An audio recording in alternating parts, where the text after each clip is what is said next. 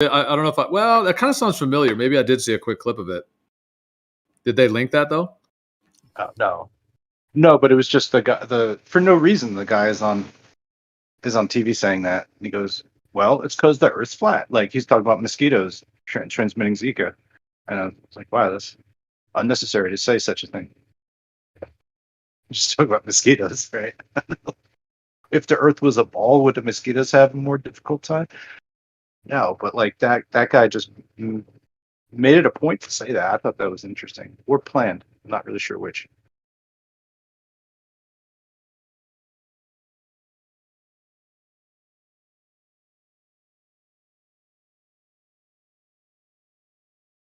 I don't know. But anytime like I hear it dropped, like it might be like on the Joe Scarborough show, and he goes like, if you don't think that President Trump can be the president, then you think that the Earth's flat.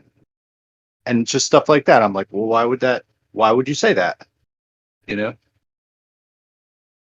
And then why just rip the episode off? Can't find it. It's so funny, like what you just can't find anymore. Yeah, well, it seemed like I was saying before, like in 2015 and then 16, like, the term flat earth was like one of the most searched terms, on Google, and it was just erupting. I mean, the algorithms on YouTube and all of that. So it was exploding so quickly. And then, yeah, they did all the censorship after that, but kind of along with the censorship that they did after that, it seemed like because it was hitting so much in the mainstream, like, I mean, I would say, this is just a very general kind of statistic, but I mean, before 2015, how many people, like the term flat earth, I mean, obviously, like we were, when we were growing up, they told us, oh, the earth's a globe, and people used to think it was flat, these desert wandering, ancient fools that didn't know better. And then now we came along with all of our science or whatever they try to claim. So, I mean, obviously people had heard of it in that sense, but in terms of like really, being aware of it, or that people, are actually, truly thinking it, considering it, et cetera, outside of this kind of globe, paradigm, it's hard to say what numbers, but it's like, I don't think that really that many really understood it. Whereas after like 2015, 16, 17, because of all that, everyone now has a family member, a friend, someone at their workplace, like somebody who, is telling them the Earth's not a globe, using the term flat earth, et cetera, to where like people now know, like, okay, it's not just sort of a thing to laugh at. It actually is something that people think. And then of course there's all the, whether they then think those people are stupid or uneducated, whether they're actually wanting to hear what they're saying.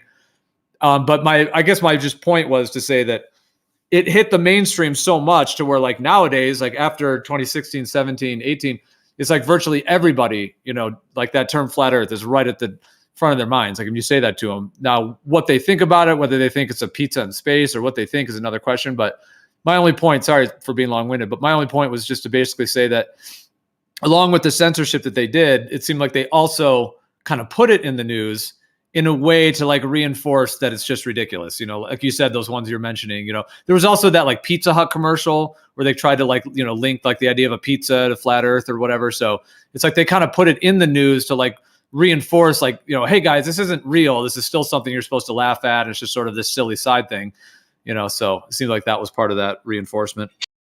Yeah, sort of like also making it a bit more familiar in a sense. So it's not a shock topic that you would want to go and actually properly research. They've already kind of brushed it off and said you don't need to look at this. Right, like oh, we know the pizza advert, and with all of it. Exactly. It's almost like the message of like, hey, you might be hearing about this from your friends or family or whatever it may be, but we're just going to reinforce that it's sort of a joke. And, it's just reinforcing that, just because if you don't do that, people are like, wait, why am I hearing about this? And it's not in the news. Yeah. So, and it's kind of effective, those little mind tricks they do like that with the propaganda. We started this out with Obama as president. By the time Trump became president, we got all these Q people. Like, they're looking into all types of stuff, And then Tucker Carlson's on Fox News and talking about flat earth here and there and dropping it. And it's like interesting. And he used that as his last, one of his last broadcasts on Fox. He's like, you can talk about the earth, the flat earth. You can talk about anything on the internet. You can, you know what I mean? I'm like, why is he talking about this? I don't know. It's a weird thing. It's like they're turning the faucet on, when they do this kind of stuff. Like they want people, some people to pick up on it, and they want to try to like lead everybody to something. It seems like, and all these like different tribes too, like creating like these different subgroups that everybody's kind of like locked off in a way, like into one type of Cliques. thinking. It's really interesting too. Yeah, it's a little tricky. Maybe it's just all part of the divide and conquer plan. They don't care if you believe in flat Earth or the globe. They just care if you are believing in a group versus another group. So there is this infighting. So it's easy to control. Maybe that is just the entire plan. They don't care if anyone knows anything. They just care if everyone is divided. Possible that like over a certain amount of hundreds of years, just like the bullshit has piled up to such a degree that they were like, yo, there's actually too much bullshit out here. We need to sort of take this away, if we're going to have any chance. Because if these people find out, and if we just keep piling on the bullshit and we don't let any escape valve out of it, these people are going to be real upset with us. Do you think there's something to that degree, or like they're letting the steam out of it or something? I don't know. I'm not sure how I would navigate it if I was controlling the world or whatever. I mean, we could try and count on our hands, like how many divisive topics is out there. And I'm pretty sure we would have to use both hands, both feet, and multiple of them. There's so many divisive topics. Right, divisive topics. A lot of them are social, though. Not many of them are like, the entire shape of the place you think you live is different or something like that. I think it's in a class of itself. I don't know. I mean, for social topics, it's just easier to be divided upon. But why shouldn't they just expand that to everything? Like, for example, with the uprising of Tataria within the last 4 years, people are even divisive about, even like history, like even near history, even like history that happened 30 years ago. Like some people believe that 200 years ago there was a worldwide event that reset the entire world. They divided us up from the old world and new world and stuff like that. I mean, it's not just social. Can a man be a woman and stuff like that? It's the entire spectrum right now. Everything is divisive.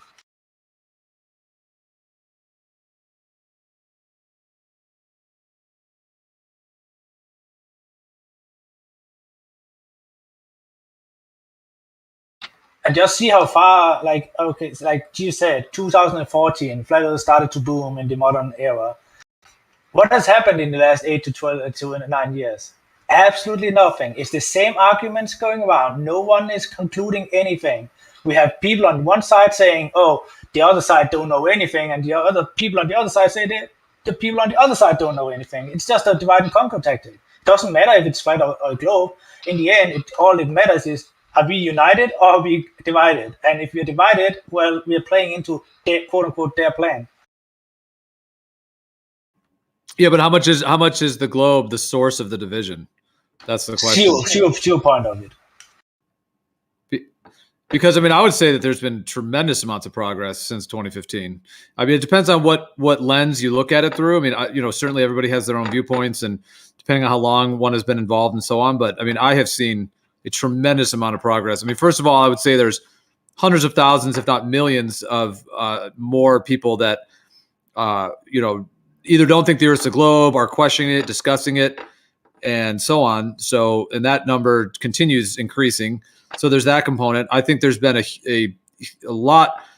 I think getting to something definitive is a much bigger process. I think that's going to take, another decade, basically another 5 to 10 years, even from now.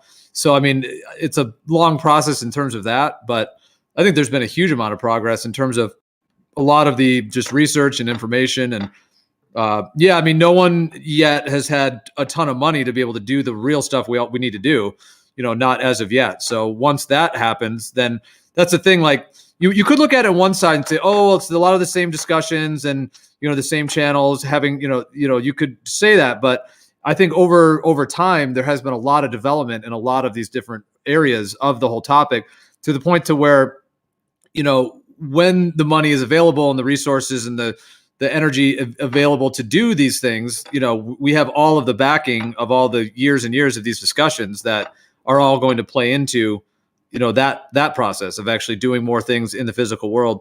as well. And I also think there's just been a lot of development in the ideas, the conceptualization, and everyone's in their own kind of process with it. So I'm not like trying to shoot you down saying that you feel like it's been the same. I mean, if that's your experience, I hear you. I'm just also sharing my experience is that, I mean, even compared to like the early days on the 24/7 Flat Earth Discord, the original 24/7, when I first joined that one, when that one was started up, I mean, way different now. I mean, we are literally, that's like going from second grade elementary school to where now we're like, I get what you're saying. In college. I mean, it's like that. It's dramatically more advanced. I do get what you're saying. Let's say that today I meet a new topic and I'm trying to debate it. I will look like a pleb. But in 3 years, me only debating that topics, I will have refined my argument. So yes, in that kind of sense, people have become better to argue for the same thing. But if you really analyze it and break it down, except for a few topics, it's still the same Samuel Rowbotham arguments from his synthetic astronomy. It's the same arguments, just refine it today.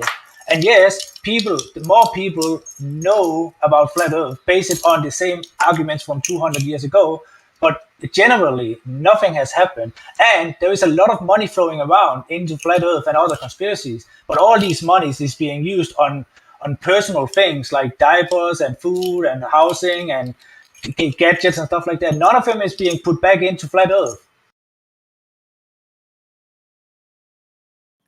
Well, yeah, everybody's trying to survive. Yeah, so I mean, that's true. That anyone. So where my I guess my main contention or main question is, where is the organization? Where is the like? I mean, sure, audit NASA, but that's a very new thing. But in all this time span, where is the organization? Where is the united front against this? Where is it where we can sign up for $2 a month, 100,000 flat earthers, or 1 million, or 10 million, as some people are proposing? Like $2 from 10 million people. How much money could actually be put into quote unquote flat Earth or truth seeking? A lot, but where is the organization? There is none. Everyone is divided. You can just look into the flat Earth. We have QE and Nathan Oakley over there. We have 24/7 over there. We have Witsit and FED over here, Globebusters over here. Like a lot of divided groups, and none of them has like the only common ground here is that the Earth is the topographical plane, but else it's just division. We're just buying into the divided. I get exactly what you're saying. I think we should be sort of like trying to create communities where, something that's actually going to affect us, like where we can be more self-sufficient and stuff like that. I don't know, just seems practical. Yeah. Instead of just debating all day, Yeah, exactly. Let's say that the number of flat earthers worldwide is 10 million. That's a low. It could be a low number. It could be a high number. It doesn't matter. But 10 million, and everyone put $1 in to this flat Earth stuff a month. The money is there. The numbers are there. It's just the organization. No one trusts the organization. This is why they rather want to pay for which it's diapers to his little girl and stuff like that. They don't have this organization. They don't have this front figure to pay into because the trust is just not there. Yeah, but what are you talking about to pay for what? I'm saying, like, in 8 years, has been no organization within Flat Earth. It's a divided culture. If there was unification or organization in some sort of way, things would actually happen, because often the argument is, oh, we don't have the money to do all these kind of things. What do you want to happen? The numbers of people are there, and everyone has $1. So if there is 10 million Flat Earthers, that is $10 million a month. No. I heard you before, Tim. I heard all of that. But what I'm asking you is, what do you want done? That's my question.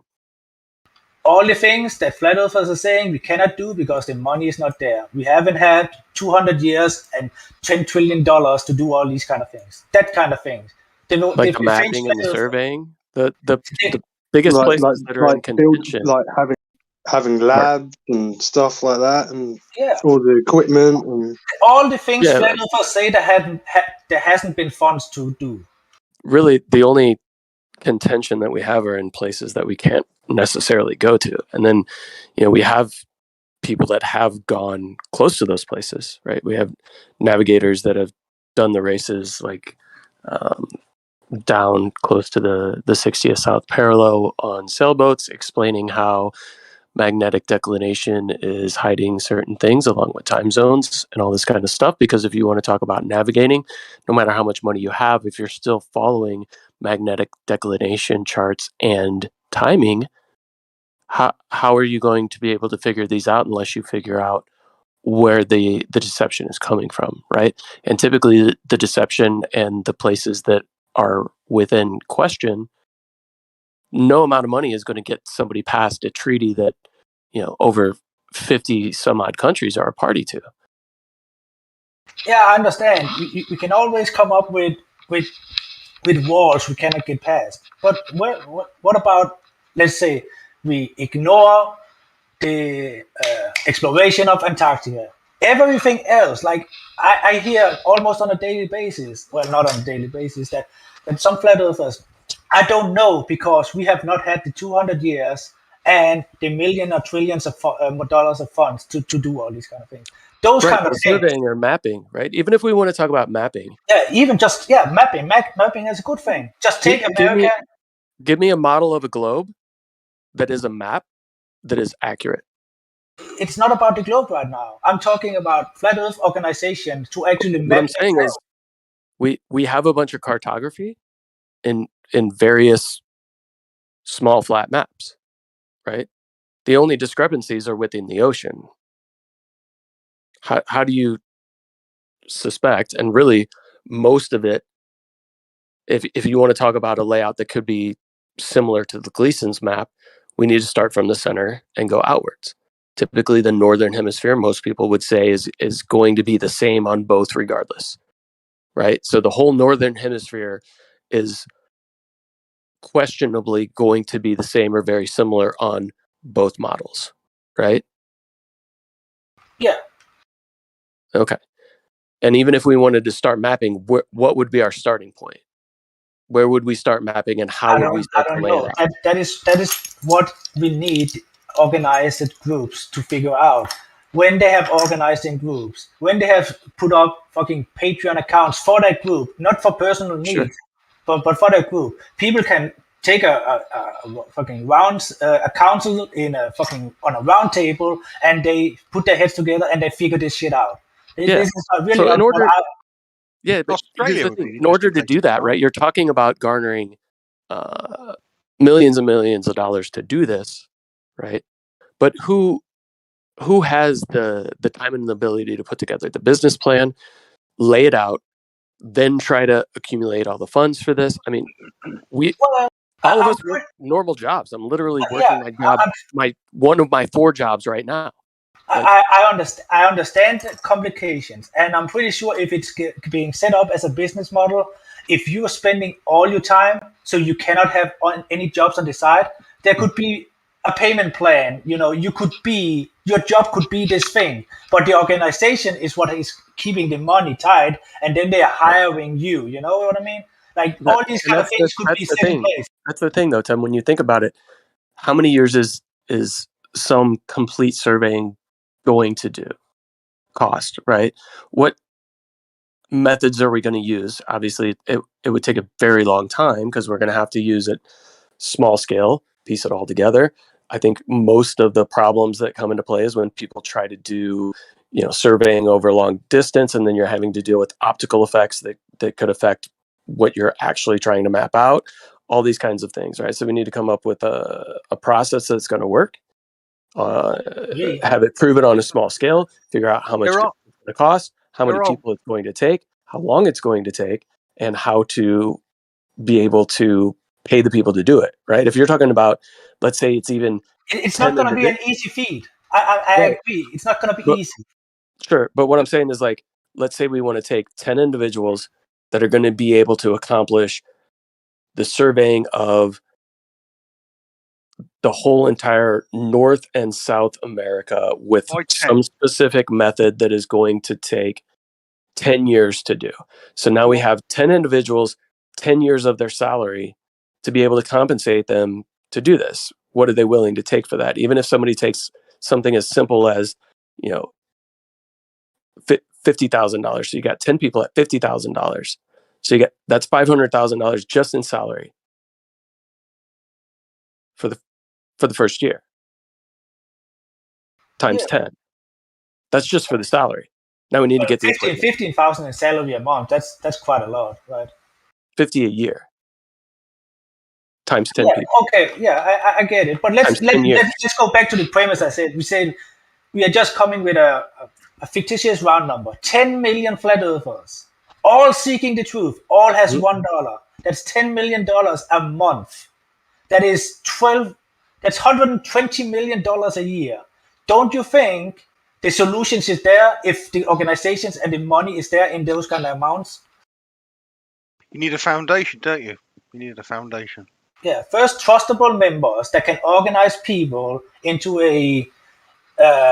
into trusting them to give them $1 a month, and start out with the funds that they're getting in the first. Show them the results, even though it's just minuscule in this beginning, and make it grow like any other organization. And in 10 years from time, we will have those 10 million flat earthers with $1 a month, and suddenly things will really start to just kick off. And when you're actually showing these results and showing them to be irrefutable, the public will start to know it. You cannot hide it anymore. Sure. So that's my thing, is we need to, first of all, there needs to come up with a foolproof way in order to figure out the cartography aspect of it, right? What would you propose would be a good method in order to start doing this? Do we want to use methods that have been used in the past? Do we want to use more modern technology? Is there something like the technologies that do like 3-dimensional pictures, right? And if we're doing 3-dimensional pictures of specific areas and we start stitching those together, how, you know what I'm saying? Like how would you go about really figuring out how to develop this model of the Earth's surface itself? I would probably, in the group of organization, we would probably figure out who has expertise in what kind of aspects we need, and we start to group them in the groups that they need to be grouped within. And when we have, like a group of 250 unpaid expertise that all want to seek the truth, and we have the little groups that wants their help, well, they can start to figure this shit out together. Because I'm not an expertise in cartography, so I wouldn't be able to answer you at all. But I'm just saying, if you have the baseline, we have the organization, we have the small groups that is starting to take care of all the small aspects that has to be shed light over, or whatever, You have a problem there. To build up. You have a problem. If you've got 250 people who have been trained to do ground surveying, cartography, and so forth, it's going to be very difficult to keep them, because they can just go and earn a lot of money being a ground surveyor or a cartographer. Well, all those people would just do what we are doing right now, helping as a hobby outside of the natural thing. There would be someone who will be paid by the organization that will take their hobby expertise, advices, and just like we are doing right now, a think tank. Tim, I see where you're coming about, but you understand that trying to physically map the world is something that it can't just be a hobby, like you just dip into it here or there, unless you put together a bunch of surveyors across the whole entire world that just so happen to like donate their time just within their specific section, so they don't have to incur travel costs and all this and all that. But the biggest things that we have contention with, right? Like we can probably take flat maps of most of the continents and be able to piece those together into what those shapes are. The biggest problem that we have, or contention that we have, is things are probably being hidden in the water. How do we figure out how to properly map those sections? That's definitely going to be an issue, and I wouldn't be able to answer you. But maybe mapping out the world, since it is such a big project, wouldn't be the first thing to put your hands together. I'm pretty sure if 10 guys, the head of the organization, they started to do all these kind of small, low-paying experiments and stuff like that, and they're showing the result, and they're starting to gather people in like starting out small, and when we are really really big, mapping out the world would be the next step, Yeah, I think the biggest thing would be like the southern hemisphere, right? And there's been professional sailors that have come out and said, hey, this is what's taking place. It takes us X amount of time to get from Europe down to Cape Horn, or I can't remember what the cape is at the bottom of Africa. Maybe it's Cape Horn. Cape of Good Hope, Cape Horn, whichever it is. It takes X amount of time to get from here to here. This is that distance on the globe, right? But then it takes us X amount of time to get from there all the way around what would seemingly be allegedly a continent of Antarctica, right? And back around the Cape of Good Hope or Good Horn, whichever the opposite one would be, and to head back up to Europe. And it's like the longest part of their journey is one that should be like much, much longer time-wise, is one that should be relatively short. It's like quadrupled in timing. So how is that explained? How are we mapping that out? Right now, we're working with the tools that we have, right? GPS is obviously going to be fed based off of a coordinate system that it already has within its database.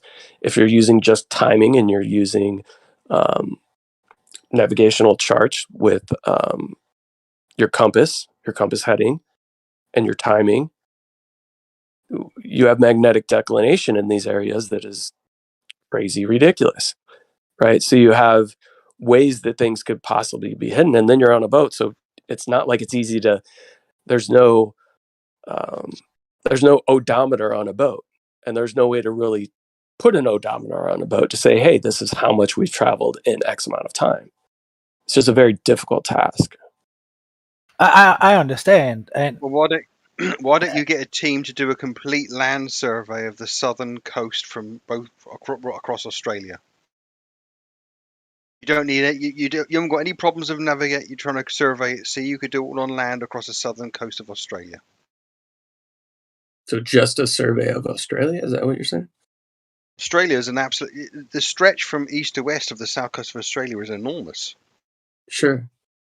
I mean, that would reveal to you whether the globe has that tapering back down to the North Pole, and the AE kind of projection has it fanning out. Yeah, divergence between the two is substantial.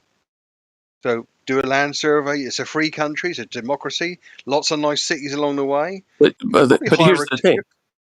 You say towards the North Pole and towards this and that. How are you, if you did a survey, what are you tying it back to? You could, if you do a land survey, are you using a compass to determine north and south? You could do a land survey using a compass in that area, but you could also do it in a car, couldn't you? You could measure distances in the car. You could triangulate between roads. What is that going to tell you, Paza? What the distance is in the southern coast of whatever?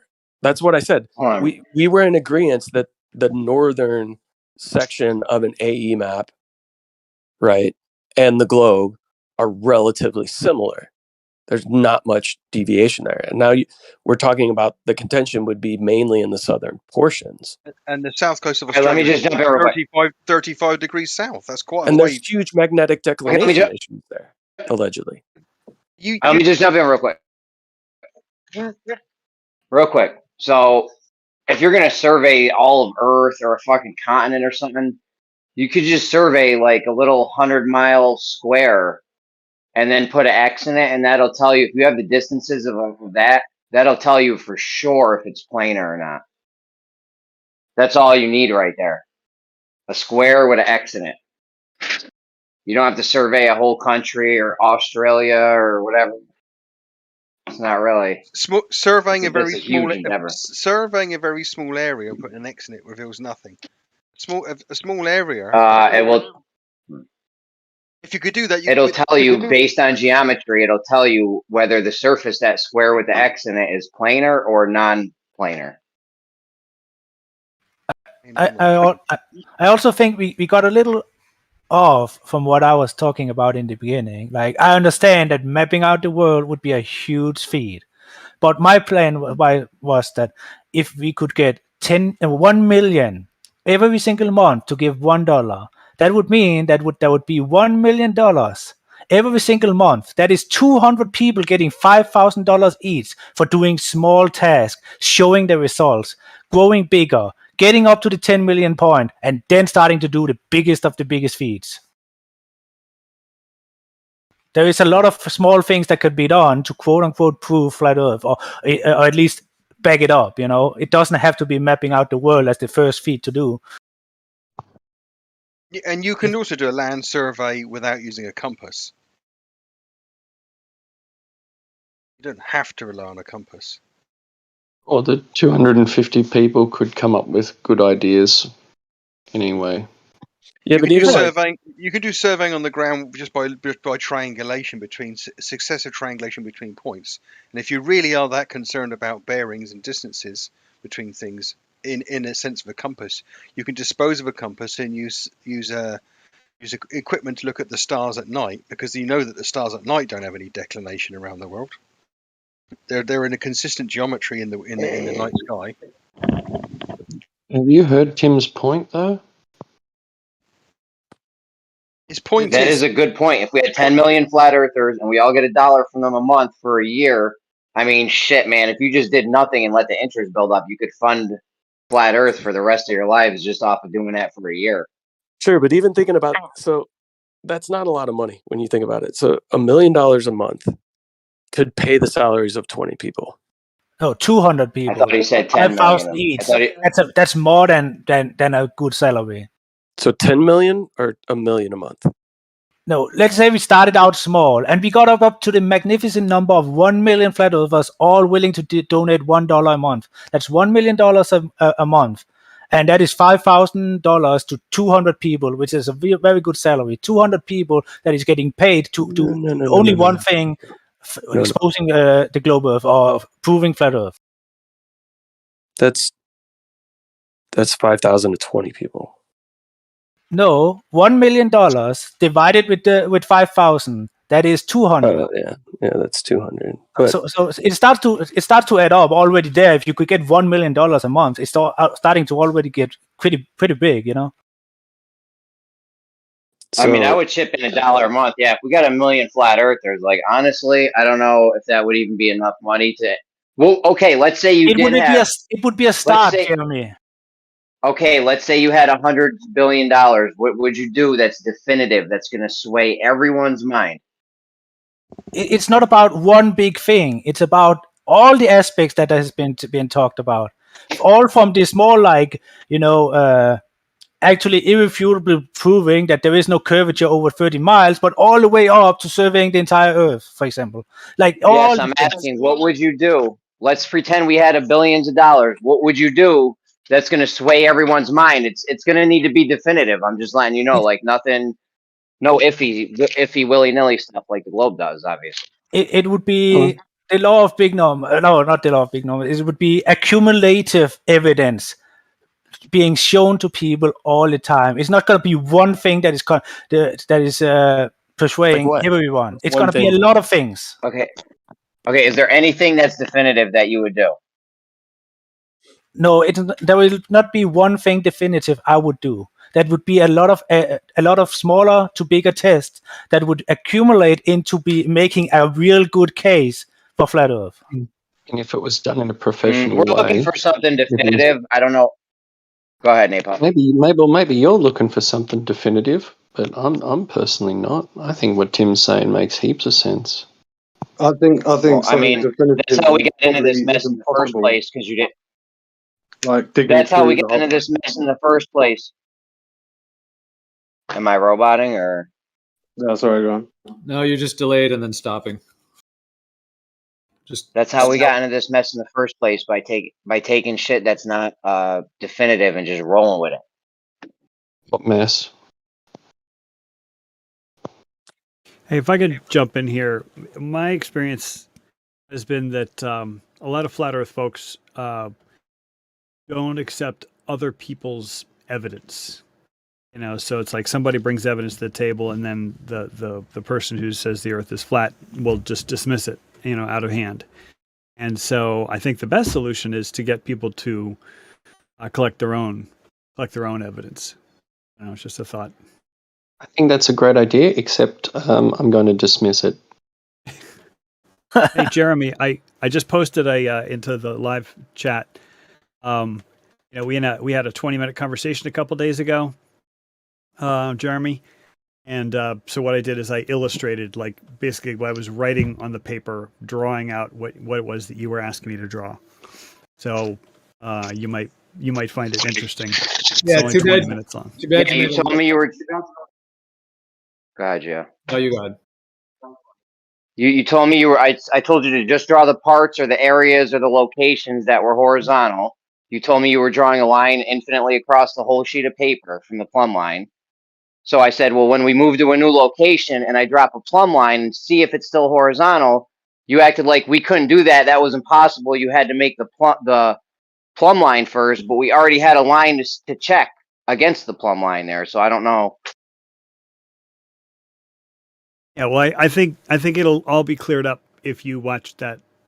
Basically, my illustration of our conversation. So again, it's just 20 minutes.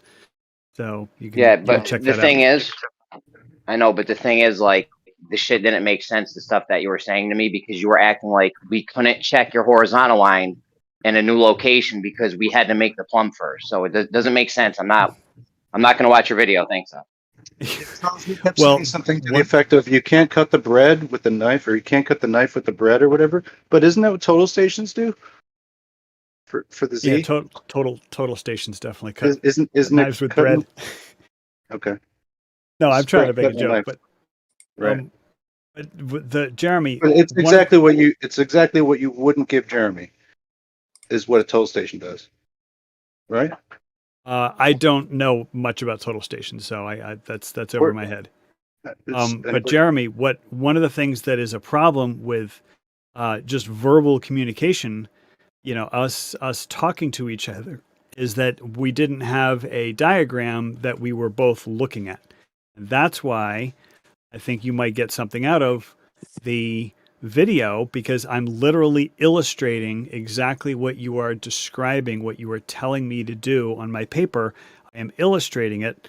And I think it may make more sense to you, especially since you were starting with the premise that it was a globe.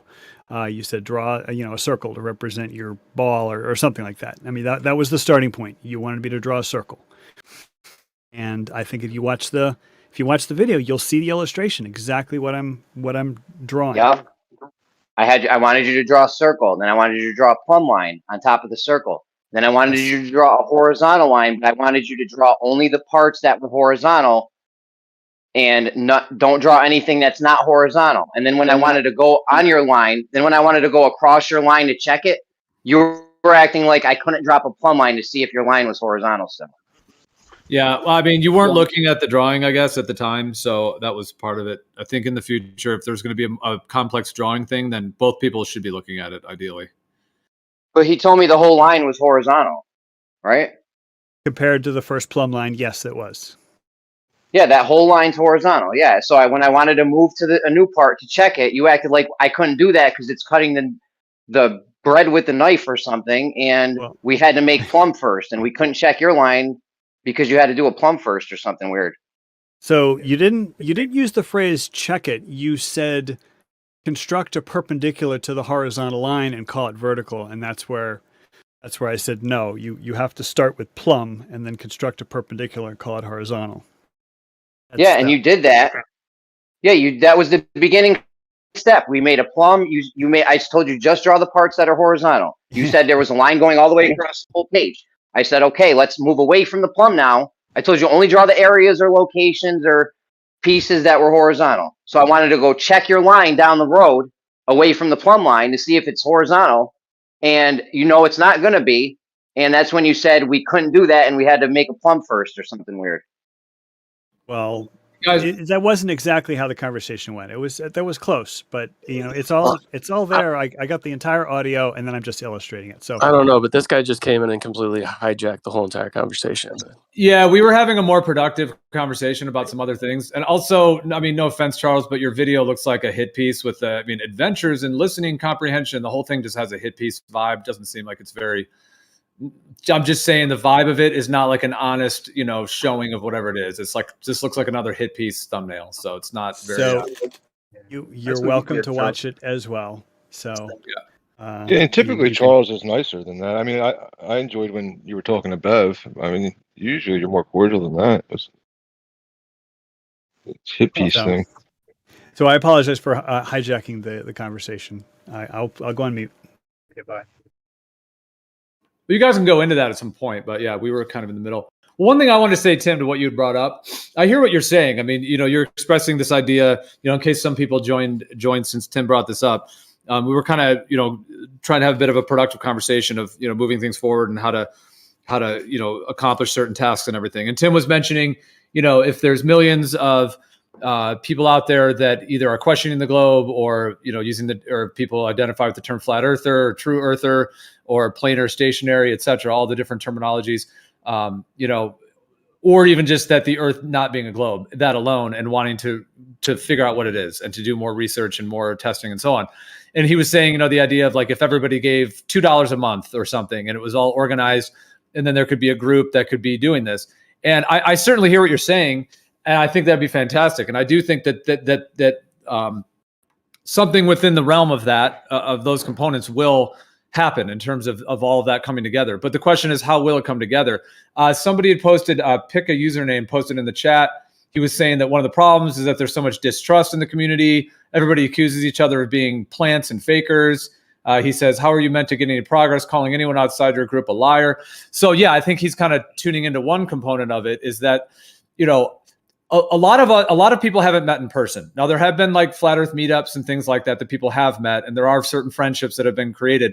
But one thing is that a lot of us, we're individual. We've got our friends and we have our lives, we're in our own homes with our families and kids and our workplaces and so on. So, we're like on the internet. And so knowing someone on the internet inherently has some level of limitation. Even if you go on camera, so someone knows what you look like, it's still somewhat of a limitation of who they are. Can you really trust them and so on?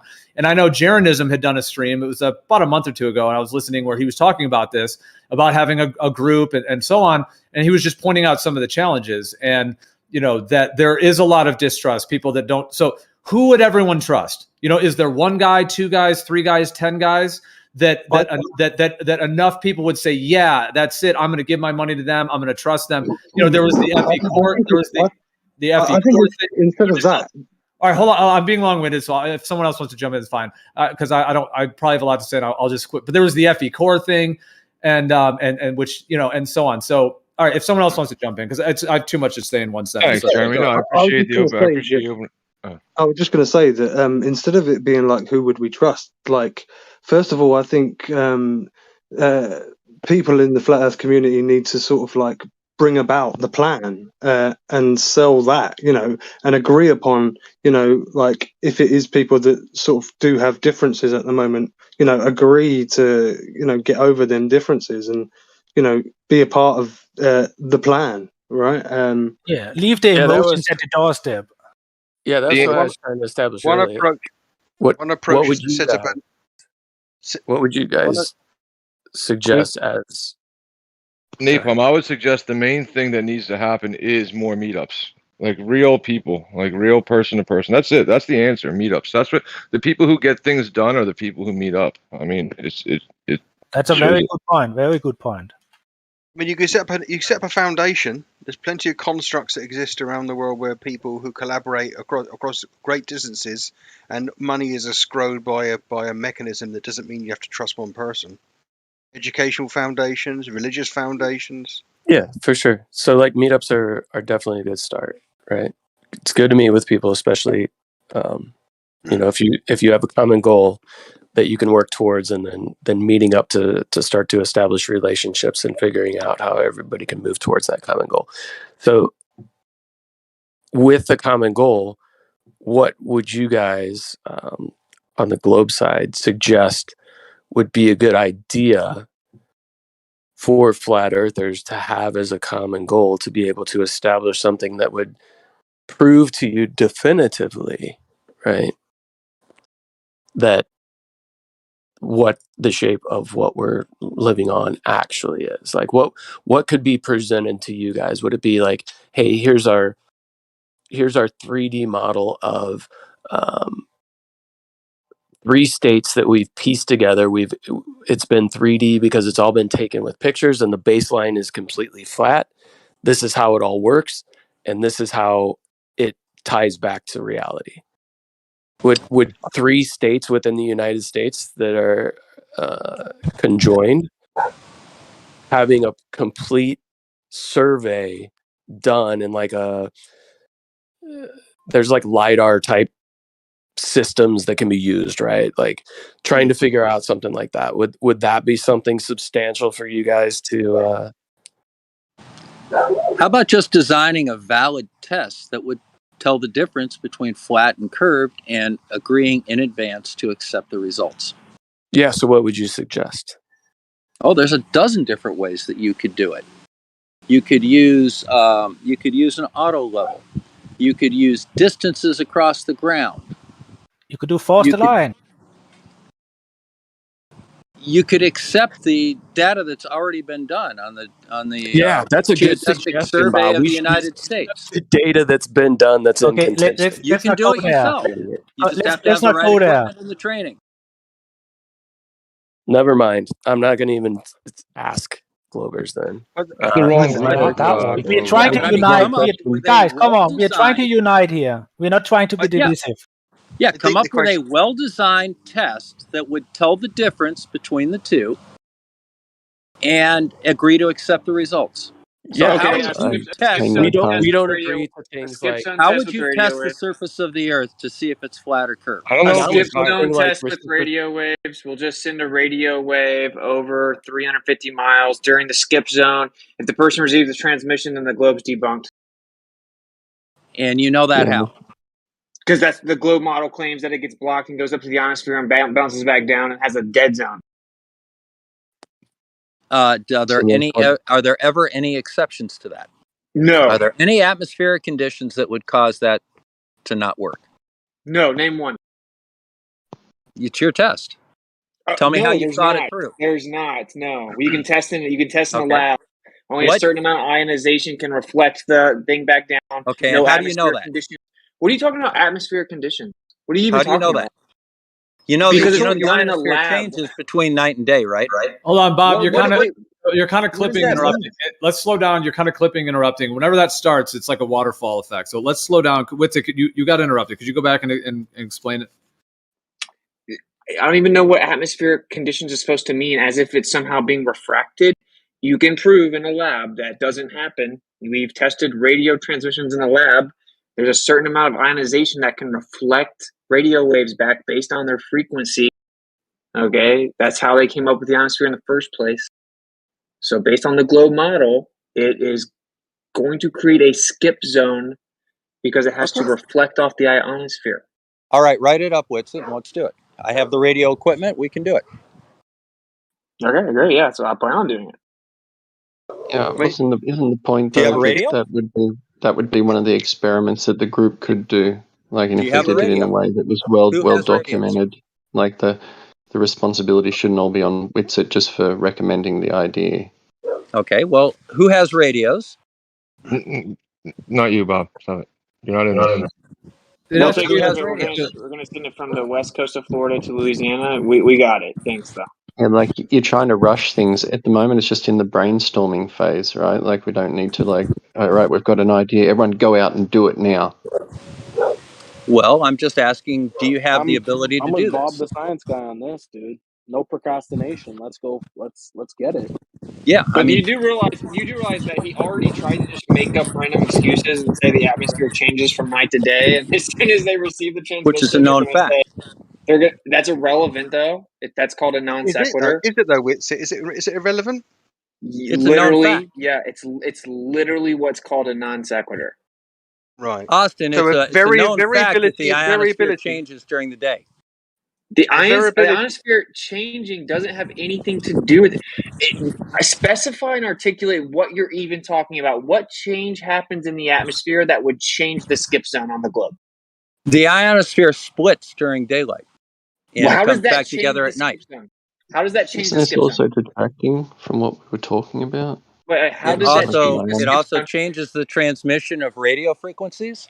It changes the does- frequencies that transmit and skip. How does that change the skip zone? Are you saying it How does doesn't? this help us build community? You guys don't even understand it, so whatever. Okay, Like, so the Witsit, are you globe- telling us you? Are you telling saying you it have, doesn't? What's it? Witsit, are you saying you have some sort of advanced knowledge of this, but that goes beyond what other people think, or how do you know that it doesn't? What these properties This are? is no, you guys don't know your own model, so you Okay, make stuff up ad hoc in I don't in know anything about Discord. the ionosphere, Witsit. I'm I a don't know ham, anything about the Witsit. ionosphere. You guys I have have to ham interrupt radio me, equipment. I use it right? all the time. So You guys, so, yeah, can I know a little bit about it. Can we keep this in the realm of something productive? I mean, we were talking about the topic of tests and these other things. I personally think there's multiple. I don't think there's necessarily one. I think there's many that can be done. Now, I guess. Well, what would one be? We need to decide as the room, because we were having like that, this type of discussion. Are we going to go sort of into these tests individually, but going into like no, the? I want to fall back. You guys go back to what you were talking about. Well, I mean, if you want to fruitful conversation, though, it's not going to be a fruitful conversation. They're looking for an excuse for the test. They should go do the research from their own globe model before they speak out of ignorance. Just randomly saying atmosphere changes doesn't mean anything. It's just a waste of time. It was a more productive conversation. I only jumped in to say there are definitive tests. Here's an example. It doesn't Okay, matter so if Gio, what's your definitive test? What do you floated think down would be a and good told one? them that the Earth was flat. They would say no. So like everyone should just know that. All right, but agree. I mean, if you want it, I mean, it depends on if we want to go into the one you're describing in more detail or not. But I mean, if these guys, if people are being, wicked or nasty or whatever, that's a problem. But I mean, don't you want the idea to be challenged to see if there's other components? Like, aren't you open to hearing, if he has different ideas? He was just making a point, though. Like, he was just giving a demonstration that it doesn't matter if we offer them something definitive; it's going to be a point of contention. So, Yes. like, well, let's question, get some ground question rules from, for the question test. from Napalm Can we as not to all what talk through definitive. each other? Yeah, please. Bob, why do you keep talking through every single person that talks, bro? Yeah. Okay, so why don't we establish some ground rules for the test? How about something that we all can do? No, shut with up. equipment that Totally can his time to talk. Yeah, like, oh, you're talking. All right. Just hold on, Bob. I think it was Adam was speaking. Just let Adam speak. Go ahead. Yeah, so I was just saying that I think that the question from Napalm, like putting it forward to those guys, was the wrong thing to do, because it's just going to create argument all the time. Like, rather than trying to think on the spot right now of one defined test that's going to prove everything to them, which they would contest anyway, as Witsit just showed, then let's just like try to, brainstorm better ideas for the establishment of the community, perhaps, before we try to get to the end goal. Yeah, but real quick, opening it up to like, what would you guys accept that it immediately just turned into like a downward spiral? That's why I retracted that. I'm like, all right, flat earthers, what do we have? That's because you're talking to anti-flat earthers, not globers. Yeah, Gio, to be fair, like I brought this up. I talked to all the globers about it a long time. They don't have anything. I showed them all the resources because this is what I'm saying. Is it really useful to bring up a test and then have people just randomly throw words out as if it makes sense? Atmospheric conditions change night to day. That's like literally irrelevant, right? Like it doesn't even make sense at all. So like it's really not fruitful to do that. It's like I talk to different radio people that have ham radio license. They're all kinds of different people. So you talk to everyone in here for many weeks. They admit that they don't have anything. I showed them all their own sources. They were just saying stuff with, maybe something happens that we don't know. Maybe the ionosphere changes and reflects it back or something. I don't know. So they're not going to ever agree to a definitive test.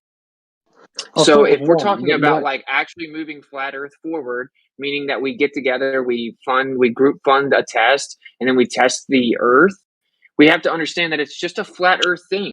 An anti-flat earther will stop breathing before agreeing to a definitive test that can falsify the globe. I've thought of one that isn't expensive, but it will take ages for it to be kind of definitive.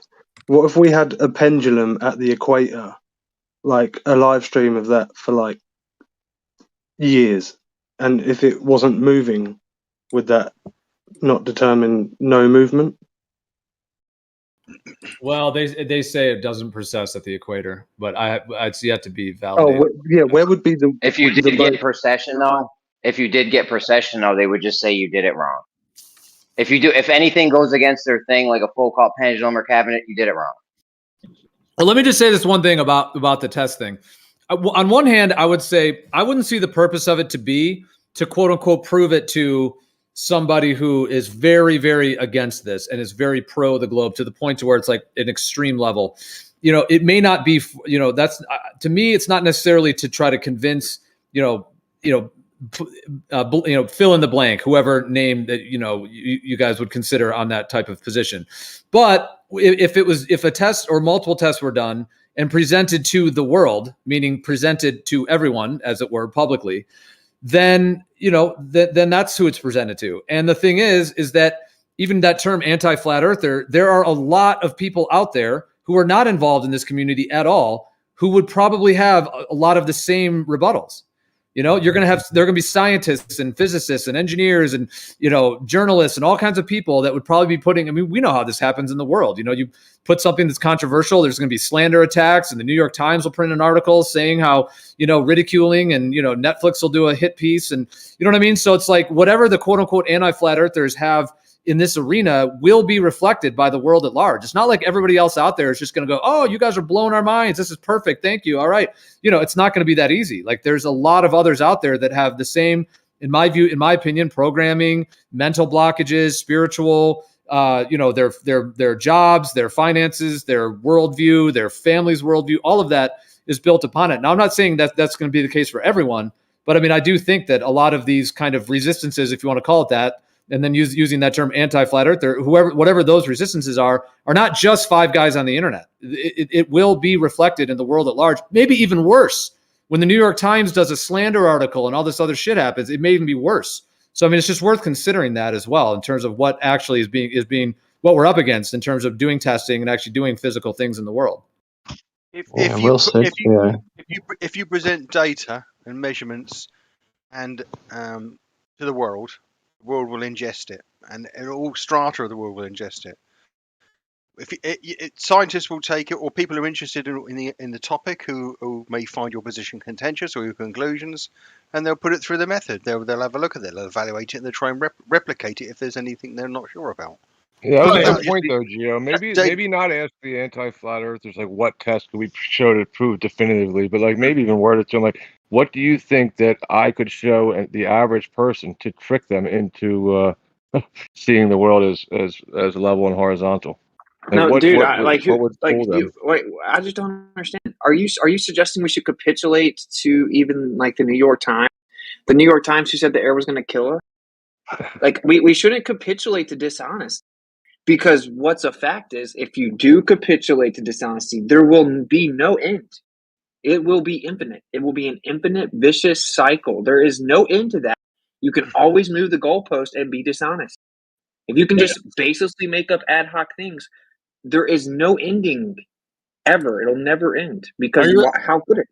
Are you referring to what I said? I mean, I'm not talking about capitulating. I'm just saying if tests are done and they're presented to the world, I'm just saying there's going to be the flack and all of that. That's all I was saying. I'm not saying capitulate to anyone. I mean, I think what Pazza just said is true. Like if a test is done and then published and shown to the world that somebody can replicate, like Pazza said, it'll be like it'll hit a wide strata, a wide range of people. There'll be some that will be in the New York Times writing some slander article, and if they're lying and being deceptive, then okay, then that just is what it is, and you move on. And then there's another group that maybe of honest scientists that actually are considering it and want to replicate it and want to actually contact whoever did the test and get more information or replicate it.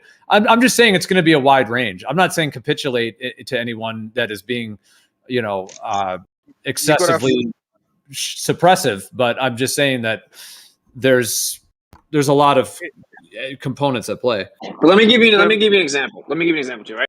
So I'm talking about sonar waves, and wells can send sonar waves 10,000 miles in the ocean. So I'll bring that up in here. What do I hear Xanax saying that there's basically an ionosphere in the ocean. I hear people saying that the surface of the ocean acts like an ionosphere. I hear people saying that the different density layers causes different levels of refraction, causing the radio waves to go 10,000 miles. I hear diffraction makes it go 10,000 miles. Now, what's the actual official NOAA position of why it happened?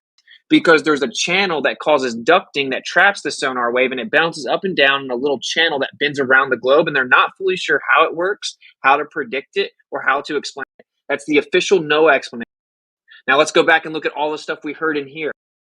Ad hoc, made up BS that has nothing to do with even the best explanation of their model.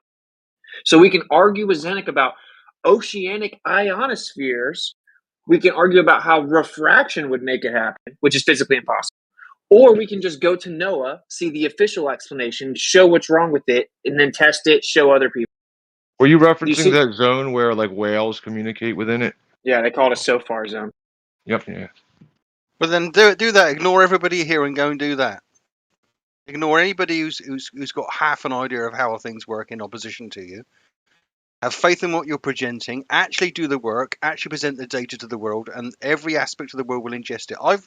5 years ago, I did some work in the electronics field, and we made some assertions and we put some papers out.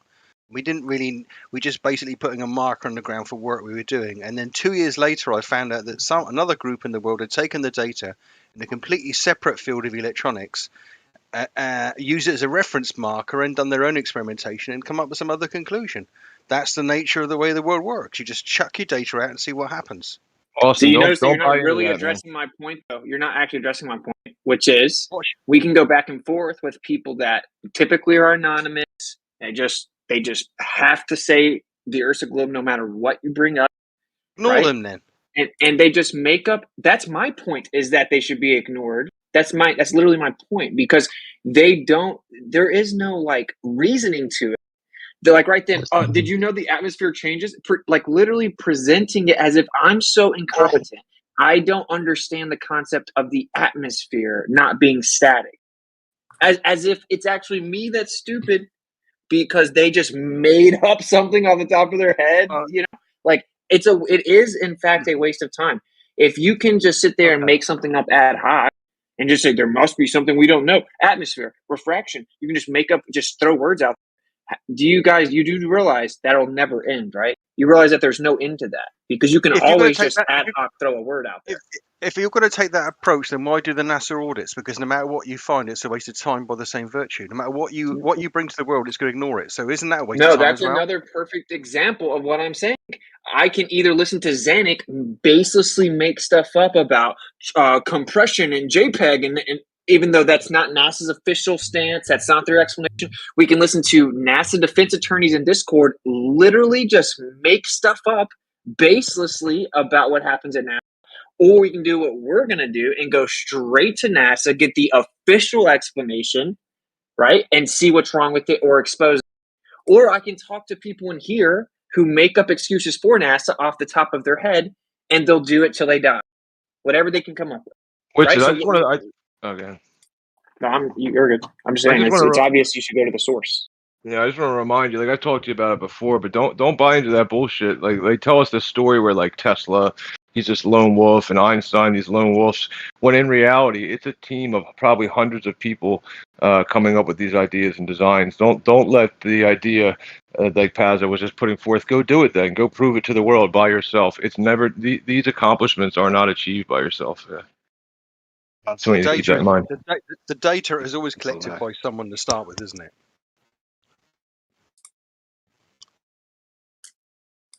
Well, my only point, one of my points is just to say that whatever opposition of some of these guys that, what do you want to call them? Globe Earth professionals? I don't know what the term is.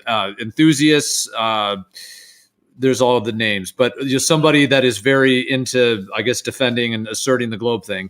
All I'm saying is that whatever position they have likely will also be reflected by others in the world. Now, if you want to choose to avoid those guys as well, then that's fair. But I'm just saying that, like, I don't think these guys are all just. I mean, they're just sort of at the front lines of trying to defend it, and I think there's a lot of others out there that will probably do the same if you were to release it. Do you not agree that there's a difference, though? So, like, NASA has to actually maintain some type of intellectual responsibility or professionalism. They can't make up. They will never officially make a physically impossible claim. I mean, they do, but they're not going to come out and say something that you can go test in the lab. They're not going to claim. They're not going to claim that the ocean has an ionosphere, bro. They're not going to claim that something happened in their video when they don't even use that type of video. Like, just like when I talk to an astrophysicist, right, or a PhD astronomer, it's a way different conversation than the people in this room. Way different, because they have to concede. Yes, it is kinematically and dynamically equivalent. Yes, relational mechanics would work for geocentric position. Yes, I guess it wouldn't have the dark matter or the dark energy problem, right? And here they'll deny all of those things. So, like, when you talk to the actual professionals, the actual source of the information, it's a way. That's why when you go listen to Neil deGrasse Tyson explain stuff for the Globe, all the Globe zealots throw him under the bus, because he can't just basically make up that you'd see the curvature of the Earth from 15,000 feet in the air, because it's geometrically incorrect. And here they can now. So that's why you go to the source, because they have less ability to just baselessly make stuff up. Coming up with an experiment, measuring it, coming to your conclusions, and passing it out freely to the world means it will go to the source. These people, these experts you were talking about, will pick up on what you have if it's contentious. They'll run with it. But do you see my point? Do you see my point that there's a distinct difference between the people in this room and the professionals? Absolutely. I see your point. We tend to agree as well. Like, but it's interesting because I think they somehow are required for entertainment value, because in other servers where they've been ignored or banned or whatever or blocked, the people there are not. Depends on the group, but maybe the conversation's a bit static, or it's funny. It's an interesting phenomena. I thought the same thing. Hey, but yeah, like the people here, they're just going to argue with anything. It's completely pointless. Dude, if you're talking to someone that's a professor at a university that's been an astronomy professor for 20 years and is publicly known, you can go look at his university's website and see his About Me and see his profile and see his professional resume. And then he gets on camera with his real name and his real identity and has a conversation about astronomy. He cannot just baselessly make stuff up off the top of his head that's just completely not supported within his field at all. He can't just baselessly make stuff up because he has to disagree with the flat earther. But they can in here when it's just a screen name. There's no face. There's no professional reputation. There's no accountability. Thus, there's no shame. If you correct them, they can come back the next day and say the same thing. Professor Parks can't come back on my show and say the same stuff I refuted him about or refuted him on, right, on my show. He can't come. When he comes back on, he's not going to say the same claims I refuted the first time. So there's a distinct difference here. It's actually a trap to talk to anonymous people that are only here to debate. They're arguing for argument's sake. Right. Right. So they get off on running you in circles. All right. Well, ignore us, do the experiment, and pass it out on the world then. That's what we're agreeing with you. Well, I just don't understand. I guess I'm not understanding, like, do we not all agree on this, that there's a distinct difference between what they tell the mainstream and what they say in here? Definitely. I agree. Dude, Gio, if say New York Times or National Geographic came out and said southern hemispheric refraction explains the difference in twilight, do you think they would ever do that? Well, I don't know why you're saying they wouldn't, dude. NASA and National Geographic are vile liars. They lie about so much. Dude, that very video they put out had all kinds of deceptive editing, and it's a mess. So I'm surprised why you're like holding them up to some higher standard than, I don't know, I guess Zanuck you mentioned, or whoever in here. Like, are they they're really that different? They're pretty similar. Well, I'm not saying that they're at a high standard or that they're honest, but it is a higher standard. Yes. No one in a professional capacity would claim southern hemispheric refraction because it's so easily refuted. It's like, oh, well, I thought that the sun was lifted up half a degree every day because of refraction. So wouldn't the times be different in the north and south? Boom, refuted. But in here, it was a 2-hour conversation with no concession. Like, there is a difference. It's not that I'm saying that they're honest. Like, Professor Parks is pushing propaganda and pseudoscience. But there is some difference here. I'm just saying I think you have more leeway with, for example, going straight to NASA and them having to release an official statement. When they released the official statement about the glitches on the ISS, they did not say anything about JPEG compression, dude. They said nothing about that, you know? So there is just a difference. That's all I'm saying. Yeah, I don't doubt that some guys that are trying to make a sport out of it and so on. But I mean, I feel like, I guess I get a bit defensive in a sense because like it almost sounds like you're kind of attacking the platform. Like, oh, people in this room. I mean, this is designed to be an open platform. So what are you suggesting? Do you have a list of 10 people you think you want banned, or like what? You know what I mean? Do we want to have no opposition? Do we want to just ban everyone and sit around? You know what I mean? Like what's? I mean, yeah, that's not what I'm saying. That's not what I'm saying. That's why I come here and not other servers that do that. Like what I'm saying is, you just have to know. Like you have to know what the value of them being here is. It's to say sharpen an argument or hear things you haven't heard or whatever. It's not to go in like skipping blissfully into an expected good faith conversation to really refine an experiment that will be definitive and falsify the globe. That's not the use case, because that's not the intention. I mean, I've had conversations with some of these, like Kosho and some guys that can be productive. You only really want to talk to experts, right? I'm not even saying that. I'm not saying I want people banned. I'm not saying like that. I'm just saying that like I think that we have to see the difference. They tell there's hundreds of millions of people that heard Neil deGrasse Tyson say you don't see the curvature of the Earth at 60 miles up. In here, they'll all say you can see it from 20,000 feet up in a plane. I get what you're saying. Soundly says you can see it from ground level with the naked eye. So there you go. So are we going to wake up the 100 million people that heard Neil deGrasse Tyson? Because that's the official mainstream propaganda that we were all brainwashed with. That's our actual enemy. That's the actual narrative that's brainwashing our children. That's the actual media that's being shown to our children. Or are we just are we going to go against the people that no one's going to hear about? We're all censored together. Because if somebody gets stuck in an argument with somebody in this chat room and they're saying that you can see curvature at sea level, well, it's just like an obvious attempt to provoke the other person. And I think that there's people here, it's not about getting rid of those people, just about increasing awareness of their presence so that people don't get trapped in those circular arguments with them, and that everything gets bogged down in these arguments. Well, it's just frustrating. I'm just saying it's kind of a tactic. It's just tactics. So like if they say you think you're smarter than all the scientists, blah, blah, blah, then you start invoking their scientists and they say they're quacks and that they throw them under the bus and they don't matter, blah, blah, blah. They're the authority now, right? So it's like, okay, well, here's Michio Kaku, a theoretical physicist that came up with one of the most famous theories in your paradigm. He's not just some random quack. He's revered in your paradigm as one of the guys who came up with the most brilliant theories to try to explain the discrepancies. He came up with string theory. He's a theoretical physicist in your paradigm that's well revered, okay? He explains the discrepancy with the dark energy problem, with the quantum vacuum energy being 10 to the 120th. He's not just some random quack. Right, Neil deGrasse Tyson has chosen a scientific communicator that has the contacts that supposedly is relaying the official information in stamps. He's chosen in the mainstream to reveal the information. Lawrence Krauss is considered one of the most famous atheist physicists in your own paradigm, and explains that CMB shows that the Earth could be in the center and that the Copernican principles are wrong. These are like Stephen Hawking, Einstein. These are top level people. So it's like, oh, you guys deny the scientists. Wait, here are what your scientists say. Oh, they're quacks. Here's a Dr.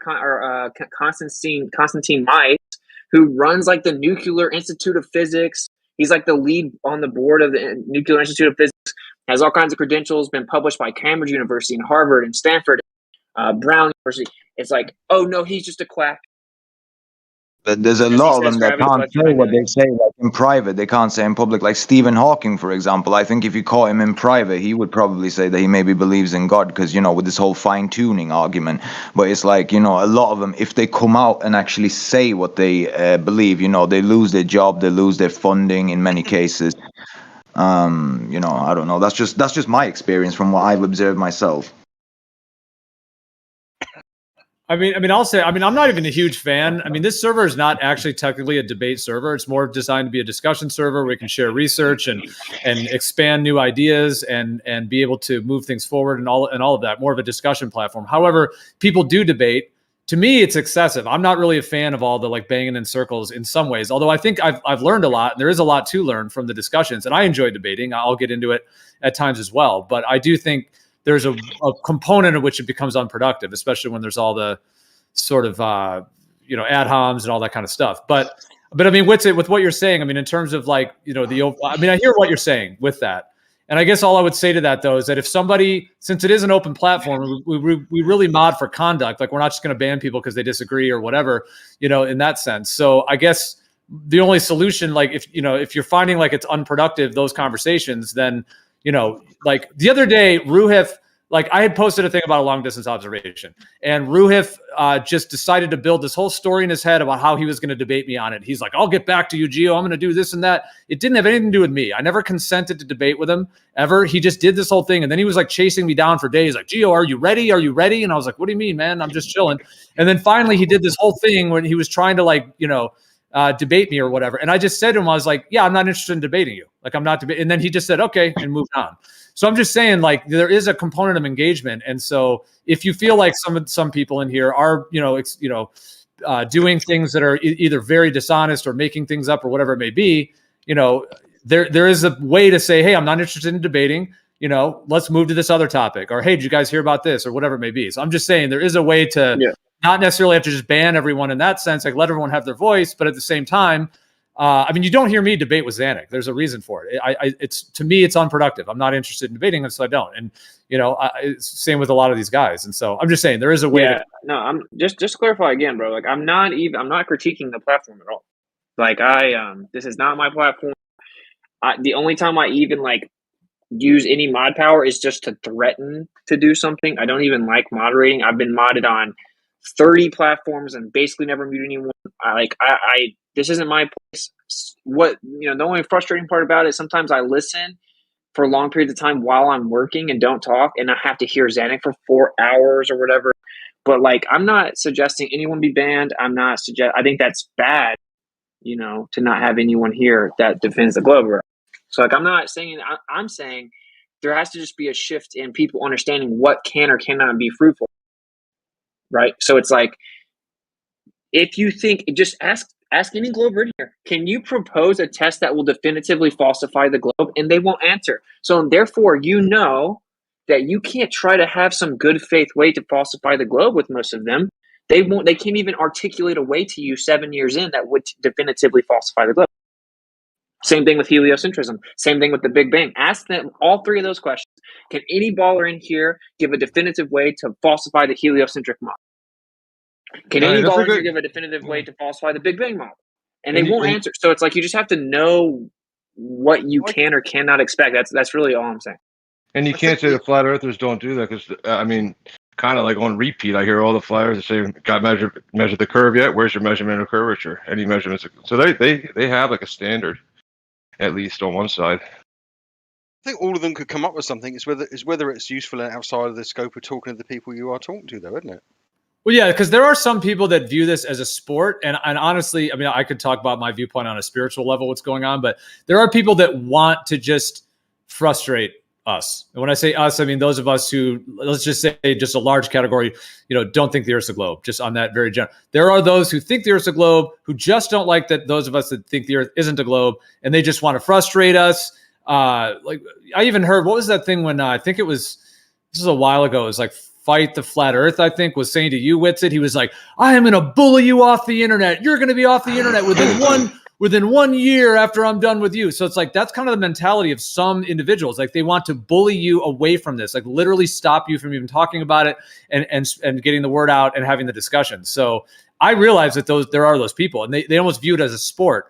And if that's what you're kind of alluding to, yeah, I hear what you're saying. And if some of them are using it as a sport in that sense, and it's like, they'll use anything they can. And like you said, if they don't have credentials and they don't have, their public, their face and all of their name and all of that sort of on record, there's more of a potential for that. I still think that can be moderated for, though, and I think that's a good point right there. Okay. Like, for example, so I would usually, when I come in here, like, actually in this exact moment, I've been listening for a second, and someone was messaging me crazy stuff. I was kind of frustrated, so I was like really not trying to hear them do it right. But usually when I come in this room, I'm super chill, bro. Like, almost everything. I just worked out, whatever it is. Like, I'm just super chill. But then I end up getting worked up because of interruptions. So like, I don't care to talk to someone that I know. I look at them like a character in a video game, and like, they have a role, and their role is like, no disrespect, like, just for the analogy, like the NPC or whatever. So it's like, okay, whatever. communicate, press A or B, dialogue with the NPC. It's kind of funny. It's all good. We just get to elucidate certain points. But whenever it becomes like you can't stay chill and go back and forth, and like you have to like speak real fast and talk over them and threaten to mute and get it all worked out, like that's when it sucks. I think like knowing that they should be held at arm's length means that they definitely can't be incessantly interrupting. Because then it's like torture. No, I absolutely know what you mean, because the thing is, even if they're doing whatever they're doing, if you're able to say your piece, then you're able to say your piece. And for the 60 to 80 people listening and people that listen to it later and so on, at least you are getting your voice heard and able to have your thoughts, and I think every time we speak, it helps us individually to put our words together, how we say it, how we are, relaying our information in the most effective way possible. So I hear what you're saying. If there's not the interruptions, the thing with that, with an open panel, it's a challenge, for sure, because, you can, someone has to sit there and mute them every time, you know what I mean? If they do it, and then that's ridiculous to have to do that. And then people do it as tactics. So yeah, that's a whole thing. But I think, and then there's also the thing that some little interruptions are fine, like little interruptions. Some people are fine with it. I guess the one thing we've been talking about doing lately is if somebody's chronically interrupting, and you know exactly what it is because they do it to you all the time.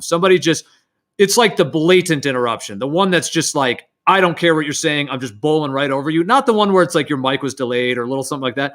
For what we've been starting to do is just like 24-hour timeout. Like Jeremy did it to Zanuck the other day. Like you started speaking, it was totally your turn to speak. He was done speaking. Within 3 words, he interrupted you. And then, Jeremy's like, all right, buddy, we'll see you tomorrow, 24-hour timeout. So feel free to do that, and we're going to start telling more people that, because we have the whole warning system, and that can be good too. And those warnings add up. So if needed, give them a warning. But the thing about the warnings is those add up to where their account will end up being permanently restricted eventually after enough warnings. So that's kind of like a long sort of soft ban basically for somebody who's really, really problematic. But the 24-hour timeout is one way, to solve that. So somebody that's just blatantly interrupting and doing that repeatedly, maybe give them one or 2 verbal warnings. And then if they keep doing it, just like, boom, 24-hour, that's one. Because I do hear you on that, dude. I know the interruptions. That one day I came in and Zanuck literally interrupted me 10 out of the 10 times I spoke. And that's why I was like, dude, do we need to ban Zanuck? Like, this is unbelievable. I can't even speak at all without even being interrupted. So yeah, I do hear you on that. But again, I think that can be done with moderation ultimately. Yeah. I don't know, man. Like I wish that if you just say like, bro, I'm gonna have to mute you, that it works, because I just don't like muting people. Like I'm almost always on my phone when I'm on Discord doing something. I don't have time. I'm like driving most of the time. Like I'm not going through and muting you, then unmuting you, then muting you, then unmuting you. So it's like, that's what I'm saying. Yeah, I don't want to do that either, because I've done that before. I've literally had times where I'm muting and unmuting Zanuck 30 times in a row. It's absurd. So that's why I'm saying that I think we just need to tell people, like the people who are going to do it as a tactic, and because, dude, you do have potent things to say, and they don't want you to get it out. And they also know that if they interrupt you, it might get you frustrated. And then that's what they want as well in some cases. So that's what I'm saying. Yeah, like I'm trying to work on that, because it's like I can't help but it's like disrespectful though, right? So. Well, yeah, nobody likes being interrupted right in the middle where they're trying to put their thoughts together. It's not good. So that's why I was saying, though, instead of mute and unmute and all that, because I don't like muting people either. I don't even like I don't even like moderating at all. We're all grown adults. I don't even like doing any of this. But if we don't, it's absolute haywire. So I'm just saying one solution for people that are doing it chronically is, instead of mute and unmute, just let them know, like, hey, we're not going to mute and unmute you all day. If you can't not interrupt blatantly, there's little interruptions, like I said, that are fine, little not big deal things. And some people are fine with it. But if it's that style, then yeah, just like 24-hour timeout, like we'll see you tomorrow, because that way it's the only way to move forward. So I think a quick interruption is fine. Like I don't really get frustrated about that. Like if someone just like straw man, but let you keep going, like, okay, or whatever. Or like, well, or a slight correction and let you keep going. That's what you mean by little interruptions, right? You just say something real quick, but still know it's their turn to talk. It's totally different when you're like, no, now it's my turn to talk. Like that's totally different. But yeah, anyway. My whole point is what I realized when I'm looking into this NASA stuff. I'm like, bro, all this stuff that we've been debating with these Globe zealots for years about as if it was NASA's claims, it's not even NASA's claim. I'm looking into it right now. I have an entire team of people looking into this. Dude, the stuff that we've been tricked into debating against when they defend NASA is not even what NASA says. So we were tricked. Like, we fell for it. Right? So we're debating something that isn't their official stance. And why is it not their official stance? Maybe they can't do that because it contradicts another claim they have that the ballers don't know about. Whatever it is, it's like we're actually arguing against an illusory enemy at that point. So it's better that we go make NASA answer. And I think it's kind of the same with all these topics. So that's why I'm like, I try now to just still man the globe. Like sonar, they claim it's the SOFAR channel. Boom. Or, like just say what still man the globe accurately and efficiently.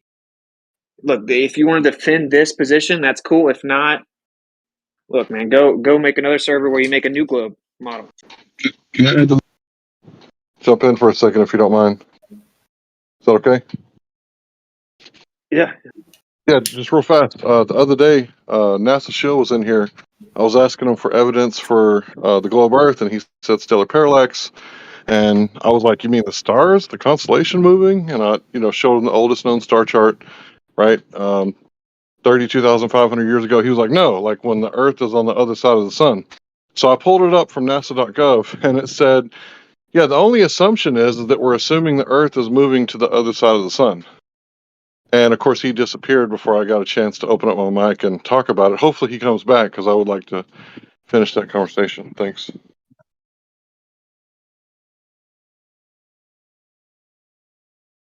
I want to say in relation to the topic of the people talking in this room, I think there's different levels of conversation happening. Like there's a meta conversation.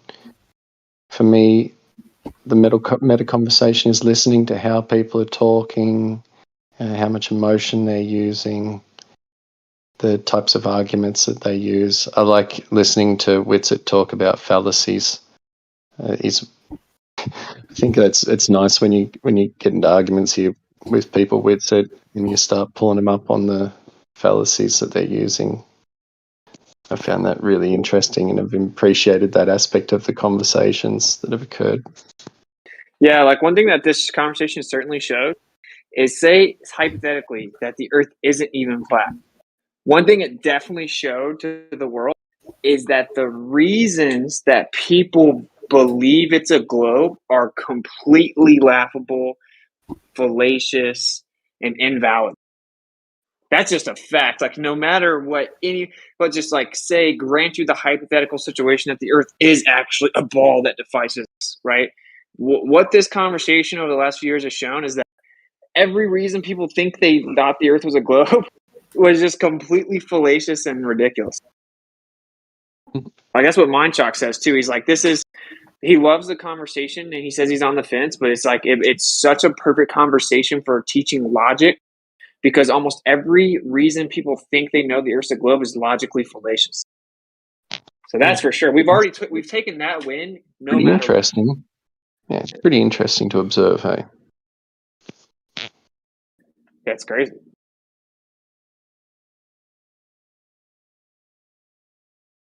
Can any baller in here offer one piece of empirical evidence for the globe that's void of logically fallacious reasoning? Well, I think my line of sight stuff is pretty good. How so? Well, would you like me to explain it again? I'd be glad. I just want. Are you sure it's void of logically fallacious reasoning?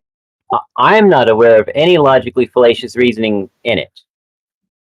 Would you like to point anything out that you think is logically fallacious? I don't even know what you're talking about.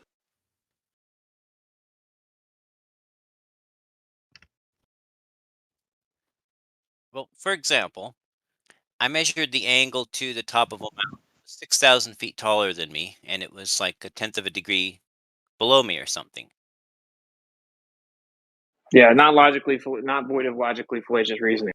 So you just automatically beg the question of the R value to get your rate of refraction, then automatically assume it and impose it on the observations and hijack the change in optics and claim that it's due to physical convexity. So it's actually layered begging the questions. Thanks for proving my point. Can any baller name one piece of evidence for the globe void of logic, fallacious Yeah, I reasoning? object. You threw a bunch of stuff at me, and now you're not letting me respond. That's not nice. Okay. So, Go ahead. So I don't need to assume any rate of refraction based on anything to know that a mountain that's 6,000 feet above me shouldn't appear below me. I shouldn't have to look down at something that's above me. No refraction assumption here. So what's fallacious in my logic here? Yeah, you do have to make a refraction assumption because, for one, you claim that the mountains are showing us that this globe model is correct, but they're not where the globe model predicts, and you apply standard refraction to it to change the position from where it's supposed to be on the globe. So again, that actually begs the question of the R value with the very equation that you use. No, So why did you just skate right past it and then try to make a vague claim about how you don't think it would work on a flat Earth, and then you attached yourself from the globe model when the question was, do you have any evidence for the globe model being correct, void of logically fallacious reasoning? So now you've actually stacked another fallacy on there, which is shifting the burden of proof. Well, no, I don't need to apply any assumption for any refraction to realize that a mountain that's 6,278 feet above me shouldn't appear a tenth of a degree below me. I think that's an assumption, though. What do you mean That at least is an assumption, because how, like, shouldn't you be asking the question why that is, rather than assuming that it should be? Well, he just did it again, though. So he said it shouldn't be doing something. So what he's doing is, for one, straw manning the flat Earth. Two, shifting the burden of proof to his straw man of flat Earth, and just detaching, just literally diverting with the red herring fallacy away from the actual question, which was evidence for the globe, void of fallacious reasoning. And if you invoke it is evidence of the globe model, then you have to invoke the begging the question and the reification fallacies that the actual refraction that you assume are built upon. So now we're like 7 fallacies deep. But I didn't make any assumption of refraction in measuring the angle to be a tenth of a degree below eye level. I asked you for evidence of the Thank you, Witsit, for absolutely wrecking him. Like, I've just been silently listening here, not saying anything, just completely followed back, just trying to be as objective as possible. And you're pointing out legitimate fallacies, and he's just skirting right past it, not giving a fuck. Thank you for exposing this. Yeah, it's just gone on replay. Yeah, you shifted the burden of proof over to the globe. I mean, to the flat Earth, with a straw man of the flat Earth. Well, and you're just going to keep doing it. You made the positive claim of some problem with my logic, but so far you haven't actually shown any problem with my logic.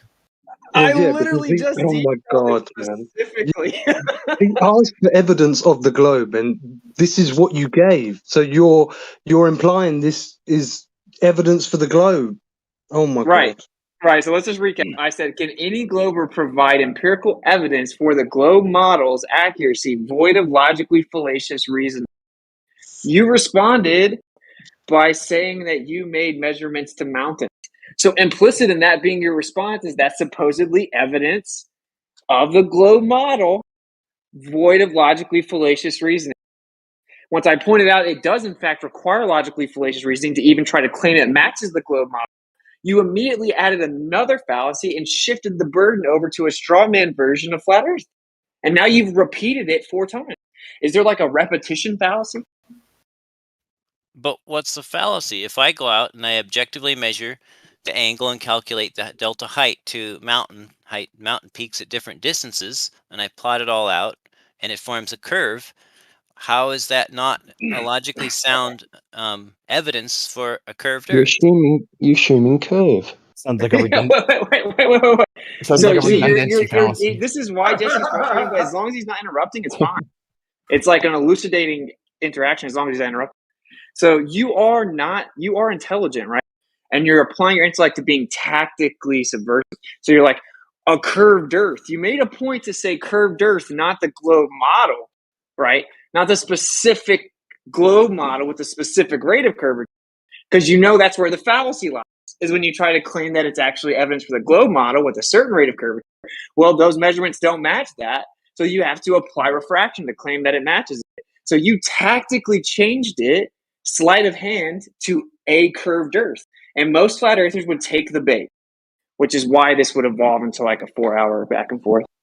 Well, I don't see the problem with that. I haven't measured every single possible line of sight from every single possible point to every single possible other point on Earth's surface, but the ones I have conform to a curve. Why should I not phrase it that way anyway? You just doubled down and is still doing it for a curved Earth. So again, the question was, does anyone have empirical evidence for the globe model void of logically fallacious reasoning? I think the Yeah, globe I have model one. is a I very have one. specific model, buddy. Yeah, I if think I assume the Earth is curved and I take a measurement and something appears to kind of drop in the distance, then it proves that the Earth's a globe. That's no. me and Jesse figured it out. I think What about my the arguments? I think my Well, measurements. you can't yield ground to him, bro. Don't let him. Like I'm saying, yeah, of course, there's actually more fallacies that we would get to about how he's strawmanning the flat Earth, how he's hijacking the optical effect and begging the question again. But he does not. Don't let him go away from it. I asked for evidence of the globe model. You're not even supporting the globe model. You're just supposedly supporting a generalized idea of a curved Earth. So Yeah, you but do agree you? this isn't evidence for the globe model, Jesse? I think my measurements of curvature is good evidence for the globe model. Okay, so did you have to apply refraction? No. Okay, so you're saying the measurements you took matched the geometric claim of the globe model without refraction? No, but they're close. Okay, so then you did have to apply refraction. No, I didn't. Here, You're look. just- Let me post the data. Wait, You're saying it doesn't they don't. Wait. He just said they don't match the globe Earth. No. He just said they don't. He just said they don't match. Yeah, He and Winston asked, started. Do they match the globe? And he said they're close, i.e., not yes. He didn't Yeah. answer in the affirmative. He did Okay, not if we measure. don't- He did not measure a globe Earth. He just And Winston admitted it. started this conversation off with, why are we debating people who are making up their own model that doesn't match the model Yeah, that but we're? Jesse, you know the problem if you're just going to point your crosshairs at something, say that's where it is. It's dropped this much, therefore it's a globe. We can take you to a spot where we're pointing crosshairs at shit and it debunks the globe. You mean like close to the water where it debunks flat Earth also? Why would it do that? High up, very extremely high up. We can go extremely high up in the air and debunk your radius value. He literally just invoked No. refraction, like while saying no. I've I never invoked know, refraction. dude. I know, dude. It's He so tried funny to shift the because burden of proof. He did that burden. He tried to do a mini shift the burden. dude. When I You can asked go for on top of a empirical mountain. evidence of the globe Earth void of logically fallacious reasoning, the answer was, I don't think this would work on my version of a flat Earth. So you're saying, Jeremy, something that. So you're saying you have some example of a high altitude observation that doesn't fit the globe model claims? Absolutely. Canago will debunk the globe radius. Your globe radius is debunked if we're just pointing theodolites or crosshairs at things and assuming that that's where they are and that's their position. I would Yeah. say all day, every day, but it's not all day, every day. It's only like a couple days. Yeah, but you can't. You're straw manning the globe if you're gonna take half of what it says and throw out the other half of what it says. What am I No, throwing out? he's applying your own logic, which was that you don't have to account for refraction. Part of the globe model claims is standard refraction, and if you take standard refraction into account, then Canigou works on a globe. Okay, so we do have to go back to the argument that begs the question of the R value to get the standard refraction, which means we're back to square one when we don't have a piece of empirical evidence would have logically fallacious reasoning for the globe model. Thank you. It's too easy. It's too easy. When you hold them on, You might as. Can you start packaging these with it? Like, can they come with like a bow tie on? It's too easy if you don't follow them around. You still haven't shown what's fallacious in my logic, though. I mean, let's say I assume a flat Earth, I go out and I That's make all measurements, All he's done is point out And fallacious reasoning in your argument. He's done nothing. No, hold on. Let Jesse finish, guys. Come on. I mean, I assumed a flat Earth. I went out and made measurements as if I assumed the flat Earth was flat, and Noah. and I did my calculations as if the Earth was flat, and I plotted it out on a chart as if the Earth was flat, and it formed a curve with no assumptions on my part of anything other than a flat Earth. Isn't that You can't sort of? you can't follow him. I just want you guys to know he's very talented at throwing out the bait to get you to follow, so that way he gets to skate past the refutation. So, Right, so that like I reckon you give him too much best they credit with have it. I reckon he's doing it ignorantly. he's one of the best that they have at doing it. No, he's doing it intentionally.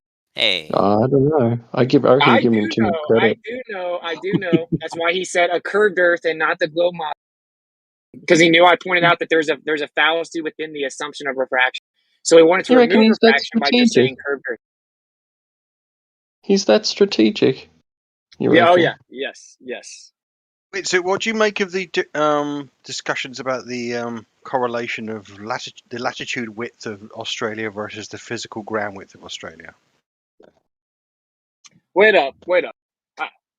Jesse, can you admit that in order to claim that measurement you made is evidence of the globe model, it requires logically fallacious reasoning? no, I don't see anything logically fallacious about me taking measurements, assuming a flat Earth, getting a curved result, seeing that it's surprisingly close to the globe model claim, and saying that looks to me like evidence for a globe. I don't. Wait, no, you're using arbitrary, vague denotations like surprisingly close. What does that even mean? It's at least 15% off if it's standard refraction. Well, why don't you show me a measurement of 15 different data points at different lengths from 1.5 to 105 miles that shows flatness within the same margin of error? Okay. Hey, buddy, stop. That's called a shifting the burden of proof foul. So try and stay on subject. So you agree that you had to apply the standard refraction to try to get it to get closer to matching the globe model, yes or no? I measured about 7 inches per mile squared. Did you have to apply refraction for it to get closer to matching the globe model's prediction, yes or no? I just told you I measured 7 inches per mile squared with no corrections for refraction. You didn't just tell me, because it was a yes or no question and you don't want to say the answer, and I know that you're pretending that is answering it, and obviously the answer is yes with your answer, but you need to just directly answer it. Did you have to apply refraction to make it get closer to the globe model prediction, yes or no? Look, I'm just interested in whatever the truth is. Okay, I'm disengaged. I make measurements. Yes or no? Could you answer yes or no? Because the answer sounds to me like no. Can you just say, is that correct? You did not apply refraction to this, right? I did not apply refraction to the data I posted. Okay, if Whitson wants to respond, but my response is, doesn't your globe model have 7/6 star standard refraction? So if you're not doing it, then you're really not even comparing it to the globe model. But see, I'm not a globe propagandist. I'm just looking for the truth. That's why I measured this. Yeah. This is what I measured, and this is my data. Well, for Well, whatever why it are you means, this is supporting my the data. globe model?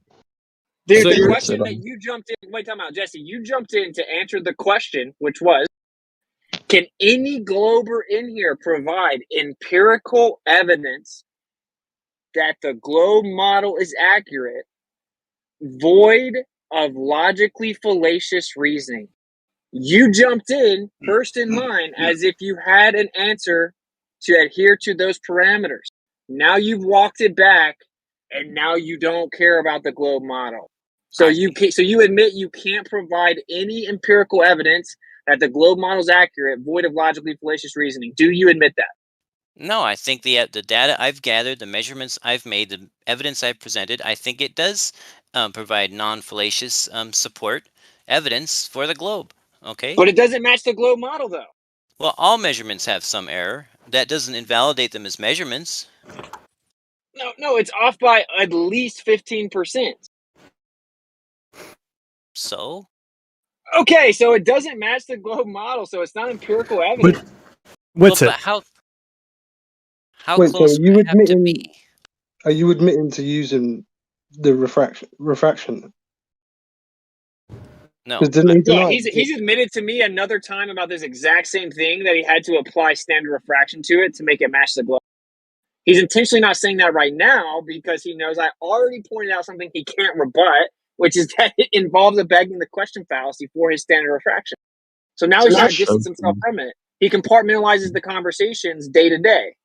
Well, I don't know which one he's referring to, but it might be the one that he is not applying any refraction. So he's just going off basic, trigonometry and just drop. So like a cherry picking refraction, shot basically. Is that the one you're referring to, Jesse? No refraction on this one. You're just taking a straight shot, and you claim that you're getting this little bit of optical drop, and then that's the globe. Is that right? I'll post it and I'll take you. No, he specifically told me about this one where he went and looked at different mountaintops. We talked about this one. He said you have to apply standard refraction for it to match the globe. He said it's just a little off the globe, but when you apply standard refraction, it matches the globe. So isn't that what you said, Jesse? Jesse, isn't that what you said? I don't remember. Okay. See, I'm disengaging. So, Whitsitt, are you familiar with Isaac Asimov's essay, The Relativity of Wrong? No. Okay, it's a really great essay because it's talking about when you're trying to measure something that has a very, very small magnitude, you may measure it to be 0, or you may measure it to be, 0.0001. And it's just like, you could say, oh, well, you're wrong. Well, wrong by how much? And so when people say the globe, at least what I have in my mind, and I'm not trying to put words in anyone's mouth, or, Jesse's mouth, or when he says, oh, it confirms the globe, he didn't say it confirms an exact same size globe as the one we live on. I think what he's saying, and again, I'm not trying to put words in his mouth, is that it confirms that there is a spherical shape to the Earth as opposed to a planar shape to the Earth. So his answer, it's like, okay, so he, 7 inches per mile squared is a larger size globe than the one that the R value of 3959. Okay. Okay. So it's like, first of all, it's wrong. It's wrong, but just make it relative. It's not 0.0001. Try 0.15. It's not 0.0001. It's 0.15. What is that compared to flat? Hey, wait, chill out. So you're now just going in to support his shifting the burden of proof to the flat Earth. When the actual question was, does any globe proponent have empirical evidence to support the alleged accuracy of the globe model, void of logically fallacious reasoning? Okay, It is an insufficient rebuttal to say, I don't think this would work on a flat Earth. Therefore, that's evidence for the globe model's very specific geometric claim. Of course not. Okay. So when you say evidence for the globe, do you mean with all measurements exact, or do you mean the shape of Earth being relatively I said spherical? The globe model. All right. So the globe model, like I've got one on my desk, it's 12 inches in diameter, right? So it's a spherical shape to the Earth, and it's a model. It's a cardboard model. And 7 inches per mile squared is just an estimate of the size of that globe model. He's showing downward curvature at distance. It doesn't exactly match what quote unquote NASA says, but it does support a downward curving with distance model, which means it supports a globe shape, not the exact size. So it doesn't support the globe model then. So I just asked you about whether you're talking about the exact measurements or the shape, and you said the globe model. It's like the globe model claims a radius value, dude. Yes, it also claims a shape, and I think the shape is far, far, far more important than the. I didn't ask you what you think is more important, so you can avoid the question, but pretend that you're answering the question. I made a point to the room that literally never, ever has a glober sufficiently answered my request for empirical evidence of the globe model, void of logically fallacious reasoning. They don't have it. It's far beyond refraction. You guys can't even honestly address the first fallacy built in.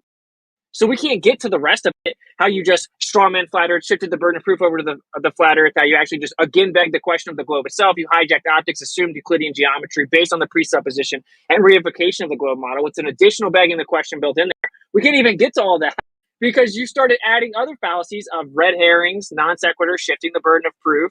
So it's like, I guess there's also an argument of repetition. That's also a fallacy, which is clearly what you're doing right now and what Jesse did 5 times. So that's my point. You guys cannot defend this model without using an overload of fallacies. There was no fallacy in Jesse's model. He measured a spherical shape to the Earth that was not the exact same measurement that you wanted. That's not. Did he use just said refraction that or the did he not exact use fallacy. refraction? Wait, so Did he what use about refraction in his measurement or did he not use refraction? Well, my understanding of what Jesse just said was that 7 inches per mile squared did not use refraction. That was purely the raw data indicating Okay. 7 inches per mile All right. squared. Does the globe model have refraction? Well, if you're talking about things right at the horizon, sure. Okay, I don't specialize in that. All right, if the globe model contains refraction, then if he's giving something that has no refraction, he's claiming the globe model, then he's not claiming the globe model. No. Wait, refraction would make the measurement off even more, wouldn't it? Refraction makes it refraction bigger, right? would pull it closer to 8 inches per mile squared. No. Refraction lets us see farther, meaning we would see a bigger globe. Correct? So his number would have been off even more if he included refraction. Can I clarify then? So, at the end of the day, the experiment shows that things seem to visually drop in a curve away from you, a curve that doesn't match the globe model whatsoever. And there is no actual proof of a physical drop, just a visual drop that doesn't even match the globe model. And yeah, the rest of the information has literally just been all fallacy. So Jesse, if you used refraction, would your numbers have been closer or farther from the globe model? Pretty much spot on to the globe. No. How? If refraction makes it look bigger, right? And your number was already of a bigger globe with 7 inches per mile squared, then with refraction, it would have been less than 7. It would have been 6 something, right? No, it would have been about 8. Yeah, no. Refraction. You guys tell us refraction has us seeing farther, right? No, you got it backwards, my friend. Yeah, you got it backwards. You want to bet? Why? How? You want to bet $100? I want you to explain to me what's wrong with my thinking. Because refraction makes things look higher, right? Allows us to see further around the curve. Yes. Okay. That lessens the angle to something that's below you, right? What do you mean? Yes. Are you saying that you saw lower than the globe predicts? No, I saw higher than the globe predicts because refraction raises things. That's right, yeah. So you actually saw it closer to the flat Earth than the globe predicts. Yes, exactly. And you had to then beg the question with the built-in R value to try to fix the problem. It's not that circular as you think. I believe we can actually calculate refraction without any assumption of Earth shape. No, you can't. Well, do you remember the guy Raspberry that used to hang around? No. Well, he's a flat earther, and he knows math better than me, if you can believe that. Not that that's hard to know math better than me, but he and I worked over this spreadsheet and made this spreadsheet that allows you to calculate the curvature of light in air based strictly on the temperature and the density and that kind of stuff, the gradient. So it looks like actually you can actually calculate the rate of bending of refraction without any assumption of globe Earth. Let me get you a link. Is that based on mathematics or experiment? Yeah, see, he can't do that. He 100% can't do that with his observation, right? Because he didn't even look at the conditions at all. What he did was take hijack optics, hijack perspective, assume Euclidean, right? And then looked out there and took his measurement, saw how much it was off by the globe, and that's how he determined how much refraction there was, which means you have to have the R value to know the rate of curvature needed to actually correct the observation. So you're just as another sleight of hand to say, well, over here you can do it. You didn't do it. In order to claim it matches the globe with your observations, the only way you even knew supposedly how much refraction was there was to see the difference between the globe prediction and your measurements and then get the rate of curvature needed for the light to supposedly explain it. This is just like too easy nowadays. No, I think if you look So this is kind of like every day when I ask for where is the baseline experimentation that establishes all of this refraction based on experiment when applying specific variables like temperature pressure, humidity, all of these factors. Can anybody supply that for me? No, their baseline is literally assuming the R value, doing the math on the difference of what they observe and what they're supposed to observe. That's it. That's 100% it. Okay, that actually isn't it. What's it? You want to bet? Yeah. Where's the experimentation then? So what's it? Getting back to your thing about the, he's not using the globe model because he doesn't have refraction. We're making a certain point. You just said that wasn't it. You said you wanted to bet, but do you want to bet? Well, I'm not a betting man, but that's basically my challenge for anybody, any flat earther, is to go outside and make careful measurements of the celestial objects, sun, moon, stars, and that the zero refraction is needed and zero R value is needed. So that's the big thing with it when you say you're assuming an R value. 100% of my explorations, and there's about 20 of them on my channel, none of them assume an R value. Do you know what's the radius? Yeah, I was gonna say, do you know what the radius is baked into on that? It's not baked into anything. Exactly. Nothing on my channel. The celestial sphere, the actual visual hemispherical dome that you see within, the radius is baked right into it with every single observation of the sky. No. Don't. That's not correct. Yes, it is. Dude, you don't even know how you get the measurements. You have The celestial sphere is assumed to be an infinite distance. Hold on. You notice how callers always have to interrupt. Yeah, please no interruptions, guys. From now on, anyone who does blatant chronic interruptions in the middle when it's obviously someone else speaking, after once or twice doing it, we're probably just going to time people out for 24 hours. So that's how it's from now on, because we can't have any more of it. So sometimes mics are delayed. Sometimes little interruptions are okay. We have to kind of figure out where the line is. But I don't know if you heard him talking right there, Charles, but he was right in the middle. So just let Witsa go. Charles, you're next. Go ahead. Yeah, we have a zenith and an azimuth, and then we measure elevation angles within that, and we have the 306 degrees around us to get our hemisphere, our celestial hemisphere. So yes, that according to the globe, that's caused by the Earth's convexity, and then as you move, you get a degree per 69 miles. I did not say anything about 69 miles. You could be standing on a rock on an asteroid, and you would still see the celestial sphere. So there is no assumption of any R value, no 3959, no R value whatsoever. You could be in a spaceship and you could see the celestial sphere. So what is the radius of the celestial sphere? It's assumed to be effectively infinite. I mean, it's not infinite, but it's assumed to be extremely far away. I mean, if anybody knows anything about photography, when you're focusing a lens, it goes 5 inches, 1 foot, 3 feet. 6 feet, infinity, like the focusing ring. So I don't know if that answered your question, but. Right. Funny Yeah, that is my question, because there's no such thing as infinity, right? It's a mathematical concept. So when you say that the celestial sphere has a radius of infinity, how can an object with a radius be infinite? It doesn't have a radius of infinity. I said the effective radius, meaning it's really, really far away. What is the effective radius you use within the celestial sphere? Infinity. I'm just pointing out to anybody that's listening that hasn't realized that we've dived back into the Ouroboros. Correct. I don't know what the Ouroboros is.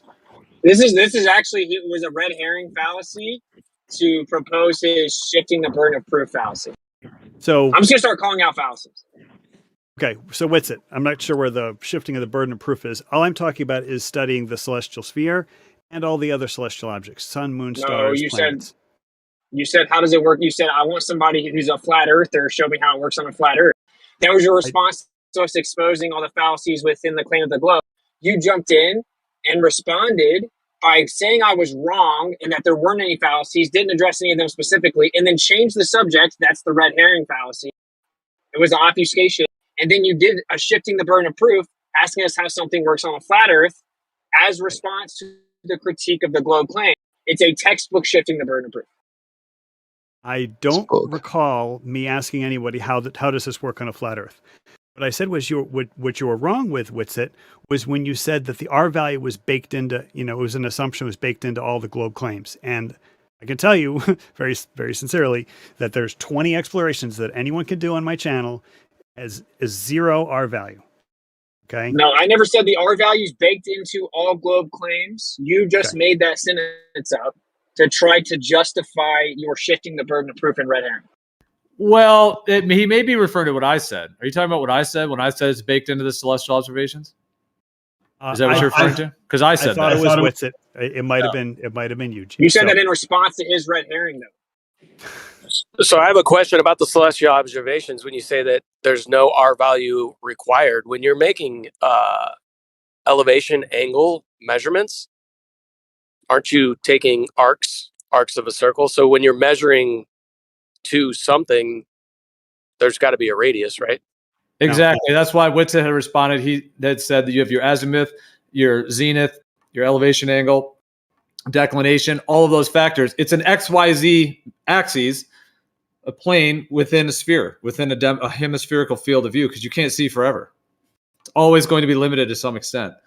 And it's going to be limited in a range around you. And since you can't see under the ground, it's everything from the ground up over you. And the globe claims that what limits that field of view is the convexity of a sphere. That's why in a planetarium, you can have a radius from your eyeball to the center of the planetarium or to the ceiling. That's a radius value. It's built into the very foundational basic geometry of looking at a star field above you. All right, so I just posted this into the link into the chat. It's called "The Sky is a Dome," and regardless of the shape of the Earth is the subtext. And so what you guys are talking about is angles, and that's exactly right. We see 360 of azimuth. We see 180 to our, through our zenith. You guys are right. But it's all angles. And the celestial sphere would look exactly the same if you were on a spaceship or an asteroid. And my point is that if you are standing on Earth and you're observing the celestial sphere, you could make very, very careful observations and deduce the shape of what you're standing on, not the radius of what you're standing on, just the shape. I kind of You would not look exactly the same on a spaceship. You would be able to look below you. I just kind of joke. I post two images. The first one is kind of joking from my perspective because it's got one of those on the side of a ball. But it kind of was what you're saying, is if that's what you're saying. The sky is a dome on either, as it were. I kind of jokingly, but the one I placed beneath it is what I actually was originally going to post, which shows, that basic planar foundation, your zenith, altitude, stars, celestial meridian, the plane of the horizon, north, south, east, west, four corners within a circle, within a hemispherical dome region. If you're in a spaceship, how do you even determine your baseline horizontal that you measure from?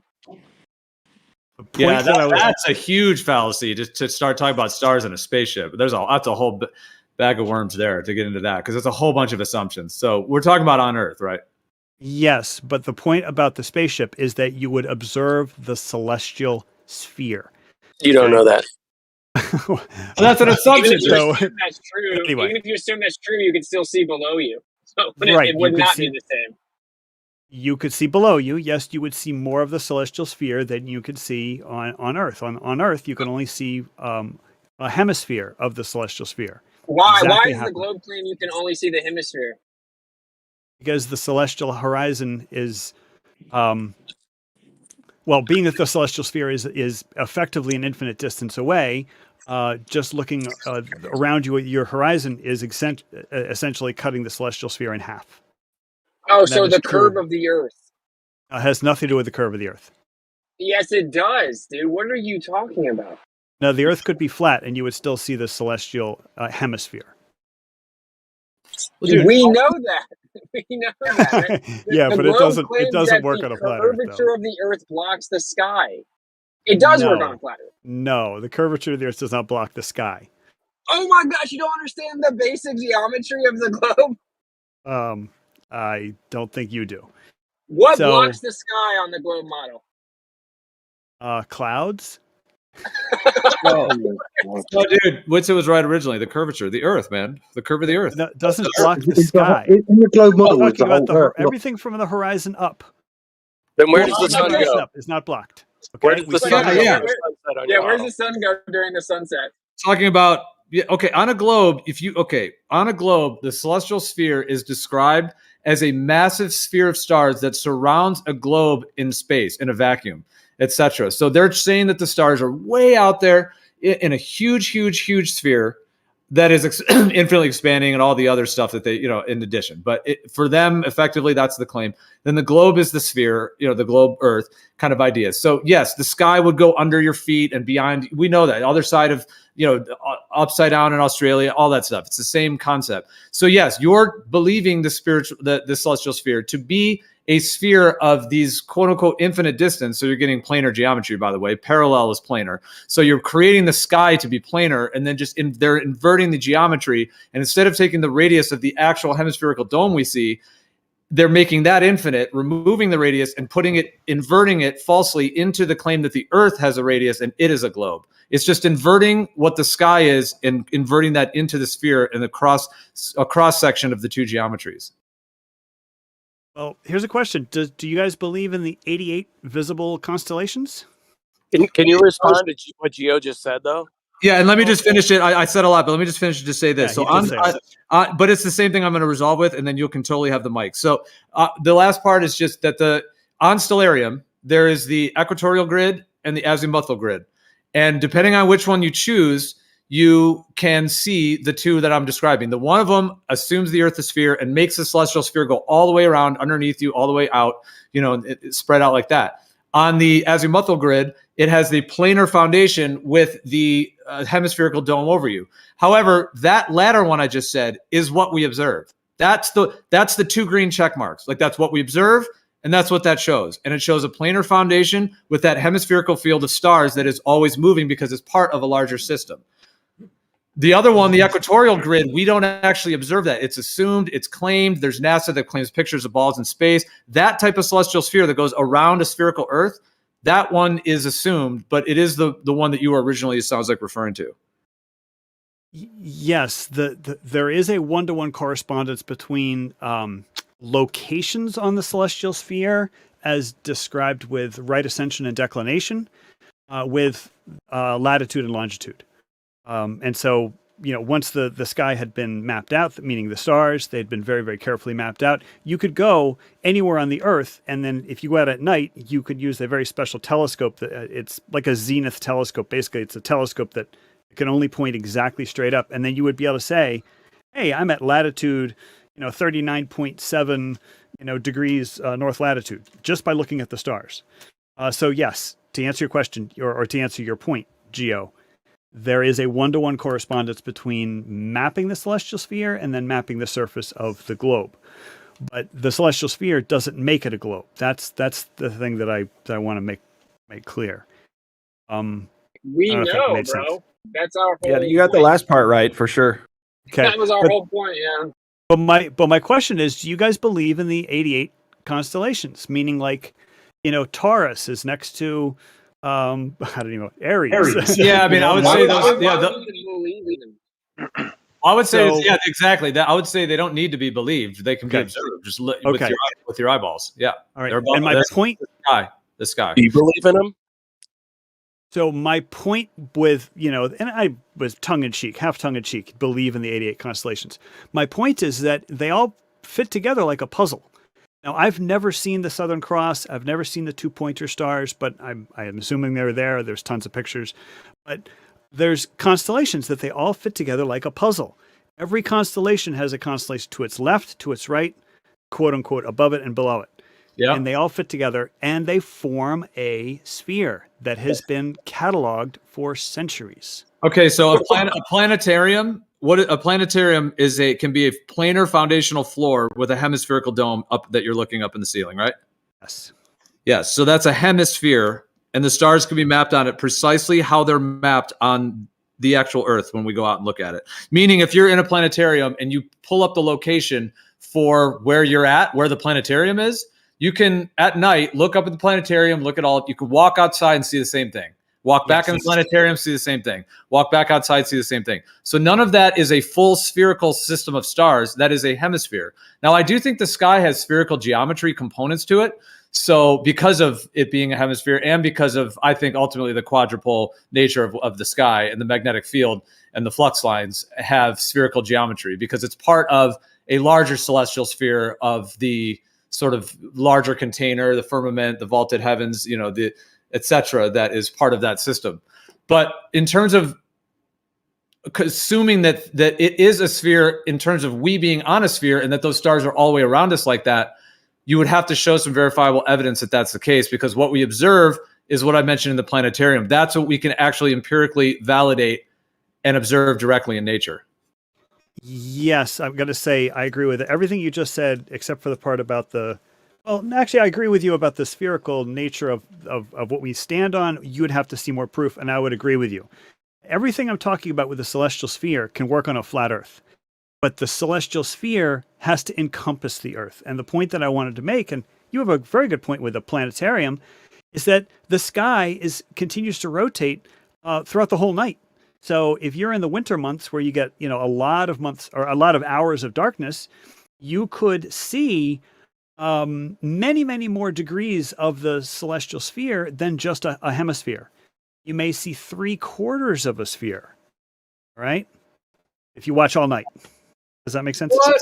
No, man. No. Dude, Stellarium shows the whole mapping based on an azimuthal grid foundation. So yeah, but that's at one moment. Just because you're looking for an extended period of time doesn't mean that you see more than the half or the hemisphere that you're viewing.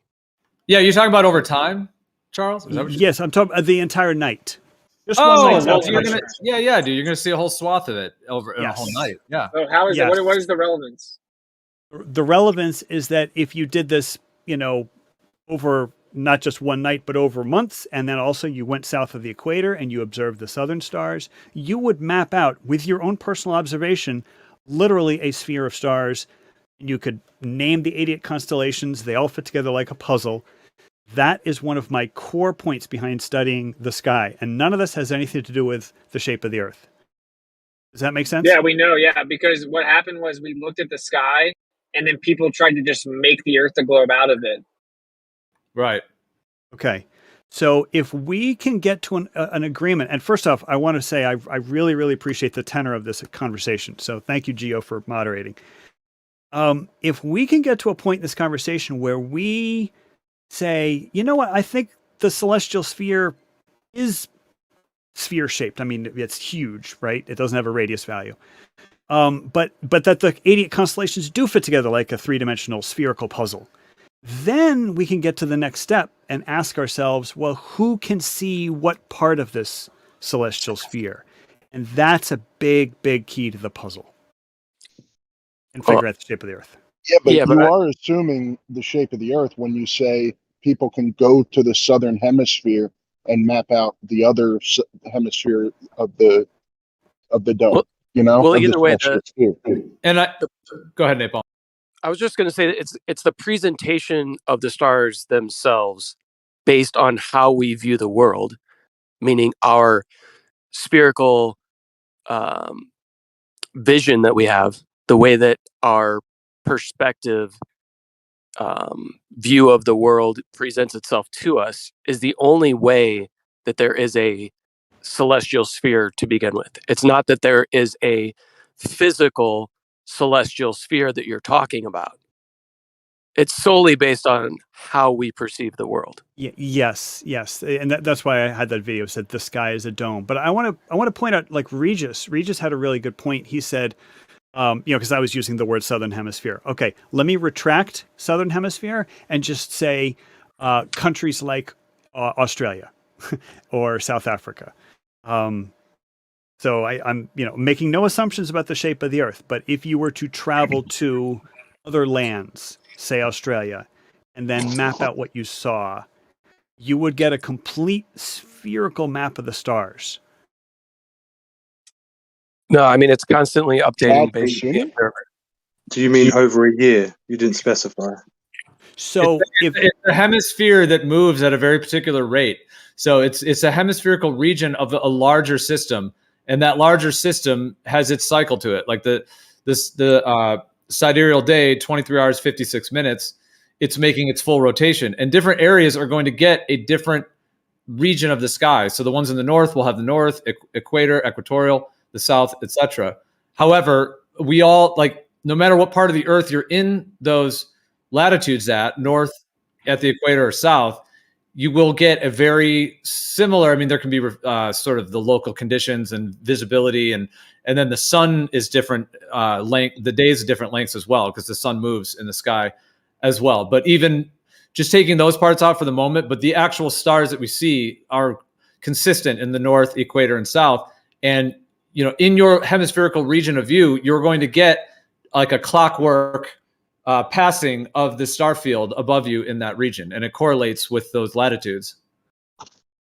Yes, and that's I think you inadvertently hinted at the shape of the Earth with that, because this hemisphere of stars that we see, we can notice things, and again, that was not my observation, but we can notice things that if you travel 69 miles due south, the entire sphere has shifted 1 degree in angular orientation. Do you not understand it, bro? Yeah, like you have a limit to your view, and so there's a consistent ratio. Your model claims there is no limit. You can see infinitely in straight, perfect lines forever, and that the ratio is only because the Earth itself is curving. You have to make complete asinine claims about vision to claim it shows the Earth's a globe. We're saying there's a consistent limit to your view, so of course there's a ratio. Okay, I get that. What the thing is, if you studied, ancient civilizations like I don't know, Mesopotamia, and they had their own astronomers. They assumed the Earth was flat, but surrounded by a sphere of stars. Right. Same thing with like some of the other ancient civilizations around the world. You start with a flat Earth, but it's surrounded by a sphere of stars. So if we could agree on a sphere of stars that is surrounding the Earth, then the next step would be to try to figure out the shape. No, the stars could be a flat parallel plane above you, and you just have azimuthal grid of vision now. It could be either like a celestial sphere of stars around you, or it can literally just be product of optics, and it could literally be a parallel plane of stars above a flat Earth. Yeah, and maybe I'll jump in now because I want to post 2 things I have ready here. One of them in the chat. This one shows the stars. This is on Stellarium. If you put the azimuthal grid on and you zoom all the way out, it literally will map like an AE map from above. It's like an AE map layout of the stars. AE map type layout, meaning this azimuthal grid in terms of the center, the north, and then going out. So I'm just saying on Stellarium. Now that warps the land around. So I'm not saying that is like what it is or anything. I'm just saying that the azimuthal grid shows how the celestial sphere that we're referring to can also be mapped on that type of layout. A flat foundational layout, kind of like a dartboard with the center, and then everything moving out radially from the center. And then just the second thing, I'll pass the mic, but just with sorry to put 2 points in, but the second thing I wanted to post is this, which shows how your eye could have a limit as radially you're looking out from your eye. That limit is shown by that dotted with the dotted lines there, and that will intersect as an arc. However, that's an arc, but you see what all those colored lines are on the right? Those are all straight. So whether the sky is planar, whether those would like stars, whether those are planar, or whether they have a very slight curve to them because the larger system is a dome above us on the grand scale, either way, that would still map to that arc in your vision. And then that arc can be viewed as the hemisphere, the azimuthal grid with a hemisphere, or you can flatten it out entirely and have it be that sort of like the dartboard radially going out from the center. Theo, can I address both of your points? Yeah, I know. I said 2 there, but I just had them both queued up. So thank you. Yeah, no. The thing is about the azimuthal grid and that first thing you posted. I don't know if I told you, Gio. I spoke to somebody in this board a month or so ago. My classroom at my high school, literally the next classroom down the hallway is the planetarium. And the guy showed me the software that he uses, and he uses either Stellarium or a software very similar to it. But basically, what you just posted, I'm pointing at my computer screen, the black image with the dartboard, the dartboard image. That is literally what is in the computer, and then it just projects it through a fisheye lens onto this huge dome. And I think I thought you might find that interesting, and that they're literally using that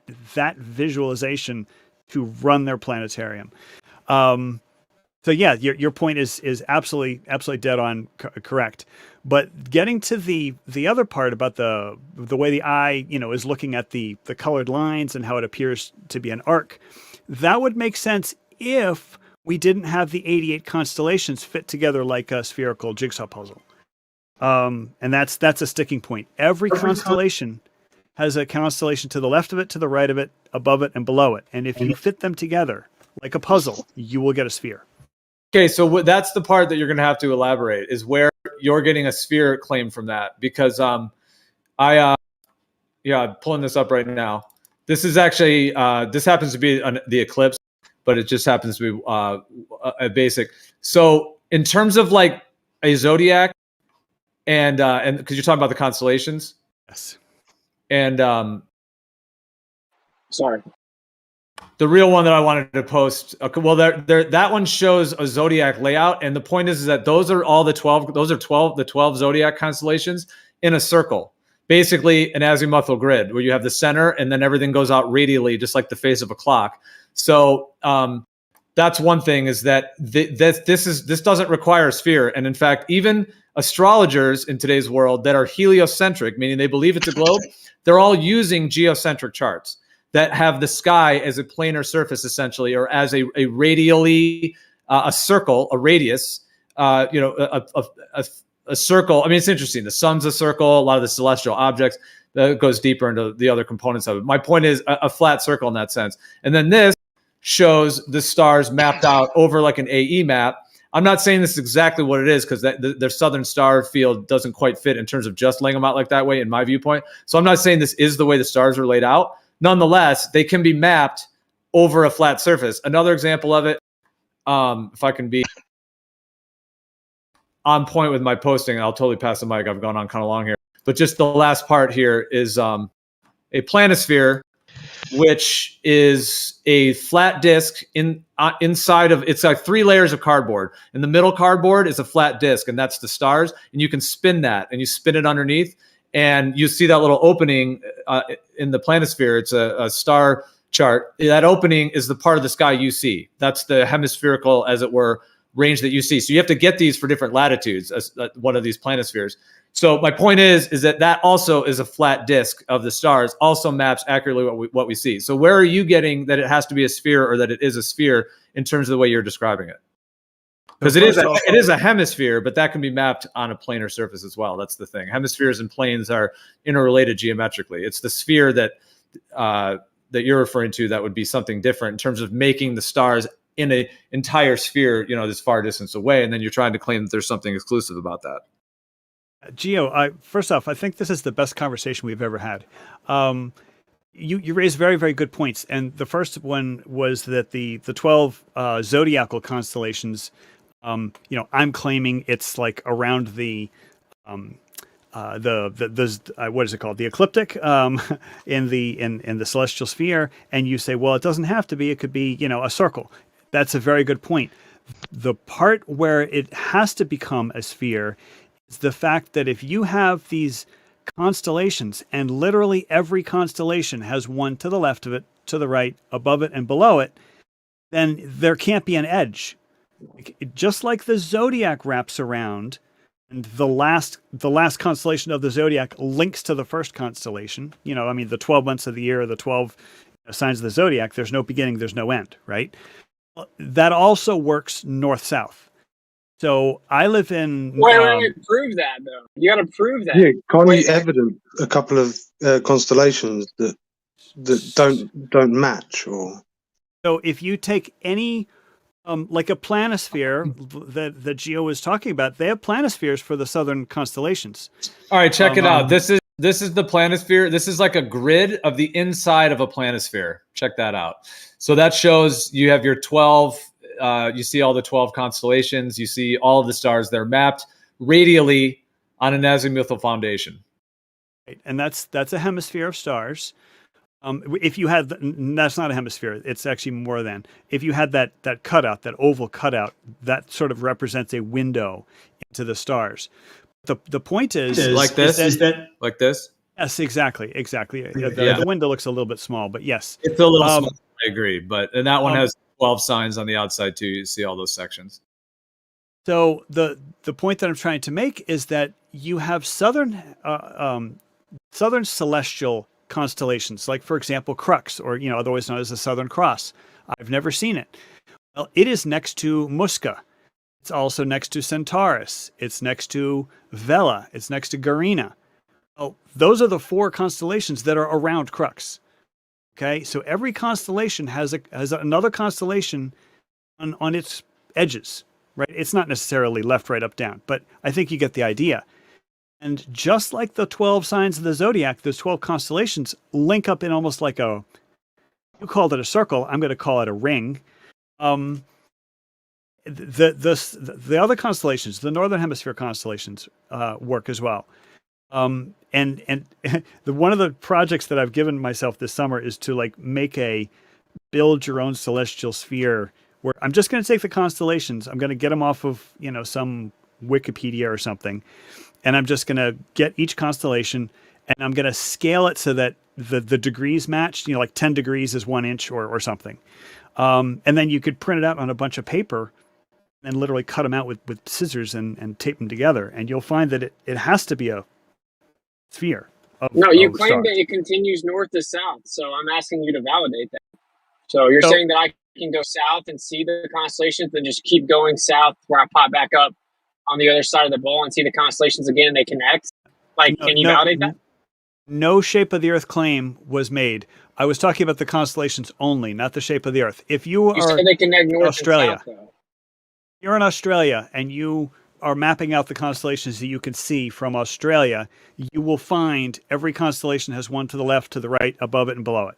That's all I'm saying, is just map them out. You said the way it proved the sphere of the Earth Celestial was that sphere. they connect. No. You said the part that proves the shape of the Earth is that it goes north to south, continues as well.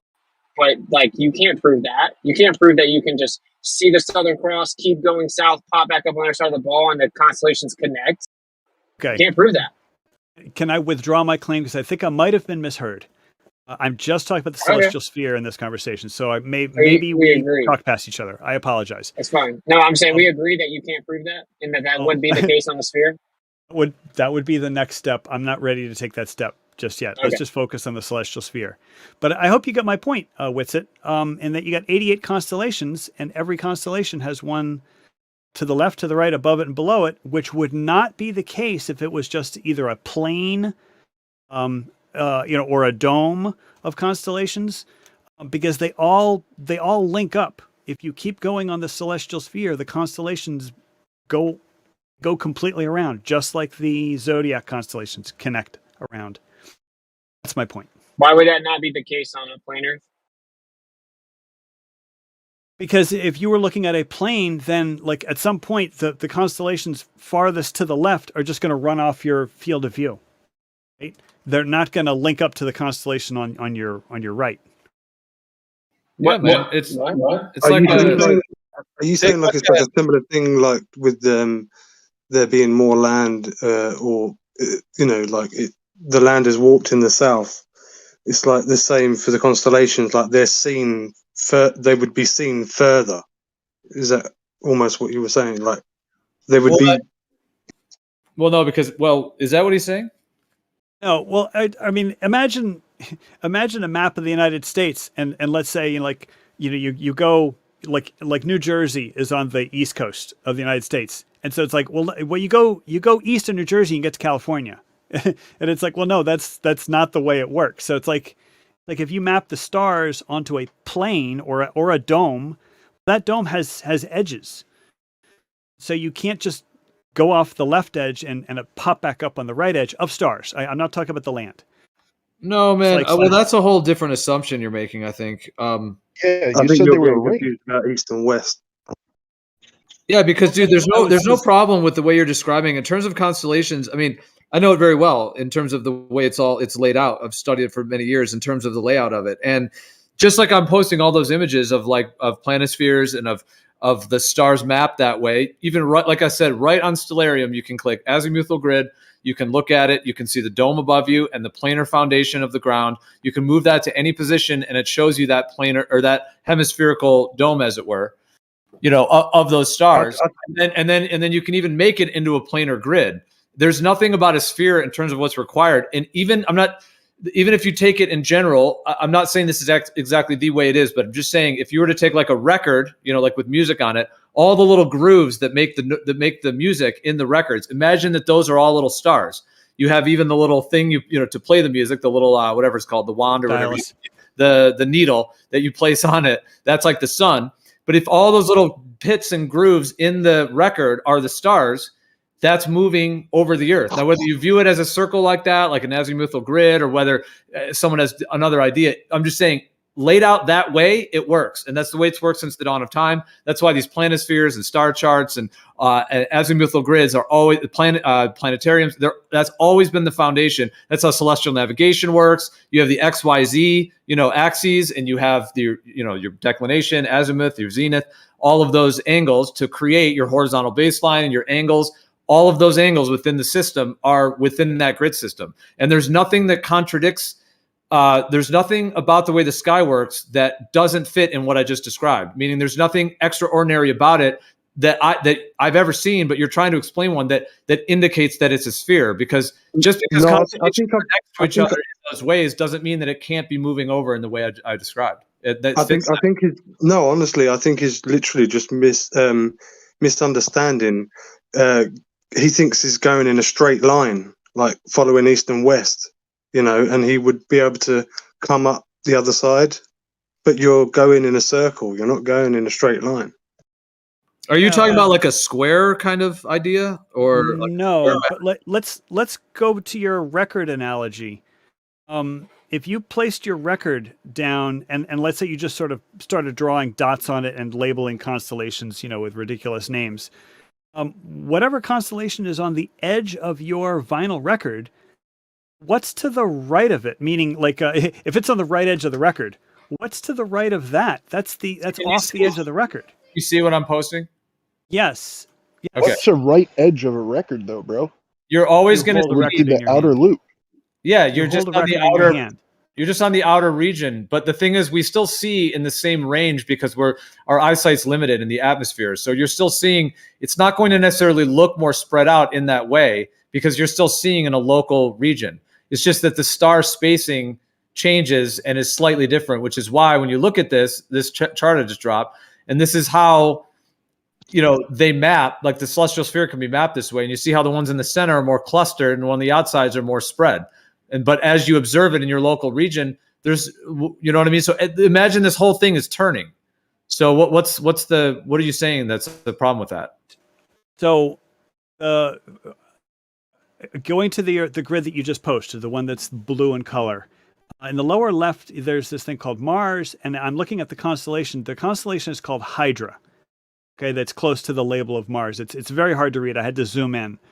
Well, Hydra has other constellations to its left, right, top, and bottom. But on this image, Hydra has no constellation away from the center of that circle. The second one I just posted does not match reality. The second one I just posted is more clear. So if you want to point it out on this one. Okay, let me zoom back out.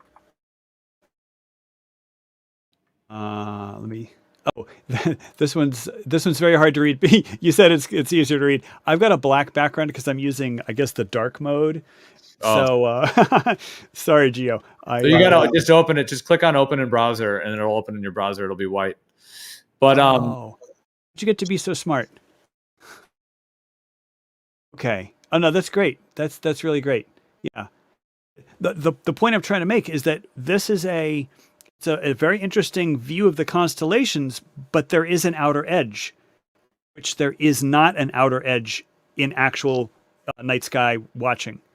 Right. No one. That's the thing I was saying before, though. You would have to incorporate that you have a local region of which your visible, your actual view is like all those terms that have been used: personal atmospheric dome, personal field of view. There's all the different terminologies in terms of that. So imagine taking that whole star chart there, and just like the planisphere shows, put a like limited circle of vision within it, a circle point of view.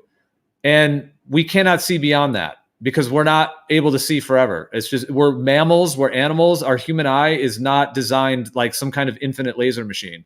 Like, it is a limited thing. That we're animals after all. We can see pretty darn far for being animals when you think about it. Probably a lot further than a lot of other animals. I mean, do bears see as far as we do? Probably not. Like, it's probably more blurry, or so I would imagine. It's hard to imagine a bear being able to look up on a landscape and see as much detail as we see. And they do kind of always seem preoccupied with what they're doing, whereas humans are out looking like, oh my God, look at that. So we can see pretty far, but I mean, we can't see forever. So there's always going to be that limited field of view, and then the star field, and then of course refraction and visibility is going to play into that as well. So even though these stars are on an outer ring, as it were, like the Tropic of Cancer versus the Tropic of Capricorn, so even though they, in my viewpoint, they are on a wider path like that, they're still going to fit within your hemispherical field of view, and then you're going to have your celestial sphere position, which is exactly what stellarium shows. Like, if you move stellarium around, you're going to get a different one of those little regions to view it from. I get what you're saying about we can only see so far, but looking at the star field that you just gave me, I believe that's only half of the star field, because I'm looking up at January, the constellation that is near January. It says Volans. Another one is Carina. So if you keep going in that direction, Carina, Volans, the next constellation is Mensa. And then you've got Chameleon. And Mensa and Chameleon are not showing on this grid. So it's like I said, every constellation has one to its left, right, up and top and bottom. And so I don't think this is, I don't know enough about all the constellations. I don't think this is a complete.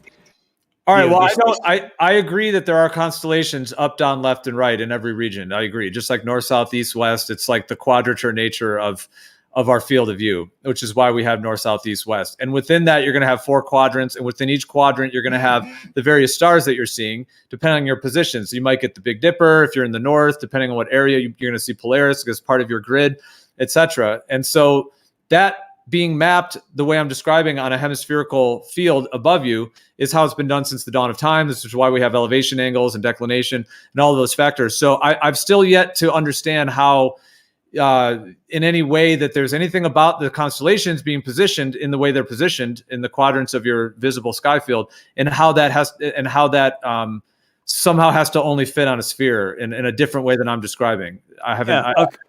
I think I'm getting. I mean, I've been talking a lot, so I'll step back a bit, let some other people jump in, because I've been saying a lot on the mic, and I got to do some. I'm going to be listening, but I do need to somewhat be multitasking. But anyways, yeah. So go ahead. I'm just still waiting to hear that, because I'm open to obviously hear what your perspective is. So This, and again, I'm going back to the one that the last thing that you posted that I had to open up at a browser window. That is exactly the way of describing it is azimuthal equidistant. It's almost like a Gleason map for stars, but it does not have Antarctica. And in this case, it does not have the southern celestial constellation or the southern celestial pole. That is what gets me to the celestial sphere nature, the spherical nature of the celestial what we can see in the stars. Oh, dude, that's a planisphere, bro. That's a planisphere. So like the one I just posted is at 50 degrees north. Now that blue one, the kind of artistic one, depends on which one you're looking at, but these are planispheres. So this is not the entire star field. One of these is that one I just posted is at 50 degrees north latitude. That's pretty far north. So of course you're not going to see the southern crux and all that. The one I'm looking at is the one that you posted at 813, which really looks like a azimuthal equidistant map of the stars. There's a Southern Cross right there. Yeah, you could see the Southern Cross. You could see, like I said, Volans, Dorado, but you can't see Mensa, you can't see Octans, and you can't see Chameleon. Those are all southern polar stars. They're very close to the southern celestial pole. Hey, I saw those further around to the right. I saw Mensa, Carina, or whatever you were mentioning. And if I was just to say one thing that was on my mind as I'm listening to you gentlemen talk is this. If you could evenly distribute humans across the whole land and take a picture of the night sky and then Photoshop it together, basically like that you want to see, they may come to the conclusion that it's absolutely spherical in the idea that they think they're standing on a ball. But I think that that's what makes this whole debate so mysterious, is because we have a grid of vision that's a dome view. And if you did seam it together, it doesn't mean that it is a sphere that we're standing on. Does that make sense? Yes. Run.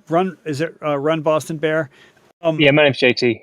JT, I would agree with everything you said, except that they would not conclude that the Earth was a sphere. They would conclude that, because the Earth does look flat, they would conclude that they lived on a flat Earth with a sphere of stars that enveloped them. Yeah, so that's why it's called a celestial sphere, even though it's not necessarily a view that it has to be a sphere that goes all the way under and around your feet. It is, I mean, a hemisphere is a part of a sphere. And I do think the sky does have spherical components to it, because I think we have a limited range of vision, and that creates a sphere. It has to, unless it has varying distances. Like you look this way and it goes further than that way, shorter. I mean, I guess, but I mean, if you consider that, like, our eyes have a consistent distance of which they can see in all directions radially. Now, what that maximum limit is an interesting question. But there will be an inherent radius in that. And so that's always going to create that spherical geometry in that sense of it. And the stars, being viewed in that hemispherical region is going to create that. May I ask one more question? When we see the stars and the sun and the moon, are we seeing the items itself, whatever it be, or are we just seeing within our grid of vision? So, like, could there be a flat disk of luminaries rotating perfectly seamlessly above us, but because of our grid of vision, everyone sees everything spherically, but it's just how it's imprinting on our grid of vision? Yes. Yep. Okay, so when the sun comes, every day when the sun comes, I can see daylight is about to be here. Like, daylight arrives first because it's hitting my limit of vision. And then the second I see what I call the sun rising, I think that's the apparent sun. And at noon, it looks to be directly above me. And right before it sets, it looks to be almost on the ground. But the whole time, I believe it's at the same height. The whole time. It just is presenting itself on my grid of vision. That's how I see it now. Yeah, that's what happens. The Earth is measurably a plane. So okay, just checking, because fairly new to it, and I'm loving the research. But yeah, I'll carry on. See, the Earth is measurably a plane, so we're offering an explanation that can actually explain all of the observable phenomena, as opposed to ignoring all the things that don't match the globe Earth assumption, and then trying to say, well, even though all this evidence doesn't match it and we can't account for it properly, I think it makes more sense for the sky to be on a globe. Well, that's how the globe was made. So we're just offering something that actually explains all of it, hence us being flat earthers. In a way, sometimes I think about, like, the dome of our heads. Like, our heads are like a hemisphere. Like, as humans, we walk around with our brain, and, like, our eyeballs are like level, and our ears have water in them that create level. And then there's symmetry as well. There's also the quadrupole component of forward, back, left, right within the whole kind of matrix. And you have, like, your nose and the back of your head, and then your two ears that create that. But anyways, I've just the idea with the dome of the personal, sphere of vision, and then also the larger Earth at large, the large system. But I just kind of think of it as like domes within domes, like the dome of our head, the dome of our local region, perhaps the dome of the firmament beyond, and even like the higher and higher layers of or outer spheres, which then goes into the concept of spirit worlds and heaven and other things that are beyond this kind of spheres, layers of toroidal fields on the macro and micro scales, all the way out, and all the way from the outers to all the way down to, like, our essence. There are multiple things that can explain also what we call the southern celestial pole. You could actually have literally separate quadrants based on a magnetic field. You can actually have two different rotations in the magnetic field, and you can also just have the vision your like limited hemispheric vision causing the illusion of convergence around a singular point, and it moves the opposite of the actual rotation, just like we see with crepuscular and anti-crepuscular rays. So we have at a minimum 3 viable explanations. You don't just look south and see it anyway. So it's actually slightly off south, as is, and that's why they have to make all these connections or corrections for the magnetic declination of south. You don't just pull out a compass, look south, and be like, boom, southern celestial sphere, Earth's a ball. That's not what happens. It's not even close to what happens. The devil's in the. Sorry. It has to be corrected. That's all I'm saying. You have to correct it. And certain parts in the south are like insane magnetic declination correction. Yes, you are 100% correct that the magnetic South Pole, what is it? The magnetic South Pole is really, really far away from the geographic South Pole. But the devil's in the details with it when you talk about, like the direction that the stars are rotating, et cetera. There's more to it than that. For example, if you're in Australia and you look south and you observe the stars rotating around a central point in the sky, that's not just because of some magnetic field or some toroidal. No, you're literally looking at constellations, just like I see the Big Dipper rotating around Polaris. They see the Southern Cross rotating around the Southern Celestial Pole, which is seemingly devoid of stars. But it's not just an optical illusion. They're actually seeing constellations moving about a point in the southern sky. Just the way or I should say just the way I see, the Big Dipper.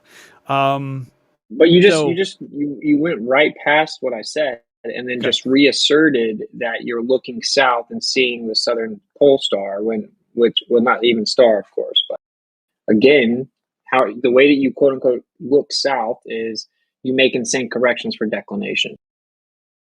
So how do you know you're actually looking south? Have you verified the declination? Because the declination is insane and not symmetrical at all in the south, as it should be on the globe.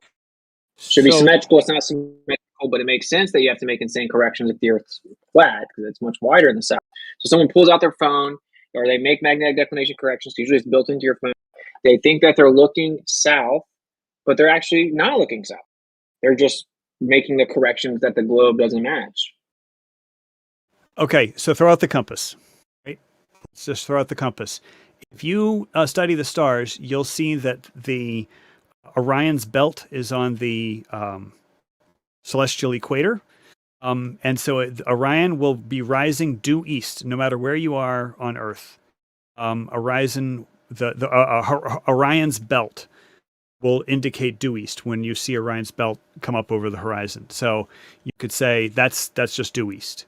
Then you could say, well, south is 90 degrees clockwise from that.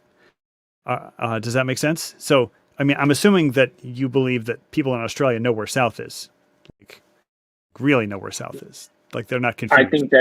I think they believe they know where south is. Oh my goodness! Oh no! Well, you can say it's just a fact. Like, I mean, there's one place in Australia that claims you don't have magnetic declination.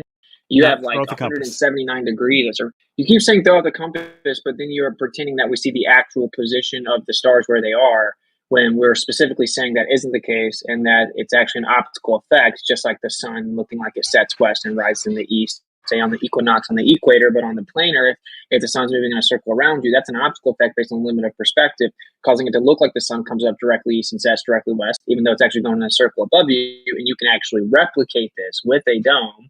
You can show that it would look like that inside the dome, even though that's not what's happening. So that would be an apparent position that's distinctly different than the actual position. I have no reason to believe the stars would somehow, be immune to optics. The alternative position is just, it's literally asinine. It says that you can see forever like we're Superman. So we can't even take that claim serious.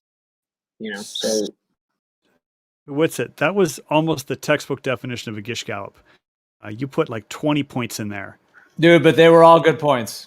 Oh, but the one point we were talking about. I wouldn't call it a Gish Gallop. I would call it just elaborating on several points simultaneously. All right. Let's get back to the one point I asked you about.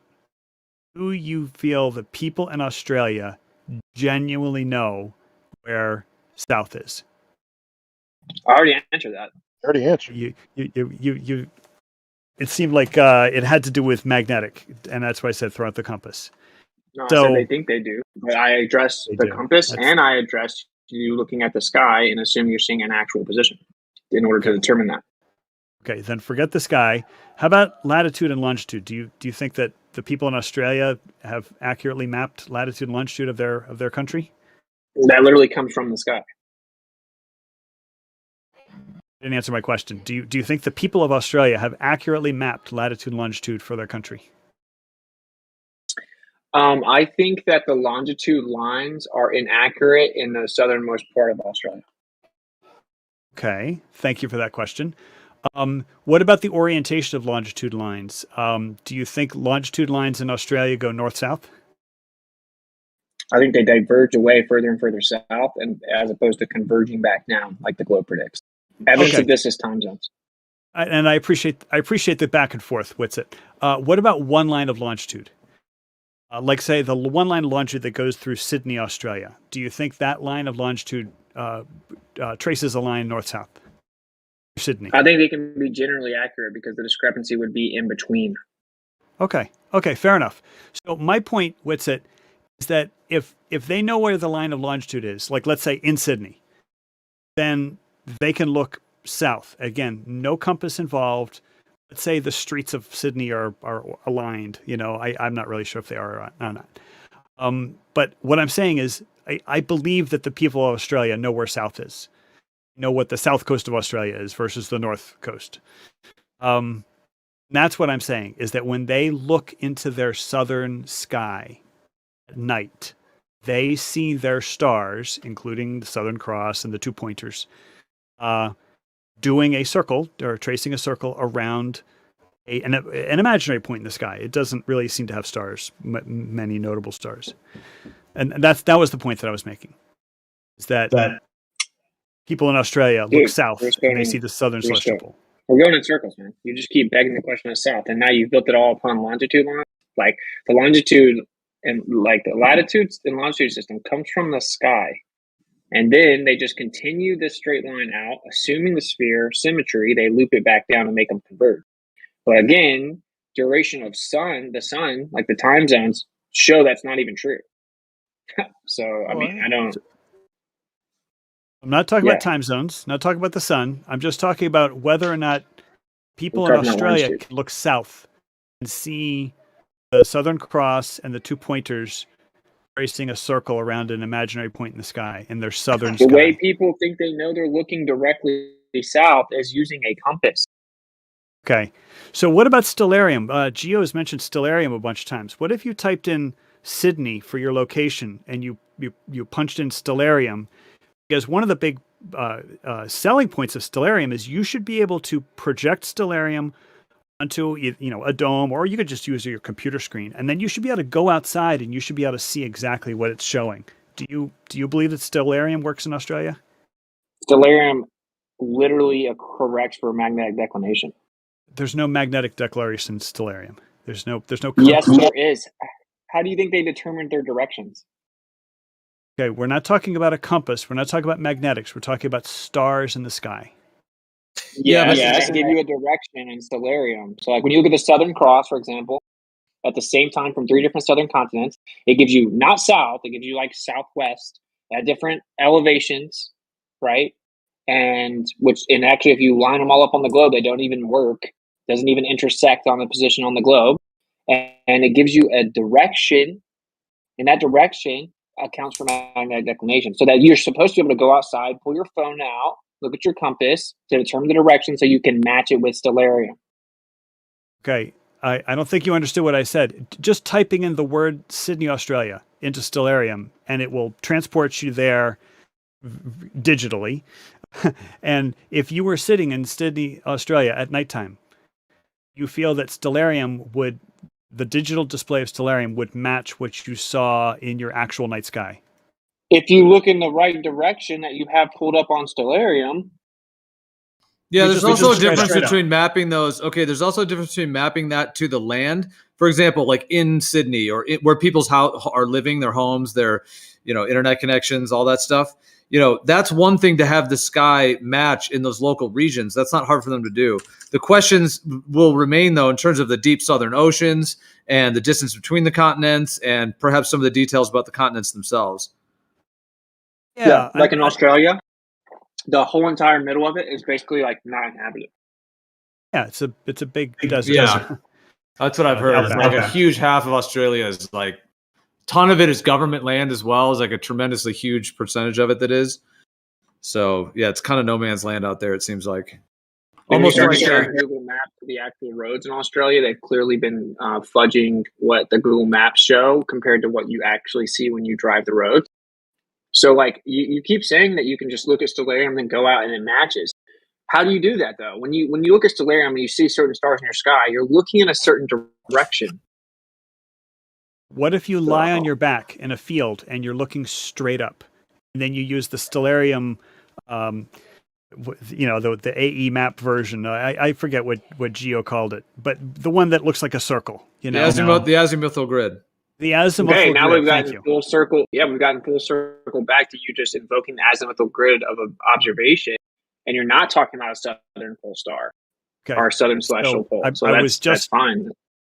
Was just trying to get the name of the screen, okay, in stellarium.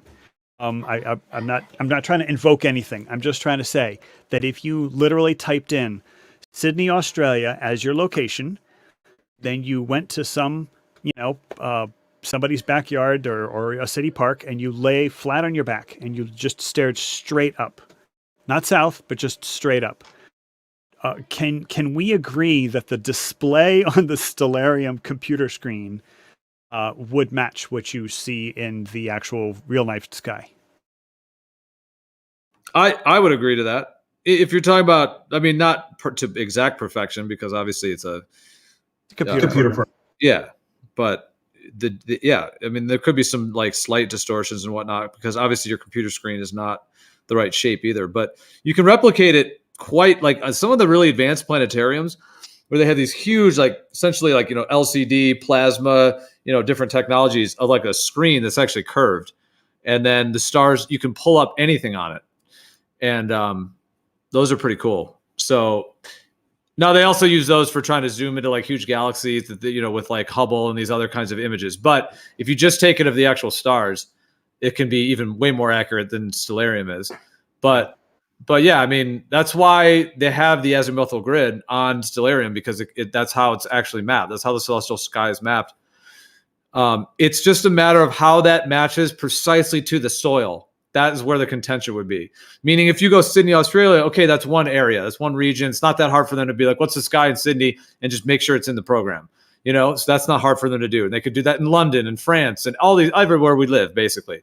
But if you're talking about like in the deep southern oceans and some of these, now that's a different situation, in terms of what actually the sky is, in those regions, and how all of it links to the actual Earth, like the discrepancies of how that program and what they're claiming the sky looks like from those positions, matches in all areas on Earth to the actual soil and the geometry of it, because of the differences that, of course, would be in occurrence on a plane versus a sphere. Yeah, I agree. I agree with you there. My understanding, and I'm not a stellarium, I'm not a stellarium user, but usually these programs, you could either type in the name of a city or you could type in latitude and longitude.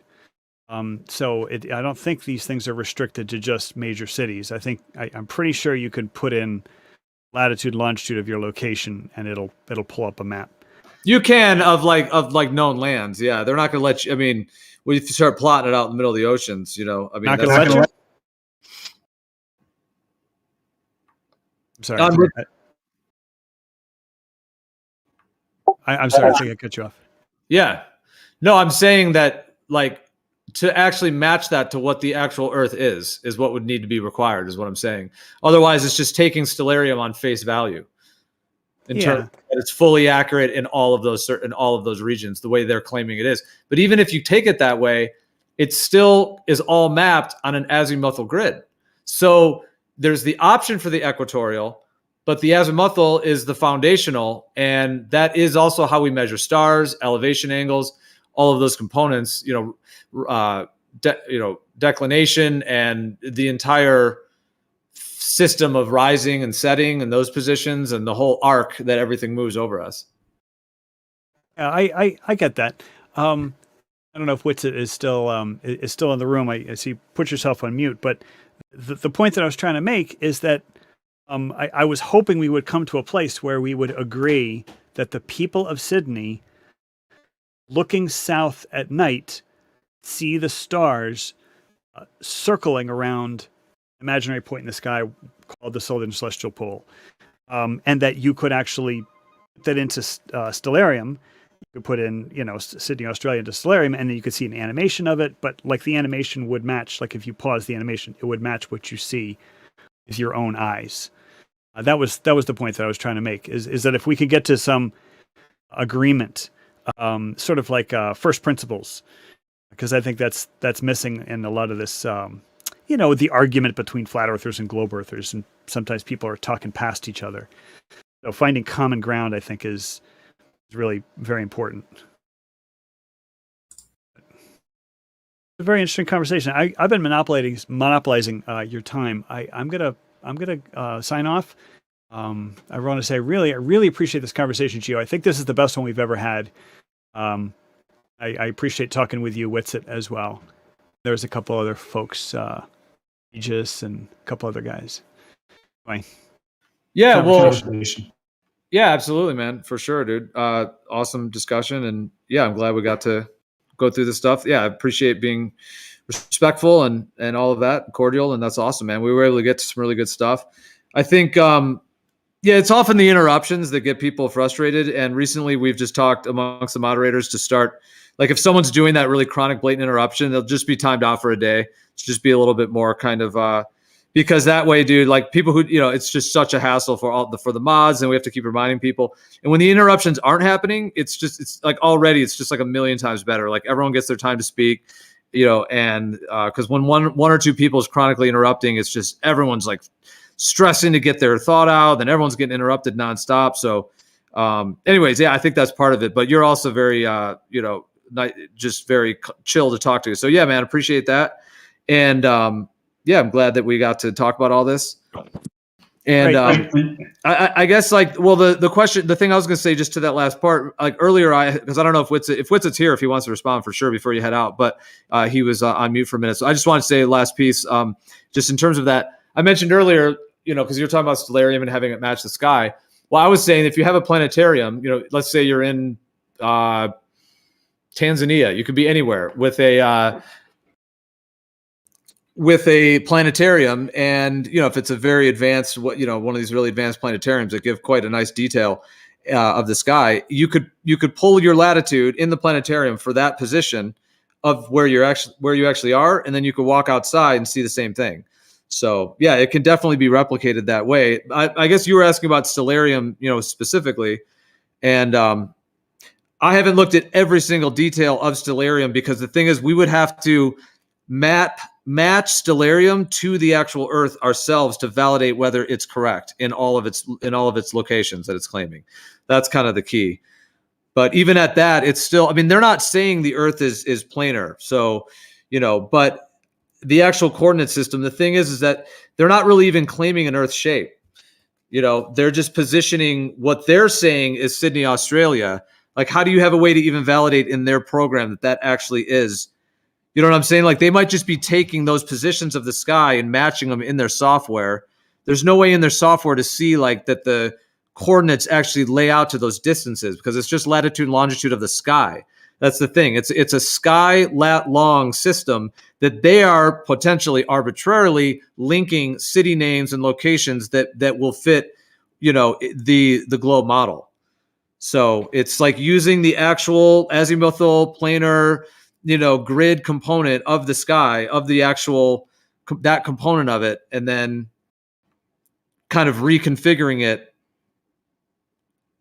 taking the lat longs from the actual sky and then linking that in their software design to say, this one we're linking with Sydney, Australia. This one we're linking with XYZ position of the Earth, because the latitude and longitude lines.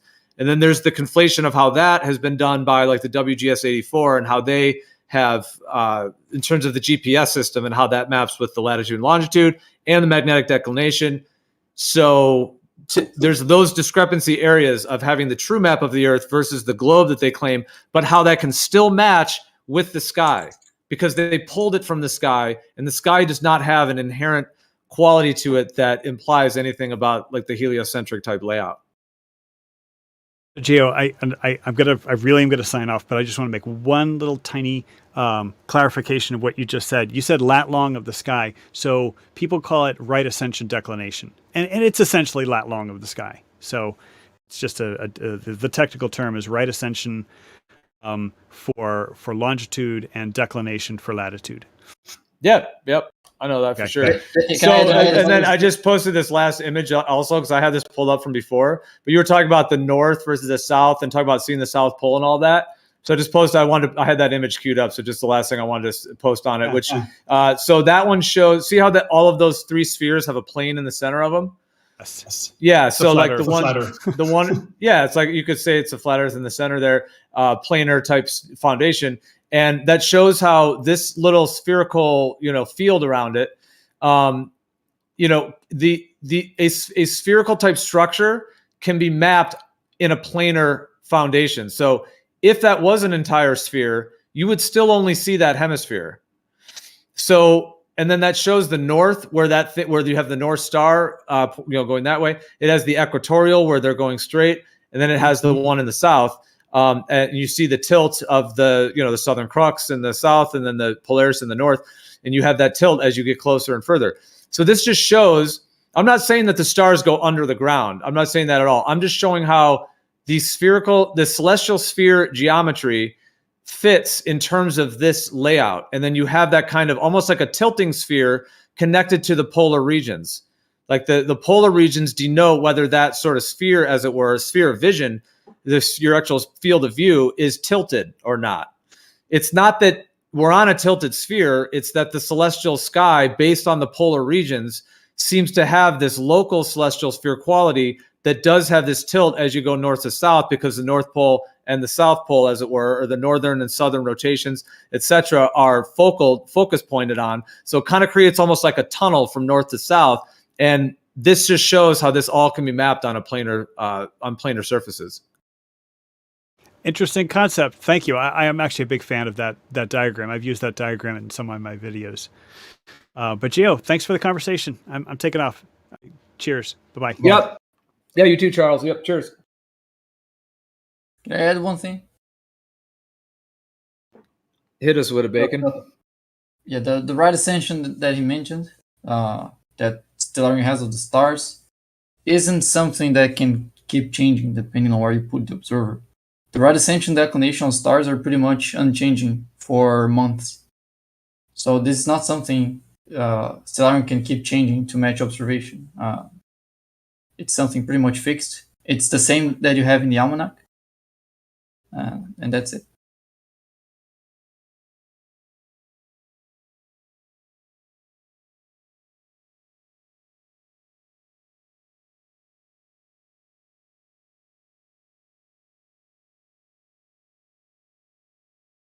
Well, you have the right ascension and the declination for the equivalent position as two parts of establishing the position of a star within the celestial sphere, in addition to the elevation angle. No, the elevation angle is observer dependent. Depending on where you are on Earth, that star might have a different elevation. Right ascension declination don't depend on observer. They're the same for everyone. Essentially, their declination is in which latitude that star can be seen passing overhead,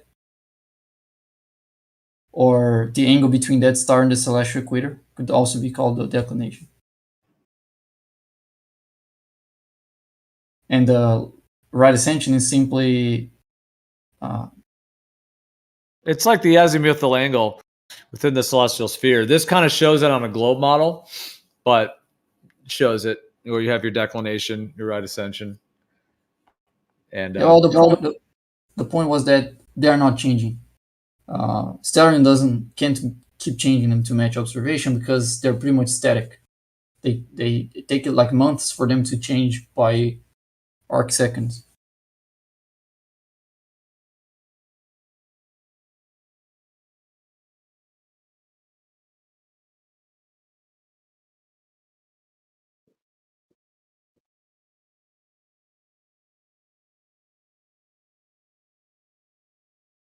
So, what do you think would be observed way inland in Antarctica, like 2,000 miles past the ice wall? Like, what would you see when you looked up? Because I'm sure either no phones, no pictures, no cameras are allowed. It has to be hidden or scrubbed from the internet, because I want to know what you would view if you really took it to the extreme and went as far south as possible in any direction on the planet Earth. I know, totally, man. It's very exciting to think about. Well, one thing to consider, like if we see the North Pole and Polaris and all of those stars, and if we were, since when we get closer to them, Polaris rises in our sky, and when we go further away, it lowers in our sky. We know that. I mean, that's very easy to observe, and so that would, lead one to think that if you kept going north, then you would get under that North Star, and you would see it from the center. And because we can kind of see it on all sides, the closest we can get north, in Russia, Canada, etc. But so in terms of when we go into one of those southern regions, we see those stars, and they seem to all be rotating in a similar way that the north is, except, the north is counterclockwise, and ones in the south are clockwise. And they're making that whole kind of circular motion in the south. So if we were to keep going south, would we get to under that southern pole star rotation area? Would we get under it just like we would if we went north? Would we get under it? And then, of course, on the globe, they're going to say, okay, you're at the bottom of the globe. That's what they're going to claim. But on a planar surface, if that's just another nodal point, then there's a deeper question, like what is beyond Antarctica? Is there more land? Is there, etc.? But what if you were to be able to go to that southern pole region and then have the star be under you, or have the center of that be under you, like the Southern Cross would be circling right above you, and then keep going? And would you then enter a whole nother region with potentially like a whole nother sun, more land? That's one possibility. Of course, there's the idea that there could be some kind of barrier, or it could just go on cold forever, and you can't get too far because it's just too cold. So yeah, there's the different ideas, but it's fascinating to think about.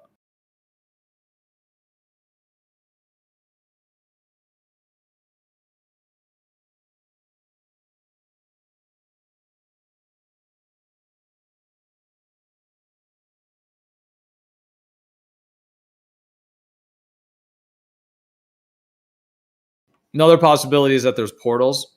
There's a lot of ancient cultures that talked about these different portals, like the idea of a black hole where you like enter into it, you like vanish out of this dimension, you like hyperdimensionally, like it's like an ether transition zone where you become non-physical, but then you could come back into this physical world as well, like straight out of Lion, the Witch, and the Wardrobe, straight into Narnia, and then you come back.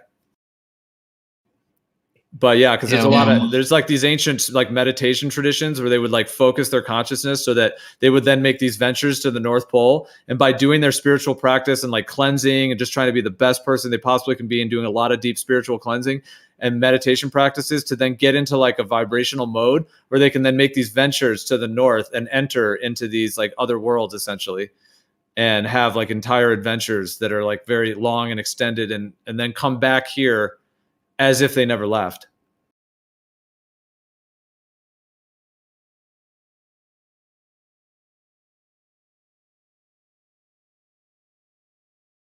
Yeah, it's fun to imagine. My brother likes to imagine that it's like an Eden situation, like just perfect paradise that only certain group members can go.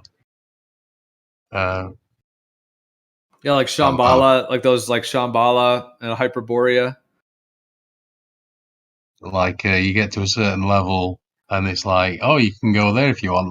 Like celebrities are there and shit, Michael Jackson's there basically.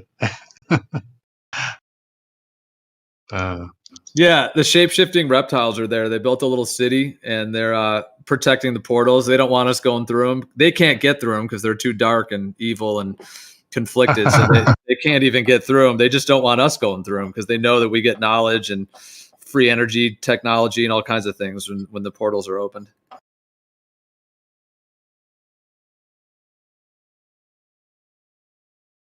Yeah, I've heard Lion of Yah talk about that before, like the North Pole. You can't get, like, our human bodies can't get through the force field or can't get through, but like the Nephilim possibly could come and go. But then there's a particular time where it stopped, or like you were saying, the gates, and you could go in. I mean, it's really amazing to wonder what we don't know. You know what? I sometimes wonder about these. Shout out to Awar. Love his content, and lately go watch it. And he was talking about a lot of churches. You know, they tore down pagan temples and built them on these telluric fields, and I'm just fascinated by it. And I think about that sometimes when I think of, like, you know, LIGO or something like that. Like, what's his actual intention? I don't know if you ever think about that. If it's not measuring gravitational waves, then what is it actually doing? Yeah, I don't know. I suppose you could get some. If you were cynical, you could think of some dark shit, like enhancing prayers, or I don't know.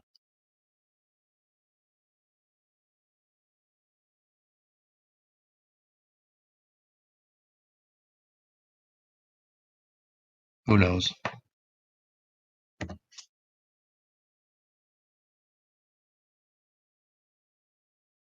Yeah.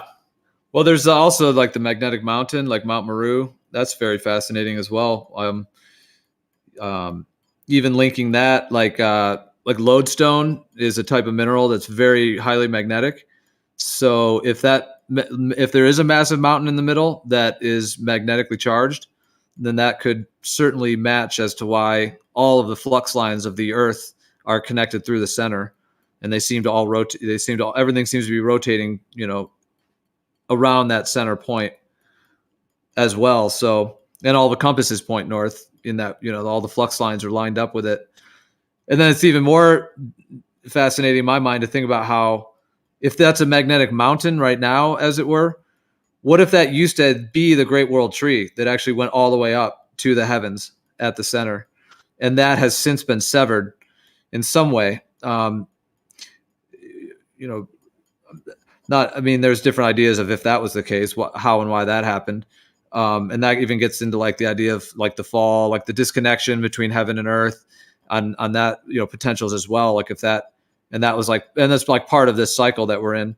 And so if that was like the roots or the foundation of that, then now it's the magnetic mountain, which is in a lot of the ancient Vedic traditions. And they used to make regular journeys there.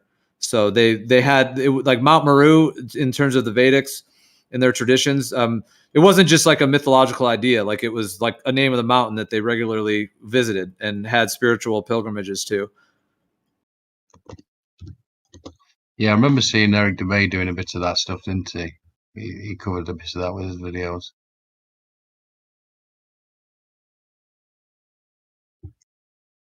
I think he did do a video on Mount Meru. Yeah, I remember that. I remember seeing that one, I think. Yeah.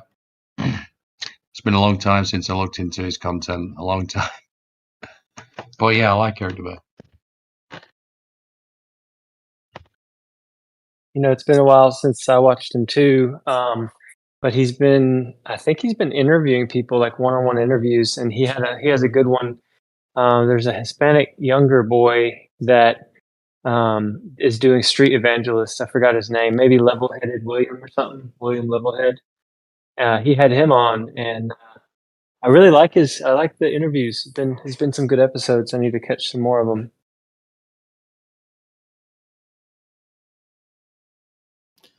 Well, this is I don't know if this is a change of topic, but yeah, I haven't watched an Eric Dubé video in a while either. But I did see one of his recently that he had posted I watched it. It was good. Like, I mean, mostly it was other people's information that he was kind of pulling from, I think, although I never really know if some of that's his information or if all of it's from others, but he was definitely quoting others, several others. But there's just these very interesting links between Columbus, like the word Columbus and Columbia, and how that's linked to like this original Freemason group that basically are the ones that came and took over this country.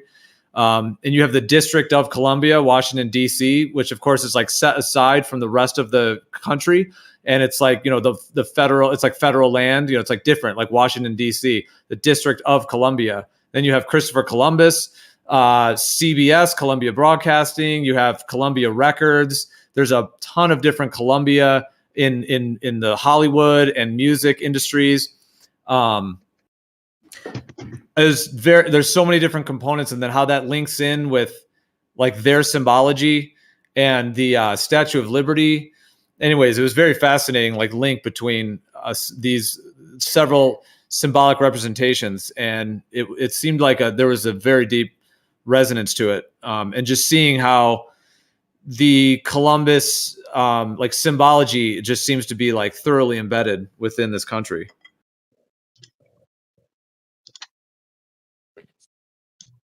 I got a funny story for you, Gio. I ran track for the college I went to, and I started reconnecting with some of the track boys, and we were all like chatting and joking and memes and just normal stuff, just having a great time. And I came into Flat Earth, and I started telling some of them about it, and they were like laughing at me, just ridiculing me and saying it's so stupid. And then I brought up the Challenger explosion, and I was like, bro, or I sent a video. And one of the guys got so mad at me and really, really pissed and basically telling me he would disown me and not even be my friend anymore. I'm like, whoa.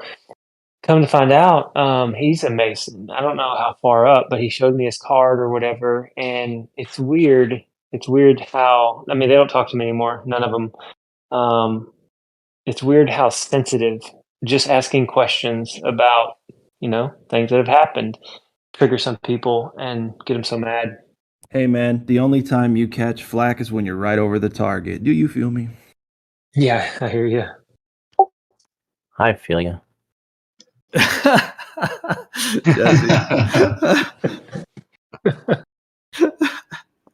Did you say I feel you or I feel you? I couldn't catch that, Jesse. It kind of sounded like Charlie Brown's mom a little bit. It was like, what? Either way, it was great. Made me laugh. No, I'm not even saying that like making fun of you. It was actually, it just sounded like your mic. I think, Jesse, you have a couple different mics, and this mic is very echoed. So when it came in, it just kind of sounded like me too. Oh man, you think you get flat because you're right over the target, Jesse? Like you're just shredding the planar Earth on the daily and just getting. Is that what you think? Well, I'm not shredding anything, but I think I'm definitely right on the target because everything's shredding at me. You seem to be towing the party line, dude. That's what, I don't know. So it seems to me. Jesse, have you gone flat since we've talked last? It's been a little while. I wonder if you woke up yet. Not yet. Not yet. I just want to share something with everybody. This is super weird. So I got this message saying that my account is going to be continued to be banned basically until I'm off of it for 14 days. This was from somebody who has a much larger following than me and deals with shadow banning. So I'm like, okay, I'm going to stay off my account for 14 days. Literally within 20 minutes, 3 different accounts with female profile pictures are in my DMs trying to start random ass conversations. I'm not even joking, dude. And they seem like they're real, which is even creepier. Since you make really good videos, what about just continuing to create new accounts on like every platform you can and just try to run them up as much as you can? While you're doing that, send people to other channels that don't get censored, like Rumble or Telegram or have other places like that. So you're like funneling all, even though, because you're probably going to keep getting shut down, bro. But like if you keep going, you can still reach people because you have good content. So people will like it and they'll keep rewatching it. Like, dude, I know every time you post a link, I open it and I watch it, bro, because I know the next one. I want to see what it is. And I've had like, you know what I mean? So, and I think other people are having that experience too. So like, it's just a thought. It just kind of came to my mind, so I just kind of blurted it out. So sorry if it's a bit kind of right at you, but I just thought about that. I just sort of thought, like, if you just kept creating new accounts on whatever platforms you can, that you're able to, and just keep kind of doing videos and just growing the channels, and then linking them together, and then ideally, bringing people to other channels where they can be retained better, because those other channels might get deleted. So just that was my thought, and then that way you could be still like getting to a lot of people, and then perhaps building a group of people that are on the other channels that won't get censored, that come from the probably short-lived, because every time you start getting up to millions of views, they're probably going to do that, but you can get up to 1 million probably a bunch of times. I think you can, because you have good content. Yeah, Are you talking about Platypus? Yep. Yeah. I built the backup Insta yesterday, and that went up. And I built a Twitter account today. I haven't put the link in the bio yet, but I'm going to do that in a little bit. And what I've been doing mainly today is going through my thousands of DMs, because people just send me stuff that they think is important that should be talked about. And sometimes I have a little back and forth with them, whatever time allows. And I've just been messaging them and be like, look, I'm shadow banned. Here's my new account. I actually just made like a little copy paste, like, hey, you can follow me here. So I've been building sort of like the core followers and bringing them over to my new account. But I'm just hoping that if I stay off the main one for 14 days, that it'll just go away. And then the next time I post, it's back to getting like 5,000 views in 5 minutes. Like that's what I'm hoping, but we'll see. What's your new channel? It's the same one. It's just underscore, the letter O, and then the number 7. Why don't you post it in the live stream, dude? I'll subscribe to you. Okay, cool. His stuff is really good, musically I was timed. actually. Sorry. No, go ahead. No, I was going to say the same thing Gio did, basically. But the last time he was talking about it, I was going to say make an Odysee account, because their player is really good. I don't think the traffic's too great, but the player is I think is really good. Like for instance, the BitChute player is not very good at all. I think it's terrible. In fact, I'm actually working backwards. See, what most people will do is they'll start a YouTube account and they'll start producing these 10, 15, 20 minute, 30, an hour long videos, right? And they'll do this for years, and they'll build a following, and then they'll start clipping their old material and going to these other platforms that are much more like shorthand in terms of the content, where it's like 30-second clips. They put those clips and then they start drawing people from like more people to their YouTube channel. I'm just doing quick clips and gaining a following. And then if I ever decide to do a longer form video, I clip something from that to get people hooked and send it out on my Instagram, and then get people to come to Rumble or Odysee or wherever. Yeah, I think that's the best idea. Yeah, Rumble, TikTok. Why don't you just start a TikTok thing as well? Just do short clips on. I'm already banned off TikTok. What? Because in the first month that I was blowing up, I just had like no discretion, and I was just making the most insane, like, I can't even say the words on the live stream, just but insane details about the scamdemic and stuff, and just all the hot button words. And I think I posted like 4 things in a row. All 4 of them got flagged, and then my account got shut down. I was like, all right, well. Whoops. There was something I was going to say, though. Oh, yeah. Some of you are aware already that I'm working on this piece about the Canadian wildfires in 2021, and a group of children that were found in an unmarked grave, 215 of them. Oh, my goodness, guys. It just gets deeper and deeper. The connections are really, really creepy. These, I don't know if any of you guys... Hey man, it's all bullshit. What we need to do is go down and get into them damn deep underground military bases and start wreaking havoc, causing some fucking stirs, okay? Because that's where we need to go. That's everybody, whole nation, just storming those goddamn things. Wouldn't that be funny? Just hundreds of thousands of people trying to get in. What the fuck would they do? They'd kill them all. They'd absolutely kill them all. Dude, That'd be awesome if we did that with the Vatican archives. Look, if they would do 9/11 just to go to war, like they would do a lot of things just to stop a Hold on. small scandal from getting out. You know what I mean? You think 9/11 was done only for a country to go to war with another country? No, not only. It was just like that's kind of the most, like if you were to approach a normie and try to tell him that 9/11 was about something else, I think the first thing you could get him on the hook with is like, well, we did go to war for a while, didn't we? Yeah. What I was trying to say is, look, I've got pretty crazy evidence and firsthand accounts from somebody that knows what they're talking about, that literally a fire was started by the government. A fire was that the government told the firefighters to stand down in the local area and said that they were going to handle it. They don't show up. They let it get out of control for 5 days, displacing the entire community that's in the middle of an investigation about dead children in their community. And they're displaced for over a month from their homes.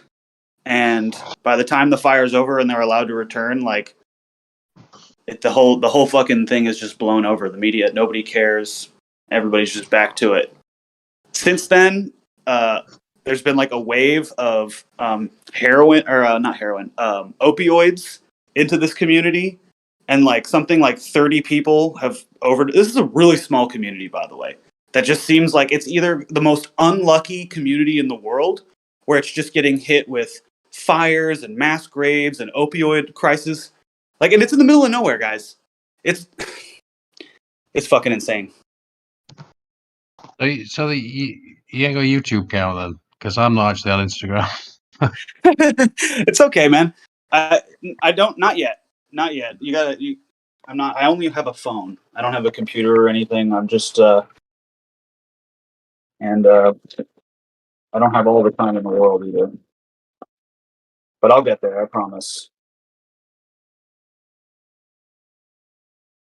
I'm kind of like emotionally exhausted from, I spent a good deal of time listening to testimonies of people that went to the school closest to the mass grave, who were students there, and like what they experienced. And it sounds like every single one of them was molested and raped by some Catholic priests. And yeah, I can only stomach that kind of shit for so much in one day. And then I have to come to a place like this and vent. So I appreciate everybody's patience.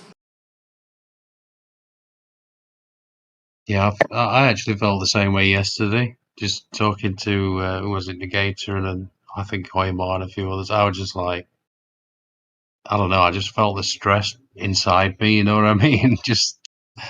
I was venting a bit earlier on a different server. And I was just like, I don't think I want to talk to him anymore. Just because I'll talk to honest people. I'm just not going to talk to these people because these are liars. So I don't know. I'm just not going to talk to them. Yeah, I totally get that. That's the thing when people, yeah, when people come on 24/7 and they're like, how many people come on there who are just genuine people? They're just so few and far between. And I want to have a conversation with them, but as soon as I can tell they're lying in the first sentence that comes out of the mouth, and it just takes wind out of my sails. And I get that there's an audience, so I should just say, "Oh, fuck it," you know what I mean? But I don't know. When they just come on and they're like, "Oh, I think the Earth's a cube," and they just say something retarded, I just want to say, "Well, fill your boots. You believe whatever you want." I just want to get somebody who's genuine, though, who's just genuinely curious, who wants to. Yeah, but those like general trolls that come into 24/7, where they don't really have much time invested in this conversation about what the Earth may or may not be, right? Those are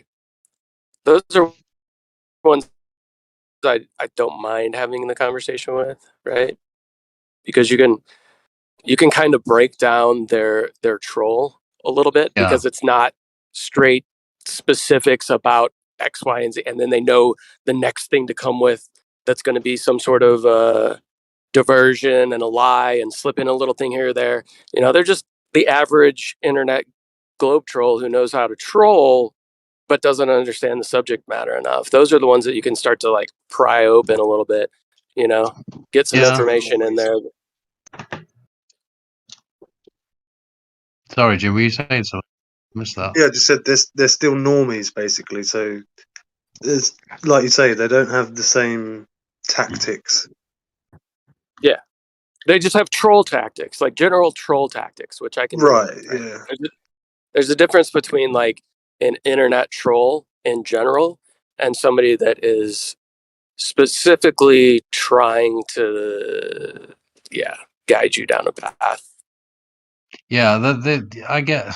Yeah, I agree. And I couldn't care less about them. I mean, like in terms of they're harmless to me, but the people, the tacticians, and you know what I'm talking about, they will not only make themselves unwell, in my opinion, but they will make me unwell by me arguing with them and saying these insane fucking things, double speak, and it's like I feel like I'm just retired. I'm just gonna retire talking to them people. I'm just done. Yeah, it's like triple quadruple speak actually, and then it's like wash, rinse, repeat the next day. Come back in. It's like I know what you're gonna say, and I know that you're still not gonna have any specific evidence to necessarily back it up, right? Yeah. Every single. Well, like we've been talking about, being a bit tighter on the moderation with interruptions. Like when people are doing the blatant interruptions, like we've been talking more about just doing like 24-hour timeouts, if someone's doing that, especially if it's like repeated and blatant. And that often, like I was saying before, that's what causes a lot of the tension. But even with what you're saying, Napalm, like if, having the viewpoint you're sharing, I don't think anyone needs to be like banned or kicked out or anything like that. I think that, at least not with this particular live stream. Like we can do other events and shows and things where there'll be like a set panel, like 5 people on the panel, and then we could bring up other people on the stage, things like that. So with that setup, then that would be the case where it's obviously not quite the open panel vibe. It's more of an actual focus with the topic and all of that. But when it's an open panel type vibe, even like right now, like we're in like a chill mode. We're like sharing ideas. Like I find this conversation awesome right now. I'm just loving like hearing this, everything. And yeah, I'm not as much of a fan of when it gets into that like kind of bickering, angry kind of like fighting energy as much. I mean, debates can be awesome and it can be like stimulating and they can be really good as well. But kind of the more one that you're alluding to. But what I'm saying with that, like, what do you think about this as a kind of solution to what you're saying? Like, instead of like banning people or kicking people out in that way, with this particular open panel live stream, but like, just if people don't want to debate with that person, they can just be like, hey, I'm not interested in debating you, or just literally like, and then especially like as the moderation and the live stream host can, be hosting it as well to where, like right now we're having a super chill conversation. If I guess I'll just say his name, if Zanuck, just throwing someone out there. If someone like Zanuck came in and just started like forcing, not like really pushing to debate, it's like if no one wants to debate him, we can just move on with other topics and continue on conversations, do what, you know what I'm saying? Like, it's not about like shutting anyone down, but it's like if no one wants to debate him, then, you can't, it's like you have to get consent ultimately. And I think people do consent by choosing to respond and to debate. But I think there's other people, because I've experienced it, as we all probably have, where people do kind of almost force it with an agenda. And I'm just saying, like, instead of like, oh, we have to like ban them or something like that, just if no one wants to go into that with that person, then, we just don't have to. We can do other stuff, Yeah. Hey, Gio, on that point, that's what I agree with very, very strongly. And when I've made comments, it's purely been to point out to people that I think are getting sucked into arguments that they don't realize that they're getting into, that's what's happening. Yeah. I think that happens sometimes. Yeah. Sometimes people don't realize what they're agreeing to. I mean, sorry for calling out. Exactly. Sorry for calling out someone who, I don't know if Ruhit's in here, but I mean, it was right on the live streams. It's all public stuff. But the other, he basically like, he did that to me. Like I had posted a long distance observation and he just got all flustered about it. And then he said, I'm going to do numbers for you and all this stuff I didn't ask for, and then he built this whole story in his head that he was going to debate me on it. And he said, well, he was like looking for me and like, Gio, are you ready? Like asking me, am I ready? And it's like, what, man? Like, what, and then he basically started doing this whole thing. And I had to like set my boundary. Like I had to tell him like, yeah, I don't want to debate you, cause he was really trying to loop me into it. And he was, in my opinion, being pretty unpleasantly sort of, the whole, I don't know, sort of forceful and pushy and kind of, in my opinion, sort of deceptive, and this whole kind of wound up thing that he was trying to do. Anyways, I'm just saying, like, I just set my boundary, and then that was it. And he said, okay, we moved on to something else. Or I think he tried doing it to someone else. So in that case, like, I mean, I don't normally like say that because it's not really something I would normally but it just happened like recently. And I just think it's like a thing that's happening, that probably has been happening for a while. And the way it happened to me that day was like, specifically showed me that there are people that are trying to force that. And then they can kind of drag the whole room into that, because they'll usually find one person that wants to do it. You know what I mean? They'll find one dude in the room, who wants to do it with them. And then now the whole room's listening to that. And it's not saying that we can't have debates and stuff for sure, but it's all something to consider, just like almost like consent around this stuff, and really doing what we want to do as the whole room, wants to do, instead of, being like held hostage at one or two people that are, in something like that. Yeah, without actually making it a completely exclusive group, like leaving it as an open place. It's nice for that reason.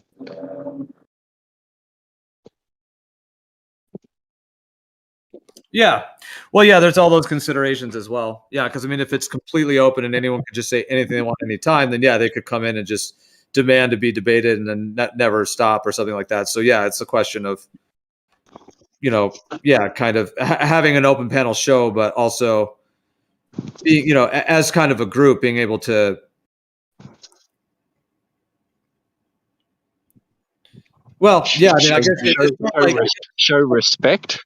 I think that's all it is, right?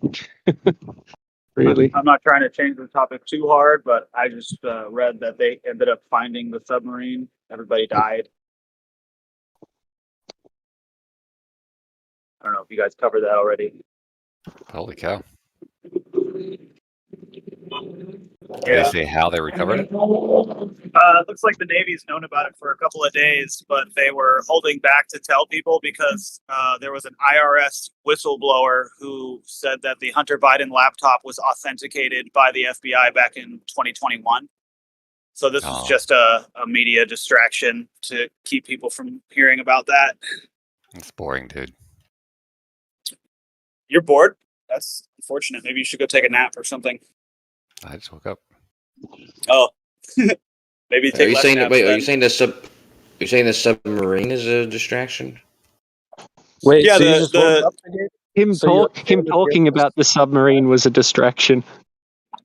That's crazy. That's actually a point that I was going to bring up. Was I mean, you guys aren't going to agree with this, but to someone like me, it's funny that we talk a lot about like how people haven't been back to the moon and stuff like that. And then the Challenger happened, and obviously you guys feel one way about that, and obviously people like me feel a different way about it, like the opposite way almost.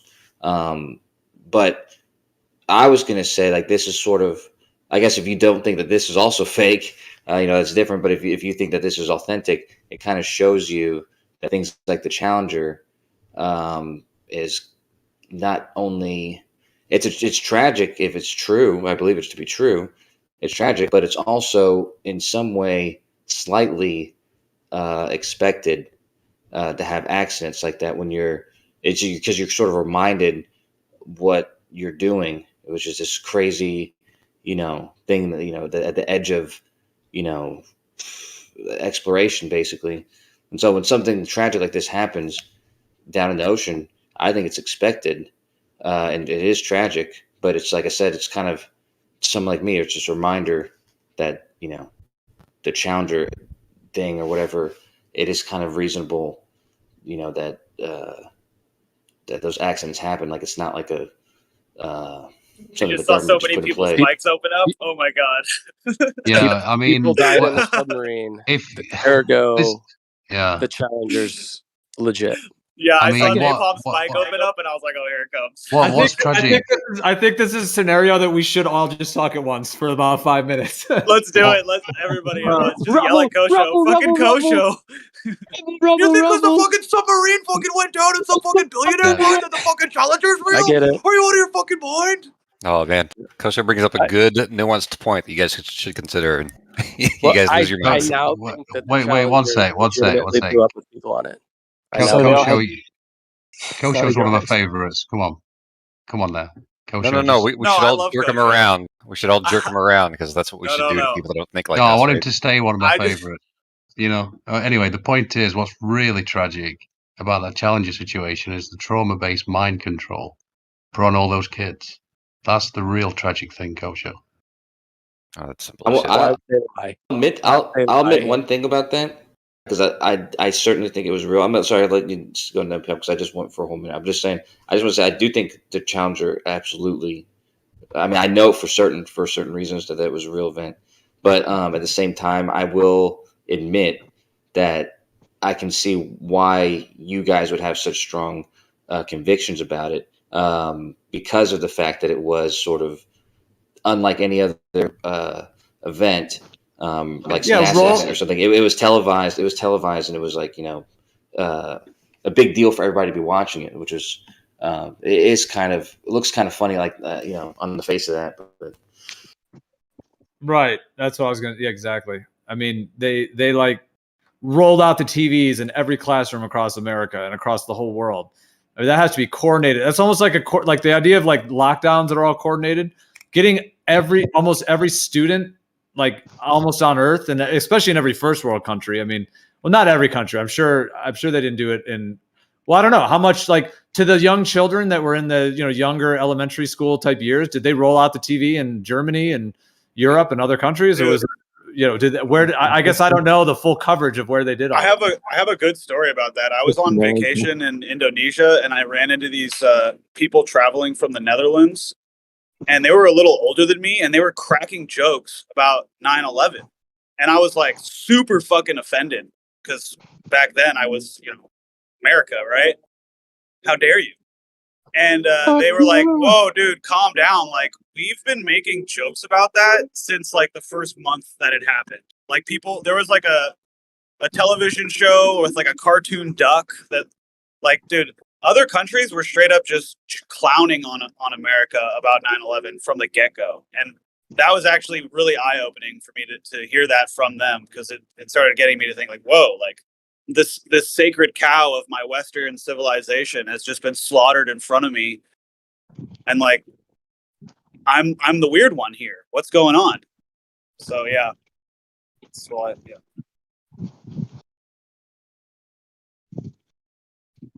I feel bad because I know Napalm. I feel like Napalm was trying to say something. I wasn't trying to jump for it. It was probably something snarky. It's okay, Kosho. I forgive you. Oh, fair enough. Well, I have a question for you guys. Then, what purpose did faking that disaster? What was the purpose, and was that achieved? Was that purpose successful? The motivation? Because that's a full question. Yeah, those goofy looking spaceships that they were like attaching to like planes and stuff, the goofy ones.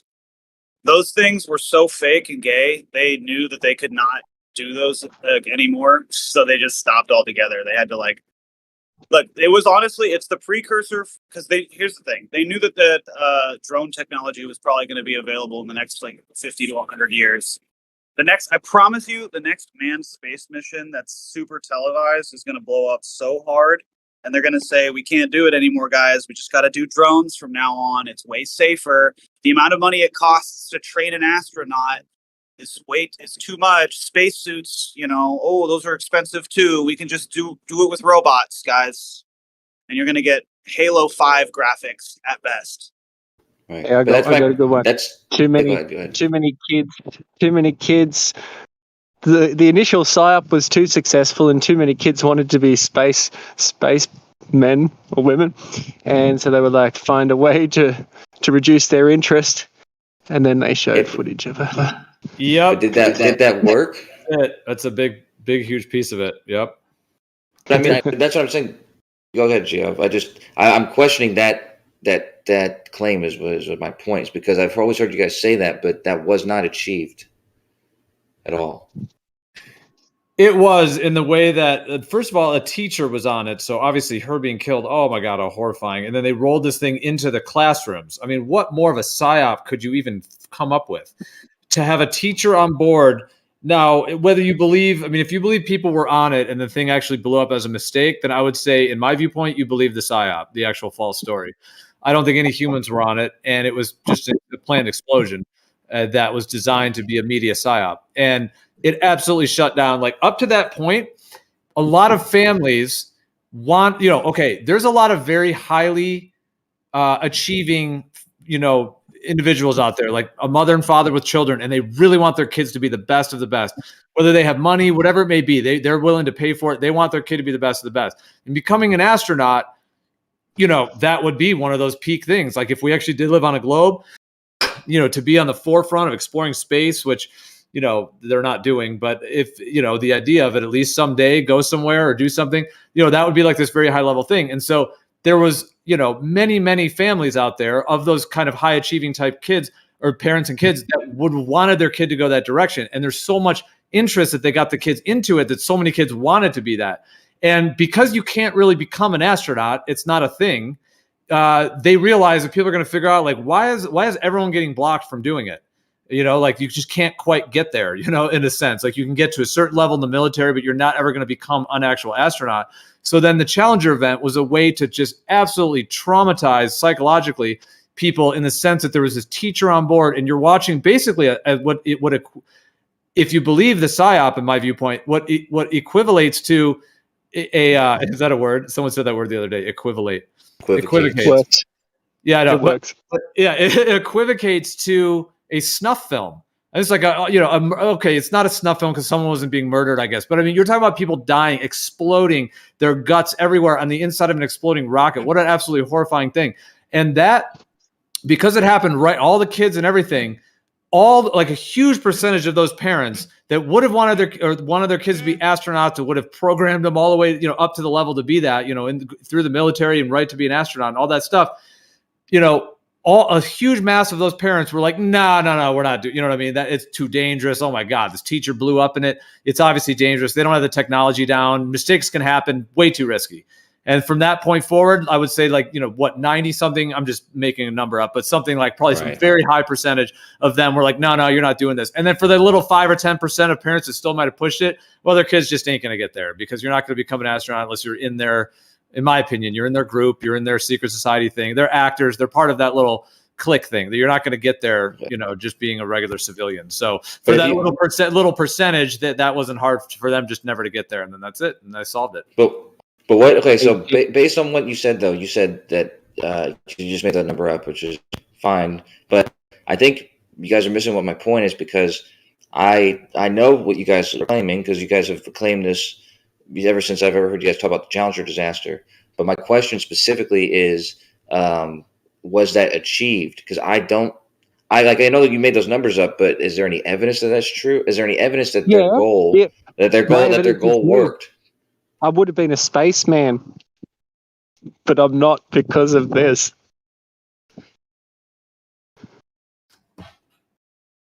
There you go. Okay. I would have. Leo, come on, man. I would have been a spaceman. What more do you need? I'm just being serious, because we would be on. I was making up numbers now, bro. If we would be. Yeah, I'd be on the moon. I'd be straight up eating cheese and crackers with Wallace and Gromit. Can you imagine being on the moon? I would say the opposite. You just scoop up the ground and it's cheese. I mean, how amazing! I love cheese. I think I'm making up numbers too, because we don't know the numbers. They don't have Google Analytics back then. But I would say that didn't happen as much. Maybe it's possibly happened somewhat, dissuaded some people. But I honestly don't think that. I don't think it did. Although, are you a spaceman? The dude that was there was the kid from the Christmas Story. That kid with the glasses who shoots his eye out, who inspired Jeremy. But I'm not going to get into that. But anyways, the kid with the glasses from that movie, he was there at the launch because he was actually, they were campaigning to do the next big launch like that was going to be one with kids. They were going to send kids to space, and so that they canceled that whole thing. But yeah, other than that, I don't know if it actually did dissuade people from. Well, I know being it's hard to interested in imagine because it does sound like a pretty pursuing that. crazy I don't think that just was. I don't think that was the thing. And also, hypothesis, but they did the shuttle we'd pretty much for all 25 be more years. space people. We'd Right, be a so- space civilization right now if it wasn't for this. Yeah, Kosho, you and I would have met in space camp, in space training. We would have met in space training instead of where do we meet on Discord? Eventually, the love for space has brought people together anyway because the power of love in space is so strong. But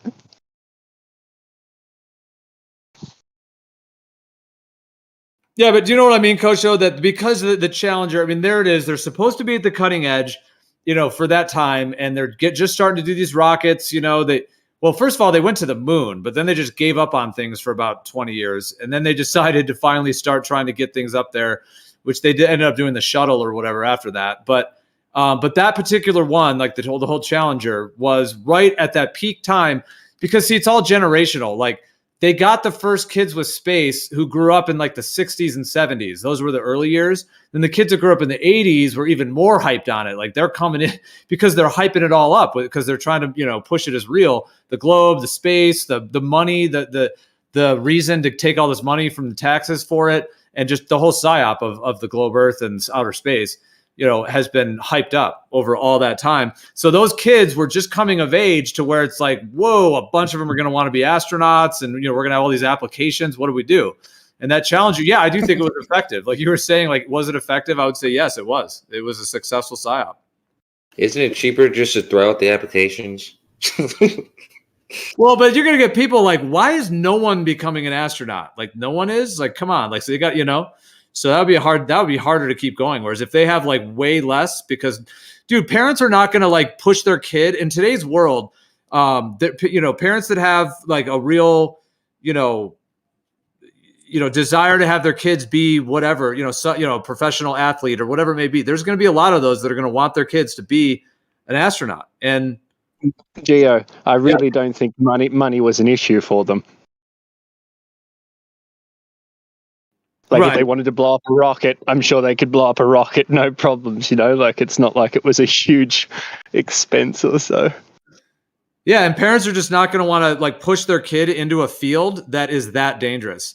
Like think about if like becoming a doctor was, I mean, you could actually, there are professions where you could, obviously there's risk involved, but I mean, if that's the best of the best that NASA had at that time and the rocket literally erupted right after taking off and everyone in it died in a horrible, well, at least the story, allegedly a horrible kind of type of death. So, I mean, what parent in their right mind is going to be like, yeah, Johnny, you should be an astronaut after that happened? Like, and to use the argument that it's an overly elaborate plot, to me is not accurate because it's no more out of this world than any of their other rocket launches. Well, they almost made it out of this world. That's not a joke. Anyway, two things. I don't want to put you on the spot, Gio, but I kind of do a little bit. But I know it's not fucking private information. But you did say that you went to space camp. You went to space camp. I think you told me what year you went. But you don't have to say it if you don't want. And I hope it's not saying too much. I mean, you said that publicly, right? So it's not like private information. But I'm assuming that was after the Challenger disaster, right? Like, I mean, was there any space camp isn't like boot camp though, Kosho? It's not like if your parents send you to space camp, then you're on your journey to becoming an astronaut. You know that, right? Yeah, but it's obviously not evidence that people were being, pushed away from it. It's like, sure, plenty of people went to space camp that did not go to become astronauts, but it's obviously an aspiration of a child or something like that to be interested in that stuff. Well, I would. Go ahead. No, go ahead. I'll go next. I was just going to ask if you know of any astronauts that came out of the space camp program, Kosho. I know of one. This goes into the other thing I was going to say, and I'm not going to spend too much time because I know you want to say something, Gio. But there is one person I know that supposedly when they were a little kid, they said they wanted to be an astronaut, and they did become an astronaut, and that was Scott Veach's dad. And the only other thing I was going to say about Scott Veach was that's my evidence for why I know the Challenger disaster at least occurred, or it didn't happen when they just brought those people back and made them like pretend they were twins. Because he said that not only did he know the Hawaiian Japanese dude, like his dad was best friends with that dude, but the black guy, he actually was a twin. And Scott Veach said that was the first time he's seen a twin in real life, like when he met those twin brothers. So both twins existed, right? So the narrative that they just pretended to be a twin brother, and he's still alive today is obviously not true. Scott Veach was actually in here last night. He was on the live stream last night. No shit. Yeah, he came in. He said he was like away from Discord for 5 months, but just came back, I guess. So. Yeah, he went to prison. Really? No. Nobody repeat that. That's just a joke, big time. But well, I mean, you should. I mean, you can't say that. No, dude. I know. But everyone knows Scott Veach. He's not the kind of guy who would ever go to prison. He's a good guy. So. Did you ask? I was kind of half away from my mic. Did you ask about Space Camp? Is that what you were saying? Oh my God, you remind me of my fucking girlfriend, dude. No, I literally was in the other room, and I only doesn't listen to anything I say. But I still, yeah, I was talking about you the whole time, Gio. I was talking about Space Camp. I know, but I'm just okay. Well, I was just asking. I was just saying. I was just bringing up the point that obviously, if you went to Space Camp after 1986, which I'm assuming you did, but I don't know, then obviously, like I mean, even in your anecdotal, stories, it's not true that like you were dissuaded from, or your family was dissuaded from NASA or going to space or anything like that. Yeah, well, I did go to space camp when I was a kid, and but it wasn't my parents' idea. Like I was never really that into space. Like as a kid, like some people were really into it and stuff. I mean, I generally accepted the Earth was a globe, even though I questioned it and never really fully thought it was true, but I did kind of generally accept it. But I was never like a big spacehead person or anything really at all. Like as a kid, like a space, fanboy or whatever. I wasn't super into it. I mean, I like Star Wars and I like some movies and shit like that. I mean, I always was, in that sense, but I never was super big into it. But I had one of my friends, I'm trying to think like how, I mean, I don't know if I was in 5th grade or whatever it was. I'd have to think what age I was. But a friend of mine that I was friends with at the time, his dad, kind of saw like an ad for space camp or whatever. And he's like, oh, maybe like send the kids to space camp. That might be fun. So it was a friend of mine's, his dad kind of like had the idea. And then he decided he wanted to, have his kid go or whatever. And that kid wasn't really that into space either. He was actually super laid back and cool and quirky. And like, he's a cool guy. And he wasn't like, anyways, he wasn't even like a space fanboy guy either. Actually, he was actually he was like an artist. He was very artistic and creative and really cool guy. But, I don't really know him now because it was more of a childhood friend in that sense. But anyways, so yeah, his dad had the idea. And then, he was going to drive. He drove us down there. So he was going to be driving to like Huntsville, Alabama. I guess he did. I mean, maybe he was going for also a business meeting or maybe something else of his own. I don't know. But he definitely drove us all the way there. And then he drove us all the way back as well. Me and the other kids. So like, anyway, so it was his idea. And then he kind of, he brought it up to my parents. My parents were like, sure, yeah, if you want, have me go with him kind of thing. So it was just the two of us, me and that friend. And then his dad drove us down there. And yeah, dude, I went to space camp in Huntsville, Alabama. And boy, do I have quite stories to tell about it, dude. We bounced on wires. We floated around on fake zero-G things. We did a bunch of fake mission control shit things where we had to like read scripts. I'm not even kidding. We read scripts doing these mission control things. It was so cheesy. And like, there's a video of it, dude. Cause they make a whole video, they videotape everything. And then they like send you home with the video, so I came home with like a VHS video. My parents still have that video. Anyways, there's a lot more I could say about it, but yeah, dude, I did go to space camp. But linking it back though, sorry to say so much in one breath here, but the linking it back though, because you were asking, the thing is though, dude, the intention of all of that was not in any way to become an astronaut. In fact, it was the opposite. It was like, you'll never be an astronaut. Ha, ha, ha. Come to Disneyland and just pretend to be one, you know, for your kids or whatever. So it was not like real. It was just a joke, really. It was like a Disneyland kind of style caricature on everything, you know. Oh, we're, you know, mission control is just, and we literally floated on wires and shit. It was ridiculous. So it sounds exactly like NASA, like astronauts. Yeah, I was thinking the same thing. Your description of Space Camp sounds pretty much like modern NASA. It sounds like you're trained for the control room already. Yeah. They were teaching you how NASA really works. Reading scripts and pulling wires. Yeah, you had no idea how quality that actually was. It was real. Yeah. I mean, like, there's literally video that exists because I have watched it as an adult. I forget if I have the video in my storage or whether my parents have it. Like, it's an actual VHS tape. But anyways, I'm going to ask my parents to make sure they keep that. But yeah, I'm sure they will. But be good to even get it onto digital. But there's literally video of me. They put us in these harnesses at one part of it. So you got in a harness that literally had wires and springs and wires. And you got in this harness and you bounced around as if you were on the moon. And they took video of it. And so that's literally how they had us experience weightlessness, was with harnesses and wires. This was it's funny if you saw your footage like on an actual spacewalk. You're like, what the fuck? That's just it. That was me. Yeah. Oh my gosh, I could just picture. That's funny. Picture. Not Right? much has changed then, Gio, right? Yeah. Yep. Oh my gosh. But dude, it was cheesy for sure, and it was creepy too. There was a lot of creepy vibes about it. But yeah, like they definitely had some weird operations going there in terms of what they're doing. The Grubblers just got excited. Then there was some furious hand rubbing at a potential video of Gio. I think any camp that kids are sent to away from their parents is kind of creepy. Yeah, in a way, I would agree.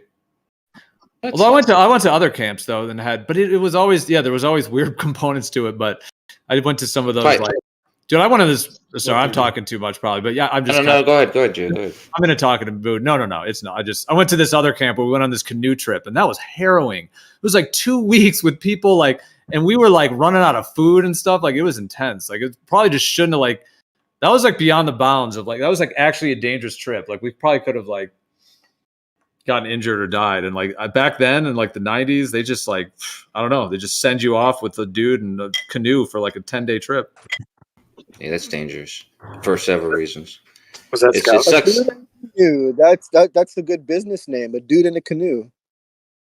I think they were like YMCA, some of those those big YMCA camps or whatever. I went to a couple of those as well. Did you guys go to camps? Yeah, Kosho definitely went to the Jewish camp, didn't you, Kosho? Do you want to tell us about that? I did, actually. Good. Yeah, of course you did.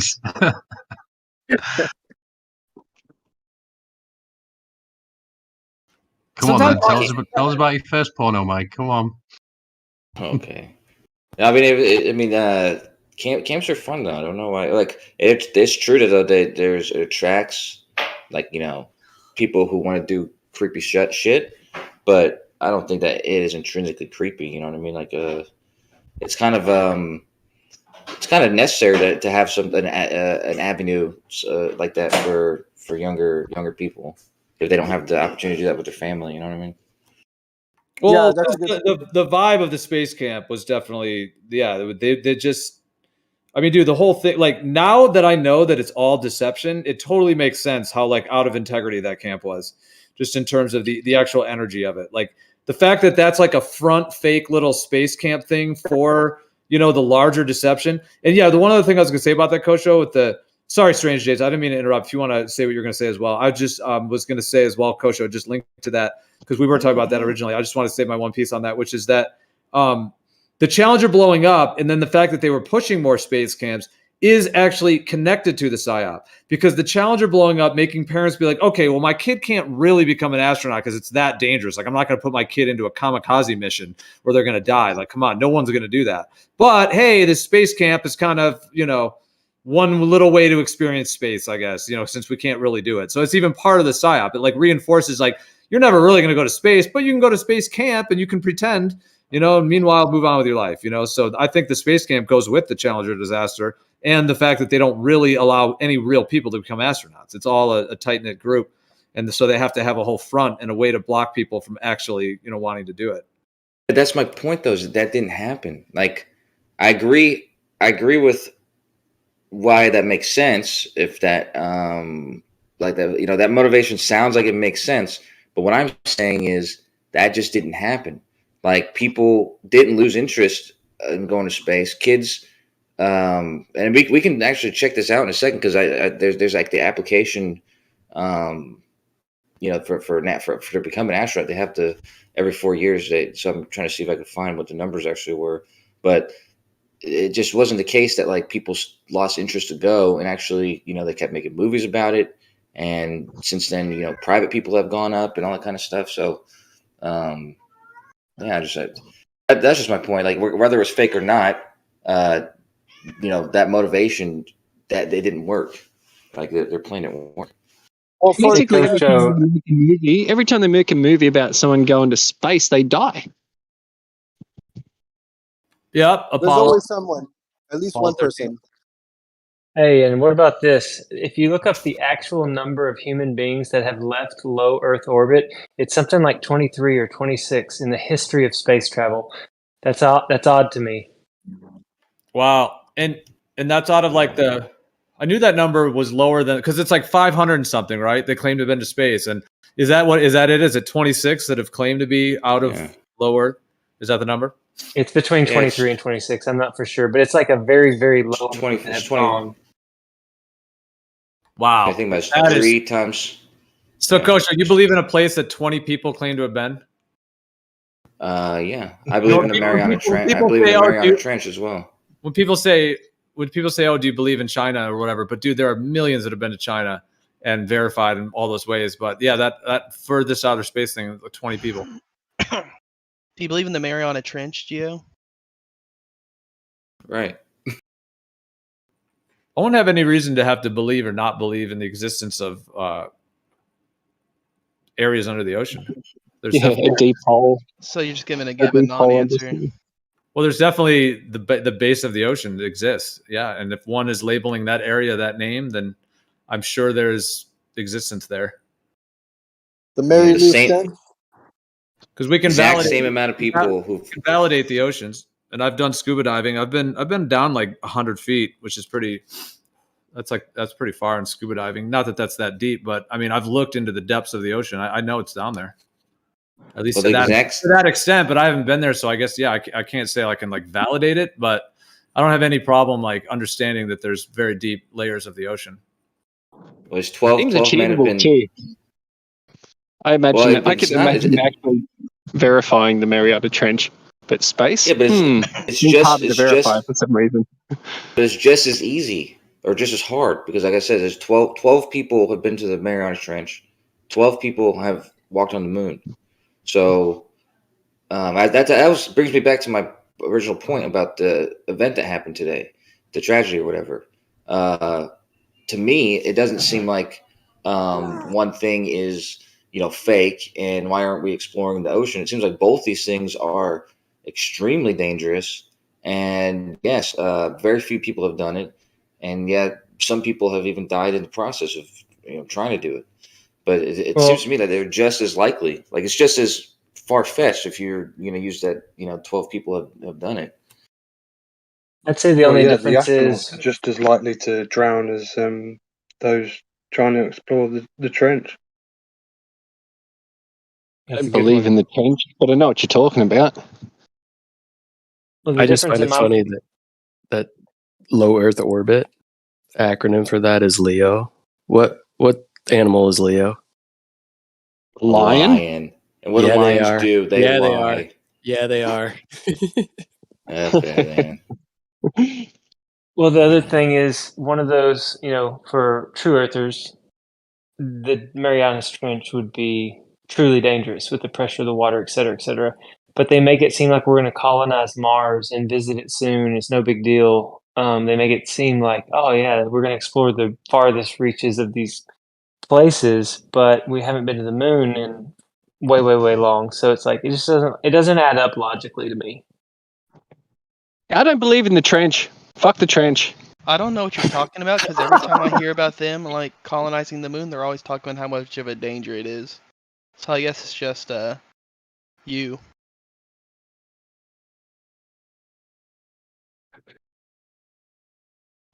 So I think those are different. So like, okay, the ocean I can validate and verify. I can swim in it. I know it's there. There obviously is land coming up out of the ocean. So that would imply that there is land under the oceans as well, because there's land coming up out of it. So it makes sense that there's deep lands going down into it. Because as physics and containers, foundations, water has to be held within a container. Otherwise it leaks out. So it has to be held in some way. Now the sky, and then the sky to claim that. So that's pretty understandable. Like in terms of the Marianas Trench, like, yes, it does. I don't question it's hard to get there because of the pressure and the equipment that you need and the risk it is. I don't question that at all because it's very, very deep. But in terms of like physics, like real physics that we can validate, even though I have not been there, but to infer and to understand that the nature of water and land coming up out of water is that there's very, very deep parts in the ocean, and that the pressure, because I've done scuba diving, I know exactly how the pressure changes underwater, and it's very interesting to say the least, how the pressure, because you can be deep down there and feel like almost like neutral pressure once you equalize. It's interesting, but there is still the additional pressures involved. So the fact that those pressures would be existent at very deep levels is very understandable as well. Now, this claim of outer space is a whole different deal, because one has to claim that you shoot up in the sky and then at some point you exit out of this realm basically into this other vacuum thing, and then the claims of that, which doesn't match with actual any real physics we have, and then the claim that there's land up there and that you can go upside down and cling and feel like your down is going the other way out on a land in the sky is a huge, huge leap of logic and of physics. Like, you have to consider pseudophysics to even consider the idea being possible. Or you just use the physics that a fourth grader understands to like grasp it. That's just me. Like entropy, like high pressure next to low pressure. No container, nothing, no barrier. Explain to me what entropy is, please. Oh, for fuck's sake! I've got another one. He drove me into it. No, no. Spell it for me, because I'm trying to look it up. No. I'm out. They're following you, Andy. They're following you. I was just kidding. I know how to spell entropy. Yeah. But from now on, you have to sign a consent form to debate. So if you want to debate someone, the other person has to concede and sign off on the dotted line. No, but just about the. This is kind of just a cheap shot. So I'm not really claiming this as a victory, but it is true that but what is it that's true? Something was true. Oh yeah, right. You're sifting through all the true and not true things to pick one that you're. No, I got a truth and a lies pile. But I just forgot. But you're gonna pick the opposite and trick us the whole time, kind of like in that movie when he switches the poison. He switches the poison, but he's pre-switched it on the other guy. Yeah, but he poisoned both of them. What do you think about this for a truth? Oh wait, that was from the lie pile. No, the thing I was going to say though is so two things. One is that I think personally, it's probably a little bit less expensive, but I think slightly more dangerous to go into the Mariana Trench. And the two is this is the cheap shot I was going to say is I've never seen the Mariana Trench. I've seen it on some cameras or something, but I see the moon almost every single day. So it kind of has a leg up on the Mariana Trench in that regard. Like if you were to say which one you would believe more. Because you've seen the moon, it's easier to believe the lies about the moon than it is about the Mariana Trench because you've never seen the Mariana Trench. So it could be a lie in itself. So it's like a double lie versus just a single lie. What? Well, no, it's just that I can. It's just if I was going to compare, because I believe both of them almost easily. There's one point in time I didn't believe the moon landing, or I was like halfway, like what I was. Anyways, I was curious about if it was true or not, but I definitely believe both events occurred at this point. But if I was going to compare the believability, I would say that the moon has a leg up in the fact that, like I said, I can actually see that it exists because I can see it. Whereas the Mariana Trench, I can only infer that this place exists, and I've seen it in some videos or whatever. All right, I'm going to concede on that. Yep, I agree with you on that. That now it doesn't mean that just because I do agree, dude. The moon to me looks more like crystalline. It actually looks more crystalline to me, way more than like a rock, because it's like semi-transparent and it has that almost looks like an X-ray. Which is very interesting. It's like I think it's essentially has holography involved with it, and it's plasma and light, but it has a crystalline look to it. I don't think humans can ever go there to ever know. So it really is just a visual object that we observe. Nonetheless, it does in a way look physical. So reason I said I concede, it's not even really a concession. I just sort of use that term just kind of playfully. What I mean is that I agree with you that in comparing these things, that the fact that you can see the moon with your claim that someone's going on there and landing on it is stronger in that part of it versus the Marianas Trench, which we can't see. So yeah, I do hear what you're saying on that. You were giving everything else equal, then yeah. I mean, yeah, but that's like 9 points on one side, and like that 1 point I think is true. But otherwise, I think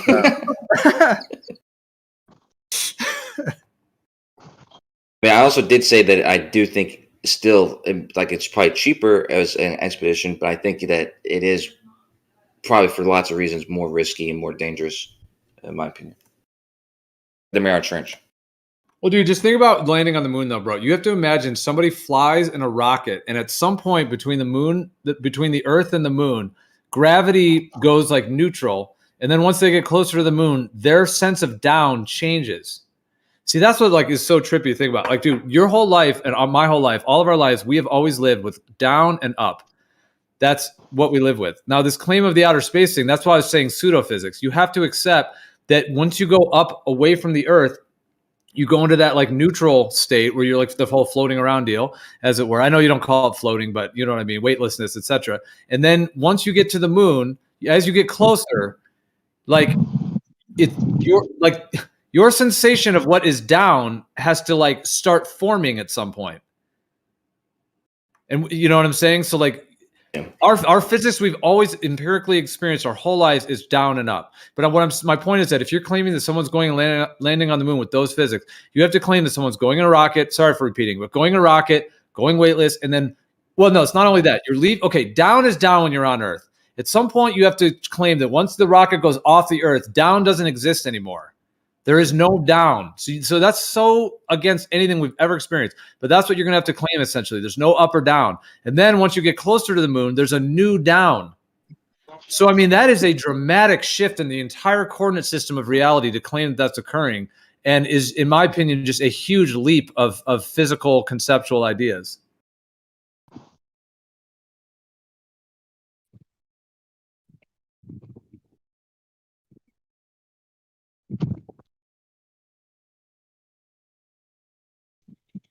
I pulled a geo and I had to walk back to my mic. Yeah, I mean, I don't know. There's something to that, I guess. But it depends on how you think of what down is, because, people who are like nerds or whatever, technical, they just claim down is where the strongest, where the vectors, where the gravity vector is when you add them all up, which way it's pointed. Down is relative. Well, yeah, of course. But that claim sounds crazy because of your intuition, I guess. But it doesn't sound crazy when you compare it to the other 5 relative directions, which is like left to right and forward and back. I mean, and then up. But, those other 4, it's plainly obvious that they're relative. I mean, they're going to be changing, and they're only based on on you and your current situation or which your orientation or whatever. So it kind of makes sense that up and down are also relative. Up and down are relative. Yeah, is that what you're saying? Absolutely. I mean, like I said, to me that's plainly like if have you ever experienced that though? Have you ever been able to empirically validate that ever is a thing in consciousness? When you throw in the word empirically, I have to say no. I mean, just because I'm saying me personally, I've never experienced that per se, right? But you're imagining that your down could go to no down and then it could go to a new down when you get to the moon. Yeah. You think that's? I don't think it happens like that though. Well, I mean, I'm explaining it in kind of a funny, simplistic way, but it is like that. Like you're on a rocket on the Earth. You haven't taken off yet. Down is down. You're strapped in. It's the reality we've all lived in our whole lives. And then you have to claim that you go, ripping in a rocket, holding your breath, shaking around, whatever, some kind of image that we have of being in one of those things, because they try to tell, whatever. And there's some of those videos that claim it or whatever. But anyway, so you rock going up there, and then at some point there is no down. Down does not exist. Essentially, that's not true. Well, pretty much. Gravity gives weight to the argument that there is a down. And then when you're in the middle of space, in your rocket, there's no down. And then as you start getting to the moon, there's this new down. Down starts to form or something as you're going. So you're saying you've never experienced it or have no empirical evidence for it. So would you just say you believe it as an idea? Or is that what you're saying? Or as a possible sort of physics kind of? I think some of these words are misleading. But it's true what you're saying that, I don't empirically believe these things. But the truth is, I understand, which may be a charged word as well, but I understand that down is relative. And so it's not that it's a belief, sure, but it's a belief based on understanding, right? So it's to me, it wouldn't make any sense any other way. But I guess, we have different worldviews, But you understand and believe a concept that you've never been able to empirically verify. Well, no, okay. I'm gonna go to what you said about which way down is, and going to space, and then there's a halfway point, or there's a point where your down changes or something. But the truth is, down was always pointed towards the Earth the entire time, and the only time that changed is when the vectors that are pulling you in all different directions just became bigger, pointed towards the moon. But that in itself is not. I don't know. It doesn't seem like far-fetched or bizarre or anything like that to me. It seems like that's how it should work based on how I understand gravity to work. So I don't know. We got a tiny little addition. I saw some videos that talked about the sheer decibel level of those rockets and how loud and actual, destructive the sound can be to human flesh. And I believe no one has ever gone for a ride in one of those rockets because they're separated by just however many meters it is from where all that noise is right to the top. And the ship can't be soundproof. I mean, I don't see how. I mean, I saw where it would kill the person. Mm-hmm. And then if you look at a bottle rocket and you're having to get something up and away, I don't know. It's just never looked like real or authentic. I don't know if it's half balloon or what the shell is or what's going on that it lifts off, but it doesn't do so fast. It's just thoughts.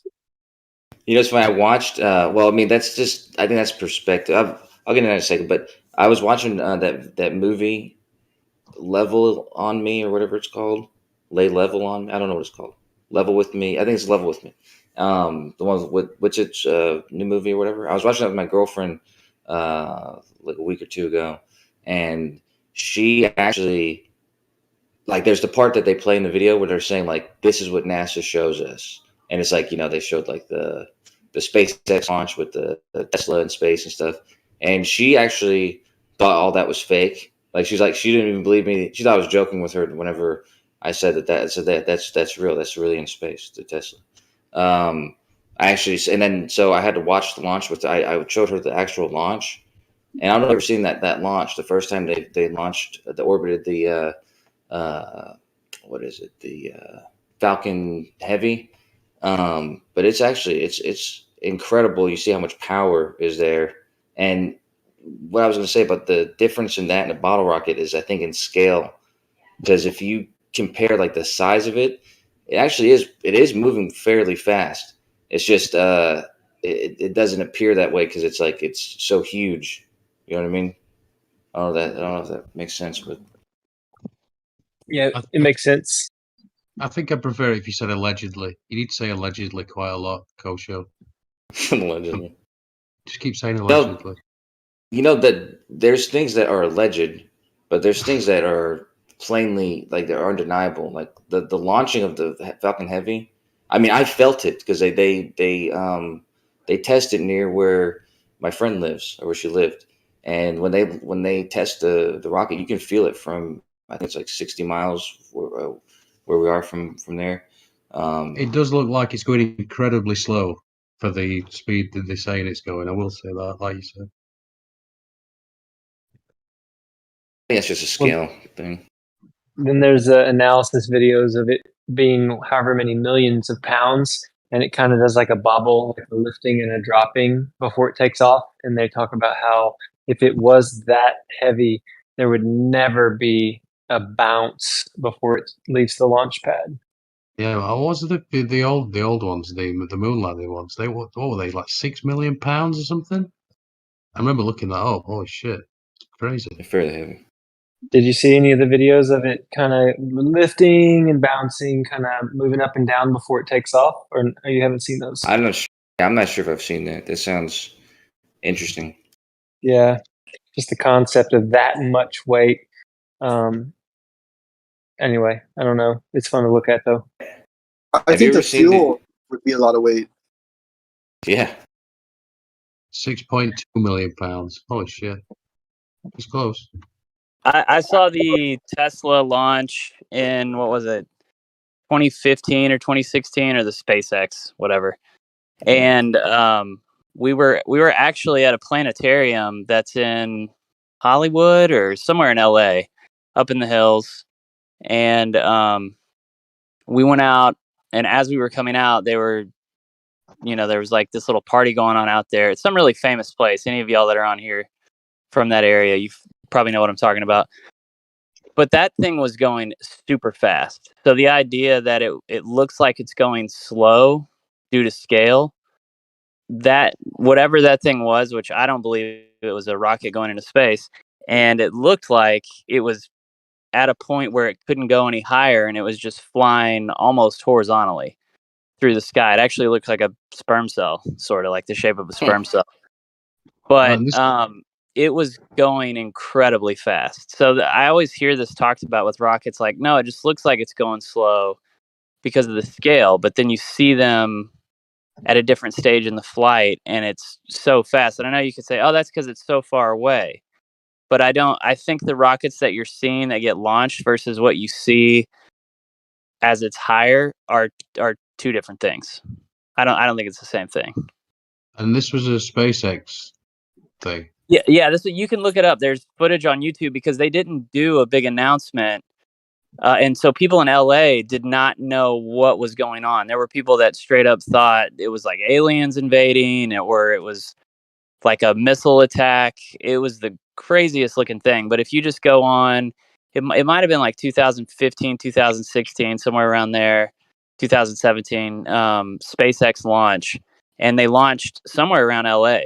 And then they sent it out over the ocean, of course, because that's probably where they all go. And I'm sure it just crashed somewhere in the ocean. Yeah, I was going to ask you if they, obviously not then, but I was going to ask you if they saw it ever come back down like they show you, because that just looks ridiculous. Yeah, it looks like it's arcing, but then what they tell people is, oh, that's the rotation of the Earth. But no, I mean, what, when they come back down and actually land. Oh, no. This one they sent, and it was like, they allegedly sent it into space. It wasn't one of the like comes back and land. Those look even more ridiculous. The footage of that is just absurd. I don't know how anybody buys it, but people do. Well, he does. They all those rocket, like for the Saturn or for the Falcon Heavy. You know, it has the 2 boosters and it's got the first stage on the bottom, or the second stage, I think. All 3 of those are supposedly land. I mean, every time that's the intention at least, is so they can reuse them. You know, so. Yeah, they would have to reserve fuel in order to land. They just can't jettison off their external fuel tanks and all that stuff. I mean, Coach, are you open to the reality that like we cannot just shoot out into the sky, and that there is a barrier or limit of some sort, like that it's impenetrable in that sense, and that we actually are meant to be on Earth when we're in a physical body, and that they're just lying about all of that? What do you think? Are you actually open to that actually being like, are you as honest as you can be with yourself? Are you able to sit and say, yes, I'm prepared if that's the case? Like, are you fully prepared? Yeah, I mean, I'm prepared for anything that's true. I mean, if something presents itself as true, then it's true, right? But the thing is, that's not how it's presented. It's presented as it's very possible. That's why there's like launches every other day where people are sending stuff to space. Well, that's a really good question though, because if it turned out to be true, it wouldn't be a big deal to me whatsoever. I'd just be like, oh, okay, it's actually true, and I got hoodwinked. Right? It wouldn't be a big deal at all, because I'm a truther and I go with the truth. That's the whole point. But I think a lot of you guys, the opposite. No, I don't think you could handle it at all. Well, I think Kosho would be good though. I think the next day he would just be like, "Hey guys, like, yeah, he's already pretty much like he seems to know." So, I mean, that's a bit arrogant, isn't it? Don't you think? It's not humble at all. Kosho's the exception. Yeah, Well, Kosho. no. I'm not saying he's lying about things. I'm just saying that he, like, I can just tell, like, his soul knows. No, I think Andy's idea that he's somehow above it all and the rest of us aren't. Well, look, there's very few people that are ideologically possessed in this argument. In all places. Never mind just this argument. Oh yeah, You I don't mean know that's yourself, Andy. that's exactly it. Negator's going to tell you more about yourself than you know about yourself. That was He knows interesting about words, you. Andy. What did you say there? That was those two. Ideologically possessed. Yeah. Wow. That's deep. That's you guys, that's I mean this with all love, because you know I love you. But Did I just hear have you taken something today? Because you are hyper. I'm loving it, by the way. I love listening to you. No, I'm just extra talkative. Yeah, I'm extra kind of. Oh, okay. I thought you'd been on the coca leaves or something. dude, I've been do you listening guys? to Geo for a bit, man. Just today, I mean. You guys want to hear something ironic? What do you think the Kosho started talking about the Challenger, and then we started talking about the deepest part of the ocean. What do you think the deepest part of the ocean is actually called? Don't they call it the Mariana Trench or some shit? Yeah, so the portion within the Mariana Trench that is the deepest, what do you think it's called? The Abyss? Yeah, something abyss, right? Yeah, it's called Challenger Deep. Oh? That's great. That is I love how ironic. these Masons and code and puzzle everything. Yeah. Quite mentally stimulating. So You can can't we say they're dumb. can we just like drag an anchor at the bottom of the ocean with a line and tell how deep it is, or no, without going down there? Wouldn't that be a really long line? Plus, couldn't you get snagged on shit? I mean, if you Well, have if the like a 36,000 mile line for your anchor, sure. If you have a 39-59 mile anchor, then sure. Then you need a very buoyant ship. A 39 to 59 mile anchor to the middle of the earth. Oh my Yeah, God. that's what we need. We need to drill. We need a drill. That's what we need, a drill bit. They should make up a theory that there's a hole in the depths of the oceans that takes you to the center of the globe, to the center of the lollipop or the Tootsie Pop. You can go right to the center, and you can go in there, and you can see the rotating magnetic field in the center of the big sphere. Oh, this Silverado just fucked me. You go in the center of the globe, and there's like no gravity. Oh yeah, somebody asked that, Kosho. What happens in your viewpoint if you were to be able to get to the center of the globe? What would you be floating? Would you be falling? What would be up? What would be down? Like, what would that be like? Me and Brian had a long argument. Yeah, me and Brian had a long argument about this, and it ended up pissing me off. But two things: if there were a cavity in the center of the Earth, for some reason, you would float. But if there's not a cavity, like there's not, you would simply be crushed by all the pressure. But me and Brian were arguing because he says that's a contradiction because there's no gravity there. Because technically you'd be weightless, but yet you'd be crushed. Kosho, bro, that's not a contradiction. Kosho, bro, that's a contradiction. That was pretty good, actually. So You almost fooled me.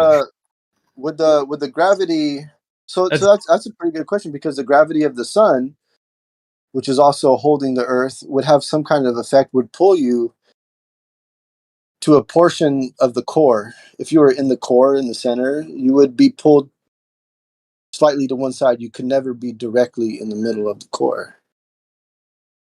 Yeah, but it wouldn't matter.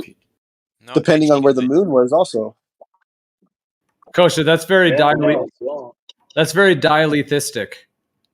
It's not dialethistic. There's two Just things. made up that word. One, I know. I just made that up. I mean, even though but I mean, dialetheism's a word, but dialethistic, I just said it that way. Anyways, yeah, dude, to say that you'd be crushed and floating. No, dude. There's two things. Two different scenarios. You made two different. Well, yeah, it's two different scenarios, but it's because two different things are happening to you. You are weightless. Your weight there is nothing.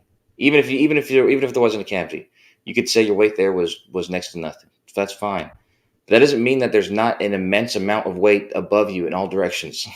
So you'd still be crushed. Above you in all directions? Wait, so there would have to be a cavity, you're saying, because it's crushing in? Yeah, that's the thing, dude. Like, this gravity force on your globe, dude, it has to hold this whole massive ball together. So being at the center of that thing, I mean, are you saying you have to build a cavity to not be crushed, or what? Is that what you're saying? That's what he said, yeah. Like a black hole? Yeah. You'd have to build a cavity would be fiberglass crushed. submarine. You're talking like an air sealed, some kind of air sealed like cavity in the center. So then you're saying you would float. But if you didn't have that, then what? The rocks would all crush you, or what?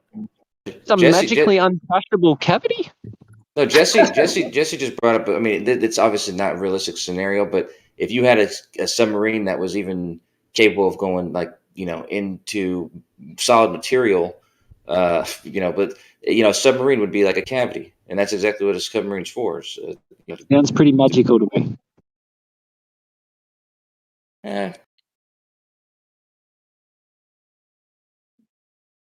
Well, here's also something.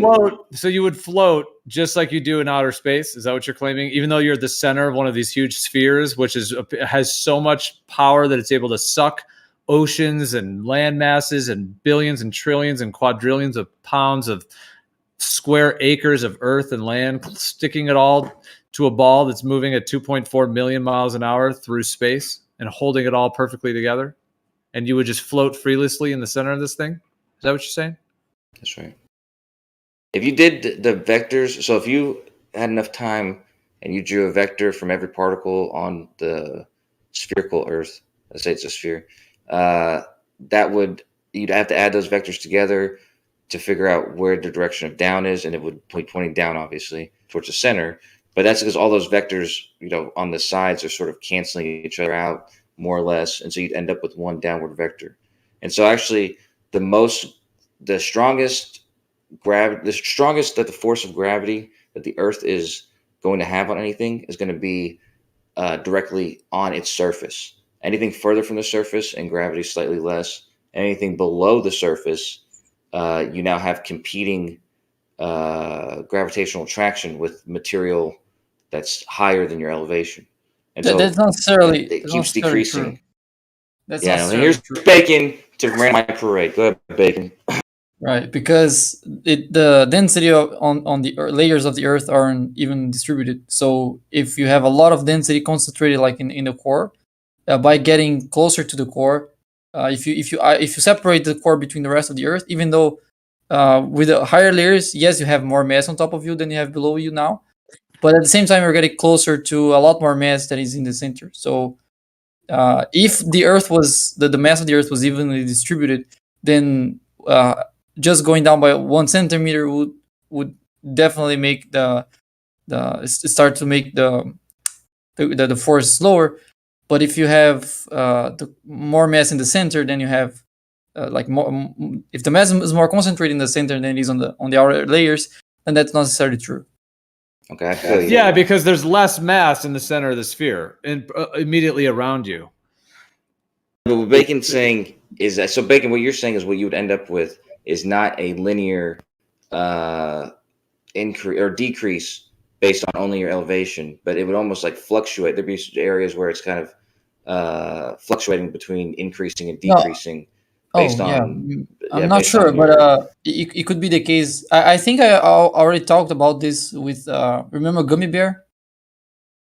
Yeah. He's cool. Yeah. Yeah, we talked about it. I think he found like an article that says like the first 5% of Earth's like I think it's the first 5% you get an increase in gravity, and then you start to get a decrease. So Something Bacon, like that. you believe the Earth is a lumpy, wobbly ball? That's a very weird way to describe it. It's multi wobbling and lumping. Well, if you Slightly scale off down the that, Earth. it's pretty much like just a regular sphere. Have you seen that one image where they try to claim how lumpy it is? Have you seen that one? No, I might have seen if I think I know what you're talking about, which is not up to scale, but I might be If you thinking were about really, if you were really big, it'd be as smooth as a cue ball. No, it wouldn't be as smooth. It would be as round. Yeah. Bacon's What here to were rain on you everyone's trying to parade. say about the gravity in the center, though? Like, I don't know, because you were trying to talk about the variations, which is why I said lumpy, because you were talking about those variations. But I don't know that I really got your point, or if you had said your point yet. Do I have a point? I thought I was just answering your questions.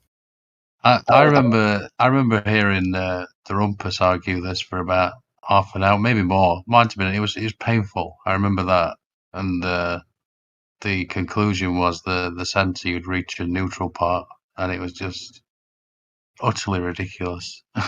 Well, let's not do that again, please. Anything but that.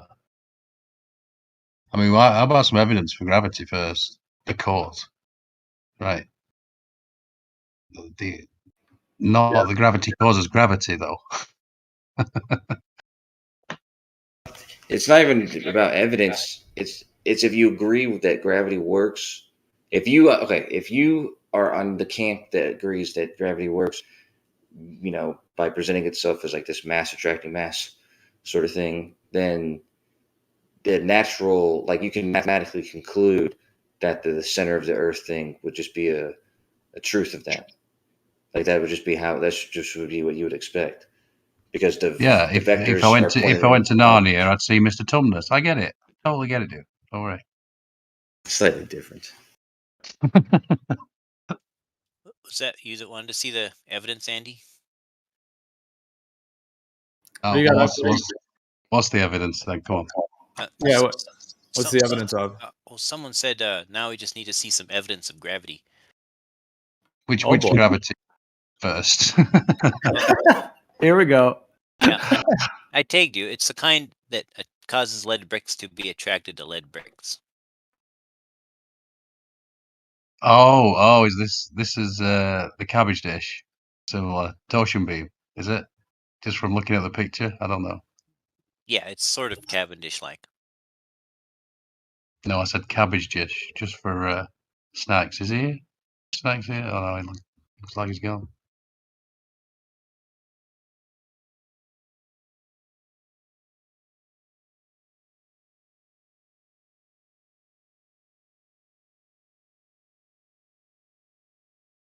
Oh, this is your video, Jesse. Oh. Yep. Hey, I wanted to find out for myself. Oh, what would Austin say? Curved visual space. What about the electrostatics? How did you get rid of those forces? No, probably that's what he would say. Yeah, man. I mean, you got metal here. Do you know about the? There's so much metal and so many components of the electric field in this type of setup, and all those materials are magnetic and etc. So, but do you know about the Cheerio effect? No. Well, not by that name. I was more of a rolled oats guy growing up. I like Cheerios in my salad. Here, I'll read it and then I'll post it. In fluid mechanics, the Cheerios effect is a colloquial name for the phenomenon of floating objects appearing to either attract or repel one another. The example which gives the effect its name is the observation that pieces of breakfast cereal, for example, Cheerios, floating on the surface of a bowl will tend to clump together or appear to stick to the side of the bowl. The effect is observed in small objects which are supported by the surface of a liquid, etc. And then it talks about the different buoyancy and stuff. So basically, yeah, if you have like Cheerios floating in milk or whatever, if you just don't do anything, they will attract or repel. So there's these different components that they do. And it's based on like it's the surface tension of the water. And so when you have like Cheerios like floating in the water, they create a whole surface tension field, which is interesting because with a Cheerio, since it's kind of a little circle, it like would even create more of a toroidal effect because it's like a little ring floating in the water. So you're going to even have that much more. So that's why it's interesting that it's like Cheerios is like, it's not like Lucky Charms or whatever. Like it's a circle of the Cheerio that kind of is where the effect is most noted. And these things will attract and so on. So there's something about the natural fluid of the medium and the electric field, perhaps the vibrations, the different components, and the fact that there's surface tension that creates that effect. And it even has kind of a vortexual effect as well. So with Cavendish and also with this thing you posted, I mean, the air is a liquid ultimately. Now it's a different type. It's not the same as water, but it functions with those ways. And you have the gases, you have the fluid-like nature of the medium. So it is very interesting to consider that effect in terms of and how that could relate to these other Cavendish claims. Yeah, well said, Gio. And if you guys are interested in reading up on Newton's ideas about what he called the ether, it's a very similar concept, actually. Okay, so I was familiar with the concept. I just didn't know it was called that because when I discovered it as a kid, it wasn't Cheerios, it was other things. But yeah, anything floating is like the edge of the container in that it creates a little rise in the water due to, the meniscus rise, and they kind of float up each other's meniscus rises. That's also why they kind of stuff likes to stick to the side of the container because it kind of floats up the meniscus rise in the water. But seeing as how that is a phenomena caused by the interface between a fluid and a liquid and a gas, or on the surface of a liquid with surface tension, I'm not sure how that would apply to my Cavendish. But in any case, I did actually have the hanging weights grounded out electrically to my fixed weights, so it was all the same electrostatic potential. So if there had been a charge, it would have caused a repulsion instead of an attraction because like charges repel, right? Yeah, I don't think you understand the concept that just because you ground it out doesn't mean that you remove all electrostatics. You know that's not the case, right? Napalm. Napalm, bro. Huh? Go ahead, continue. Yeah, that was on point. No, it wasn't. Well, it was. I mean, connecting thing to the ground actually can create more current. Like it can be shown with the human body. If you're not grounded, like if you have rubber shoes on or you're not touching the earth, and you can actually put the electrical probes like on your skin and get your actual reading of your voltage, and then you can touch yourself to the ground and you'll see all the levels change, how your current and voltage levels change. And there's a way in which you are grounded. So a lot of that excess field is discharged, but there's like a solid connection that is made as well. That's like a almost like a low flow in a sense, which seems to be why grounding has so many health benefits. It's because you're actually connecting to the earth, and when you connect, there's a flow of energy and ions and different components coming from the earth of an electrical charge nature while you're also discharging. So there is just grounding something doesn't mean that you're just ever just reducing all of that. You're actually creating a specific type of connection that is grounded, but also has its flow because it's touching. Well, I grew up studying Faraday, and so I understand Faradayan principles. Do you think putting a Faraday cage around something removes like the electrostatic bonds that hold all the matter together? Do you think matter ceases to exist within a Faraday cage? Of course not, but that's irrelevant. Then you don't understand. Yeah, it's inherent within it. Yeah, that would be like going into a cage with a lion. It's like you're in there with it. So I don't know how that linked. I guess my link was that the matter itself has the electrostatics to it. Taking it inside of a Faraday cage, it still has its inherent electrostatics. Just because there's a cage around it doesn't mean it's not still in the medium with its electrostatics. Yeah, maybe its extra electrostatic fields won't get to it, but that doesn't isolate the fact that it has its own field and it's in the medium as well. Well, if you were to actually do real experiments and measure the actual attractive or repulsive forces between plates based on the electrostatic difference between them, you would find that what I'm saying does line up with observable reality. I mean, I know you've heard a lot of stuff that says electrostatics can do this or do that, but it's just that's not based in reality. Wow. Coulomb's law is just out the window. Well, tell me about Ohm's law. E equals mc squared, right? No.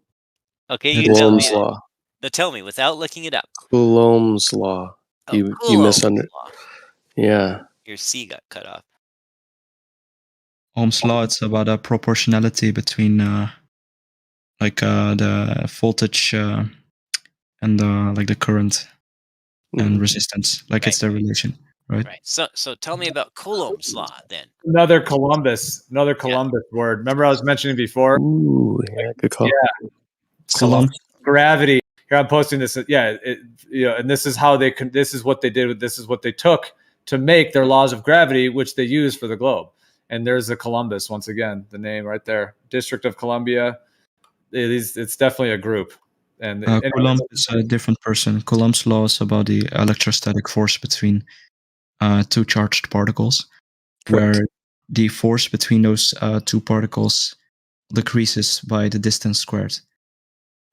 I just posted it in chat. Okay. So did you cover this already? I think because I just kind of jumped in right now, but that Columbia is an American goddess that was created during the American Revolution. Is the resurrection of Ishtar or something like that? Who knows? They just rename people, I feel like. Yeah, they just renamed. He was a new name for the same character. So this guy Coulomb is French, an inspector of the royal demesnes, originally from Montpellier.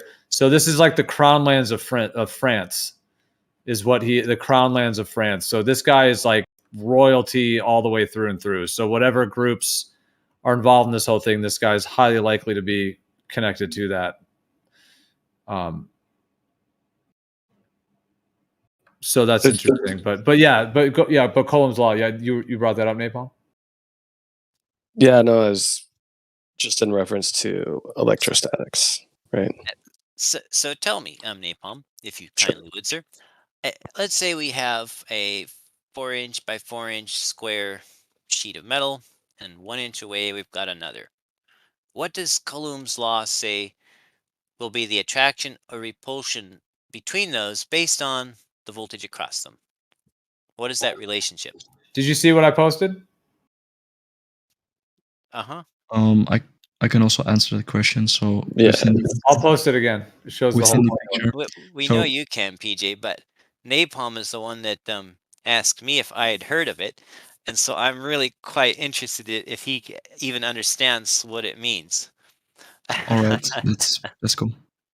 I didn't ask if you had heard of it. I just What said did you say? it's Coulomb's law. No, you said you didn't understand it. He implied you didn't understand it. Yeah. What No, did I you didn't imply that he didn't understand it at all. Okay. Why? What did you say, and why did you say it then? Because we were talking about electrostatics. You said, I And? guess you haven't heard of Coulomb's law, right? Is that what I said? Or did you say, have you heard of I don't know. Coulomb's law? Was it Right. told you to? Is that applicable within electrostatics?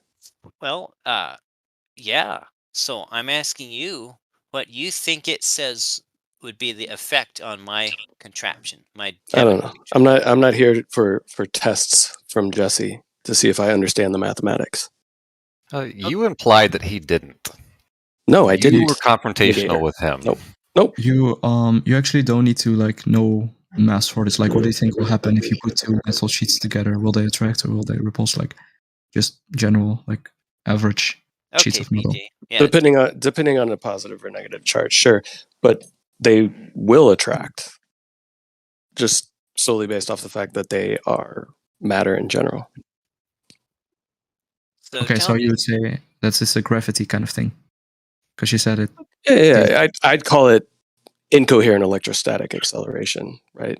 Just change on Geo's image. Just change the title of universal law of gravitation to incoherent electrostatic acceleration, and I would consider it the same thing. And Coulomb's law, I think, applies to coherent electrostatic acceleration. That's interesting. Or repulsion. I think it's different, but that's an interesting idea. What do you think's different about it? The problem is the law of gravitation came first. Cool. So what do you think's different about it? I think it's different because in when it comes to electric charges, you have repulsion and attraction. When it comes to gravity, you only have attraction.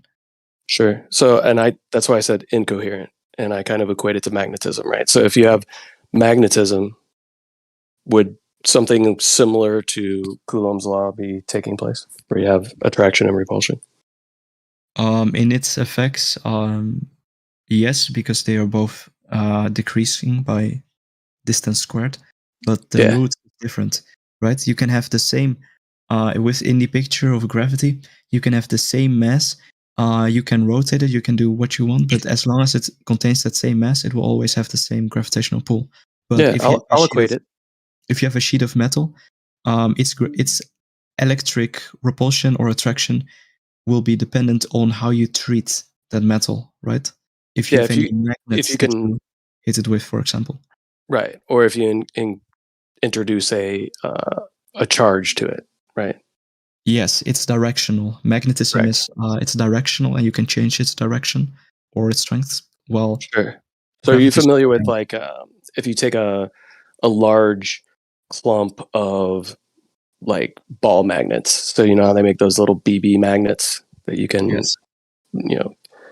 So is there an attraction and a repulsion to those BB magnets? Yes. Right. Yes, within the So if I take picture. Right. So when I take a huge clump of them, like you can make them into squares, you can make them into a ball, whatever you want to do. And then you take a regular magnet. Both sides of that magnet are attracted to that clump of ball magnets. Why does that take place? I'm sorry, could you repeat the question? Because I didn't fully follow it.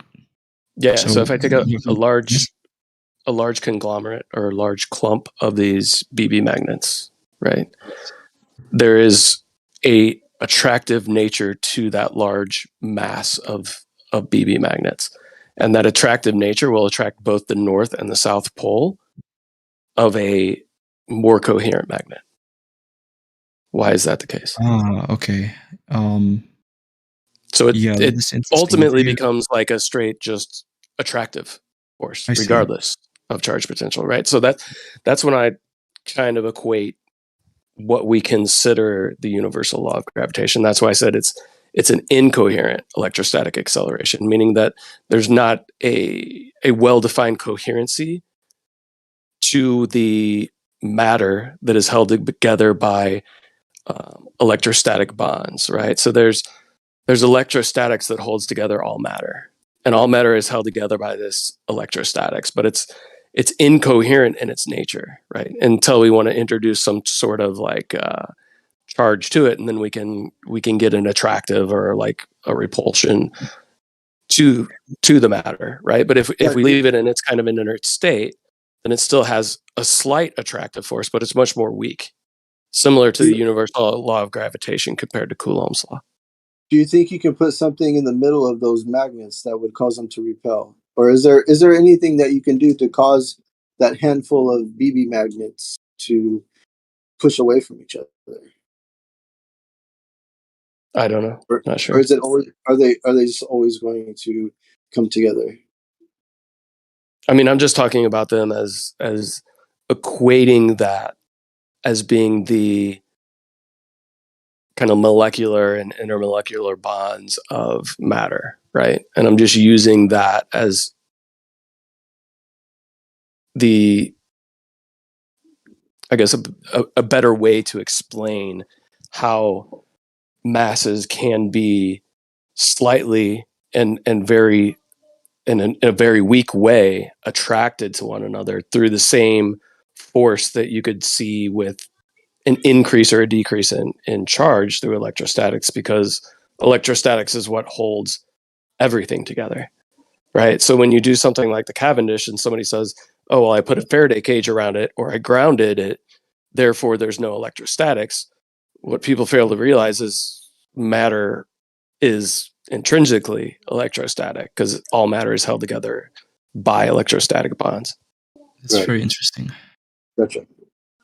But what I am seeing is, so you're painting the picture of you have a bunch of BB magnets, right, in one clump. Essentially, you have a mass of metal, right? If you were to take a mass of metal, just for example, a regular mass, like a regular plate of metal, that would not be that much different from a plate of BB metals, essentially. But the thing is that you can give the magnetic, the tiny magnets within the metal, you can give them order by introducing an external magnetic force, and they will retain that magnetic force such that its direction pertains.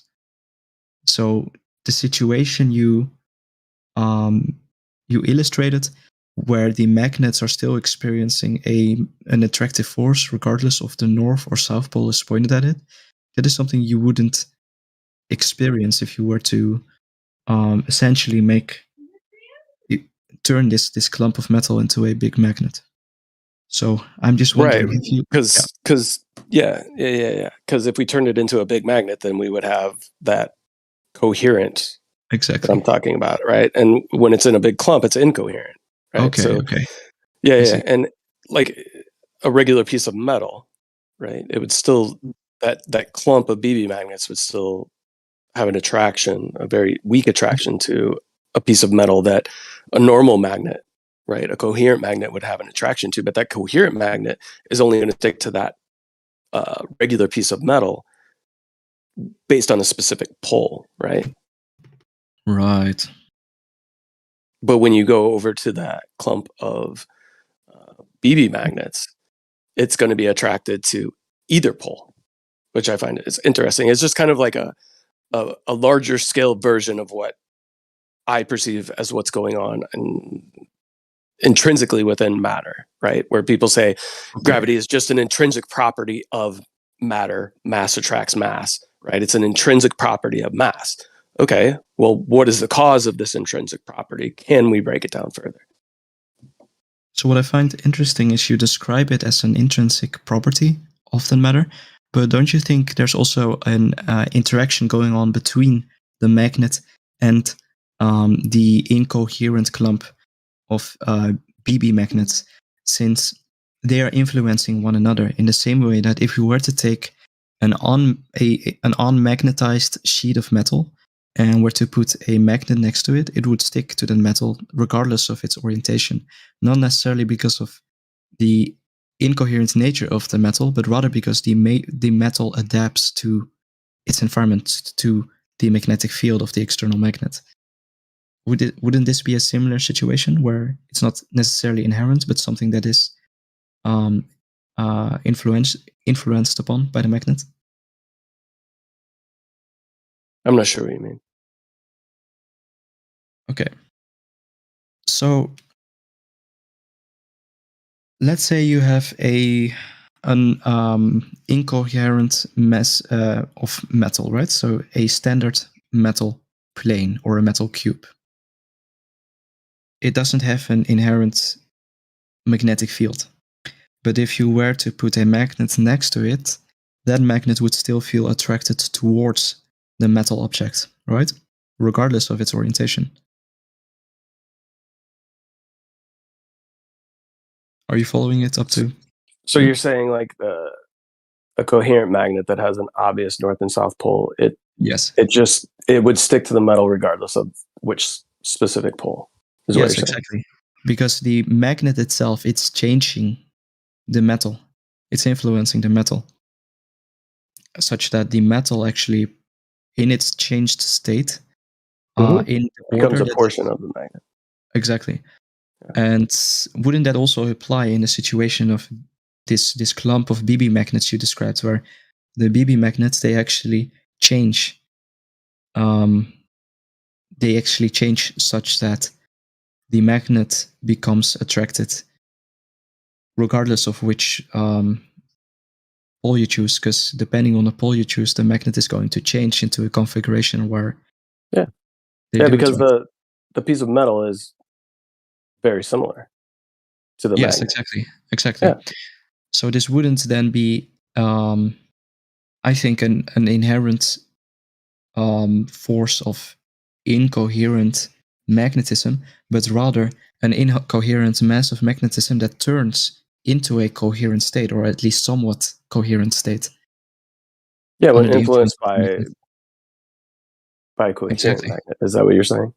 Exactly. And that is why I do not fully see how I can reconcile that with the idea that there's a force to incoherence when it's the coherence that attracts the magnet.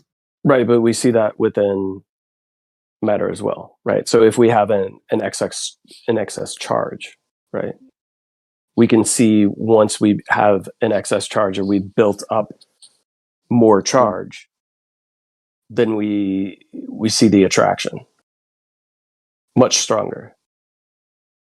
Yes. Right. Yeah. So you're saying if there's like an imbalance, right, in the charges, then. Mm-hmm. Yes. Yeah. Yep.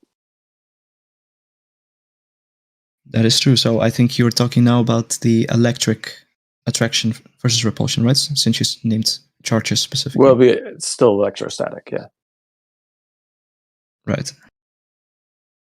Like we can increase the charge within like the surface of a balloon or the charge that we even have in our body, right? And then we can cause like a balloon to stick to a wall, things like that, right? Due to the electrostatic disparity. And eventually that will equalize itself and the balloon will fall.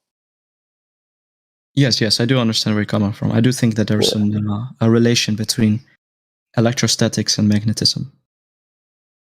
Sure. Do you think it's possible that there's a relation between electrostatics and what we call gravity as well?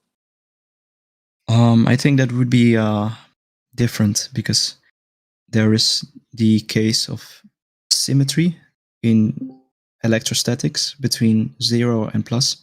Between minus and plus, negative and positive, or in the case of magnetism, between the north and south pole. That doesn't exist in gravity. That is, I think, the main issue. We haven't really observed anything that repulses another object just based on. We can change, but we can change the electrostatic potential between objects, or we can change the up and down vector through, putting things in between two plates and using like a Van de Graaff generator and causing an imbalance between two plates, right? So we can cause something that is resting on a plate below another plate and introduce a charge potential difference between those two, and you'll see objects float up to that other plate. Why does that happen? Is that anti-gravity? That's certainly true. But what I'm seeing is this is only possible. You can only introduce a repulsive force by introducing order either in the electric configuration or in the magnetic configuration. But there is no way. Coherency. Yes, exactly. That's why I said I think that the universal law of gravitation is an incoherent electrostatic acceleration. I mean, it's always there. It's intrinsic and it's very weak. I mean, gravity is claimed to be a weak force. I don't know. Do you consider gravity a force? Some people say it's not a force. Is it a force? Who knows? It's a force that's not a force that is a force. Of course, unless you talk about it on a larger level, and then it becomes bending and warping of space-time. Like, of course, a force is a force. Of course. So then, what's the source of the force? It's the famous Mr. Ed. Yeah. The source of some the interesting force, questions. The source of the force, of course. Yeah. But you see what I'm saying? Like I don't know if you've heard these ideas or concepts before, but to me it makes logical sense, right? If you cease to have any type of electrostatics within matter, your matter would cease to exist, or your mass would cease to exist. Perhaps nobody should talk of the source of the force. Of course.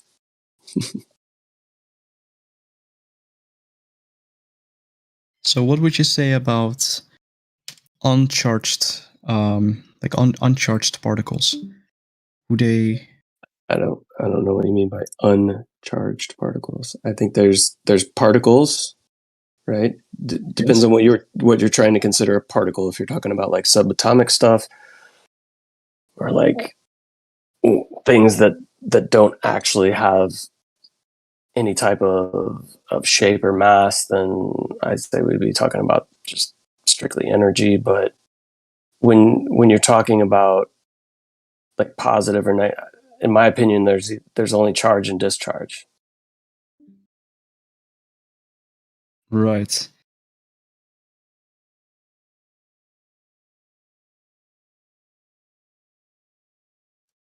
So Napalm, I'm not quite sure. But yeah. Well, what do you mean? What is a negative charge? There's more or less. You're saying there's more or less of a thing that you could call charge, rather than two different things that are attracting or repulsing to each other. Right. What is a negative charge? What does that even mean? That's a good question. I think there is no real way to define specifically a negative charge or a positive charge. It's a dualism essentially. They exist in relation to one another. You're either increasing or decreasing your charge, but there's always charge, in my opinion. That's fair. Unless they cancel each other out perfectly in the case of a neutral particle, for example. Like a neutral quantum. Sure. But there's still like electrostatics involved in that. And I don't think you can remove charge from electrostatics, at least in my opinion. Like, what is a neutral charge? Like, what is that? Right. I just feel like it would be an amalgamation of things that are in a homeostasis. What is a homeostasis? Yeah, I don't know. That's just kind of what I would say, or like at equilibrium or whatever. It's not being pushed or pulled in one direction electrostatically. It's just kind of in sync or in harmony. And then when you introduce an inharmonics, either increase or decrease in charge, then you have movement introduced. Mm-hmm. You can have charged particles that are in electrostatic equilibrium, though. I wouldn't say solely by themselves, right? They could be in equilibrium overall. No, but as in what you described was what we call electrostatic equilibrium, where there's no flowing of current and it's not moving. But Yeah. you can have insulators that are like charged and they don't move and there's no current in them. So then, it would. I guess what you would be talking about is something that is in its perfect equilibrium or harmony or stasis. I don't know how to describe that. If you want to use the fancy global word, just say electrostatic equilibrium. Okay. Isn't it funny though that one of the least mass or the most massless or whatever you want to call it, one of the smallest masses things is actually in this equilibrium, which contradicts that idea because you would think that the equilibrium would be like because you're balancing both sides basically, so you're adding more stuff, but both charges are balanced. But neutrinos are sort of balanced on their own, and they're too small to be an amalgamation of. A neutrino is just a way to describe a specific portion or a specific quantity of an energy. It's kind of the same for every particle, though. Well, yeah. When you talk about subatomic particles, you're not actually talking about what the average person would consider a particle. You're just talking about a specific quantification of a energy. But what is energy? That's a $10 million question. What is energy? That's a good question. But I would say that in the case of electrostatic equilibrium, there are other examples, like when we look at light and we introduce an electric disturbance, an uneven distribution in the electric charges. I don't think that the light is going to be affected by that, wouldn't it? I don't think it would bend. No, same as in a magnetic field, it's not. Are you saying are you asking if light would bend in a magnetic field? Is that what you're saying? Yeah, like in a magnetic or an electric field. I mean, it can sure reflect. It can change its angle. But the bending of a light ray it doesn't seem realistic to me. There's... If I don't think light rays ever actually bend. They just change directions, right? Depending on what they come in contact with. So this would be like shooting a specific portion of EM up at what we call the ionosphere and having it reflect off of that. Would that be a case of light bending due to like the ionization of the air? No, I think it's more reflection, isn't it? Yeah, it sounds like reflection or infraction. Can you give me an example of light bending that isn't a refraction? An example? Yeah, around large masses. I mean, if we want to, I'm talking about here on Earth. Let's put it that way. Yeah, that's what I'm saying. Here on Earth, I don't think there would be any example of lights that can bend in the same way that a magnetically charged object would bend its course under the influence of an external magnetic field, for example. So. Yeah, but what are you trying to equate that to? So what I'm trying to say is I don't think there is an inherent electric or magnetic charge to light. Light is the same behavior in light. So you don't think it's part of the electromagnetic spectrum? I mean, that's true. If you're talking about visible light, if you want to talk about what most people think about when we talk about light, yeah, sure, that's illumination. I guess you could say that's something different than light. Yes, I do not think that I do not think that they possess the same properties as objects would have when they are magnetically or charged. I think there is a magnetic or electric equilibrium that is inherent to light. Yeah, sure. So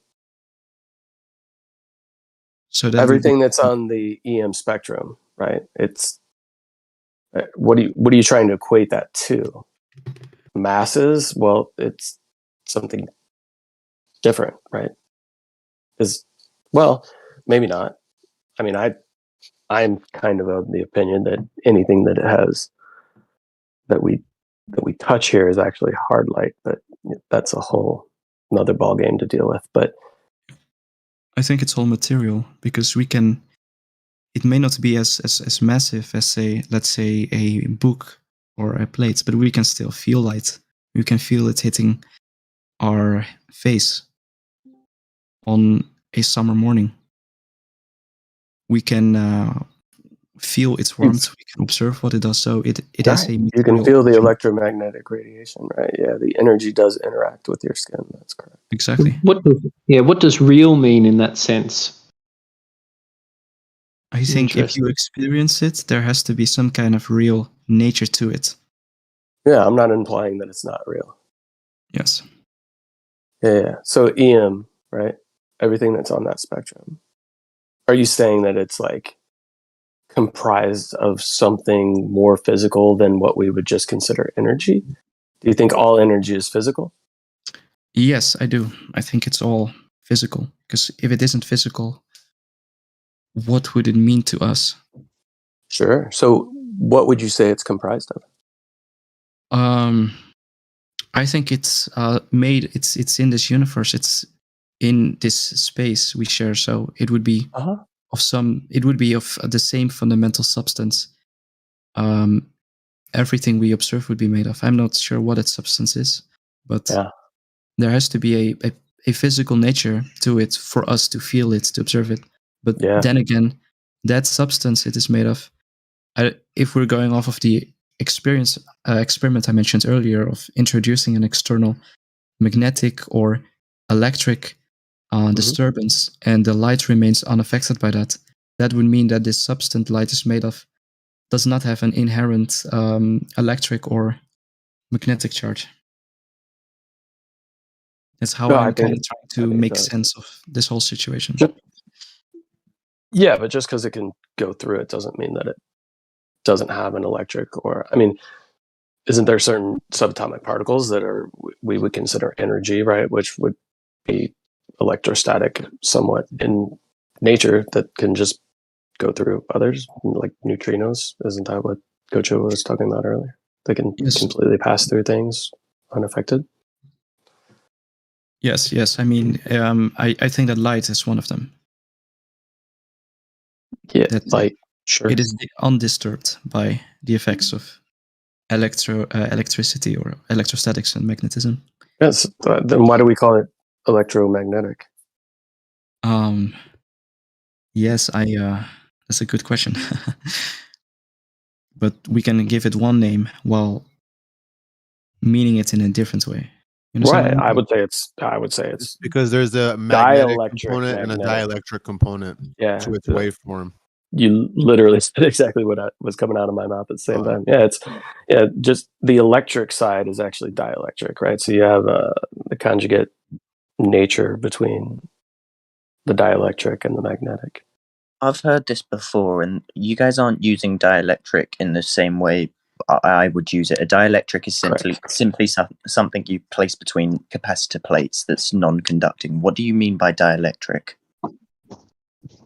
Yeah, it's just let's just say the other component of the magnetic, and the combination of the two is what comprises all things, everything that we have within reality. When the gentleman was talking about kind of alluding to something that makes up everything, right? If you want to talk about the EM spectrum, those are just frequencies and vibrations of what we call energy. So what is energy? We're all comprised of it. It's all around us. It's everything that we know of is energetic, electric, electrostatic, magnetic, and dielectric, however you want to describe it all. But Yeah, it's all. Go ahead. Something very interesting I learned recently is in Hinduism, the oldest major religion that is still being practiced to this day. I think it's maybe over 4,000 or 5,000 years old. They actually gave a name to this fundamental substance, this essence of being, of existence, and they called it Brahman. And I found it very interesting. Yeah. No problem. Yeah, that detracts, in my opinion, from the concept of materialism. It's a different concept of materialism. Either way you slice it, it's there. Either way. Funny.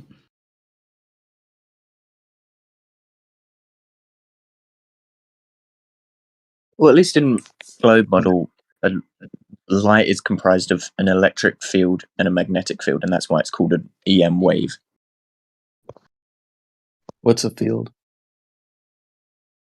An area in space that's affected by a certain thing. An area in space, isn't space an area? Yeah, but as in an area within that. So you've got your. What I'm hearing is that the concept of a field in physics is a metaphysical entity almost. Yeah, it's like a mathematical probability is sometimes what people call it, but yeah. It's just an area in space where a certain type of particle, due to its properties, is going to be affected by a force. Yes, but we can observe its effects, I guess, but we cannot observe the field itself, don't we? I don't understand the question fully. So this field is not something to be observed directly. What we see is the disturbances within this field, from what I understood. You know, the same way you don't see visible light, you see illumination. You see its effect on an object. Exactly.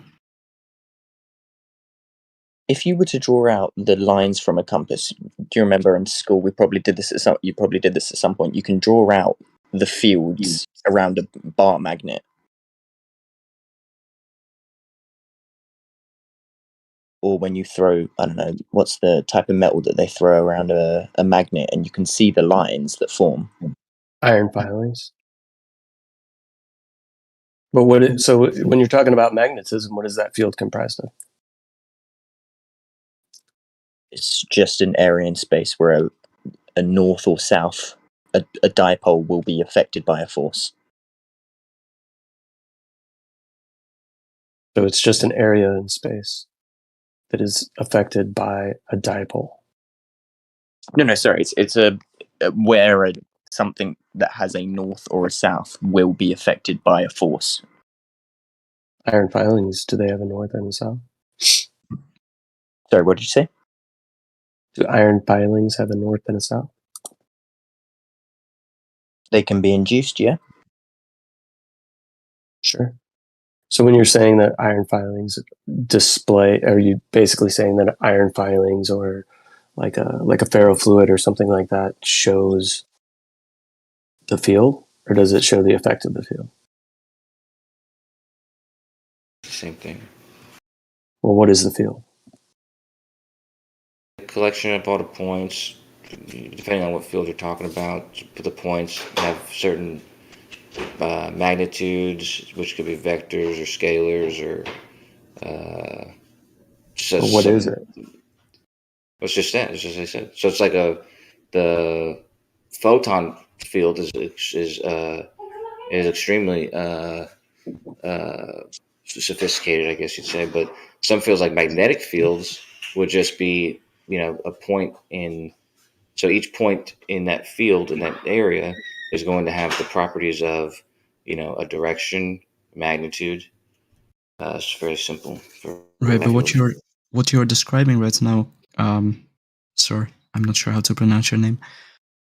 is you are describing a mathematical abstraction of something that isn't physically there. I see what It's you're only saying. the effects that are there.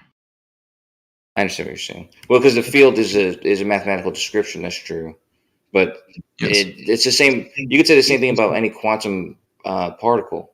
Like a quantum particle is just you know, in a lot of cases, like they don't have size or volume or whatever, but they have a certain set of properties. You know, these mostly mathematicals. These are like mathematical physical properties, but that's just a description. That's just, you know, a definition of what that specific thing is. So that's why I say like the field is that definition of you know, the collection of those points with those properties or those magnitudes or whatever. The points with areas. How big is the area of the point? A silly question. I don't know. You said they were points with areas. I understood that. You just said that like 2 minutes ago. I was just all right, man. I guess not mathematical, physical property. I mean, you're saying all kinds of crazy stuff. I don't even know where to begin. I took 2 opiates not that long ago, dude. There's some bad Chinese food Depends last on the night. field. The shape depends on what specific field it is. So Plato actually he used to write about this, about the world, the material world, and the world of ideas.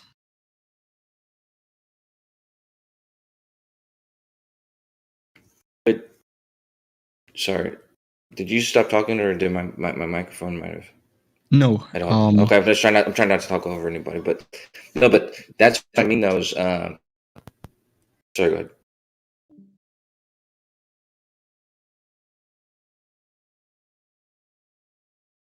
Okay, I don't know if you're. So this is I think this is a common mistake that is made when the interpretation is done about these scientific theories, which is that these fields we speak of, these particles we speak of, they, fundamentally speaking, we cannot say they exist because in the end they are mathematical abstractions that don't necessarily need to be in the physical realm of things. No, but this is my point though, is that that's all we have with everything. Like all we're doing is approaching the what do you call it, the objective reality. We approach it and we try our best to describe it, and in some cases we don't have much, you know, we have very few properties, and so it seems like it's like a vague description, or it's not really the thing. But that thing, like that description of that thing, those properties have real effects. That's how we know it exists. Like the properties we claim something has affect something else. And I guess that's what you're saying, is like all we see is the effects of it. But I would say that sort of makes the description of it real. There must be a thing if that thing can affect something. That's more or less what I'm saying. But I get what the other guy's point is. The thing that affects something doesn't prove the existence of the thing that you think the thing causes. This is getting a little confusing. It is, but I agree with that. But that, and then people are going to get pissed off at this conversation because I agree with that, and I, you know, use the word proof, and that's what I would say. Yeah, that's right. But the reason why we hold it as true is because it does appear that these properties we give this thing, like we were talking about the other day about neutrinos, like, you know, we claimed that we found this thing, or there was a hole missing somewhere. We gave it some properties, and now at this point in time, we're identifying its existence by observing those properties interact with, you know, something else that property would give that result to. You know what I mean? So it's like, it's true that doesn't prove it, but that's the best that we have at knowing things, you know, for what it's worth. Like, because we don't have direct access to the objective truth. We just, you know, do our best to describe and, you know. I get the argument you're trying to make, but at the same time, I'm having my doubts on that personally. I'm not saying that it is false per se. I'm just saying something seems a little off in the bigger picture of how things are allegedly. No, yeah. You know, I've said this before too. That like if you take like relativity for example, even though lots of people do understand it and did build upon what Einstein did, you're still sort of limited to his interpretation for these events or these ideas or these consequences or whatever. And same thing with a lot of quantum mechanics is like even though so it's like the part of the problem could just be in our interpretation for what we're identifying these things as. You know what I mean? Like even though it's the consequences are shown to be true, we still may be off in our interpretation for what it is. You know what I mean? Yes, things like the observer problem and such. But I think Geo might want to talk, right? My bad. No, it's cool. Or maybe not. But yeah, I see what you mean. So do I pronounce it like Kafisho? Kosho? I like that though. You recognize the font, but no, it's just Kosho. I just tried to do something clever with the Kosho. O and the phi, but yeah. I see.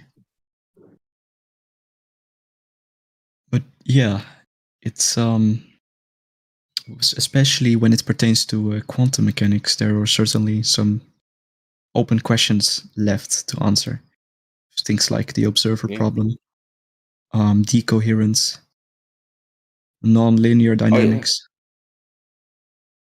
That's the cool thing about it. I don't know how long you've been in this community, but a lot of people rag on us, like people who are into science and physics and stuff and space, because they say like there's a lot of problems and a lot of holes. But it's like those problems are kind of what makes it exciting. It's like some mystery about, like you said, like the quantum mechanics problems and the like dark energy and stuff like that. And I think that the problem is probably we're going to find is it's just in our sort of in our interpretation of these things. Mm-hmm.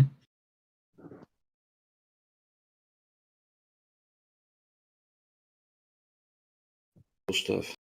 That's why I don't like it when people say that science is the end all be all when it comes to truth. That it is the that it is objective. That it is that everything we know in science is necessarily true, because it isn't necessarily like that. It's it's our skeptical nature it's the skeptical nature of science that makes true science. Yeah, that's where its strength is. Yeah. Don't say that. Don't say that, man. Can't say that. It's the truth. Science is pretty objective, isn't it? Like it objectifies all things. No. The way I define it is it's the best strategy we have to approach the objective truth. But I don't think that we're ever going to be capable of really experiencing the objective truth. That makes sense. Yeah, but science is all about it. Science is all about being based on observable phenomena and empirical data. Yeah, physical science, right?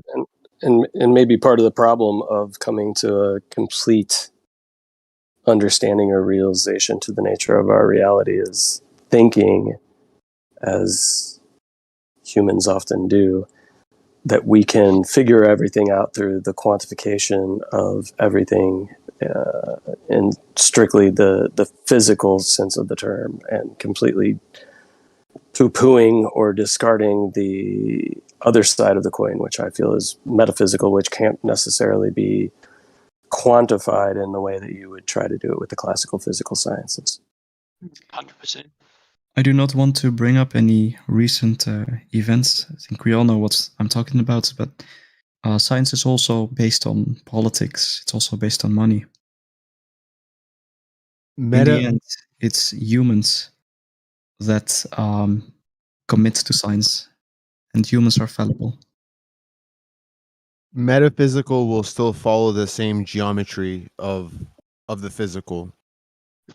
It's self-similar laws at scale, and it'll still follow the same laws.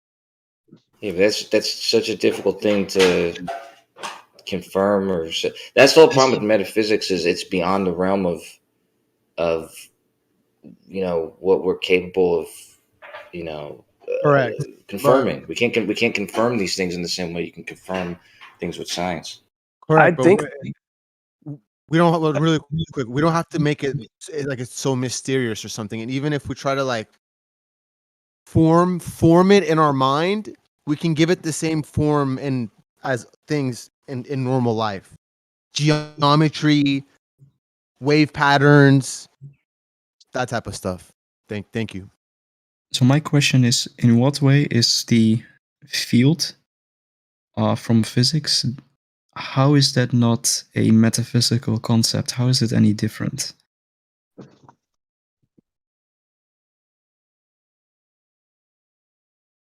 question.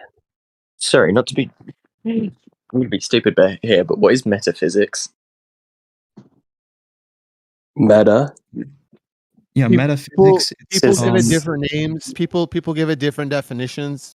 The way I look at it is things that I know exist or can imagine, but I can't like look at or touch. Yeah, pretty much. It's it's things that influence the physical world, but we cannot observe it directly. Essentially, Think like it's like a higher, like chakras to some degree. Different like breakdown of the mind, not the brain, not the physical brain, but like some ancients they would diagram the mind. The mind is different chambers. Those ideas, it's not just like random make believe. Like they're trying to make a system or a science out of something that you can't really do. Would it be fair to physics is studying the physical nature of things, and metaphysics is studying the just the nature of being? Right. Yeah, like to call it the study like the spiritual of, side. Yeah, like would it be could, fair to call it the study of supernatural rather than the natural world then? Yeah, like it could also loosely be defined as like beyond the physical. Metaphysics, in terms of that which is beyond. It's meta, so it's transcendent beyond the physical plane. So it could loosely be defined as all that exists beyond the physical. Now some materialists will say there is only the physical. So of course they would perhaps deny that or say there is nothing else. We're just evolution, neurons in the brain. That's it. We're just brain creates consciousness, evolution. We're just on a ball spinning through a vacuum, and we'll just be gone someday. But to be, in my viewpoint, that there's a lot of components that, like someone had mentioned, that the actual preeminent forces, if you will, or dynamics, energies, even like the spiritual sides are actually transcendent to this realm and are actually like preeminent in terms of being all inclusive of the physical plane and including more. It's like including all of the physical plane and the beyond. Are you talking about the source of the force? Yeah, perhaps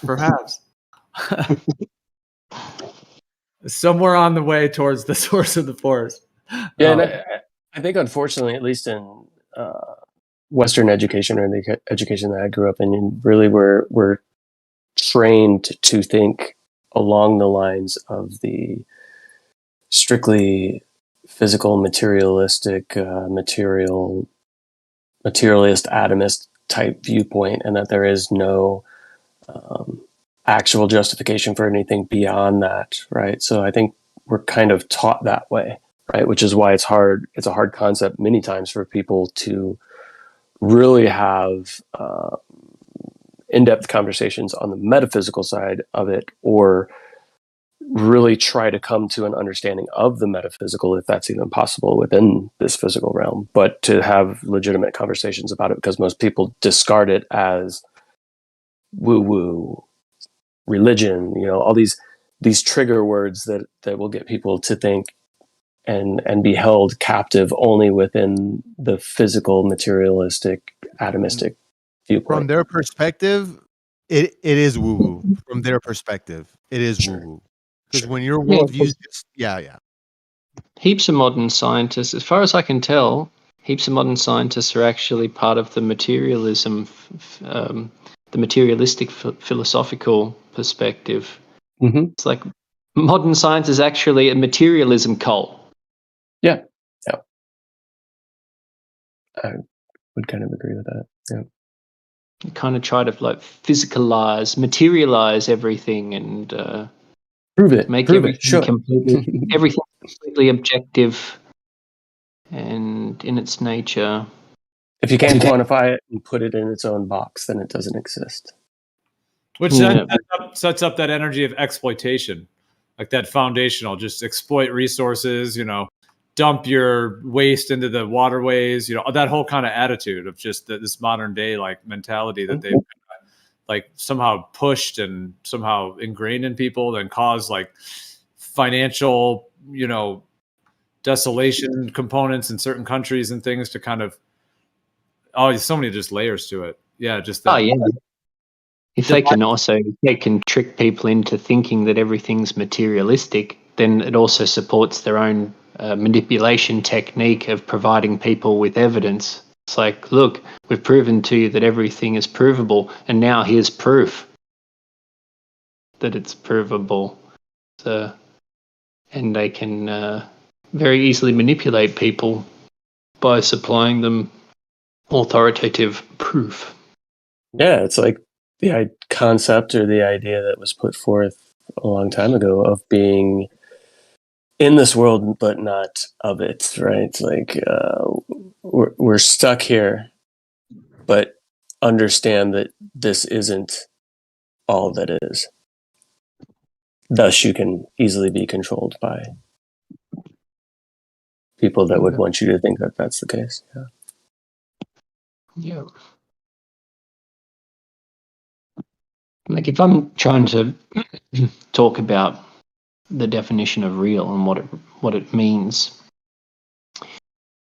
by coming up with a deeper understanding, meaning, however we want to word it, it's also, I'm not trying to like detract from the objective experience of any physical object. It's like I don't know, it seems to me a common argument that's made if we're saying that something like, or things aren't real, people say, well, why do we feel stuff?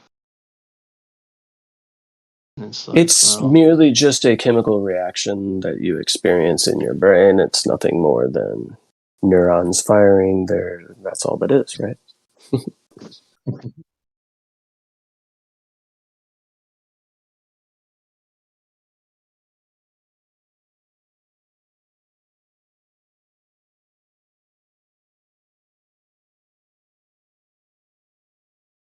Let's say it, the materialist. Then can you have material like that hardcore level of materialism without atheism? Because if you were to have anything that wasn't some kind of very isolated, uncreated system, to even try to conceptualize that, even though there's so many problems with that, because otherwise, if you are not atheist and there's a creator, then that creator, would it not by default have to exist beyond the physical? Would it not have to be metaphysical since it created the physical? Like, wouldn't the physical have to come out of the non-physical, or the beyond, something beyond or transcendent? Maybe it could be right. could be in a greater physical, or like physical within a like we're in their fish tank. But who created their fish tank? But it could still be in the too. Yeah, but that goes into an infinite regress fallacy, right? Like, oh, we're just a fish tank within their fish tank. All right, well, who created their fish tank? Really. Somebody else's fish tank, and it's an infinite regress. There are so many options, but that's just one of them. We could be in a fish tank in the own. No, I can't. No, I don't know. We could be in a fish I was just going to say, can you source true reality? We could be in a fish tank in non-reality, in a void. We could be in a thought. We could be there's just so many possibilities. I don't know, but I would really like to find out. I reckon that's what Odysee are promoting, at least anyway, that we're like But the thing that will give birth to AI. Like it's like our creativity is the egg to birth a machinistic god, a materialistic machinistic god. There's just so many possibilities and theories of what the world can be that for me, just picking one single belief is just like, what about all the others? And how do I know any of these are not true? Yeah, so can you give me, when it comes down to like creation, right? You're talking about there's so many possibilities. We could just be a thought within a whatever and all these things, right? So can you give me one that doesn't wind up in an infinite regress fallacy other than something outside of the physical, something metaphysical that has always existed, always has been, was never created, just has always been the alpha and the omega that created this, that's transcendent, that's outside of time and physicality? Can you give another idea or concept that doesn't turn into an infinite regress fallacy other than that? Is infinite regression, is that just like 1 through 4 repeating over and over again?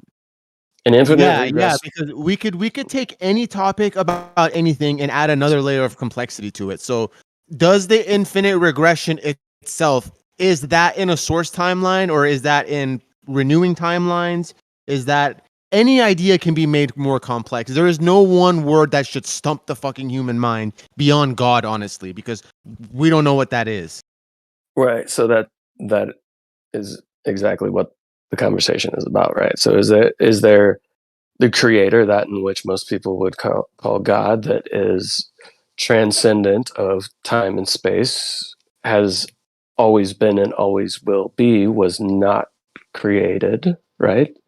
That has what would be considered the alpha and the omega, right? Completely outside of this. There's that concept.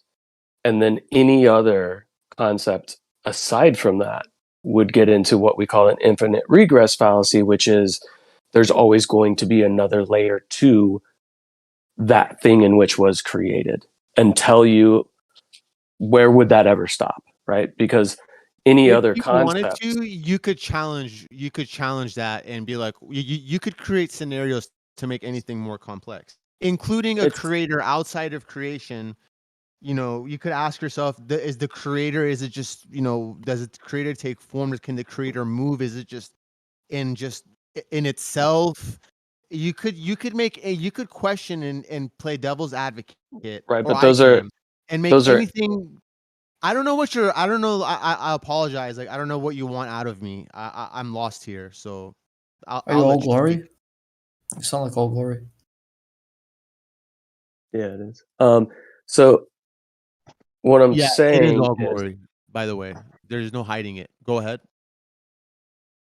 Yeah, what I'm saying is the only concept that doesn't go into an infinite regress fallacy is the idea that everything came from the creator.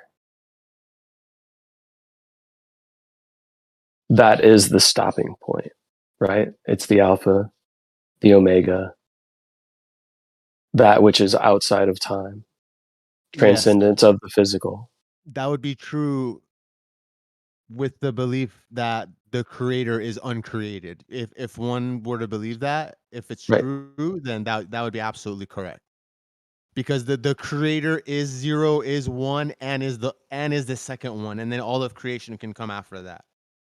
But Sounds like but there is a binary. possibility. There can be a possibility. This is you playing your own devil's advocate, where it can go deeper than that. It could be that one just going into itself over and over again. Now you've got 2 infinite regressions. So just Right. advocate. No. That's not too far from the. Go ahead, man. We don't know if that unchangingness. We don't know if that has cycles. We don't know that. What does the creator in its perfection? Does the creator become like? Is it just via its experiences, via its thoughts, and first it has a desire or the thought, and then the desire or the thought comes after that, and then this divine cosmic game, when it's all said and done, does that level up? I don't know that. We don't know that. The text may argue one way or another, but we don't know that. I don't know that. I got to say, I love that when the topic moves, or when a topic changes to this particular topic or a similar topic, a lot of the globers drop out. For sure. No, I would just say, like, I understand what you're trying to say, all glory, right? But if the stopping point is the stopping point, then you no longer have this infinite regress.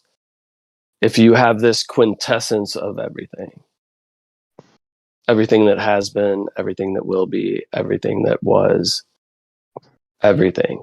It would be a stopping point from the reference frame of the creation, but from the reference frame of the creator, it would not be a stopping point. It would. You see what I'm saying? Like, no, but see, the problem you're doing there is you're taking what I'm saying and trying to make that into a creation. How can you have a creation that has been, will be, is, and always has been?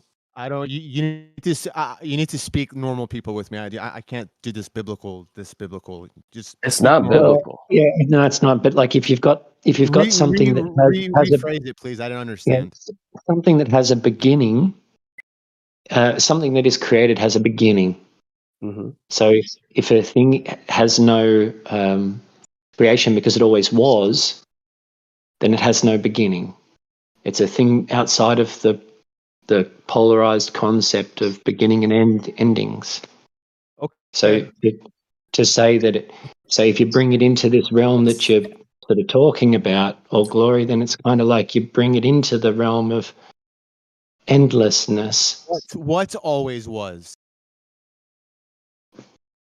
That's in the realm that always was. What always was? What realm? Yeah, if we're going to realistically, the thing that we're talking about, we're having an intellectual. Don't interrupt I don't even him. believe in anything to argue it Listen to me. I'm gonna step out of the conversation to moderate it. You have to let him finish his statement. I can't. I'm gonna go on mute and let you guys continue. No, man, it can be all good. It's just one at a time. That's all. Like, you get to say your full piece. They get to say theirs. That's all. Just that. It's an antagonistic discussion, and I'm out because of it. Hopefully, next time it doesn't turn this way. You're the one that brought it there, dude. Yeah, I didn't say it like that. I was really thought it was just a participatory, interesting conversation. I mean, what I was going to say to that is like the eternal, which is eternal. Yeah. Because if it's eternal, then it must not have a beginning or an end, because it's eternal. Like, it would all be existing in eternity. But then perhaps we then would be parts of the creation and the creative process, creative intelligence that is experiencing some sort of limited form to where we're in time and we feel this flow of time and this whole experiential nature. But then that beyond that, there would be like a transcendent eternal baseline, essentially. Yeah, for sure. We must be, if we're experiencing birth and death, because that seems to be the limitation. That seems to be a limitation in comparison to the Most High, which doesn't have that.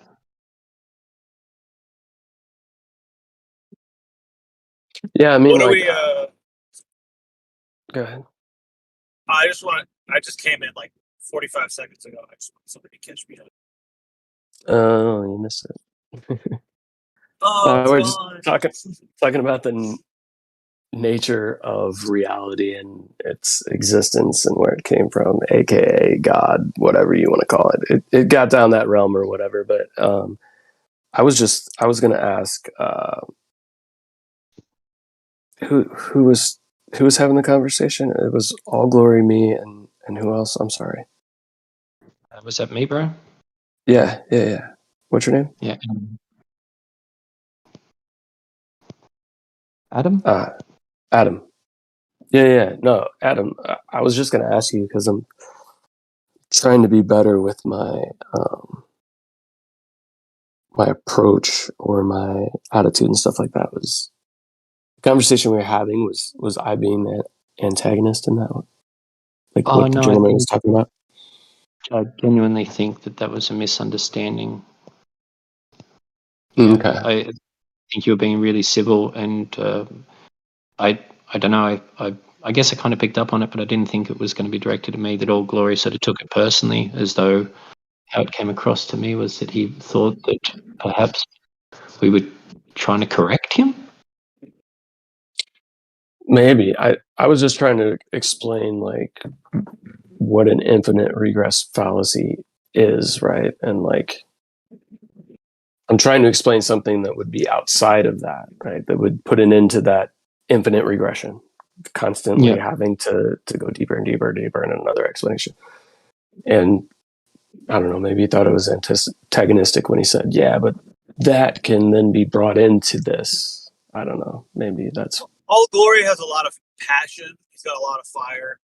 I wouldn't look too much into it.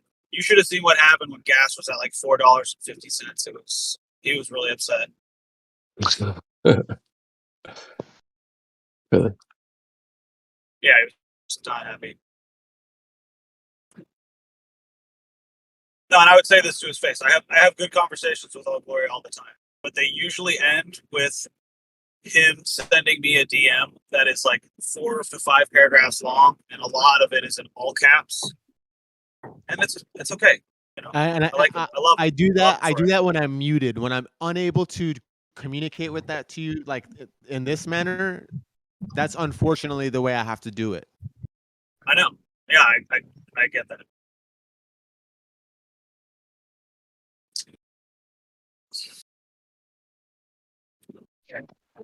I just wanted them to understand that like they weren't upsetting you. You just have a lot of passion.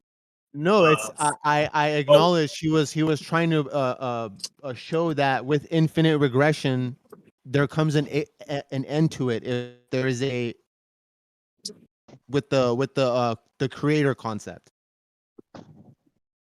I would say that the I acknowledge that, and I just to spark people's minds to think, because this is what it's all about. I brought up another possibility where there's another dimension of regression itself with the creator, and the fact that we don't know that, just like we don't know that it's a possibility, and we didn't go any further from that, and we just keep that's it, and I didn't like it. Yeah, so the idea of something being eternal kind of ends that, right? If that is eternal is the source of this creation, time is a measure of magnitudes. I get it.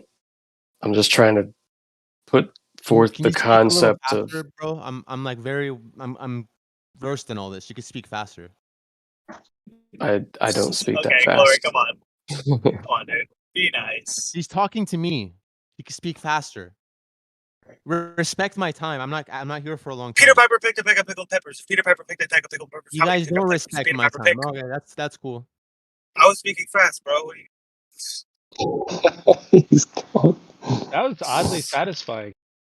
Sorry, guys. I was teasing him a little bit, but he does get a little upset.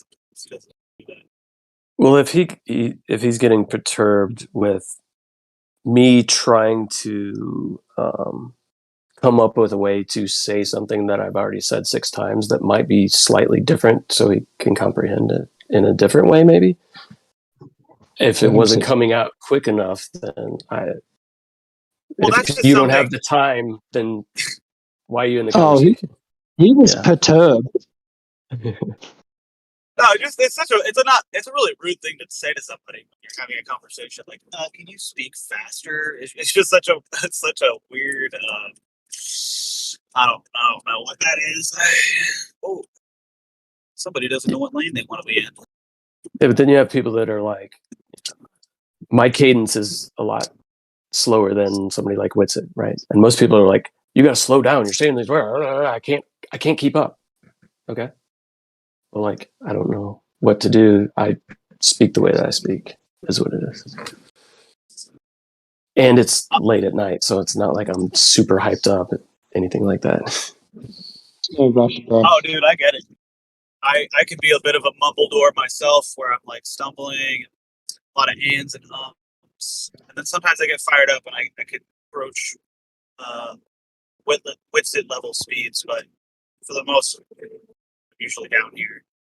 It's just all glory. Don't take it personally. He's a busy man. He's got places to be, and unfortunately, here right now with us is not one of those places. No, I wasn't kidding though. Like, and it's funny because, no, you know what? It doesn't matter. Anybody else got a better topic? I like the topic was fine. Yeah, or go back to that. Okay.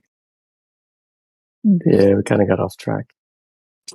And most of the people that were in the conversation previously, once it started to get towards the metaphysical, kind of dropped off. So, Yeah, like that was like what I wanted to contribute was that I think that metaphysical and physical can like coexist. We just remove the assumptions that science makes, which I've got here, like the three. I think is it? No, it might be a few more than three assumptions. Do you guys hear about the submarine? Everything is Hear orderly and lawful. Did you hear that submarine imploded, right? Oh, they got squished. They were down there So- like, I wonder what the Titanic would be like. They found out. Yeah. So, is out of space like the opposite to that pressure?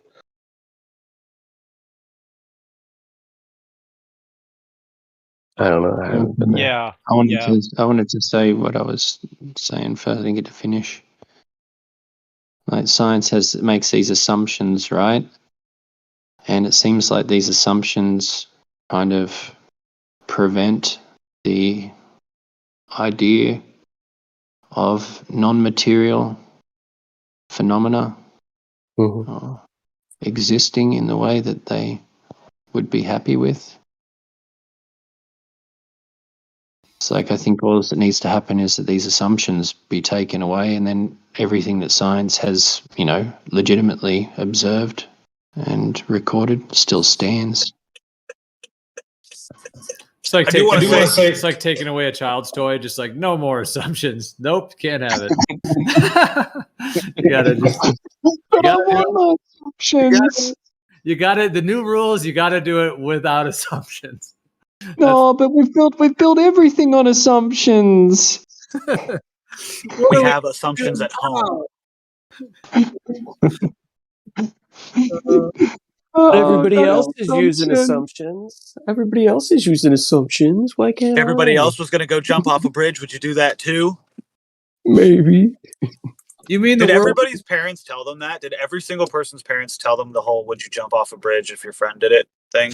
I'm pretty sure, and then everybody ended up jumping off the bridge because the TV told them so. Dude, it's crazy. Yeah, it's one of those things. There's like some real NPC programming. Like, here's a great example. If you come to Southern California and you go up to any Southern Californian and like, it can't be weird, but it's got to be like a kind of an organic conversation. Hey, how are you? And you say something about all the rain that we got.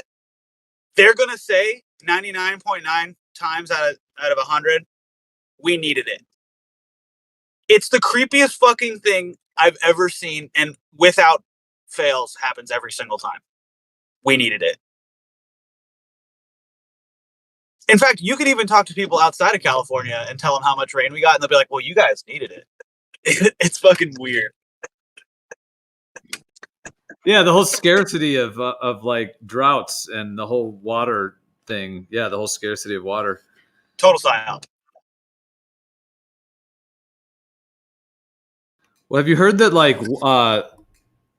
there's actually like certain science to back this up as well. It's not just a claim that when animals, like grazing animals, like the wild game, like elk and deer and all these animals, when they're wildly on the land, consuming plants and keeping the cycle going, that actually creates more plant growth, which creates more water to come to the region by having specifically like the big game on the land. And the big game is not on the land anymore. It still is in some areas. I mean, I see them around where I'm at, but I mean, obviously the game has been removed from the land massively in a lot of areas in terms of farming and cities and, you know, all of that, to where the animals are not roaming, and that actually is creating the drought, at least part of the less rain amounts in certain areas. Oh yeah. No, okay. So the guy who kind of cornerstoned all this research, his name's Alan Savory, and he runs the Alan Savory Institute, which is all about holistic land management, the reversing of desertification and preventing of desertification through rotational grazing in a holistic style. So yeah, I mean, that's right up my alley.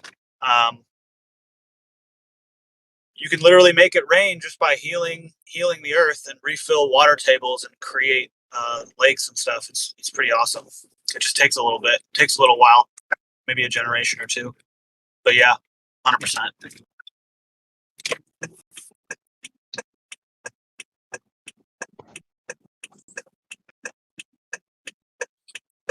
Exactly. Like the idea of rebuilding the grasslands, rebuilding the ecosystem. Well, and these areas that like have been like desertification, like that's a whole nother question. Like, are deserts actually caused by these, you know, removing plants and scarring the land? Okay, so the whole Sahara Desert, I believe, is a scar from a civilization. Yeah, I mean, I know some people are like, "Oh yeah, no, that's like the washout from the Great Flood," which, I mean, yeah, that can turn a whole area into a desert too if you wash away all the topsoil, and then it's just a windy, barren land for thousands of years. You'll get sand, but I'm not really into the whole like millions of years thing. I just don't think that we've been around that long. But you know, I'll be right back. I'm pulling up into the shop real quick, and I'll be right back.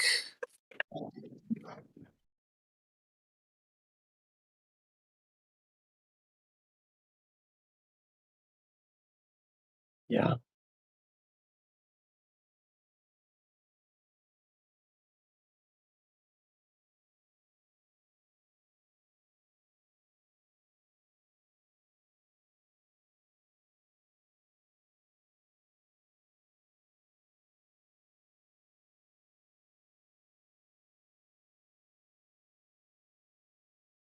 Here says the assumptions of science. All of science is based on a few major assumptions that no scientist can prove.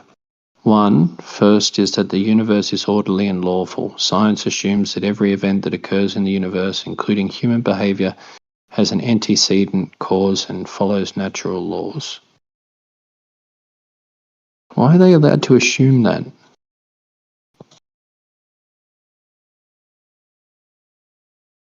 Doesn't make sense. It seems so non-scientific to assume that.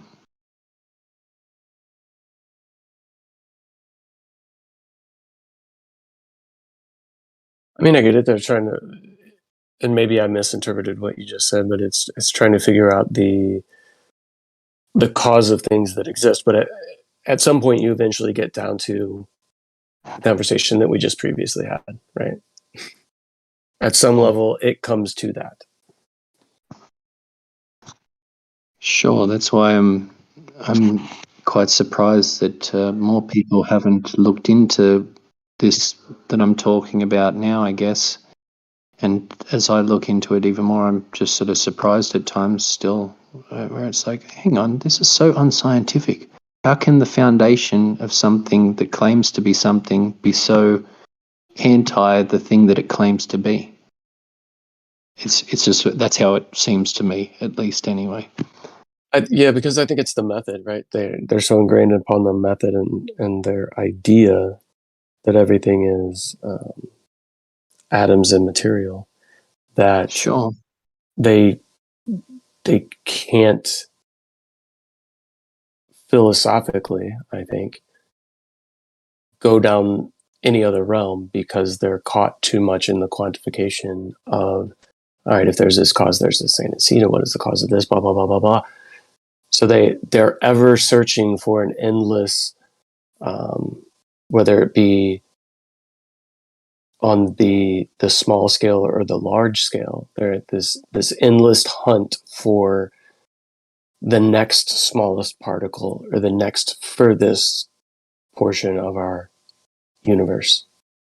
Because in their conception, right, or in their idea of this atomistic, materialistic viewpoint, it's always going to be more and more as you go down and more as you go up. I mean, by them, you mean us, right? People of the mentality that I was describing or outlining. Yeah. I mean all of us. I mean you guys as well, right? No. People of the Okay, so specific then that begs the question. Then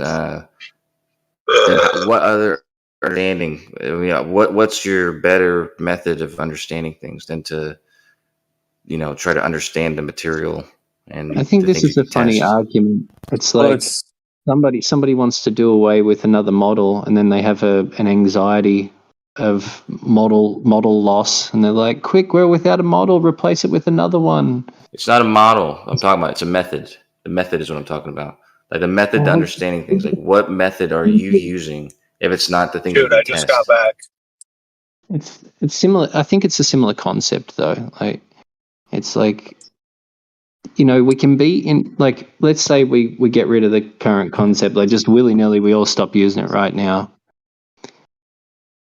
We just like work together and figure out the better concept, if that's the case, if that's what's to be done, right? Or are you just asking, like, I don't know, really not with a reason? You guys are saying as if there's us and them, you guys and the rest of us, but we're all in the same camp. We all use the same method because it's the best method to try to understand things. Everything else is just a faith-based guess. Well, that's what I'm saying. I reckon it's not if the method is defined by these fundamental assumptions, then I reckon the method is flawed fundamentally. And so, yes, it's not to say that accurate observations can't be made using that system with its flawed assumptions, but it does lead me then to consider that there could be other flaws later on that arise because of these foundational assumptions. And so it's not like we'd have to throw out every single scientific observation that's been made, but in saying that, I think everything could be up for a revision. Coach, I had a question for you. Do you think that there is something metaphysical? Define metaphysical. To say it's a funny, to me that's a funny question, because it wouldn't be a thing. But it wouldn't be a thing. Yeah. But I don't know. We lack the vocabulary for me to properly articulate what I'm trying to say, but I think you understand the concept. Yeah, in that way I agree with you, but not. Yeah, I can't actually word it properly. Yeah, but the only alternative would be for me to define the way I understand it and answer the question. And I would put things in two camps: metaphysical, physical, or natural and supernatural. I said those are somewhat the same sort of thing. And that to me answers the question's easily answerable at that point, because things that are natural are things that exist in the world, things that exist in reality, things that we can things that not only exist in reality, but they exist in the objective reality. Something that can be shared, in multiple people's experiences or whatever. Things that are metaphysical, things that are supernatural, have almost no.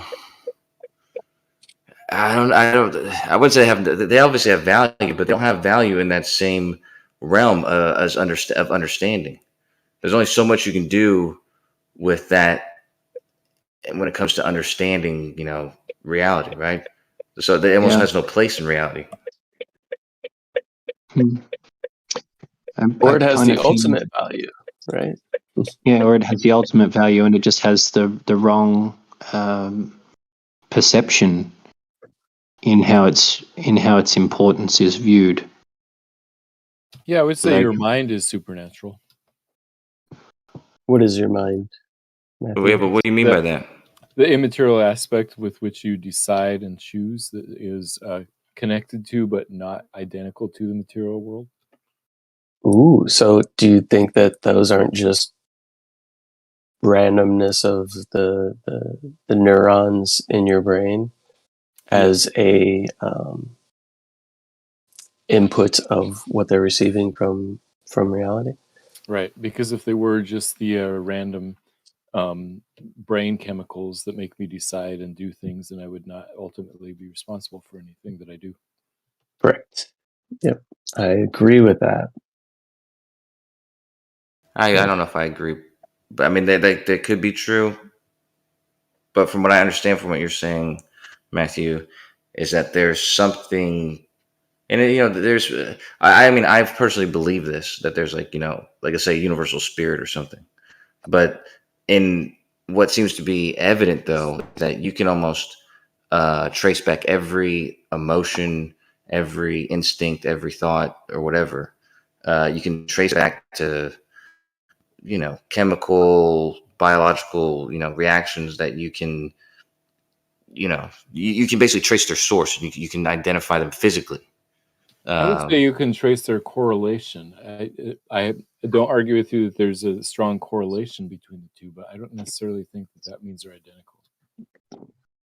I think isn't that like the materialistic perspective, whereas in an idealistic perspective, it's a different way of accepting that observation. I'm gonna have to say I agree with Matthew. Dude, that's so bizarre. I was just thinking that. I was like, what the fuck? I'm agreeing with this guy? Yeah, because Matthew's Can't people be wrong Christian. about some things and right about other things? I mean, why I do know, you it's like just throw out surprising, everything? You can't just throw out Because everything. the other that night, Jesus- well, I'll tell you why. Because the other night you said something so disingenuous towards the conversation that we were having about dew weapons not being real and not being able to start forest fires. It actually made me like wonder, like, oh, maybe this guy's a little like retarded or something. But then it was like, no, it's not. You really, really support like a worldview, and I think that topic kind of threatened your worldview, so you kind of went into retard mode a little bit. But you didn't go full. But yeah, no, I agree. Some people that are wrong about some things can be right about others, but you got to be careful what you say, because sometimes people hear something like that and just be like, "Whoa, well, that." I mean, the idea that you can't just hit a tree with a laser,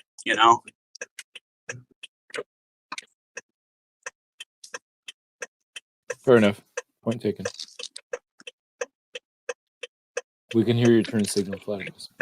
I know I'm creeping into this. Well, there's this woman. She's trying to walk past me. I'm like, no, I don't want to run her over.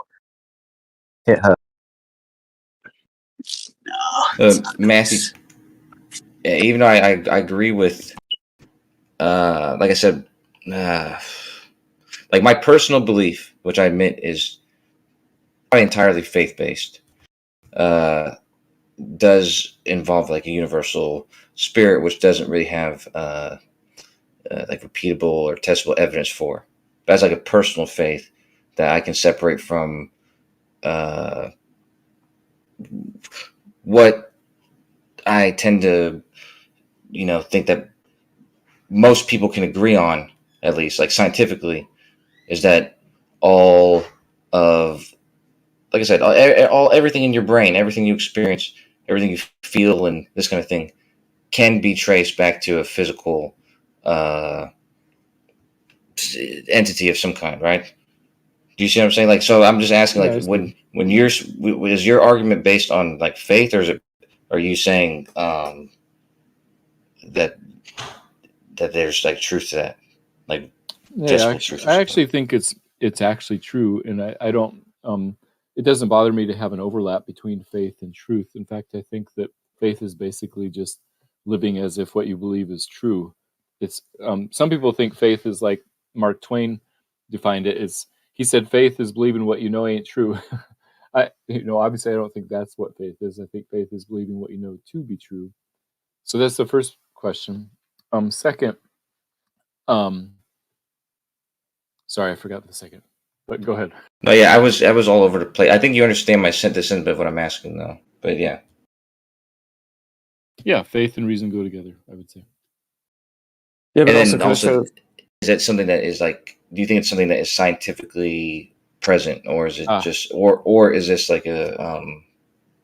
I remember what I was going to say now. So yes, you asked about the scientific stance on this, and the answer is within the past 30 years in Western civilization among Western scientists, there has been this notion that that what you think with your brain and your physical brain is all you ever think with. But that's a fairly recent idea. I mean, if you go back 100 years or more, many people would say there's the material realm and the immaterial realm, and it's only within the past few decades that we sort of like, or that some people sort of like say, oh, it's only material and that's it. Yeah, I see that. And like I said, me personally, I think I think we're talking about things that are in the realms of currently beyond our our ability to observe. But I don't think that it's like, I don't think it's something that's always going to be outside of it. I just think that we haven't come up with a clever enough way to really test these kind of things.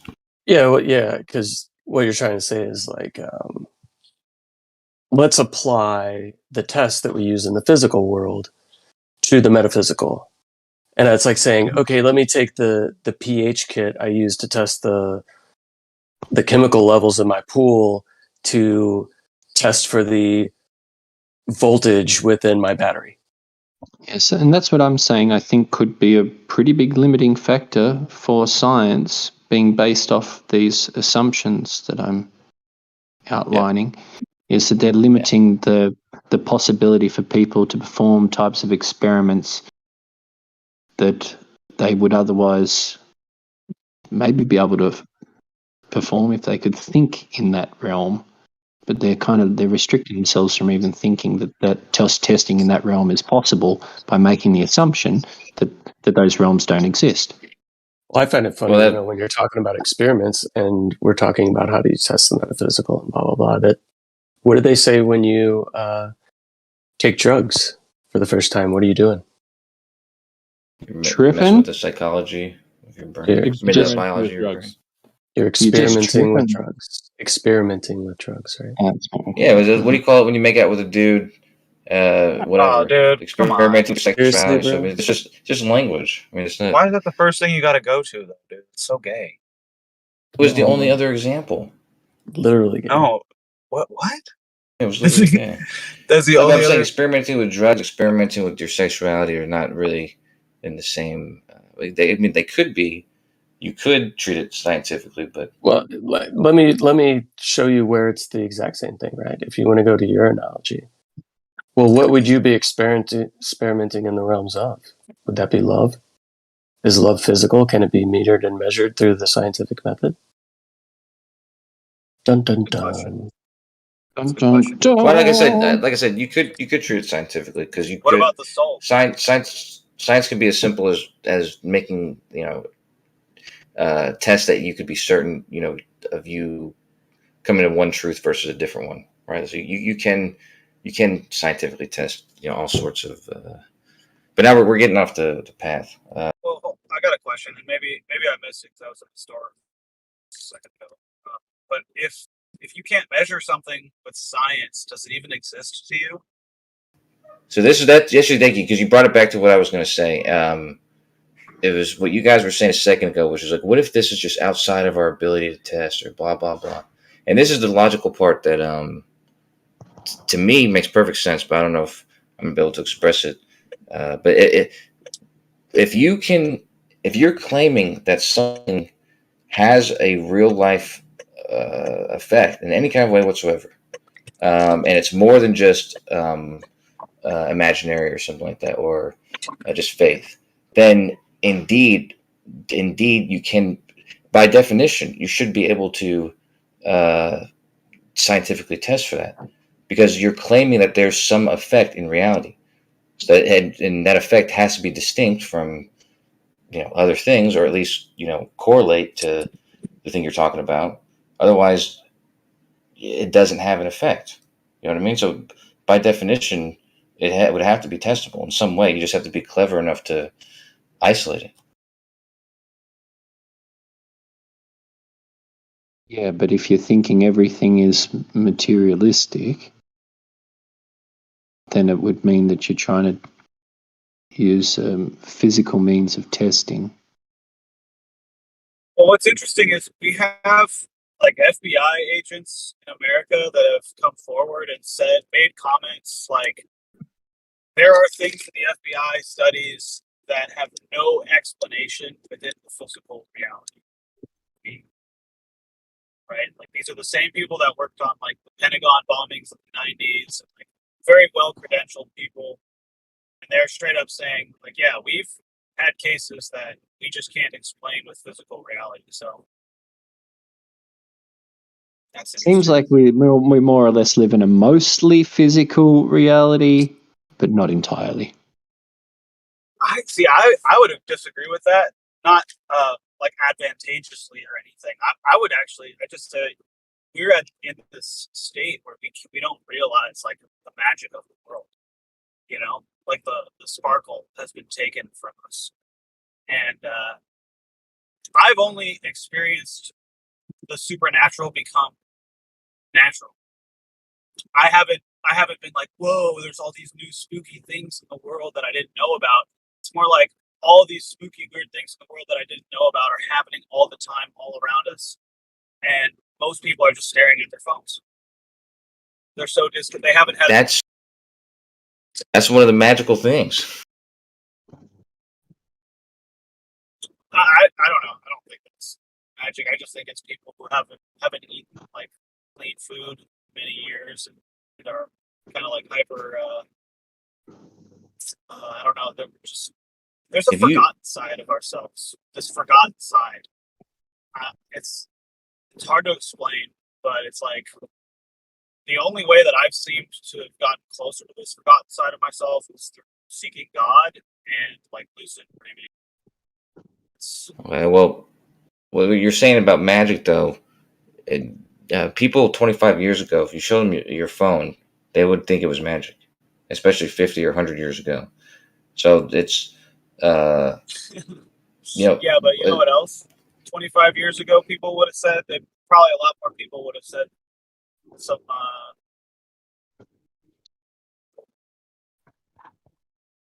I don't know. Something I feel about like Ally McBeal.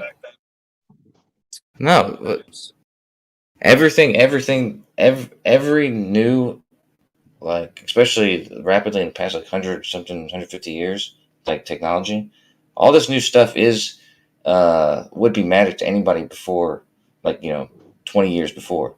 Wasn't that the famous quote? Are you saying that insufficiently advanced technology is indistinguishable from magic? Is that what you're saying? Exactly what I'm saying. Actually, exactly what I was about to say. Arthur C. Clarke, that's who it was. That's not what I'm talking. I'm not comparing the soul to a cell phone, like an iPhone. You know what I mean? Like people used to pray harder. Miracles would be commonplace. You know, you don't see a lot of that happening these days. People are more likely to roll their eyes at something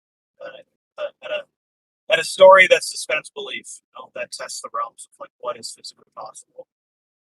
And, I just think that's like a disconnection from the truth.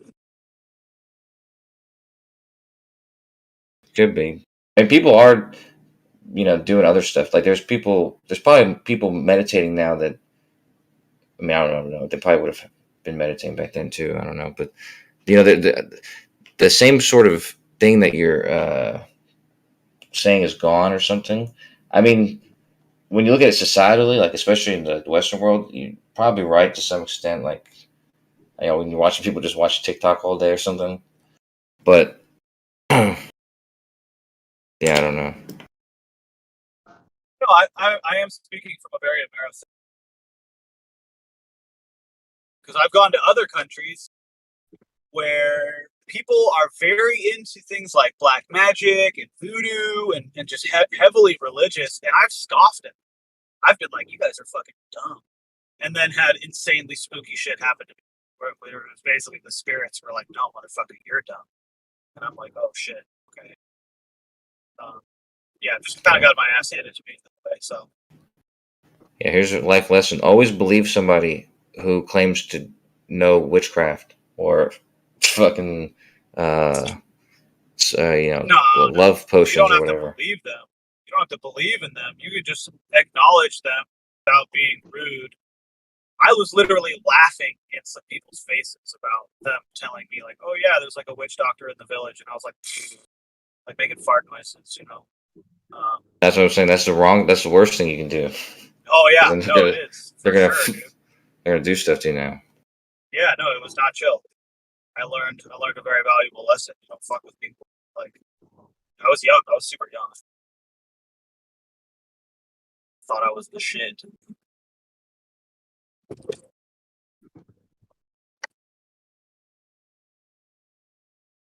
How would you explain witchcraft scientifically, Kosho?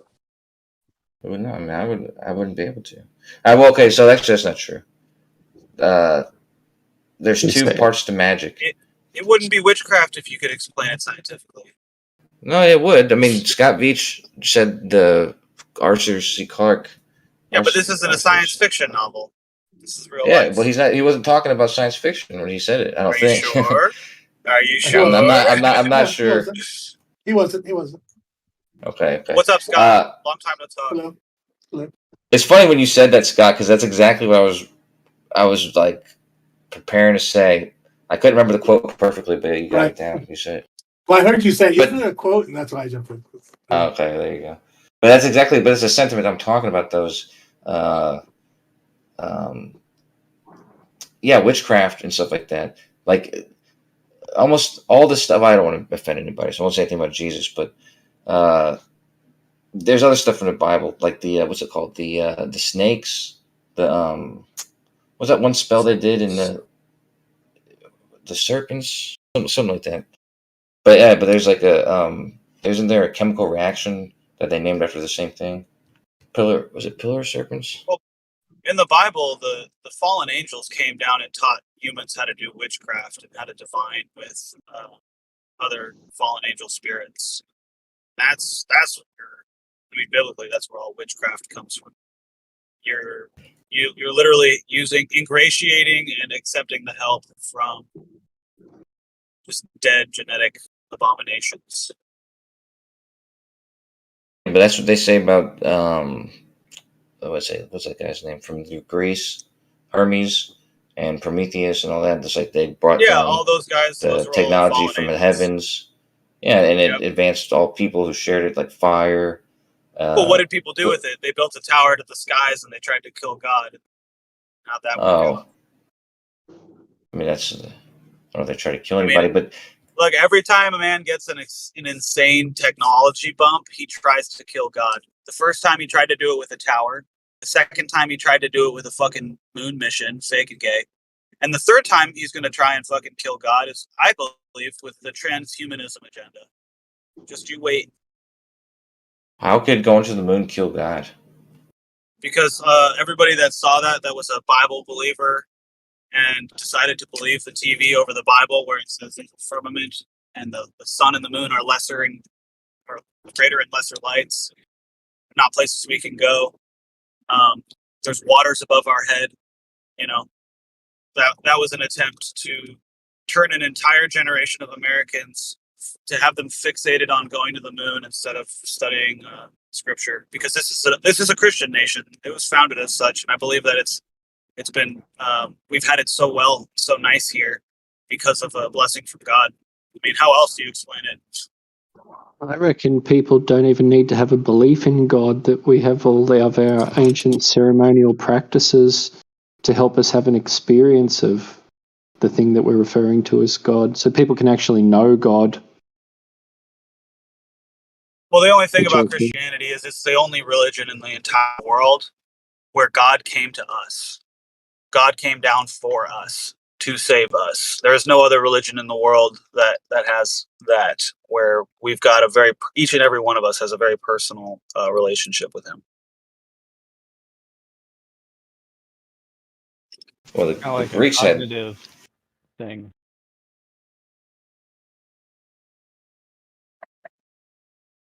I mean, that's not. I mean, it's not even really up for debate. It's just like it's what sets it apart. One God, here for you and me, loves us a lot, and yeah. Yeah, but do you have to just believe that, or is there any way to actually experientially integrate that? What do you mean? Well, I mean, is that whole thing? Does it just have to be believed outside of yourself? I think somebody that's never even is it faith based or experience based? Well, are you familiar with Kierkegaard? He was a philosopher that basically said you can't believe anything until you first doubted it. Like the prerequisite for belief is doubt. I know about that. But anyway. You never heard of that? You should look him up. He's interesting. He's got some stuff. He's got some cool stuff. Yeah, okay, but it's a concept, but I don't necessarily adhere. Anyway, what's the continue? What do you mean? Oh, well, you're asking me if this is experiential or faith based, and I'm just saying that the two are from that standpoint linked inextricably, because you can't doubt something without first having experienced something to make you doubt it. And I could never have faith in God if I knew 100% for a fact that God was the way God was. But I have a lot of evidence, a lot of personal experience, and a lot of personal doubt that I've overcome to get to the point of it being faith-based. Furthermore, I would say that somebody that's never even heard of the name Jesus Christ or read the Bible would come to the exact conclusion that God, the God that created all of us, loves us very much and wants us to act a certain way, and that there is a plan. This isn't random. This is not nothingness. And the leadership quality that he is looking for in all of us is love. I don't think you need, to. I think you can grow up on an island eating coconuts and sushi and come to that conclusion, having never heard of Jesus Christ. What about the people he sends to hell? People send themselves to hell. He's sent to hell, not people. Well, that's interesting you say that, because I feel like I could then argue that it's not really what God wants for us. And just hear me out first, though. Like this want that, like you said, God wants us to be good or wants us to act in a certain way. I feel like I could argue or rationalize it to myself in some way that it's not really a want of God for me to be like that. It's a like maybe a recommendation, but it's not a necessity. And even though God, it's not like maybe like it's looked well upon, or it shows some sort of advancement if one acts in that way, perhaps. Like, but it's not necessary. There's no encouragement.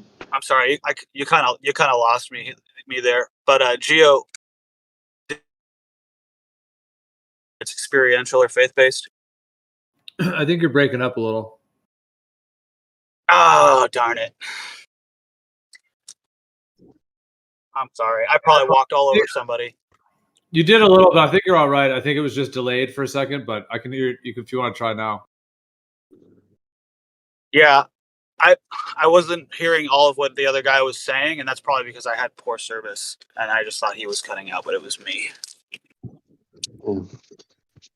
So if he wants to repeat that part, but I was just asking you, Gio, if I did a good job of answering your question about whether or not my belief is faith-based or experiential, or whether it has to be. Well, there's a theory that since Satan was cast down the earth... Hold up, Frank, your mic is super low. Oh, super low. Can you hear me now? Okay, that's better. Yeah, better. Yeah, there's a theory that since Satan was cast down to earth, and he was outside the garden, and he entered the garden, that outside the garden, this is hell. But through Christ's sacrifice, now we can enter the garden, which is the kingdom, and you can live in heaven here on earth in hell. It's just a theory. That's I'm working on.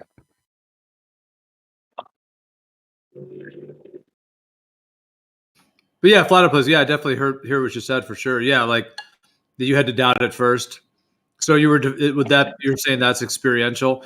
I was more meaning like in a transcendent state in a sense, to be able to experience it directly, versus only having to take faith in its existence outside of a direct experience in that sense. But I hear what you were saying about the, process of like doubting and then coming to it, which perhaps that could be defined as an experience in and of itself as well, from that perspective.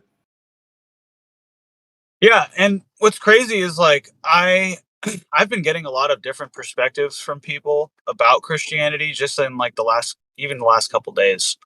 Like this guy that I'm interviewing for this whole wildfire children's grave story, he's heavily ingrained into his indigenous people's like tribal history and stuff, and he claims that his tribe claims that Jesus Christ visited Canada before he was crucified and told these people who he was. This indigenous tribe in Canada told them who he was, told them he was going to be back. And so when the colonizers showed up with guns and boats and Bibles, they were like, "Oh yeah, we already know who he is." Like, and they were considered some of the 5 civilized tribes. That totally blows my mind. Interesting. Have you heard the idea or the theory that the United States is possibly where the Fertile Crescent was? I've been looking into some of this Tartarian stuff a little bit more recently, because some people sent me some stuff, and then, like I said, this just like synchronistic information coming to me, and it seems it's very compelling. If they're lying about going to the moon, of course they're lying about where we are and what year it is and what's really happened and where we come from. It's just this thread that just keeps unraveling this entire deception that they have. Is that reasoning reversible? Like what you said, like is it? You said if they're lying about the moon landing, then all the other stuff they could be lying about. What if they didn't lie about the moon landing? Coach, would that render all those things? I know, but I'm saying, would that render all those things you just said? They lied. Okay, just from what they've admitted about lying about, like the WMDs in Iraq, the Gulf of Tonkin, giving black people STDs for their entire life and never giving them medical treatment so they can study the effects of a fucking killer disease on people. All the things that they've done, it's like, dude, I don't enter into toxic relationships knowingly. And as soon as I know it's toxic, I exit. So, like, I don't believe shit that they tell us. None of it. Dinosaurs are fake. World War II didn't happen the way they said it did. World War I didn't happen the way they said it did. 9/11 didn't. None of this. None of this shit is real, dude. This whole entire. I'm sorry, bro. It's over. Yeah, he was. This is a different response. Yeah. I'm sorry. I got fired up. My bad. Matthew, you gotta stop me. No, he was just saying. I thought it was a good response. If they were right about this, and you just said they're not right about this. So his question is, if they were right about this, then would the other thing carry or not? And no, of course not. That's just like if unicorns existed, It's right. It's just a weird what if. So if unicorns existed, would they have a horn? And the answer is yes, they would. Not all of them, but maybe some of them.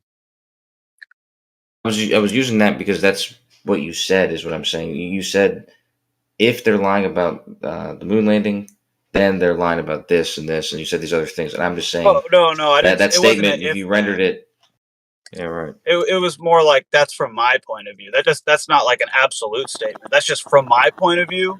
When I see the level of just like toxicity in the relationship that they expect us to have, they're going to be like, okay, dude, the government's position is basically this. Yeah, we're going to declassify documents every once in a while and like have scandals every once in a while where like we're just totally flat out lying to you. But we're going to keep you happy enough to just, hopefully believe the rest of the stuff. Let's take the stance that they lied about everything. Because pretty much everything I'm finding out is a lie. Well, if that's the case, then we even have to question how we think about things. We have to question the logic and the rationale that we use and how we determine information for ourselves, because the whole education system, therefore, and not just the education system, but the method in which our parents learned was part of a manipulation system. So it's like we were, indoctrinated from people that were indoctrinated, and every aspect of how we interpret reality could therefore have, been touched by the fingers of them. What's tripping me out about what you just said is like we're the descendants of people from many different cultures' point of views. We're the descendants of people that survived a flood. We're the descendants of people that had beings from the sky come down and bring us technology and wage wars, and our ancestors put up with this crap, and I don't know, it's kind of like up to us to figure out, like, okay, well, where did those creatures go? What happened? How is all the war and all the crazy stuff still happening? How's it still getting into this realm? This realm was meant to be like, honestly, I think this realm was meant to be a way more like, I'm going to use some words that I don't want to use right now, like steampunk meets like Native American like teepees. We're using technology, but like we understand like gut biome to the point where we don't need to be like showering all the time and like scrubbing our skin with these harsh chemicals. Where like people are living like basically like technological hippies. I don't know. That's Wait. kind of how I think it should be. So there was like sky technology, but the dinosaurs are fake? Well, yeah, obviously. Dinosaurs never existed, for sure. Dinosaurs are fake, and so is space. Yep. Thank you. Well said. You forgot the gay part, but it's okay. I wasn't sure if it was the right place to say it, but I mean, dinosaurs are pretty gay, guys. So do like paleontologists like go to fields and like bury fake bones? Oh no, they would just completely make them up. They would just like make them out of like dude. All the dinosaur bones that you go see in a museum right now are just like plaster castings. They already tell you they're fake. But like the ones that like there's live they digs don't of. Oh yeah, I mean, you know what my dad used to do when I was a kid? He would go to the park and he would like go to a store and buy some cool like looking rocks that were polished, and he'd bury them in the park, and then he'd take me there later that day and tell me to like go looking for buried treasure. It is honestly some of my favorite memories of me being a child with my dad. But what does that have to do? Well, that's what they're doing here. They're taking a bunch of excited college students that have been brainwashed into thinking about lizards for the last 4 years, and they're telling them that at the culmination of their 4 years and $30,000 a year payment is going to be them finding fake bones in the dirt. Why do you think? So they were able to bury the rocks in such a way that it appeared to be that ancient in layers that was consistent with time and weather. The same reason they did. They are behind everything. They are the materialistic wizards of this universe. Seems arbitrary. No, I mean, it is what it is. It's not everybody's going to agree with me. I know I got some ideas that are different. They're not very popular and they should be challenged. But, I think most of the conceptions that we have of dinosaurs, right? Like how many of these creatures that we grew up with fantasizing about as young children, because that's what they want boys to think about specifically. Well, here's the thing. How many of those actually have been found as a full fossil where, you can go and get like a troglodyte, right? And you can see that, or you can see a nautilus shell that's a fossil, and you can see, these are things that existed as a whole. But Tyrannosaurus Rex, it's an amalgamation of some small bones put together, and then somebody came up with it. In church, they always tried to like brainwash us and tell us how like the skeletons of the intermediary species were fake. What skeletons of intermediary species are you speaking of? It sounds like you blanketed like somebody trying to give you information. It's just brainwashing. Did you verify that that's not true?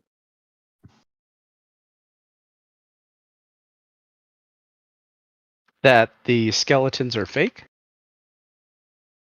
Or that they're even real. to begin with. Like they tell us that we're shape-shifting monkeys, and there's all these like skeletons that they have that prove that we shape-shifted from monkeys. But have you ever verified that any of that is true? And if so, how? The skeletons have been found all over the earth. What skeletons are you talking about? Of monkeys? Of intermediary species between monkeys and man. If I find a skeleton of a dog, can I say that that's an intermediary between like a rat and a wolf? Depends on the skeleton. A chihuahua. But the same question could be applied to you, Platypus, which is, have you verified that all these dinosaur bones are fake? I mean, there are a lot of fake ones. We know this. They've always been upfront about that. It's sometimes we might come late to that information, but it's not like they were lying about it before. It just wasn't, just didn't filter its way down to 5th grade. Well, But, where are these? it seems like it could just be exactly what they say, which is that we're finding these big bones of these creatures we don't know a ton about. We make a bunch of guesses. Over time, we figure out a lot of our guesses are wrong. We have to adjust our beliefs about now we think they were feathered, or maybe we keep adjusting, but that none of it's lying. It's just incomplete information. We're making our best guesses. It's just a matter of not taking on the belief. Yeah, it's like this will be my concession.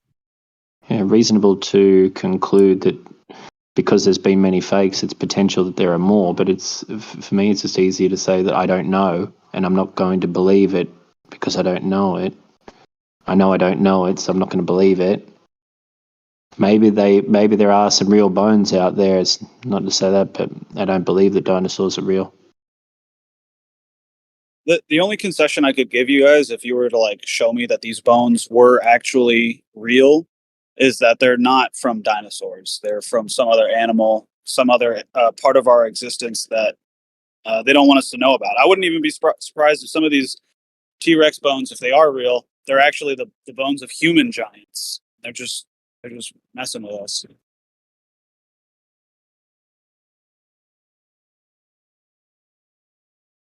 And what's being said they really are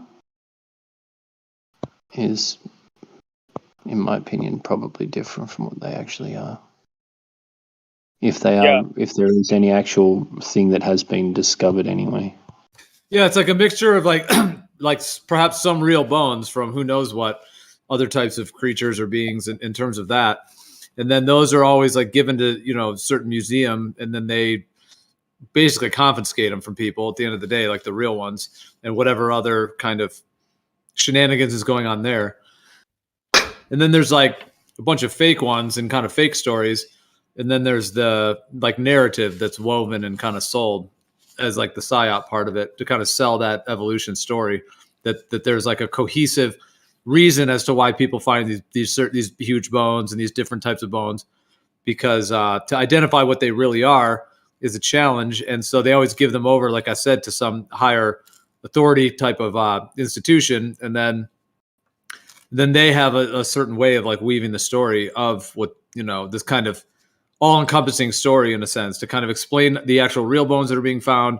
And then it fits into the whole kind of globe Earth evolution story, it seems.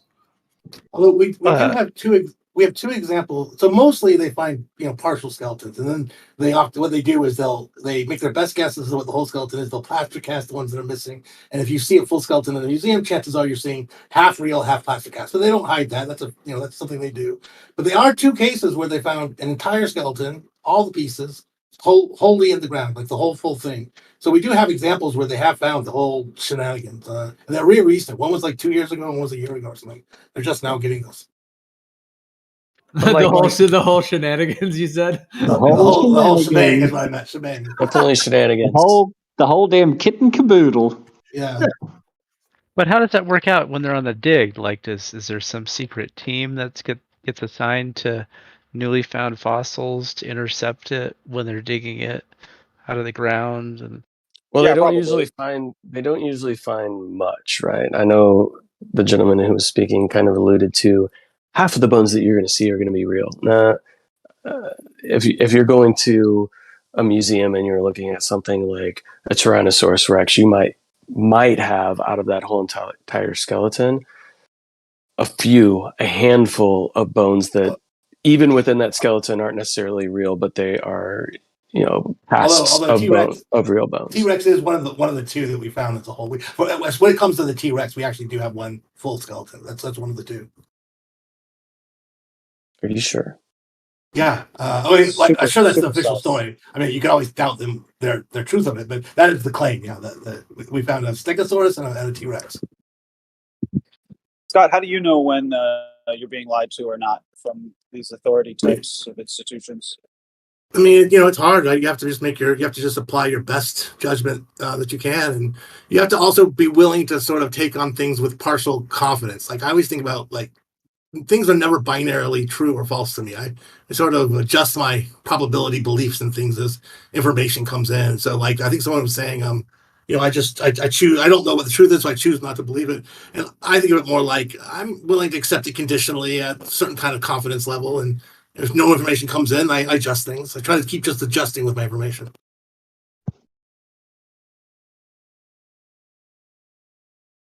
Simpler answer is always. I don't really believe that though, but I get some people do. They're always lying. Don't trust anything.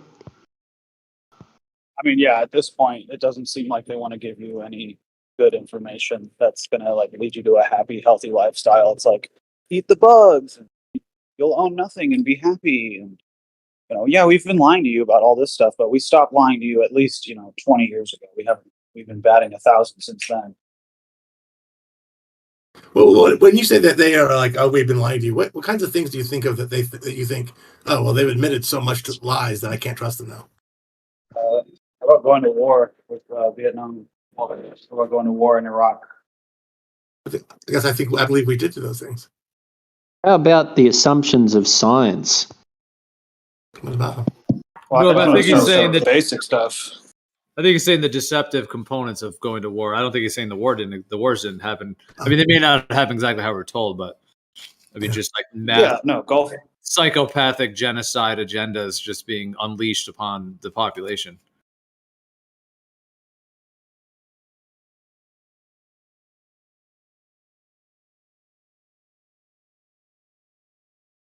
Yeah, and what was the assumptions of science? Or people something? manipulated into killing each other. Yeah, Adam, you were saying the assumption of science. Oh yeah, the assumptions of science seems to be a good example of manipulation. Like majority of people seem to think of science as a body of authority, and yet it has assumptions at its foundation, and those assumptions were intentional, then they were used as a manipulation technique to alter how people perceive the thing we call reality. But about those assumptions because they've always been upfront about the assumptions. And some people may not have done their due diligence and may be confused about science, and there are lots of people, but isn't that the person's fault, not science's fault? I mean, science has always said what their assumptions are. No, I think it's the lack of the right type of education. Like a person can be instructed on how to become more aware and to question certain things, but otherwise it seems to be quite easy for people to just be acquiescent. Guess I blame people for that. I don't want to point the finger, really. Like it's kind of like a question I really want to give an answer to, because I think that the question itself has a flaw in it.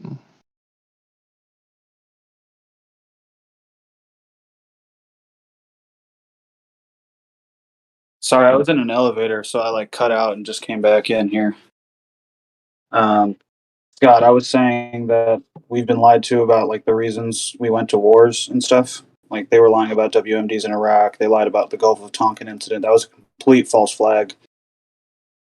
So that's why I have trouble trusting that. They've can you present any evidence to me that the government has stopped lying to do all these things that are happening? Well, I think the government lies, and I think there are certainly examples, and there will always be examples, just like people, by the way. Sorry, I'm coughing. But I guess I think of these things as I don't think it was one monolithic group. Like, for example, the people that gave STDs to Tuskegee Airmen, completely, in my mind, completely different group of people than, say, the ones that lied about going to war in Vietnam or the ones that lied about WMDs. And I don't think of it as the government lies. I think of it as there are pockets of people who, at various times and at various places for various reasons, will tell untruths, and that's not ubiquitous to government. It's just like, oh, that happened there, there, and there. I don't believe in STDs. Did you say untruths? Yeah, untruths. Okay. Yeah, I don't Funny understand way. why we see the government as like this one big body that moves in complete unison. It's more like just disconnected bubbles that all do different things. Yeah. Much better said. Order out of the chaos. Yeah, pretty much. That's the illusion. The illusion is the chaos, but it's orderly. It's an intentional chaos. It's also run like a corporation, and corporations have CEOs and owners and planners and organizers. It's not like there's no one at the helm. And sponsors. Are you Scott, are you familiar with the Sierpinski triangle? Sounds familiar, but remind me what it is. You basically start by drawing random points inside of a triangle, and if you follow a specific pattern, no matter how randomly you draw these points, you'll always create a fractal design of triangles within triangles within triangles, and it just goes on forever and over. Yeah, I'm not familiar with it, but that sounds cool. Yeah, it's basically this order out of chaos, where when you set out to start it, you've got your triangle, and it just looks like a bunch of random dots. But 25,000 dots later, you know, you've got you got something super badass. So that's kind of how I see things being run, where it's like whoever finds themselves at the top usually got there by ingratiating with some really evil spirits, and these spirits have a lifespan that it's not comparable to humans, which is why these wars and these events seem so planned out ahead. And I know this is going way past you for like where you think reality is, but just hear me out. They do it over this long period of time so that it does seem random, so that it doesn't seem like the government is this one body, because there's different people of different nationalities at different time periods doing different things, but ultimately they're serving the Dark Lord.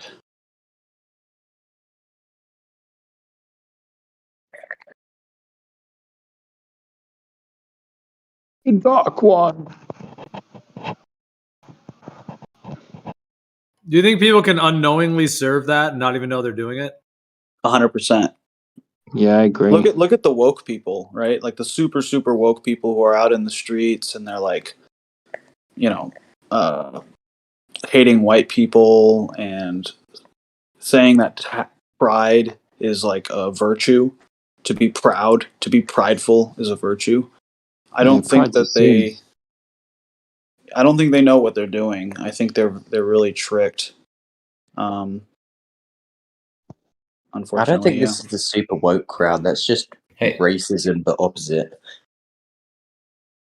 Yeah, I wonder if they could be like a person could be very much. I wouldn't say cut off. I don't know if a person. I've thought about the concept of a person being cut off and whether or not they could be completely cut off, or if they have like maybe like a cord or something, but that cord can become like atrophied to the point where they just have the absolute minimum amount of ethereal connection to survive, but they've basically they're not really any longer a sentient consciousness in its manifest form any longer. They're more like a golem or just a vessel, basically. I find an autonomous vessel. I find that interesting idea of this whole conception now of pride and people's pride within pride, right? And the idea of like Proverbs 16:18, pride goeth before destruction and a haughty spirit before a fall. Do you think we're before a fall? Okay, yeah, I want to piggyback on that because you're right on the money there. The question was asked just a moment ago, are people serving this unknowingly? And I started thinking about it for a second, and I was like, well, why does it seem like it's all about serving the Christian devil specifically? And it hit me. It's like I live in Los Angeles. I've seen plenty of these parades, and one thing that I see at almost every single one of them is somebody or multiple people dressed up as Jesus. But you never see somebody dressed up as Buddha. You never see somebody dressed up as Krishna. You never see somebody dressed up as Muhammad. It's always Jesus with these people. And so it just leaves a funny feeling where you're like, are they unknowingly like serving this kind of like dark thing? And it's like, these are the people that claim to be the most tolerant, the most loving. Love is love. And they love everybody's religions and respect everybody's religions, except they hate Jesus. Which is super it is weird. interesting. It is Super interesting, weird. and I find this too. And even, friends of mine that know that I read the scriptures and whatnot, they try to bash on Christianity and say things about Christians in front of me to get a rise and things like that. And most of the time my response to them is, so is it just one specific portion of the Bible that you hate? And they're usually like, no, the whole thing, blah, blah, blah. And I'm like, well, most of the hateful things that you think you've heard from the Bible come from the front of the book. So are you strictly anti-Semitic, or is it Christians and Jews that you hate so much? And usually when you say the word anti-Semitic to these woke people, they get super, super scared. Wait a minute. The Jews believe in the first part of the Bible? Uh-oh. Then can I condemn the Bible because then I'm being anti-Semitic? And if I'm anti-Semitic, then I associate myself with the Nazi and I'm anti-Nazi and blah, blah, blah. And their brains start to like fry. But the funny thing you say about like being at those pride parades, the ironic thing is, yeah, you're going to see somebody walking down the street basically mocking Jesus as they go home and probably have a Buddha in their garden in the backyard. There's a featurette. And talk about how much they hate religion. I don't know, it's just weird. This world's interesting.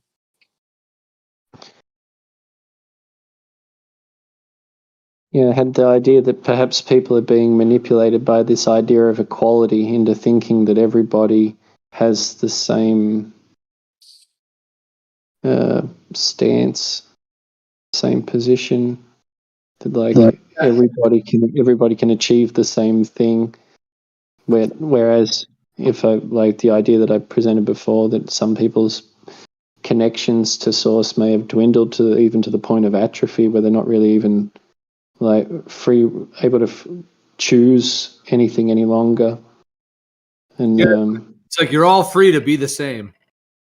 Yeah, you're free to be the same, and we want everyone to be very, very sick and disconnected from source, barely able to be creative and make choices for yourself. And I think that's one of the interesting things from, like, I think we are supposed to be creators, right? Yeah, I reckon creativity is it's like our life force. And I feel like even if you look at kind of the culture these days, or the media in which we're taking in, most of it is a regurgitation of something that we all are accustomed to. There's not even a lot of creativity in like the movie industry or any of that. It's just, I feel like we have gotten to the point of almost little to no creativity. Yeah, I was thinking that recently and wondering if that was like a consideration at some point. Like, let's flood the media with with media that lacks creativity. Yeah. Just keep regurgitating the same stuff, condition people to that lack of creativity, condition people to lethargy. To me, I suppose lacking creativity is just the problem with capitalism. You just regurgitate the same shit because it's cheaper. With what? Sorry, what was that? With Sorry, I was just saying it's, to me, like the problems in, film industry and game industry and all that, it's just everyone's become greedy and it's just cheaper to regurgitate the same thing. Well, I don't know if it's cheaper, but it's people buy it more readily, and so you really have to look at the audience. It's like if you make a sequel of a hit, they will go out and see that sequel with fervor, and you're guaranteed to make your money back. And you're taking a much bigger risk if you don't do it that way. Yeah, it's easier as well. Like all you got to do is basically these days just to copy something, put different skins on it. But you can copy like nearly every aspect of a particular thing, just reskinned and repackaged. It's also less effort. At least in the movie industry, I don't know if I would say that's true. Maybe in game world, but in the movie or film and TV, which is where I work, I feel like sequels going to be just as much work. It's just a lot less of a risk, which is unfortunate because they're not as good usually. And really, I was thinking it's more like the games, like because it seems to be pretty easy for me in my mind to just copy a game but put a different look on everything. Like copy that the does sound mechanic of easier. yeah. With movies though, the work is like you can't really cheat on that work. It's like you still have to. The script still has to be its own thing and all that kind of stuff. It still adds up. Yeah, sure, but they can take like the same basic framework for a story and just overlay that onto many, many different projects. Change the names of the characters, the time and the place, certain key events, and then you got a whole different story. No, although I would tell you in practice who knows, maybe that could work. That's not really that's not what happens, but it may seem that way sometimes. But it's as bad as some of these things end up being, they approach them with a bespoke sort of attitude every time. I'm sure I can't think of it off the top of my head, but I'm sure I can even remember movie projects that did that intentionally. Like, what are you thinking? Yeah, I know don't one. I can tell you one. But like, here's a good example. So I worked with Dean Devlin. And Dean Devlin, he made Independence Day, which was a giant hit in like '95. If you remember that movie. So Independence Day. I'll see if you can figure it out. Maybe you'll know. Independence Day is beat for beat a copy of a movie from 1970s. Do you have any idea what it might be? No, I can't. I'm not so It's called The familiar with Towering Inferno. Dude. Disaster film. I was gonna guess that. Were you that. really? The one is it the Yeah, movie yeah. about the fire in the building? Yes, that's right. And So I was gonna say that. if you watch Towering Inferno and then watch Independence Day, you'll see that like at minute 20 in the Towering Inferno, something blows up. At minute 20 in Independence Day, the White House blows up. Every single beat and story has a match to one another. And he said they did that on purpose. He said that's how they set out to make it. But by the time they were done with Independence Day, it didn't really make it. It maybe made it easier on the writers in the very early stages a little bit, but it's still hard to make that movie at the end of the day. You know what I mean? It doesn't really save you money.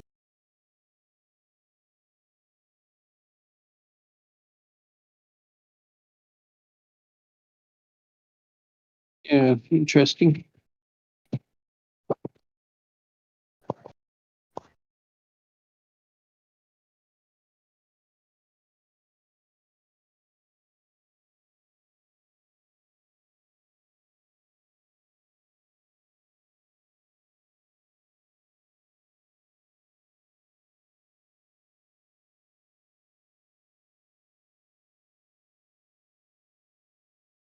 All right, so the takeaway from today is nothing's real, space is fake and gay.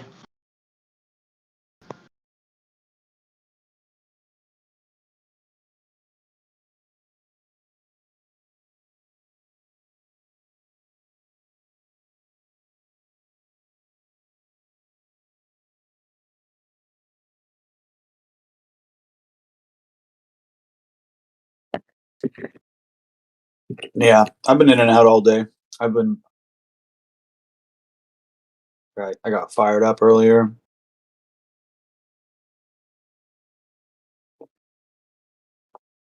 So, Scott, you think they're going to try to do another moon landing event? Well, I think they really went, Joe. I believe it was real. No. Wait, what did you say? No, I just said, do you think they're going to do another one? I just called it an event. Yeah. Yeah, I guess I don't know. I haven't really been paying that much attention.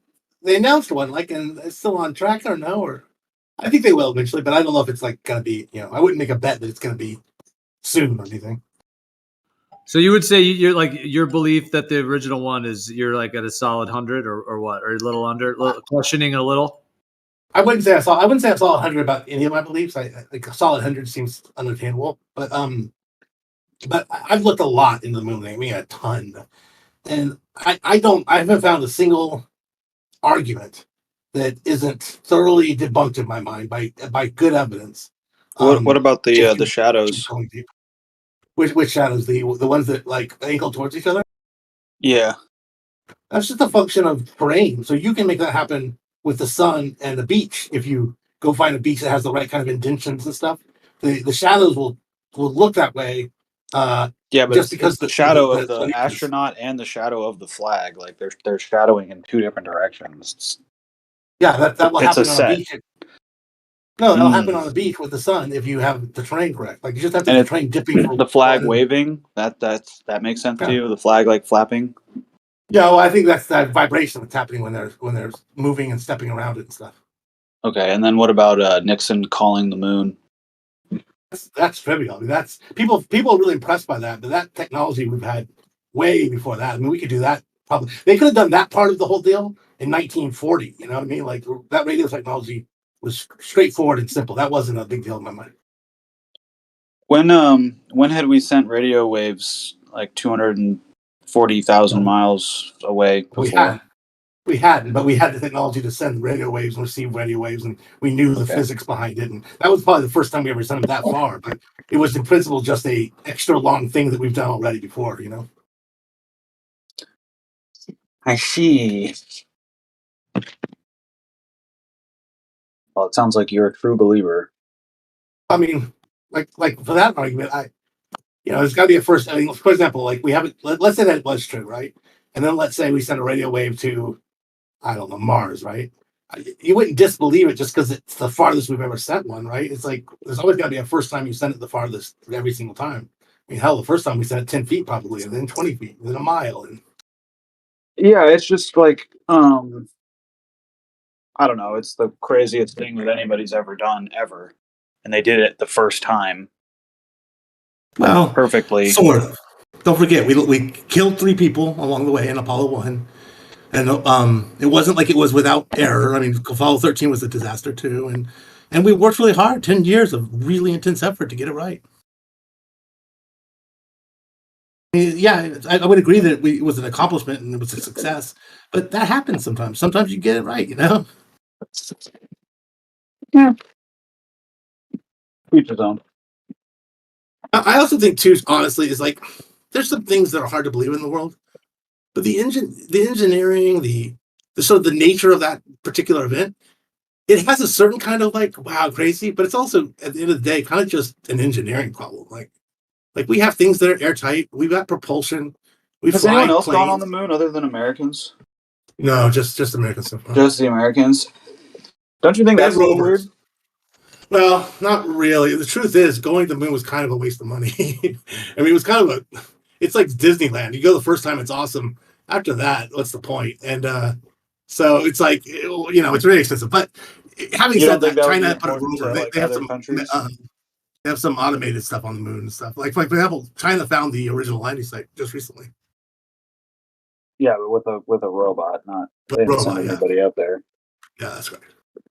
I just think that's a little weird. Okay, yeah. I mean, what because it's what do you do when you get there except for say, oh, we made it. Well, I'm surprised that you would hold that perspective though, because like if one was like a fan of space and really rooting for this whole kind of idea of humans getting out to space and traveling, I mean, there's the rest of the solar system to explore and other planets. Maybe there is aliens that would meet you on the moon, halfway between the Earth. I mean, who knows? That would be like the main, launch off point between Earth and the rest of the whole thing. So if they really would have gone there, it would make sense that they would have not only been going back, yearly and regularly, but at least setting up some stations, some telescopes, some testing equipment, see how to grow food, all kinds of things that they're, I mean, some of the stuff they're kind of trying to say they're doing on the ISS, but the ISS is just near Earth. Like, that's pretty boring.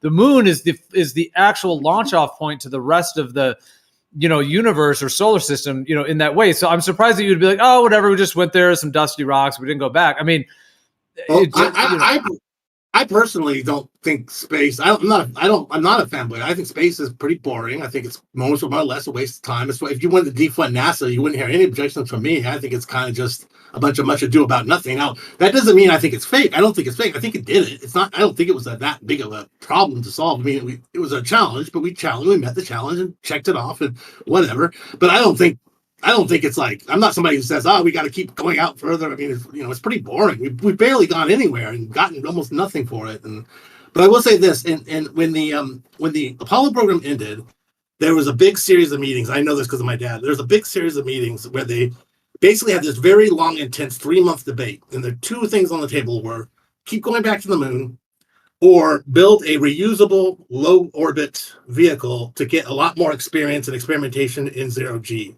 And it went back and forth for months and months and months. And as we know, the reusable, they only had money for one basically. And so they ended up going with a reusable shuttle route because they thought that they needed more experience, say, with like time in space and physiological effects and that kind of stuff. And that was a decision. You're right. Like, some people felt like that was a mistake, and maybe it was, but it was a big deal decision that they made at one point. As opposed to like just sort of never bringing it up again or something, like, because from our perspective, kind of sometimes would feel like, well, why didn't we ever go back? And I mean, that was a major debate that happened throughout NASA for months. Scott, you missed it. Earlier I brought up the parallels between like the ocean, journeys that we've done in space. And what's in a direct parallel or an exact parallel is there's, like, we went to the Mariana Trench in the 60s. We didn't go for a long time again until I think Michael Bay. There's only been exactly 12 people who've been to the Mariana Trench. The same amount of people who've been on the surface of the moon. So that's why I was just comparing like the event that happened today that sort of, reminded people how treacherous both the environments are. Kosho, do you know who the submarine driver was of that Michael Bay expedition to the Mariana Trench? No, I should know. I thought it was him. He went by himself. By himself? Okay. Yeah, I'm thinking of something else. I could be wrong. I mean, we could be remembering that wrong, but I believe he went by himself. Here's a question: would you rather go there or to the moon, assuming both is real and all that kind of stuff? I said the moon. The moon would be way more pretty. Yeah. If the moon was a place I could go to, I would definitely go to the moon instead of the bottom of the ocean. Yeah. The only thing that's bottom of the ocean now. Bottom of the ocean probably has cooler stuff, but like I said earlier, it's probably actually more treacherous, more risky to go down there than to the moon. Yeah, fuck that. The only real reason we've found now to go back to the moon is helium-3. There is nothing else on the moon for us. I don't know. We're going to send Steve Aoki up there, guys. So don't. That's such a funny. Who did I say? Michael Bay? My bad. Yeah, My bad. Steve Aoki. That's so crazy they're sending him. Well, because it's obviously fake, dude. Come on. Like, what more do you need? What more do you need? The last time we sent people there, they were highly skilled, trained in aeronautics. These were professionals, and now we're just sending it. We lose the telemetry data. We don't go there for decades, and now we're just going to send Steve Aoki. Come the fuck on, dude. Please. Well, I'll tell you, my dad used to always say that the biggest mistake NASA made was not sending a poet instead of sending only engineers. He felt like they lost a huge opportunity by not sending artists up. So in some ways, it's rectifying of that. Hey man, Dude, that's so Edgar, crazy that. Oh man, that's. Wait, so what did your dad do again? He was an astronaut. He was an astronaut. Yeah, he was an astronaut. Did he go to space? He went to space twice in 1990 and 92. Good lord. What? And his son followed in his footsteps, working for Hollywood. Makes a lot of sense. No one's ever said that joke before. But yeah. Hey Scott, I was telling them earlier about we were talking about the Challenger. That was actually the event I was comparing to this one that happened today, or whatever. But I hope you don't mind, but I brought up because you told me where you told people once that was the first time you met twins or whatever. Twins, yeah. Right? They're not exactly twins, twins, but essentially twins. The black guy or the Hawaiian guy? The Hawaiian guy. To be honest with you, I said it wrong earlier then. His name, Ellison on Zook. I forget his brother's name. Ken or something? So your dad told you that he went to space, like word for word. He said, "I went to space, son." I mean, I don't know. It's like, did that sentence happen? It's hard to say. It's like it was just a ubiquitous part of our life. Like, I mean, you know what I mean? Like, I was at the launches. He didn't need to say the sentence. I did ask him all about it. We had to talk about it when he got back. Like, I wanted to know all kinds of details about like 0G and stuff. And you got to remember too, it's like growing up. I mean, growing up, it was like all the friends were astronauts. So like I would be, when you were a kid, like at 10 or 12 or 13, I'd sneak out of my room after I was supposed to be asleep and listen to adults talking. And since they were all astronauts, they'd be talking about, well, one of them had just gotten back. I mean, so it's sort of in the ubiquitous nature of talk in the house. Has your dad ever lied to you? Yeah, I'm sure. I mean, I think what's the statistic? All humans lie like every day, and some number of times. I'm sure it's at some level. Like for example, did you ever consider that he might be lying to you about what he did for NASA? Of course, it's been brought up so many times, but it would be nigh impossible. It's like I was there, and it would be so impossible for them to have hid it from me, or the level of deception is so unbelievably comprehensive and universal that it's almost indistinguishable from reality. Because like when I would come home from high school, I would walk from high school to NASA, go into the astronaut's office, and then wait outside my dad's office, the astronaut office, where I would be doing homework, whatever, for like an hour then we drive home. And so I would hear him in like giant fights with satellite manufacturer on like, passionate, screaming at each other. If this, we're not taking this, we're not doing it this way is it's gonna break. They're really caring about what they're doing in ways that would just like, they don't even know I'm there. If that's all ruse just to keep it going, it just doesn't seem tenable to me. Well, but satellites could be real to some extent, like, at high altitude above the Earth in terms of that. Like, they don't have to be in outer space, and there could still be like tasks that, you may have overheard of that they're talking about in terms of either data coming from them, or whether it's data or some contract or something like that. Well, this was something my dad was supposed to take up and actually deploy with the arm himself. So, it was having to do with exactly how he was going to do that.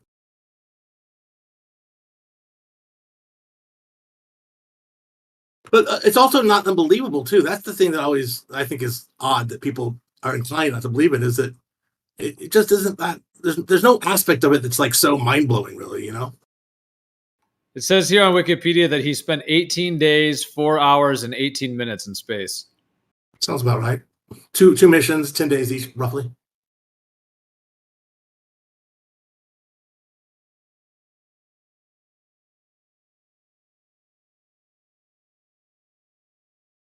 Well, I just wondered if he ever had talks with you directly, like, like if he ever told you, like, because if someone says they've been somewhere or whatever it may be, now you were obviously young, so, there's that component in terms of your kind of consciousness at that time. So, that it's different than when you're an adult, obviously. But Oh, I was 18 on the second mission, just for the record, just so you have a sense of what hold on.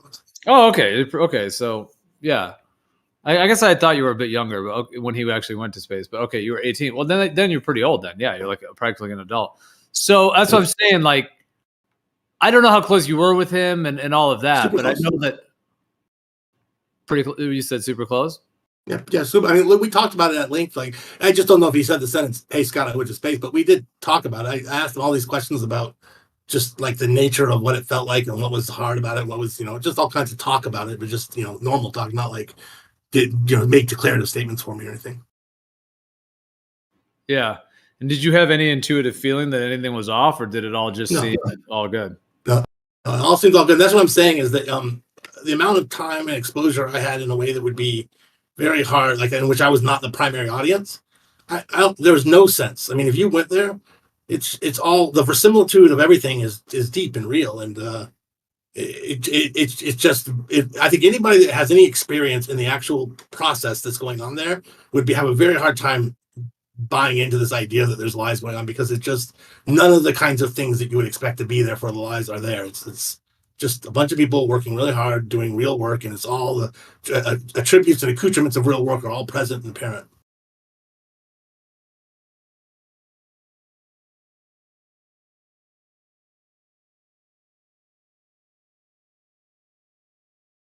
I know it's not what you want to hear, but it is just the truth from my perspective. It's like, it's okay with me if people don't believe, but with if anyone would know that it was fake, I feel like it would be me. Well, I'm just asking questions, kind of like interview style. So yeah, no, I'm just kind of curious. That's all. I'm not like trying to debate it or say it's anything different. I'm just asking. I understand.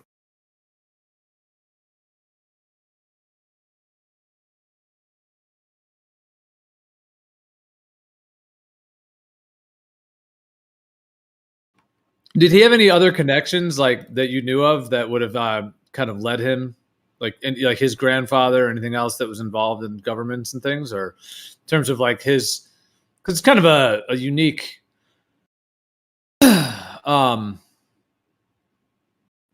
it's just a unique life path, I guess to say. So, I mean, well, he was a fighter pilot, and that was just like he just did that because he wanted to be healthy. There was a connection there, and then he was a Thunderbird after that. But his dream, since he was a little kid, in fact, he wrote a poem in I don't want to say 5th grade called "When I Become a Spaceman," and it was like all about how he wanted to grow up to be a spaceman. And so like it was his dream since a very little kid to become one. And he really wasn't qualified. Actually, he was really underqualified, and he had to in fact, the Air Force wouldn't pass his application on. They said, you aren't qualified. We're not going to even hand it to NASA.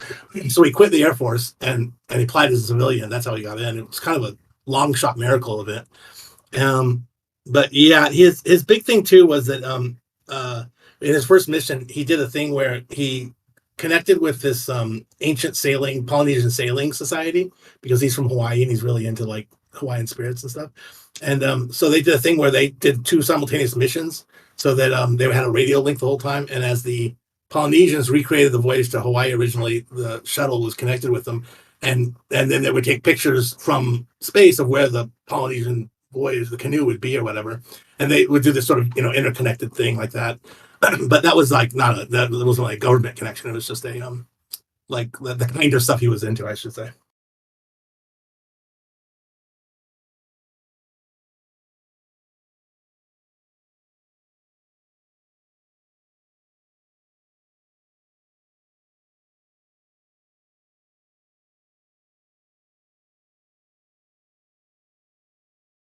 That's the thing too, is that all the astronauts they're pretty impressive, like as like resumes, right? Like I mean, everyone might. I may sound biased because it's my dad, but he was like, he's one of these like kind of like, he stands out. Let's put it that way. He had like a special something that was like kind of magic, and they all did. And I also think too that the idea that people with these resumes and these kinds of a desire for achievement, this kind of potential for achievement, and this kind of competitiveness that they had, that they would be willing to just lie like that. And these were all very honorable people too, in my experience. It's just it beggars the imagination. Like these guys, it'd be such a waste of life to like be contributing to a lie like that when you're capable of doing so much more, you know?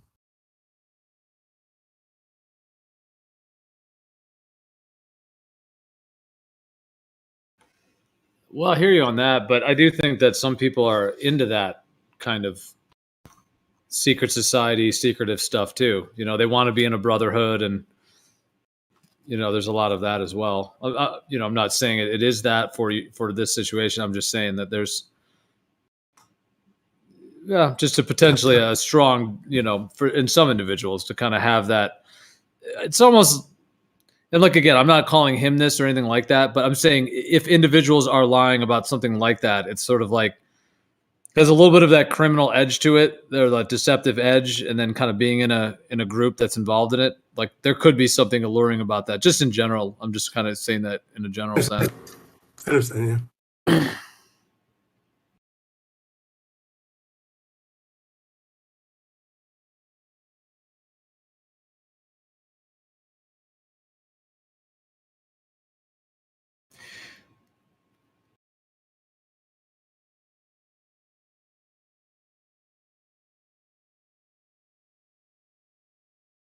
Has anyone accused you of just making all this up? Yeah, but then they'll do research and discover that that there's too, you know, the evidence that it's not being made up is it's too overwhelming. Like for example, at one point, if you go look through my Twitter feed, so if you look at my Twitter feed, my Facebook is public, so you can check and you can see like there's a guy Scott Beach who is obviously the son of the astronaut because the mom, the extended family, there's just too much to fake, and then at one point somebody was just really sure I was making it all up, so they thought I was pretending to be that guy, so I posted stuff from his social media, my social media account, to prove it was me. That kind of thing has happened before. Someone even went so far as to call my employer, to call Netflix when I was working on Shadow and Bone at one point to see if I really was, stuff like that.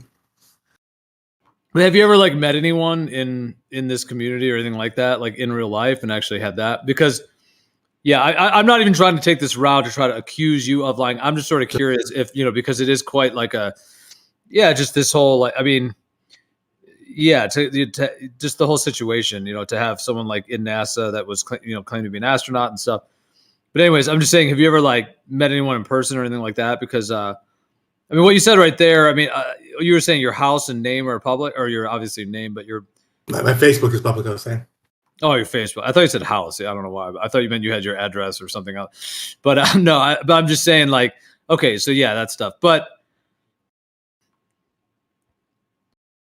I don't want to in any way like say that I'm accusing you of this. I'm just like playfully wondering because obviously like especially in these communities which you've been in for years, it is like unique in that way. So what are you asking? That's why I don't take it personally. What are you asking? Has anyone done what exactly? I just wonder if anyone has like met you and kind of knows you, like met you at a meetup or hung out or like anything like that. I guess that's all. Yes, in real life, I've met people from the community. I don't think I've ever. I don't not any flat earthers. I've met Globers, but I've had real life interactions with people that I've met from this Discord or from these Discords and stuff. Yeah. Yeah. Also been on video too, by the way, but which is basically the same thing sometimes. But yeah.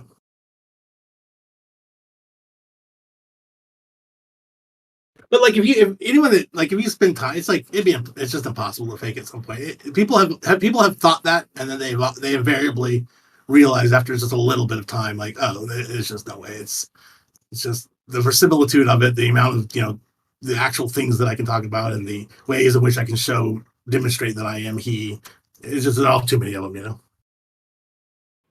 Yeah. Do you have any like siblings or any other family members that like know that you're in these communities or anything like that? That like. Yeah, everybody knows. I talk about it.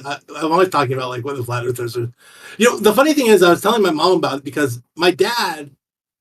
So when you're an astronaut, people there weren't flat Earth was not a big thing at his time, but there were things like that, and people would come to the house like out of the blue, strangers knock on the door to question my dad about aliens, and my dad was very open-minded. He very much believed that we do not understand there are things in the world that we do not understand. He believed that. Basically, you pick a paranormal, supernatural thing that might be true. He's like, I'm not going to say it's not true. Like, we just don't know a lot about the universe. And so he was very open-minded. So he would always bring these people in, and they'd sit down. And I have all these memories of like my dad just like just really loving engaging with and talking to people with very different ideas and very strange perspectives. And he would have loved the flat Earth community. He would have been very. It's too bad he died. He would have definitely been willing to come and talk and chat, and he would have tolerated a fair amount of abuse and probably done a very good job of charming past it too. Yeah. Have you ever had any suspicion of anything with his passing being and anything of No. there? Any thoughts that there was something out some foul play or anything like that? No, it was melanoma, and he grew up in Hawaii before sunscreen was a thing, and so they did there is a story there, but it's not that exciting. But they found the tumor on the back, right, that she was consented to get biopsied a few weeks before his first mission. And so they said his best friend was the flight surgeon, and they said, listen, if we send this and it biopsies as cancer, they'll take you off the mission, so we'll send it in 6 weeks when you're back. They put it in the freezer, and both of them forget about it. Then 3 years later, he's got a tumor or something. They remember it. They send it off to get biopsied. Sure enough, that's a malignant tumor. They would have caught it. They would have saved his life, all that kind of stuff, if they had not both forgotten it when they delayed it. Whoa. Breach. Heavy breach. Hey, we're meeting up near you Saturday. You're interested in hanging out. Where at? Huntington. That's not that near, but yeah. You gotta arrange a Griffith Park meetup. That I can walk to that. We've done it. We've done it a bunch of times. Have you ever been to a meetup? Oh, you said I've no? never been to a flat Earth meetup. No, I want to go. I actually was going to go to one, and they kind of just invited me. This was a long time ago. It was Jaron was going to be there, and it was kind of like flat Earthers could be kind of not very nice, and there was some worry that I was going to be distracted in a bad way because people were going to want to be mean. If you guys want Scott to go to a meetup, you gotta do it in West Hollywood. Does Jaron know who you are? I don't think Jaron does. It was Jaron was like going to talk or something at a meetup, and it was Miggy, I think, that was sort of facilitating it, and then I guess he must have asked somebody or something, because Miggy and I get along pretty well, and I guess he asked somebody or something, and it was kind of like, oh, maybe don't come to this one, maybe, or something, and then that was the only time I almost went. You said Miggy? Miggy from 24/7. We used to live in LA. We used to live right near each other. Yeah, but you've never met him either, though? No. He had moved away by the time we met online, but we were friendly with each other. This is a long time ago, and he was still in LA, like in the area at the time. And so he was sort of saying, it's sort of through him, we talked about me coming to that meetup, and then he said, I guess the last time I tried to hang with you, you said you wouldn't bother with hanging with flat earthers, actually. I don't think I ever said that. No? You and Lewis. Yeah, we mixed up. You and Lewis and someone else were gonna hang. I guess you never met up with them anyway. Yeah, I was out of town that weekend. Or that week. That was when Lewis came to LA. Yeah, I was in San Francisco that week.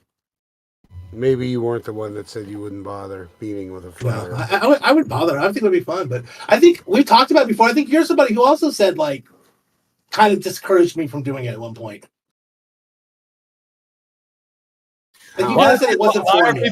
Why are people discouraging you? Like, why would that be a thing? Like, I mean, if you were gonna go, just go. Like, why would there be? Like in the sense that I was talking, like I think Dan and I were talking at one point, and I think maybe you said like it's not really for me or something. You said it's not really for you. Like you wouldn't have a good time. It was kind of that vibe a little bit.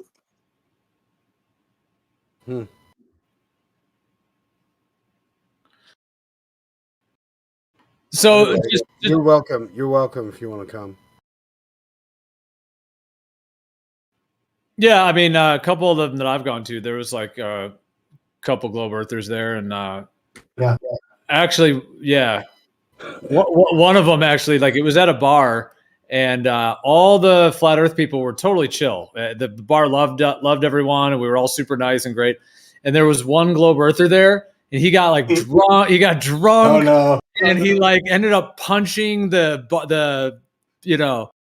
bar. What's it called? Bar back, or one of the bartenders. He like punched him, and then the bartenders like God. literally threw him out. Like we were all outside, like it was dark and all that, like into the evening. And this guy, we see these two bouncer bartender guys dragging this guy out, and it was kind of a little bit intense. He like the guy was screaming, his glasses got all smashed and broken, and like it was kind of bad. It was like the one globe earther like started shit. Yeah, it was kind of intense.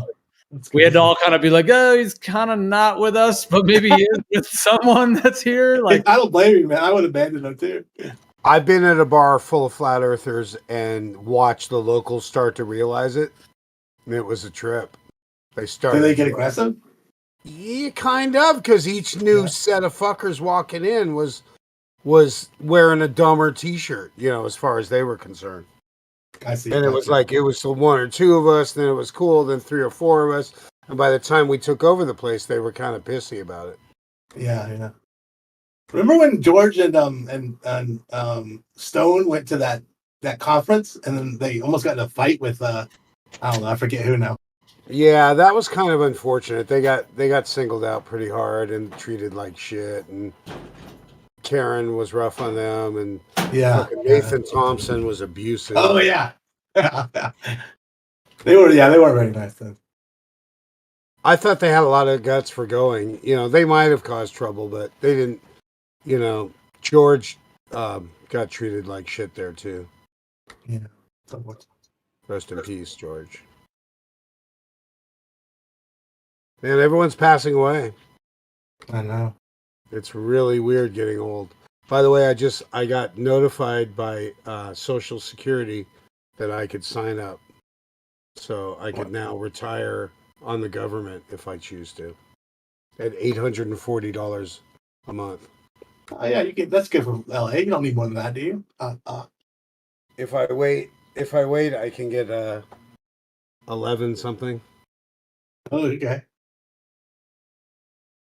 No, 14.10. 14 a month is the max.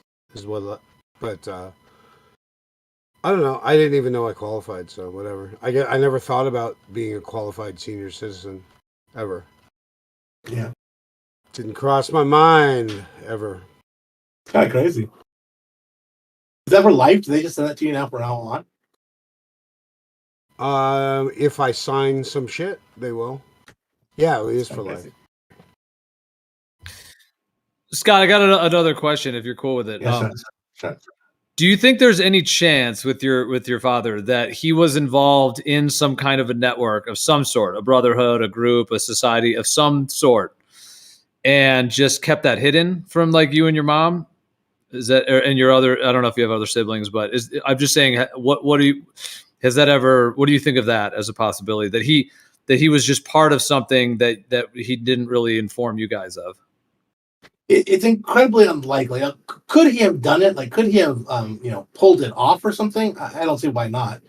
But based on my understanding of who he was and what his life was like, and just all of my experiences, would strongly imply that was not the case. Just in terms of the kinds of things that were important to him and things that weren't important to him, and So my feeling is that's incredibly unlikely, but given that the question is, could something have been not shown to you? It's like, I can't ever say with certainty, right? Because it's like, if it wasn't shown to me, how would I, you wouldn't really know. You just would know that you never saw it.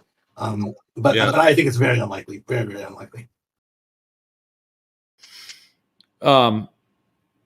And then I was going to ask you with like your kind of role in like Hollywood stuff, was that through any like connections through him, or was that just totally you just did that on your own or whatever? Like you found that? I mean, I would have used connections if but my NASA. I mean, despite the joke you might want to make, there are no connections to that. In fact, I didn't even really understand that I could be a person in Hollywood growing up.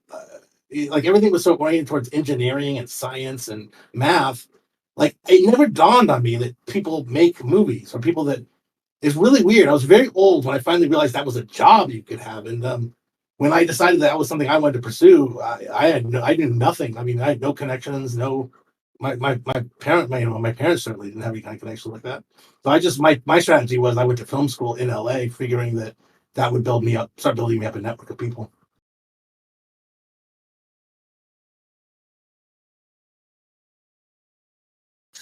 Yeah, because I mean, in my viewpoint, like an astronaut, like in my viewpoint, if they're like, let's just say from the perspective that it's not real and that it is some kind of cabal, a group, a society, whatever one would call it, brotherhood, all these different terms, some kind of a network of individuals that are involved in that in whatever way.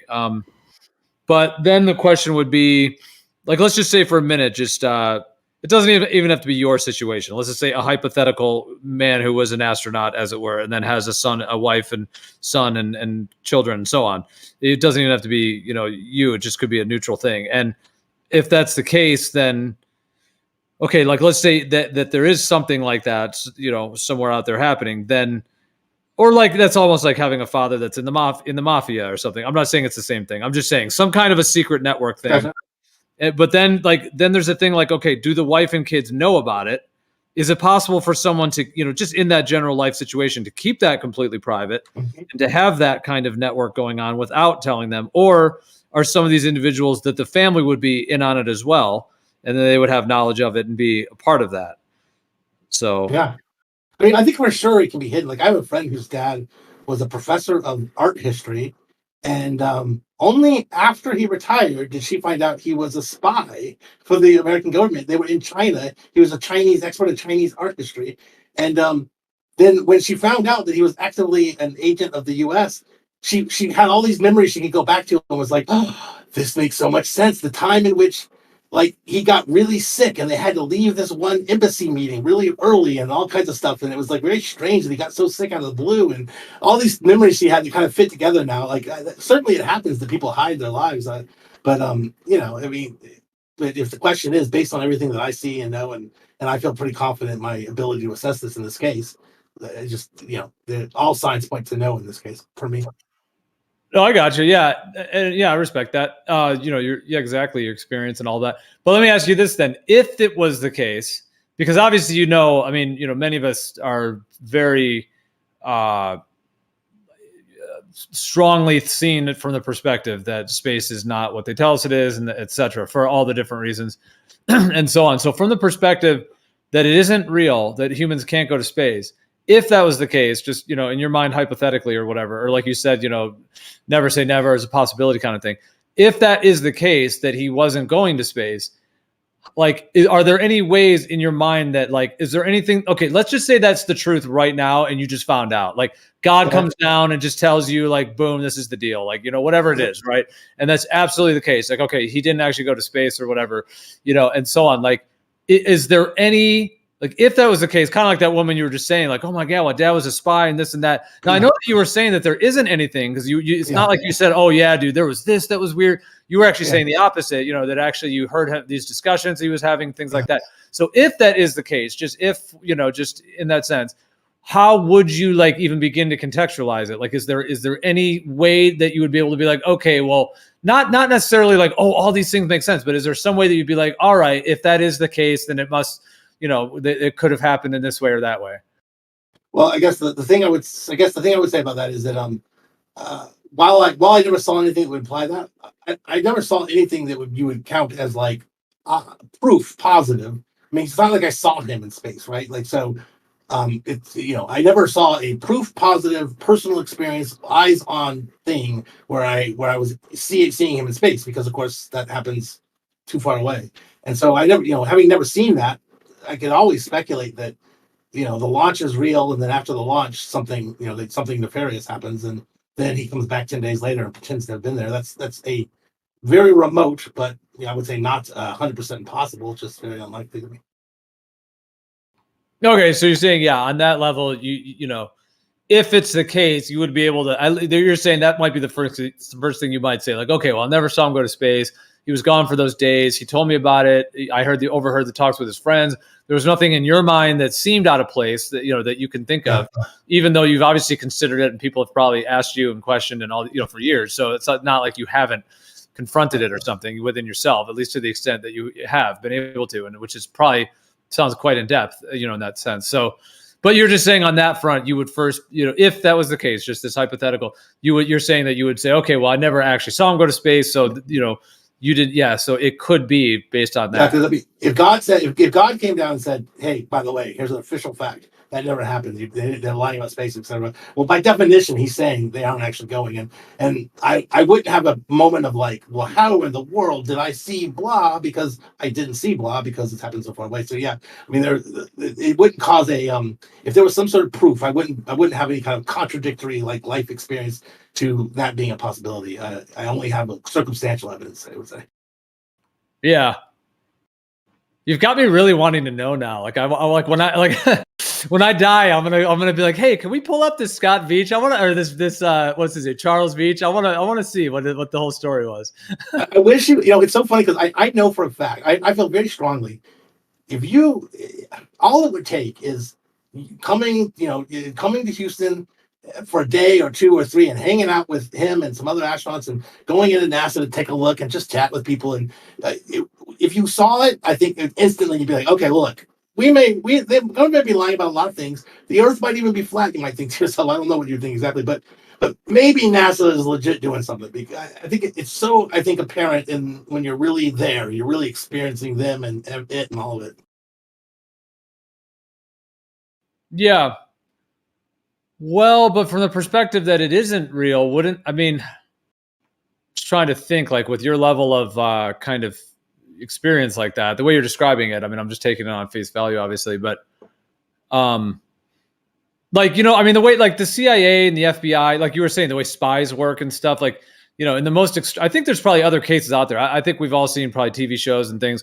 How many of those are real is a whole question, but of somebody who was the son of a CIA agent or a spy or some kind of, MI6 agent, things like this. And it is pretty interesting to think about, like, because you do hear stories of, and again, I'm not talking about you and your situation per se, although I'm just sort of linking these ideas, but just situations in which people can live these like different lives, basically.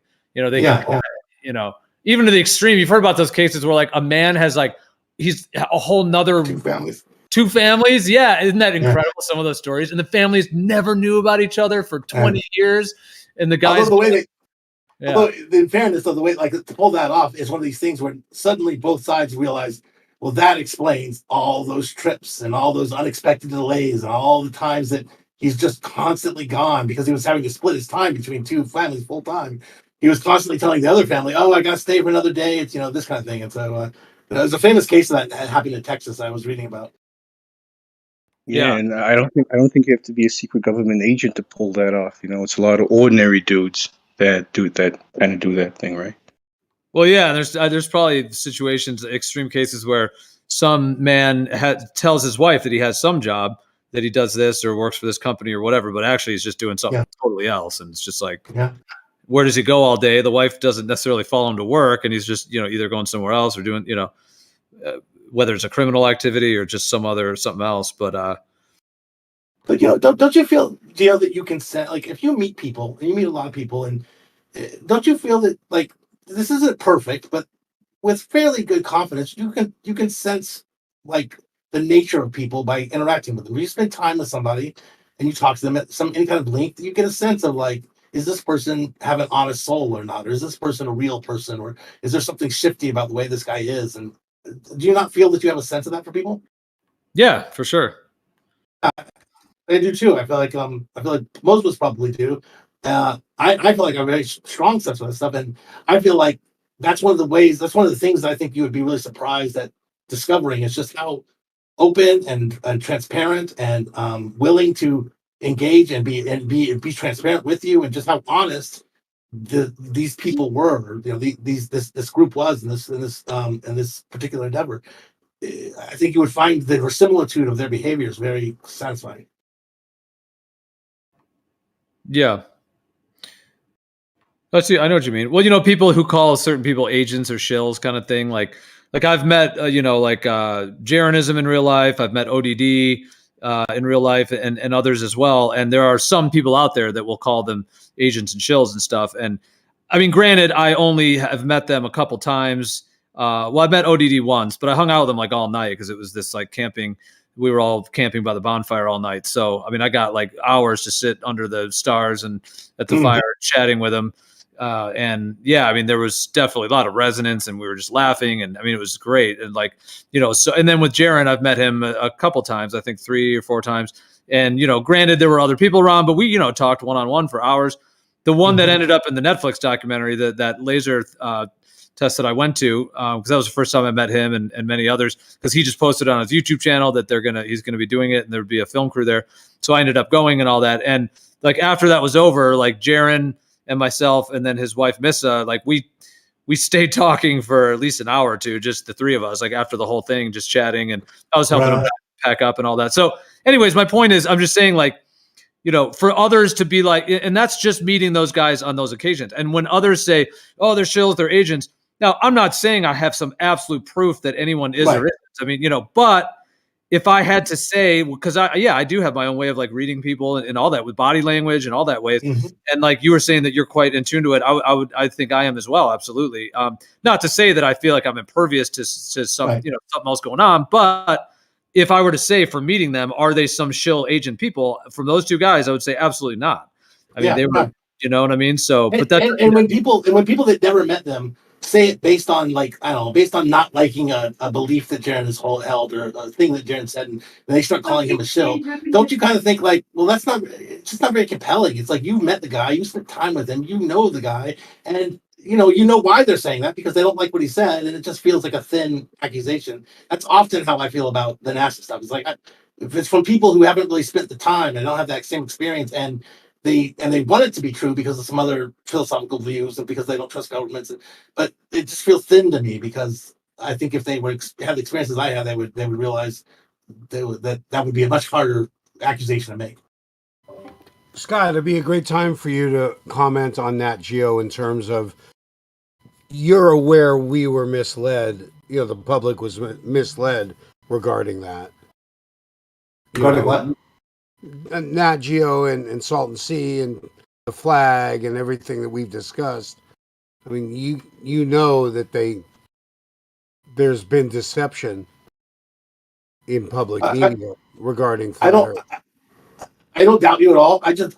My knowledge of that event is not like as encyclopedic, I think, as you maybe suspect. So I believe you. I just don't remember exactly what. I'm sure that probably they did. What was the deception? Like, you have to remind me. Well, in 35 seconds, I can show you like 9 lies, but mostly they claimed to see the curvature of the Earth obscuring a boat with some flags at 3 miles, and they claimed that a flag, a stripe and a half were missing on a 6-stripe flag, and they weren't missing at all. So they made a claim that didn't match the observation, and in the meantime, behind that, you could see the shoreline 9.6 miles away. So the idea that anything was obstructing was ridiculous to even believe. And that was done to prove that PBS, because we were redoing, going back to see, because PBS Discovery had done that helicopter thing at the same location. So it's really two mainstream deceptions, which is why we focused on Salton Sea. I thought you were aware of that. I thought you knew all about that. I kind of remember talking about this before. I don't remember the details. Like I remember the stripe thing coming up, but I just don't remember that being. I thought we counted the stripes, and we found that it was like a little bit of like, it was kind of a gray area because of the way that the stripes were on. I can't quite remember the details, but I didn't think it was so cut and dry as you're saying now. But I don't really disbelieve you per se. I didn't really pay that much attention, I guess. In this case, more than anything you've ever heard me say, it's cut and dry, for sure. So I just wondered if you had a comment. If you don't remember, it's no big deal. Well, I guess I have this question too. So you're calling out the lies by looking at the footage they released, right? I suppose you could say that's part of it. Sure. So it's like, it's weird. Is it maybe not just incompetence then? Because they're not hiding it. They're putting it in the footage that you're able to spot and show. You know what I mean? It's not like you're showing us secret footage. You're showing us the footage that they showed us. Well, all right. Let me just tell you this, just so you know. Okay. I was with the production team the day before. I saw the script. They held the script. That's all they did, is hold the script. I mean, that's okay. And the script had the script had the like, oh look, we can see the XYZ before they could even see it. Is that right? Is that what you're saying? That's not the part I saw. The part I saw was, on a long yellow thing, and that's just that I know that their days were mapped, charted, and the results proved it. You know, and in other words, they didn't go there to test the curvature of the Earth. They went there to debunk flat Earth. I see. Yeah, that could be a problem. It's kind of what those guys, I think the Hawking guys did. I think is they were so upset. You know, they felt like they knew the right answer, and they weren't really interested in doing the actual experiment. They're just interested in demonstrating the right answer. The gray area you're talking about was manufactured gray by Globers, by you guys when we talk. You know, I just want you to know, you can see it in a second. There's a 35-second clip I just put in there, and okay. And there's lots of other footage, and there's lots of other events there, and there's lots of our own people there. So there is starting at the very beginning where the guy says, "Okay, you know, go." That's already an editing problem because that guy's in the boat. Yet he starts it in this clip saying, "Okay, go," and he can't do that. He can't be on the beach and the boat at the same time. So there's an editing issue to begin with, but that doesn't change the narrative of what the woman says or what went down in history, you know? So I just wondered, you know, how much sympathy you got for us is actually what I was looking for. So I'm watching it now. I'll tell you when I get done with figuring this out. So the part with the stripes, I'll just keep watching. I'll say it's shit, Dan. Shit from Nat Geo. Of course, shit from of course Genius. It's just No, I'm on your side. It's too low for you, Rufus. No, I'm on your side. It's shit work from both Genius and Nat Geo. Yeah. Like I'm looking at it now, and it is. I guess I'm confused. So this is what we came up last time. Is So in what way is this not a stripe and a half missing? I guess can you explain to me? In every I'm way? genuinely asking. In absolutely every way. Well, here I'll post the picture of it. And you can see the horizon beyond it too. Isn't that a big part of it as well? Like you can literally see the horizon beyond this thing. So how could the curvature be in front of the horizon?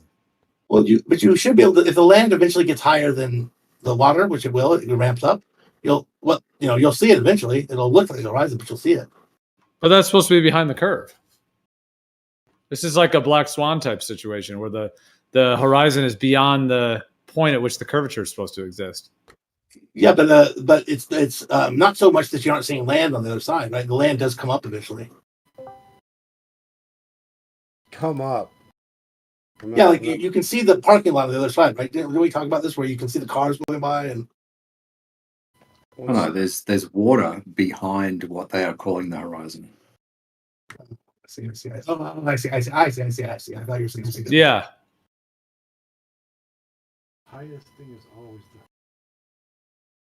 Oh yeah. Oh, I see. I see. So it's like it's submerged in the water rather than being blocked by the curve. Is what you're saying? Yeah.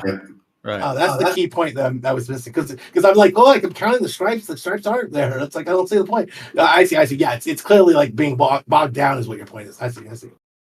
It could be a competence though too. I don't think you really get it. There, if you hear her claim, she claims movement that the stripes are disappearing one at a time.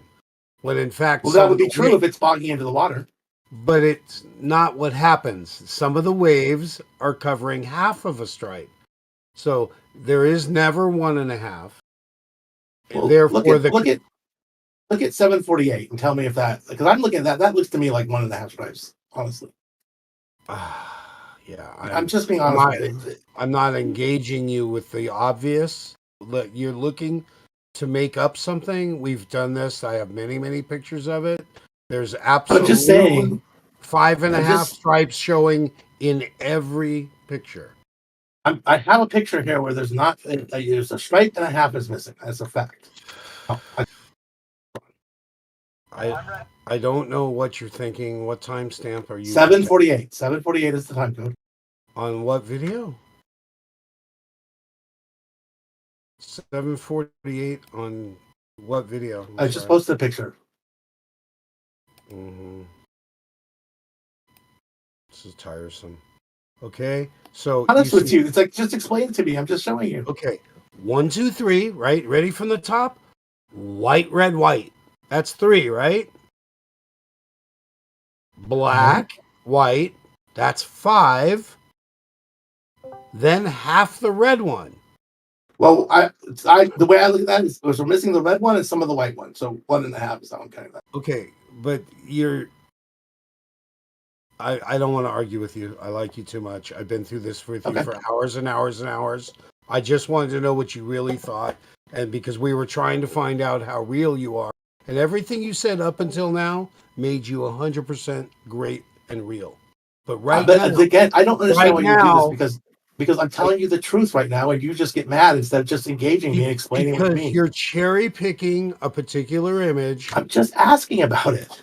Okay. Dan, I'm not telling you it proves anything. I'm just asking to understand. 1.5 stripes missing. You're asking me to argue how a portion of a white one could be missing when the red one is beneath it, which is no, I'm not. I'm crazy. just telling you that. I'm telling you what's missing in the view that I have here is the whole red stripe and some of the white stripe, and I count that as I'm counting that as 1.5. And all I'm doing is asking. There can't be any white. There can't be any portion of the white stripe missing. You can see the red stripe below it. I can't believe you got me into this argument. I'm sorry I mentioned it, Scott. Sorry. I don't know what you're talking about. I don't see the red stripe below it. I guess I don't know what you mean by that. Well, there's a little red. I mean, on the screenshot you just posted, looks like you can see that baseline of the red right under it there. But this is pretty wavery. I mean, just the waves and the refraction. I mean, it's not crisp, at least in a way. And then, like I said, the water goes all up behind it. So I don't see how there's any amount of curvature that would be blocking that. When you see the water, like that would be if that was the curvature ending it, you wouldn't have water up behind it with the horizon behind it. So I mean, yeah, and I think it's clear. Like I said, I think it's clear that it's being submerged, and that they're probably, that seems like probably the most likely explanation there. I'm just saying that can't be Earth curve just based on that. Like that would, if that was the tip of the sphere, then you wouldn't have water up behind it. I mean, if someone's going to claim it's refracted and lifted up, okay, but then you wouldn't have it be cutting off, because then you wouldn't have. I think it's just sinking, basically. I have to say this because I tune you guys out, and I apologize. You're tuning us out. You don't understand the situation, Scott. You don't. What are you talking about? What I'm saying is, I'm agreeing with what he's saying. I'm saying yes, and I think it's just sinking. It's actually, but nothing is sinking. There's nothing about sinking in this question. There's nothing about dipping. No, there is nothing about sinking. There's nothing about dipping. Nothing about that. Because while I see the little bit of the red stripe there, now that Gio pointed that out, I do see what he means. I thought that was a shadow, but I see it now. You don't see the whole red stripe, so clearly something is underneath the wave there, right? Yeah, there's definitely obscuration. I mean, Dan, how much is like the white, the blue, because the one you posted of the overhead. So the white and the red.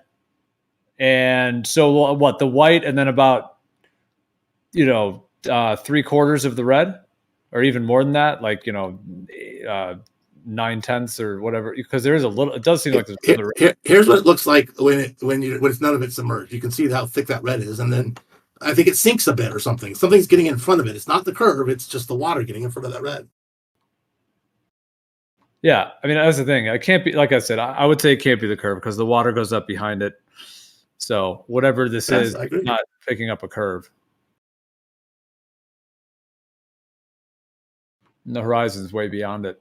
Even if you guys want to say that there can be a refracted horizon, it can change and it can kind of do all that stuff. But if that was the case, and that would still have to be consistent with the at least the obscuring. I think it's the same thing as that one with Hawking's, which is just that this is not good work in any stretch. This is. Yeah, either it's outright deceptive at points, and the Hawking one of this, and when it's not deceptive, it's incompetent.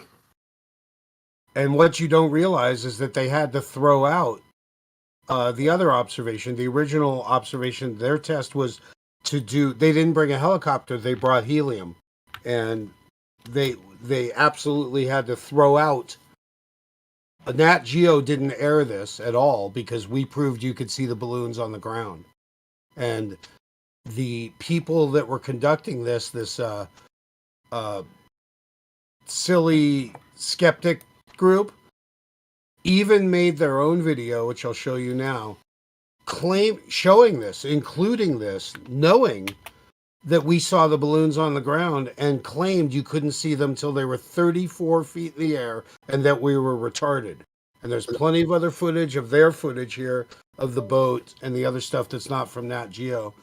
And it's riddled. Their 8-minute piece is riddled with lies. And it was months and months and months after they waited for Nat Geo to do their thing before they were allowed to release anything. And like I said, they straight up lied because I have the video evidence right here of us. They should have gone. As Moleman says, they should have gone. And there's so many places where you can show obstruction from curvature that's dramatic with from longer distances and much taller objects. It was a bad idea to try and do this at this kind of short distance on this. It just doesn't work. Right. All right, I'm done. Thanks for talking. I can't keep down with this. Yeah, so you're saying you saw the balloons on the ground level, and they were trying to claim that they were only seen when they were lifted up. I mean, that's definitely that kind of selective, deceptive editing. Kind of the same thing they did with the Netflix documentary with Jaron, because I was there that day with Jaron. I mean, there was 2 days. There was a second filming too, but what they portrayed in that movie is not what happened. At least not on the day I was there. That's for sure. Yeah. Well, I know the one that I thought was appalling was when they used that footage of the helicopter. I think they played it in reverse even. That they tried to claim was like, they made some claim about it. It was definitely not true. It was definitely the same clip being played again. And it just seemed like egregious deception. Oh, yeah. No, the Stephen Hawking one? Yeah, that one's really bad. Yeah, but see, that one still deceives people, though. There's this guy. Have you ever heard of this guy named Bashar? Yeah, the guy that interviewed Michael Jackson. That can what? The interviewer, the BBC guy, and he's famous for getting Michael Jackson all pissed off. No. Dan, your mic's. We can hear you typing. Your mic's open. No. This guy named Bashar. He's like this channeler. He claims that he like channels a being called Bashar. He's like a normal kind of dude. Like he talks normal. He's like if you just heard him speak, you'd be like, oh yeah, it just seems like a normal guy. Like there's like. I think his name's like Daryl Anka or something like that. Okay. And he's in like LA, I think, down in that area. And he basically claims that he channels this being, this other entity called Bashar. And so he gets up on stage and, he kind of, there's sort of lights and kind of, lava lamps and stuff. And he kind of gets on stage, and he's fairly popular. I mean, he gets an audience. He's got a whole website you can do, you can pay for his programs to listen to him and stuff. And he kind of, meditates and kind of hums a little bit and kind of shakes a little bit. And then all of a sudden, this being that he claims to channel kind of comes into him. And he's got the being has this totally different voice. It's different than his kind of normal voice. It's like, hello, everybody. I mean, it's got this very kind of dramatic. I mean, if you just type Bashar on YouTube, you'll see clips of him. I gotta see this. Yeah, it's kind of a trip. And so he's like, channels this being or whatever. And it is kind of heliocentric. I mean, it's, from the Pleiades and from this star system and, this being. And so people ask him questions, about their life and about all kinds of things, about spirituality and, all the stuff. Anyways, my point is it is kind of an interesting character and whatnot. But he did an event called Is the Earth Flat? And, before, so when he did that, people were, it's kind of like, oh, what's he going to say? And I'm not even joking. The basic thing he said is, no, the Earth isn't flat. And he literally referenced that Stephen Hawking Nat Geo. Oh, gosh. Yeah. It was just like I was like, oh, my gosh, this guy, did virtually zero investigation into all this. So I'm just saying, like, that was my whole kind of point of it. It's just that thing. I'm not saying that guy is representative of anything other than him. But I'm just saying that, like, he kind of like that was all he did was like found that, Googled it, and then I guess this Bashar being from another planet somehow used that, to kind of back that no, the Earth isn't flat, and his whole story of channeling this being from other planets is still, valid. So it's kind of a funny little. Is it Bashar? Bashar? Bashar, yeah. Oh, I found him. Daryl Anka, you said. I got it. Yeah.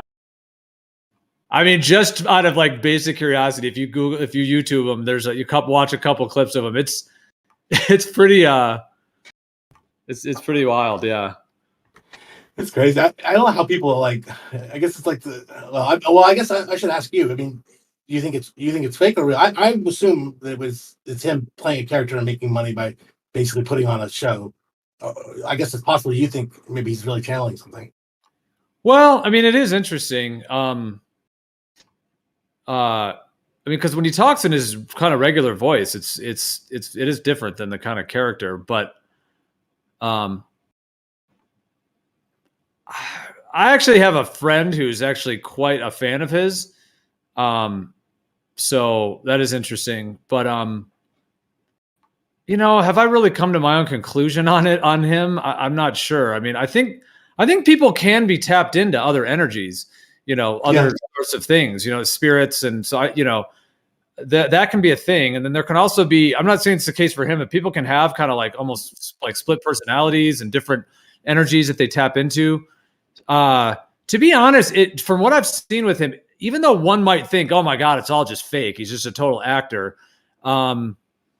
But I tend to think there's something to it. I don't know that it's quite like channeling the being from the star planets or whatever that he's necessarily claiming, but I think he's tapping into something. I'll put it that way. It does seem like a blend too, though. Like sometimes I feel like when he's in his thing, it's like he just sounds like he's kind of just talking about him, you know, stuff that he knows. But then I don't know. I don't think that I've come to a full conclusion, but I kind of just leave open possibilities for it. There's like a whole genre of people that do this, like whether it's real or not, but a genre of people who sort of create a name for themselves by embodying a unbelievable aspect. Like I think of John Titor, the guy that claimed to be from like 2730 or something. He's like, I'm a time traveler from the future, ask me anything, and continued this for a very long time. Like he had AMAs on Reddit and just was really, you know, consistently engaging with people about what it was like in 2700. And then you think back all the way to seances and stuff, where I guess in some cases, I guess in your worldview that might be real. I always imagine it's people, you know, improvising and cold reading and acting and stuff. But anyway, it's interesting how that's a kind of phenomenon in which people can make a name for themselves. Yeah. Well, I mean, I don't know. I mean, do you think there's a spirit world at all? Do you think there's anything metaphysical beyond the physical? Is there a beyond in any way in your mind? I think so, but I just don't know anything about it. But I like the idea of existence outside of our universe, and the idea of, you know, I logically can't really conceive of how there wouldn't be, but I don't really know what that means. Yeah. Well, I was only asking to say that, like, okay, let's say there is a beyond in a sense. Even that term beyond implies that it's transcendent to this one. Like it's preeminent. You know, it's a transcendent sort of realm or dimension or component. So I'm just saying from that general perspective, like if let's just say you could somehow go to God mode and just zoom out and you would see this huge, you know, massive spirit world or consciousness, you know, other realms. I mean, all the potentials. And then there would sort of be like the, you know, the almost limited physical world. Like, oh, amongst all this, there's that physical world and there's those humans on it. So I'm just saying from that perspective, if there's a lot more beyond, then, you know, there's so many potentials for that kind of layer to intersect with this one. Yeah. And what about if the consciousness, our consciousness, needs to go through phases of preparation in order for it to be able to handle that amount of knowledge? Like, you know, if somebody has a transcendental experience, it can lead to psychosis. And so maybe somebody has like a psychedelic experience and they realize a whole bunch of things and it kind of overwhelms them and they get like psychological issue out of their so like life is preparation to be cognizant, to be conscious, able to deal with it consciously, essentially. Yeah, so they can then, so like perhaps evolution in an evolutionary kind of a way, I guess, with sort of thinking, but consciousness as we experience it is in a phase of preparation for it to be able to handle what it really is, a result of the process that it's entered into.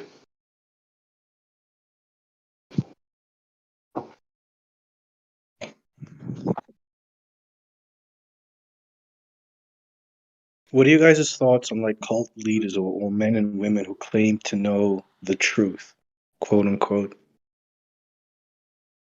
Oh, I love cults. Cults have gotten a bad rap. What? What do you mean? Are you saying that tongue in cheek or? Cults? I mean, like, They get a bad rap. People speak poorly about them. Mm-hmm. Yeah. Don't you want to be in a cult, Nate? I mean, you got to get on the waiting list, bro. Get on. No, I mean more the cult leaders. The people who claim to know some or other sort of truth. Like, would you not feel distrusting of somebody that claims to know the truth? Like, what is that claim based on? Well, I mean, I was kind of joking when I said obviously, but what are you like? What do you mean though? Like, what kind of? I mean, truth, like in terms of like kind of the kind of truther communities kind of thing. Or are you talking about people that are like doing some kind of, religious, demonic, whatever it may be, and you have to like, do something? Like Scientology, Buddha Field, Waco, all of these things where you had these cult leaders claiming to know the truth or claiming to be Jesus incarnate, or making these otherworldly claims.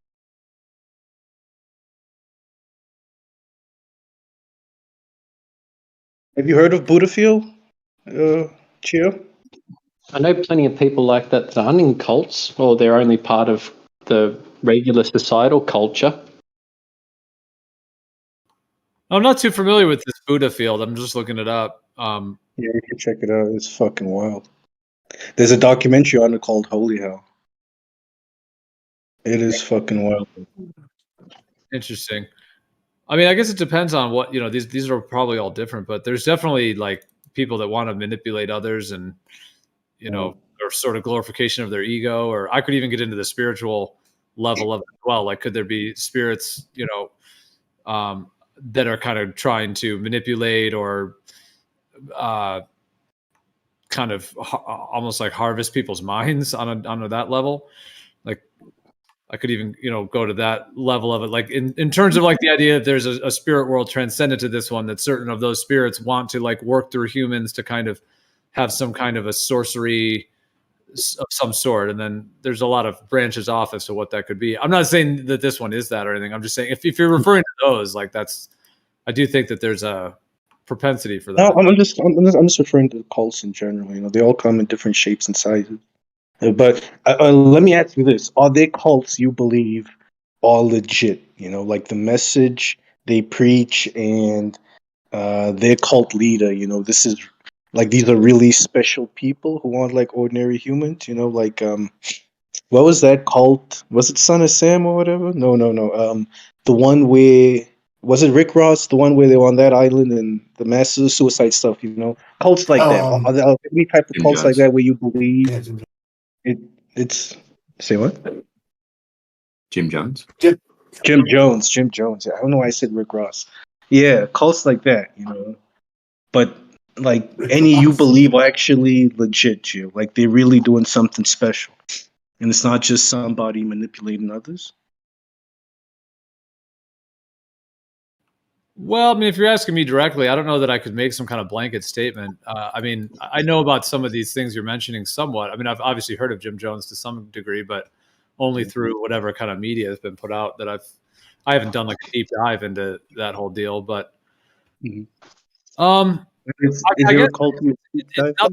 guess like nothing I've been attracted to in a sense. So I guess hasn't really been like a specialty of focus. I mean, I guess in general, I would say that there could be truth involved in anything. I mean, there could always be a layer of truth or some string involved in that. Like even that whole thing with Tim Leary. I don't know that was quite a cult, but he kind of had a bit of a cult following with LSD and all that. And he was trying to, tell people to, tune in and drop out. And like, I don't know if it's kind of different from what you're referring to, but he definitely had that kind of cult like thing. And I mean, to him, yeah. And see, that's like a mixed thing. Like, I mean, LSD can be very healing and medicinal for people when used in a very therapeutic way. But I mean, he did seem like he was kind of involved in, although it wasn't anything. I don't think that he did anything that was like outwardly like, really. Yeah, he wasn't a cult. He was just like promoting a message, but it wasn't like you had to join his fellowship or his brotherhood and excommunicate from normal society. Live in the woods or something like that. He was just promoting a message, right? Well, yeah, but I think they did have a bit of a little community going, and they would all take LSD and sing and dance and whatnot. So I think there was some level of like a little bit of cultish energy, I guess. Even though, yeah, there wasn't like a good time. Sounds like a good time. I know. Tripping out and hugging each other, and yeah, I know. Yeah, right? in the summer of love. Are you kidding me? That's like what's not to like? Well, I mean that sounds like Burning Man or something, right? Yeah. Exactly. Yeah, he was kind of like the early version of that. But he did a thing though that a lot of people in the actual like psychedelic therapy communities, over the years have been, if I were to say, upset at him for, because like he really, like psychedelics at that time were were being researched and studied more, and there was like tremendous positive potentials for them within psychotherapy and all of that. And then he kind of he went a little bit evangelical and kind of tried popularizing it and told everyone just to take it a little bit unbridled recommendation, basically, that ended up kind of bringing a lot more heat to it and potentially led to them to the legal. I mean, the legal forces probably would have stepped in anyways, even if he hadn't done that. Honestly, they probably would have, but it seemed like he did kind of spearhead that. So some people in the community feel like perhaps he played a role in kind of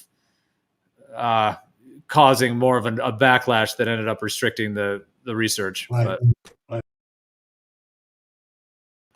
in terms of the cult thing, man, I don't know. I haven't really looked into all these like enough because it's just never been a focus of mine. But I mean, I guess if I just had to give a surface response, I would just say there could be some truth in what some of these guys are saying. But I mean, if there's anything kind of criminal or really toxic going on, then there's obviously probably deceptions involved and, kind of criminal or, I kind of see it as like sorcery, like within like shamanism, like you have shamanism, which is like the real medicinal use of certain plants and techniques and practices for actual healing and benefit. And then like the other side of that is sorcery, which is where you're using some kind of, whether it's a tool or some kind of technique, but it's being used for like in a more insidious way that involves some kind of manipulation or deception or taking people's money, controlling people's minds, harming others, in terms of, so I think probably some of these calls you're talking about would have some of that kind of sorcery on the spiritual level dimension going on, which involves sort of deception and trying to isolate people and convince them of something and then, get them all to believe they're on a globe or something. I had to throw it in there. Yeah. I mean, yeah. I just find it interesting, Yeah, like cults and the way these people are able to have some sort of power over other people. It's pretty fascinating.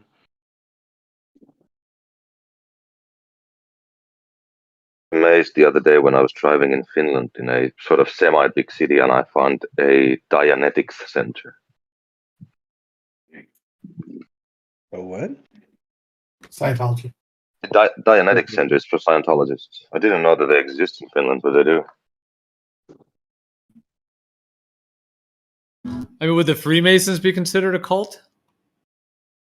I don't think so. They don't have they don't have a leader, do they? Is it like a charismatic figure that's in charge of the Freemasons? Does a cult need a leader? I don't think a cult needs a leader, guy. Doesn't it? I think it does. Yeah, I thought that was part of what it's called. Nah. Nah, you can have a buddy. Could you name I wonder what the definition, like the definition for a cult is. I haven't read it. Well, I think a leader, there can be a cult leader, of course, like that term and that whole component. But can't there also be other cults where it's like it's a cult like on like an idea or like a community, some kind of like almost like in a religious way or something, where that it's more the idea that they worship rather than one individual person? Oh, of course, but I mean, there would be some grand poopah granddaddy of the Freemasons somewhere in the world who holds the highest rank in Freemasonry.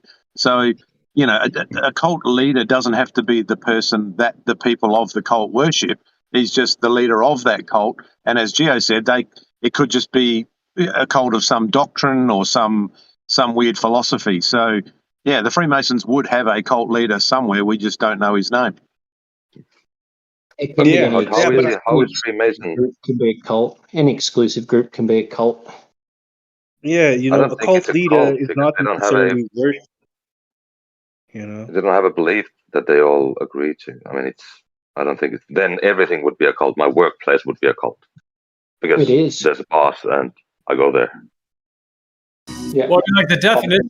I mean, it is interesting. Like, the definition: a particular system of religious worship, especially with reference to its rites and ceremonies. I mean, that could fit a lot of things. I mean, that's pretty general. Here's another one: is an instance of great veneration of a person, ideal, or thing, especially as manifested by a body of admirers. So, do you see what I'm saying? Cults are getting a bad rap. Definition-wise, they're not so bad. They're just a group, an exclusive. Here's another one. A system of religious veneration and devotion directed towards a particular figure or object. Yeah. I mean, doesn't it come from culture? Cult comes from culture. Yeah. I don't know. No, I thought it came from a cult. Is it from a weird word? I'll look it up. I think the etymology is a cult, but I'll look it up. Yeah. Oh, cult. Okay.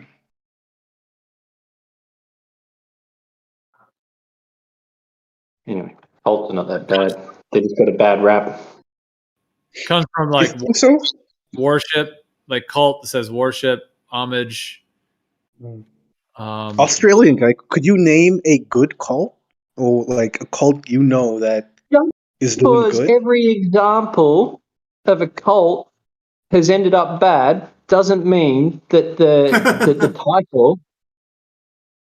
I'm with you. I'm with you. That's what I'm asking. You can't say they get a bad rap if every example ends up bad.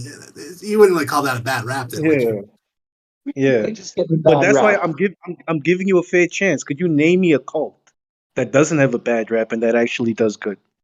Yeah, it's called society. I don't know if that counts. Yeah, society doesn't meet the definition of a cult. Sorry. Society is a culture.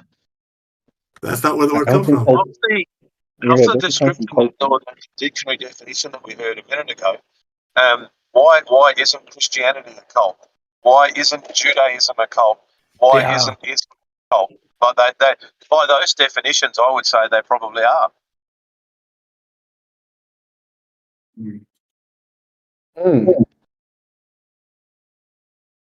Maybe. Community of religious worship and ritual. Yeah, we could say people religiously worship money. And that's most of society. Well, Society. you need to redefine many words for that. It's not really redefining. It's just like looking at the definitions that have currently been used and seeing how we can apply those definitions. So it says worship money requires to do that. Yeah, the difference between religions and cults are that religions seek a mass following, right? So they want a lot of people to join, while cults rely on secrecy and special knowledge. Cults are not open for everybody to just become a member of the cult. They have special methods of recruitment to bring you in, while with religions there's mass evangelizing to bring anybody and everybody in there. So that is a significant difference between a religion and a cult, right? There is an exclusive group of people part of a cult. It's called They all got juiced. They all got juiced. What? The juice cult? The juice Kool-Aid cult. cult. The Kool-Aid? Drinking the Kool-Aid? Jim Jones? Shooting it up. I mean, I wonder how much Kool-Aid sales dropped after that. What's really unfortunate for Kool-Aid is that it wasn't actually Kool-Aid. It was called Flavor-Aid, but someone misquoted somebody, and Kool-Aid got the blame for it. And they were very angry at the time. They tried to fight it, and they couldn't. It just took hold in the popular conscience, and they couldn't beat it. Oh damn! So I was looking up the etymology. It looks like the word cult is kind of like related to worship. Whereas culture is more related to like cultivation, like tilling of the land and that kind of. Although I still haven't gotten to I want to find where the actual like the root word. I think I found it for you. It says it comes from the French cult, culte, and it makes you more right than wrong. I think it says from Latin cultus, which is care, labor, cultivation, culture, worship, and reverence. Originally tended and cultivated, and the past participle is to till. So I think it does come from cultivate, rather not culture, but cultivate. And so it fits all of those. Like occult is like the secretive side. No, I think I was wrong about occult. The cult is not mentioned in any way in here. Okay. Yeah, it seems it is culture. Oh wow. Yeah, culture and cultivate. Yeah, from French word cult. That's what I thought. Like I would have said like, yeah, that occult was separate. Although when you said that, I thought, well, could it be? I sounded good to me, but I guess I made that up. I was wrong. Because it's all about secret. I see. I'm on the page for occult for etymology, and it's like, yeah, secrets, not divulging, sort of behind closed doors to I keep. found something very interesting. You guys can look up the word orgia. It seems that was the original Greek word for cult. And it had to do with orgies, ecstatic form of worship characteristic of some mysterious cult. Yeah. So it originates from the cult of Dionysus. Yeah. That seems to be the first ever cult we've ever had. Interesting. Yeah, we should bring that cult back. I mean, that was a good cult. Yeah, but I was just like drug, wine, and water. Death cult worship. Yeah. No, not that. That the hell is that cult? Bring back the cult that involves getting drunk and having sex. Now that cult sounds fun. Yeah, that's what they did. They all took like a drink called the Kukion, super strong psychedelic drink, and then they experienced a complete and utter ego death. And then they were reborn, and then they'd fuck like rabbits. Makes sense to me. In Greece. Okay, all right. They did this in ancient Greece.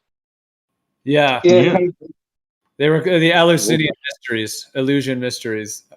Yeah. I didn't know that they had those dreams back then. I've heard it pronounced both, illusion or Eleusinian. Was that like that?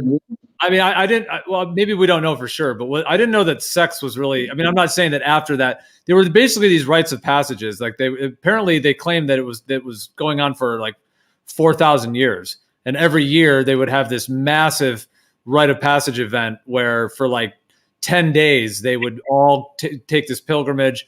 Thousands of people would do this rite of passage, or they would drink this potion, which was called Kikeon, and it's been hypothesized what may have been in it. Likely, probably seeds that contained LSA, lysergic acid, which is similar to LSD, but in plant form, and possibly blended with maybe an alcohol as well of some sort that breaks down the seeds. The oliloquy seeds is one. That's where Albert Hoffman, who was the guy who synthesized LSD,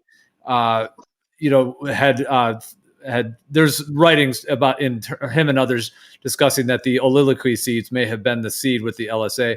But anyway, so they would have these these kind of joint mystical journeys on this with this sort of psychedelic visions, and it's said that those Eleusinian mysteries were in this narrative. I'm not even saying I believe all of this or anything. I'm just sharing what the kind of narrative is, and that these events were what brought like a tremendous amount of art and culture. And basically there's some claims that claim that like those rites of passage were basically what established kind of humanity as we, in a way, like at least humanity as we know it today in terms of like culture and a lot of these different kind of components of creativity. Yeah, if anyone's interested in reading more about that particular topic, there's a cool book that I'm just posting a link for in the chat now called The Immortality Key. As this guy went into a fair bit of depth, he studied, I think, law, and then he moved to ancient languages and studied Latin and ancient Greek and Italian and Spanish and English and French, I think, as well he speaks. Anyway, he was allowed to go to like I think it's the Vatican archives and look at like ancient religious texts there, and he was trying to see if he could find out if the early Christians were actually old Dionysus death cult worshippers that had to take on a new look.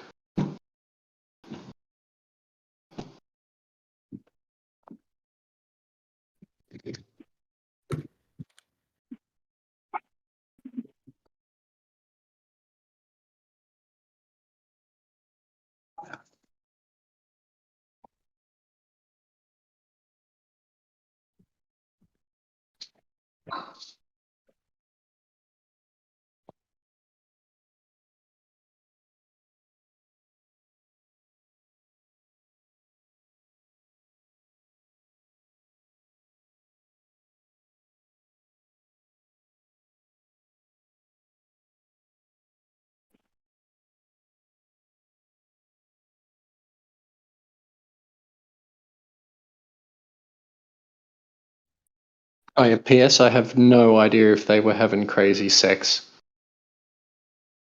I just said that before. It sounded great. That's what I was asking. Yeah, because I didn't think with the Eleusinian mysteries, I didn't think it was like a big orgy thing. Not to say that they didn't maybe do that after or something, but I didn't think it was part of the rite of passage that they did. I was being sarcastic, I think. I don't know, maybe somewhere around there. Well, yeah, they just take a hit of psychedelics, they die, they're reborn, they have sex. That sounds good though, doesn't it? Well, my god. That's the combo. Yeah, that's the. But then they get super drunk and they choose one of them and they all hunt that one down and eat it, and that's like, oh dude, that sucks. I don't know what you guys are talking about. What? Fucking hell. I mean, it sounded good right until the platypus came in. I'm sorry. I'm They good at that. fucking eat each other. Oh. I've just been making memes for a little bit. I needed to take a break. Come in here. Thank you all for tolerating my goofy attitude.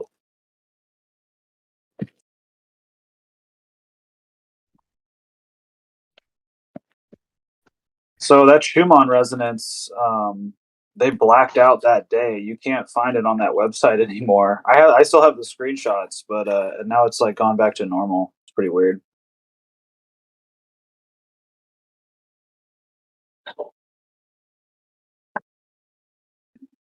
Yeah, I love shoes, man. What's Schumann resonance? Schumann resonance?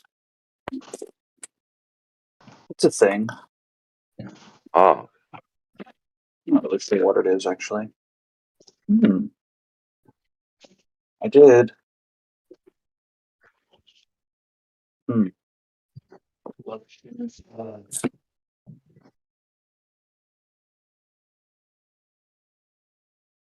I did just make a little meme about how the Washington D.C. layout is like totally Illuminati'd out, and the eye of the pyramid is the Scottish Freemason temple where Albert Pike is buried.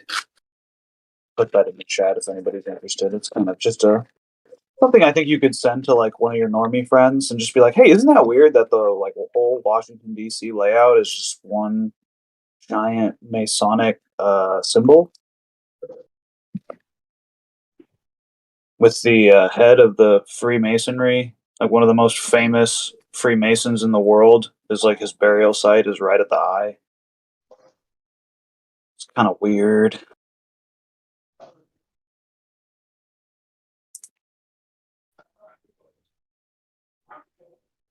Oh, they love their symbols. They really do. But people, people also are just like, yeah, oh, those Masons, the guys with the bumper stickers, like, who cares? And it's like, well, maybe they're not just guys with bumper stickers if they like built the entire layout of Washington D.C. to look like that. But what do I know, right? Yeah, go back to your day job, Normie. Seriously. What would that? Sorry. No, go ahead. It's just like this. I think there's a lot of groups that do things according to like their sort of thing and leave their mark. Like Christians, Muslims. Dude, you have no idea. I was overhearing a conversation between two young men who had just gotten out of jail, and they were talking about the job that they did, where they were painting, they were doing brick and mortar on a church steeple, and they painted all of these like pentagrams into the brick and mortar, and then just like, or into the wall, and then just like brick and mortared over it. I thought that was really interesting to hear people speaking in public like that. Like, can you imagine if he was like, yeah, and I was like putting a bunch of swastikas in the brick and mortar of this synagogue? Like, he would never say that out loud, especially not Why not? in public in LA. Because that's like a literal hate crime. You can go to jail for doing that. I would think. Yeah, I think the reason is because Nazis are actually real. And Satanists aren't. No, Satan isn't like I don't You see. don't think Satan is real? Yeah, I don't. But I think there's more evidence for Nazis than Satan or Hitler. Don't you ever wonder why all like the super woke people that respect Buddha and Krishna and Allah, but they like hate Jesus? Doesn't it ever like make you like, wait, that's kind of weird? I haven't heard anyone hate Jesus who's a Buddhist.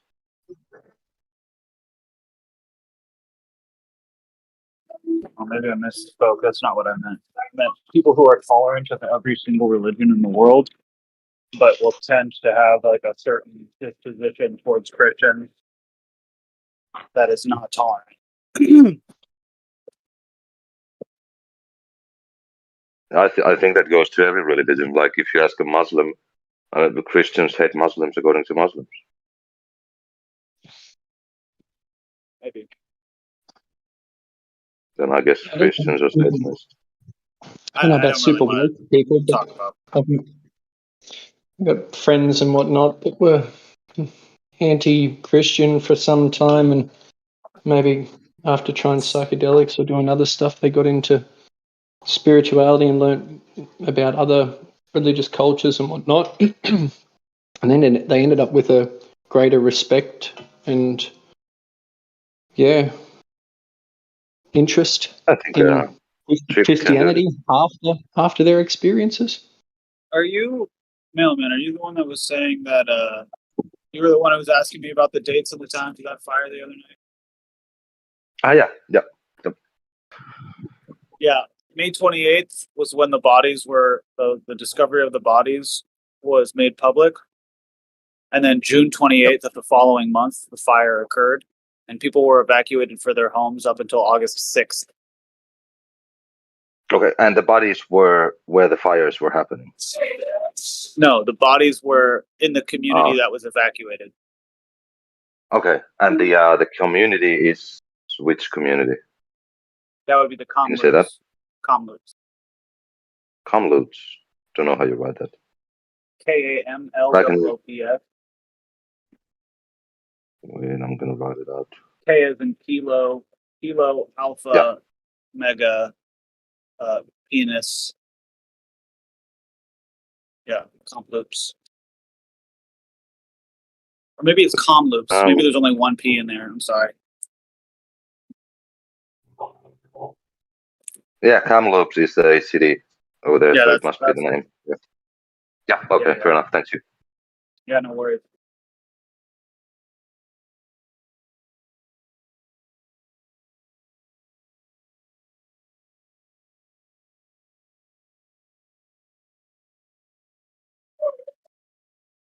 I think a psychedelic trip might make someone appreciate like spirituality much more.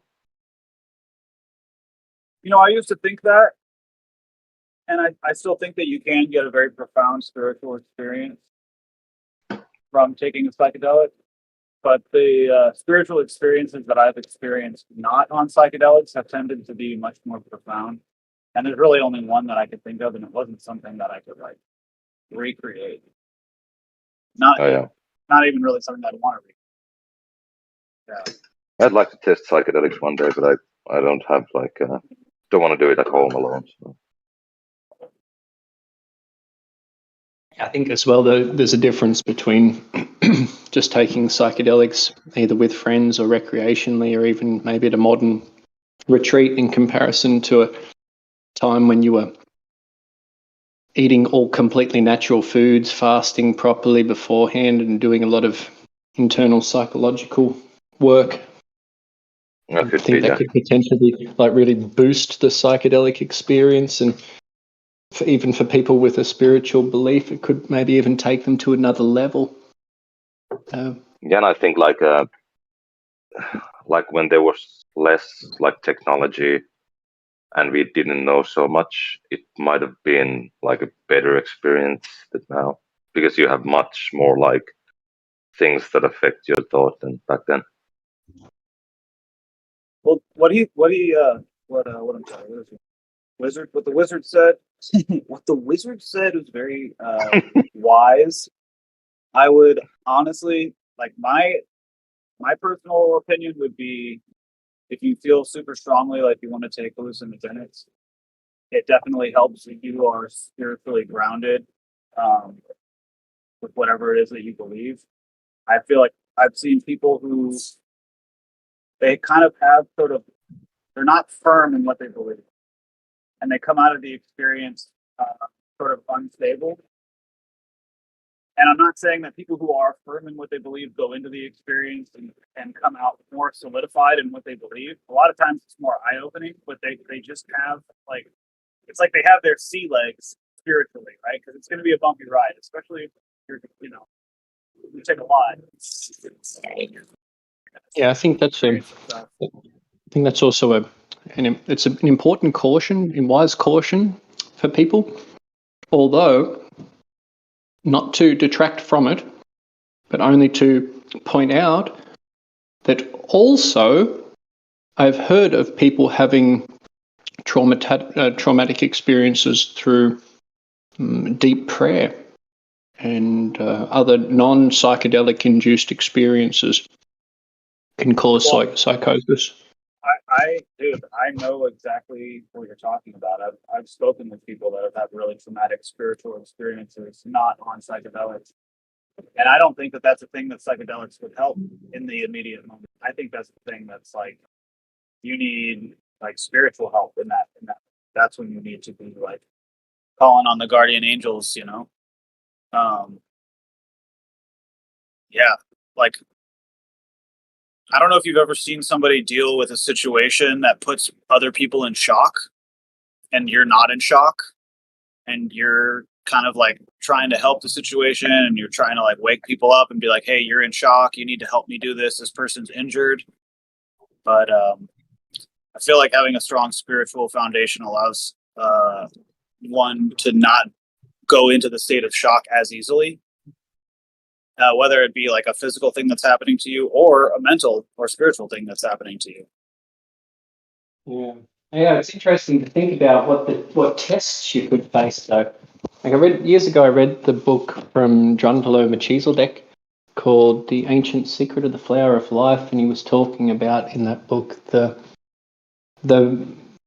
what would you describe it? It was the training for the Egyptian monks before they were sort of elucidated or raised up in ranks within their orders. And apparently they would go through these tests that would challenge them psychologically, like challenge their fears in different areas and whatnot. And that the psychedelic experience that they would have to go through in order to pass the test was like really, really intense, as it was described. Now, I don't know, obviously this is just a story as far as I'm concerned. I don't know what truths there are to it, but interesting to consider that there could be like psychedelic experiences that are really, really profound experiences that, like, even with a high level of psychological preparation, it might still be somewhat difficult to bear for a person having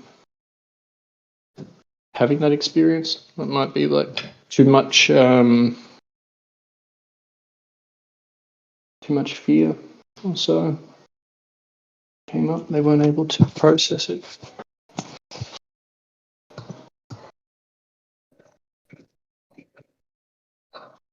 Have you ever had any experience with remote viewing? No, I met some people. Went to a thing one time. The office where it was being held was run by people that were doing a remote viewing business. They were teaching it to people. And it was the first time I'd heard about it outside of the stories from Men Who Stare at Goats. You know, that book and movie. Oh, yeah. Have you read the book? Nothing I haven't like read the book. I think it was good though. Like Oh, a few dude, people. it is nothing. It is nothing like the movies. It is a completely factual account of all the crazy, like weird psychic experiments that the government has done. Everything from, torturing prisoners by playing fucking Barney theme songs for days on end, all the way to like actual psychic soldiers that were training on U.S. military soil, like doing psychic training regimens. It's a crazy book, and I actually had a period of time where I was actively remote viewing, practicing it with some successes that were kind of spooky. Oh, But yeah. Were you ever able to get out of body? Like, were you able to have a full out of body experience? The craziest thing that I was able to do was I went to a friend's house and I was like, oh, maybe this would be like kind of a cool party trick. Like I've been practicing and I've been getting pretty good. Let's see if I can show off a little bit. So I asked a random person there to go into the house. We were all outside in the backyard, and get an item that could fit in their pocket, and then just come back outside. And like they were like sitting with like a pillow over their lap. Like I couldn't see. I had no idea. And when you hear what the object was, like there's no way I could have known what it was. But it took me about 4.5, maybe 5 minutes of just sitting there quietly with everybody staring at me, and then I just started to draw this thing, and I very clearly drew a paperclip. I was like, guys, I don't really know what I drew, but it kind of looks like a paperclip, and she just freaked out and pulled the paperclip out of her pocket. And it was absolutely bizarre. It was kind of cool.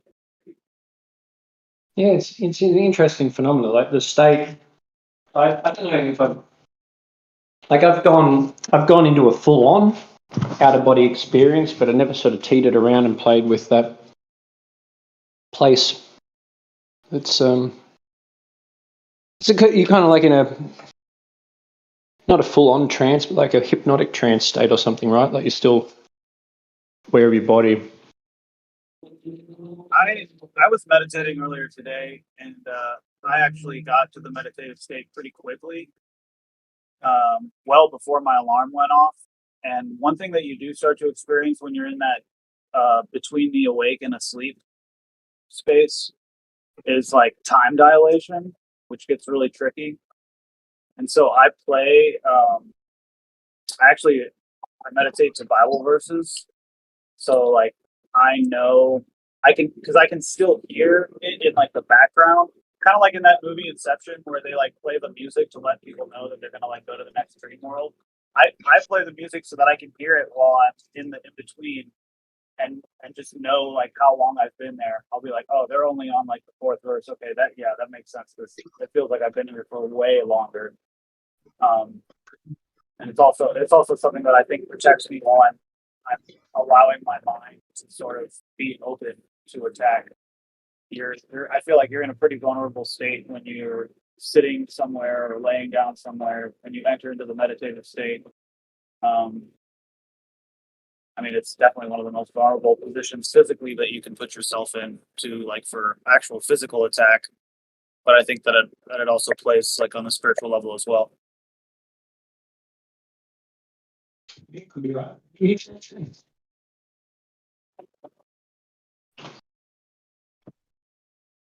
I don't sleep unless I feel secure. I didn't hear that. What was that? Oh, I said I can't even sleep properly if I'm feeling insecure. Oh, yeah. I wouldn't be able to at all. Well, one thing that happens for me is like sometimes when I go to sleep, I'll slip into that meditative state before I fall asleep, and it's kind of frustrating because when you're practicing meditation, the whole point is do not fall asleep. And then when you accidentally get into the meditative state as you're trying to fall asleep, and then to like try and fall asleep from that point is very tricky because I've spent years and years and years trying not to do that, so it's still like sometimes I'll slip into that and I don't really know how long I'm there for. because it's not a focused meditation and there's no like direction to it. I'm not focusing on anything. I've just accidentally gone there. A lot of times I'll end up with getting sleep paralysis for a little while before I eventually fall asleep, and that kind of sucks. So it's like kind of a problem that I've been working with. It's so funny to hear a person use sleep paralysis and problem in the same sentence for me. It's like if I'm in sleep. No, but if I got it, it's like I know I can from sleep paralysis. I know how to get out of body. So I have trouble getting into sleep paralysis. It's very tempting for me to be fully relaxed and let go of my body. I've only been able to do it a few times. Like for me, like to actually get into that state consciously, I have to be in an environment where I'm very relaxed, feel very safe. And then I've got to be able to relax all my body and fully let go of all of the functions of my body consciously, so like detach myself from the feeling of them. And breathing is one of those things. It's kind of hard to detach from the process of breathing. I'm really curious because I've only ever had one out of body experience that I was trying to have. And I'm curious if you felt a similar thing. What was your feeling towards like actually getting out of your body and looking back and seeing it? Like, how did that make you feel? The very first time I got out of body, which I think out of body is only a description, or a label. It's not. I'm not really thinking I leave my body per se, like as in I've gone out of it into another dimension or so. Just for clarity, right? But yeah, I rolled out of. I was using a rolling sort of technique, so I sort of was imagining being in a hammock. I visualized the sensation of being in a hammock and was feeling rocking left and right, and I built that up very, very intensely. And when the vibration or sensation of that got very, very high, then I just sort of imagined like rolling out of the hammock at the apex of the swing. And then I came into that like the dream sort of state, and I was laying on the floor, and I was really confused at first because everything was so vivid and realistic that I thought I'd fallen out of bed, and I was on the ground writhing around like trying to sort of move and stuff, but I don't know, it's like I couldn't move my body properly. And because I figured now I was trying to move it.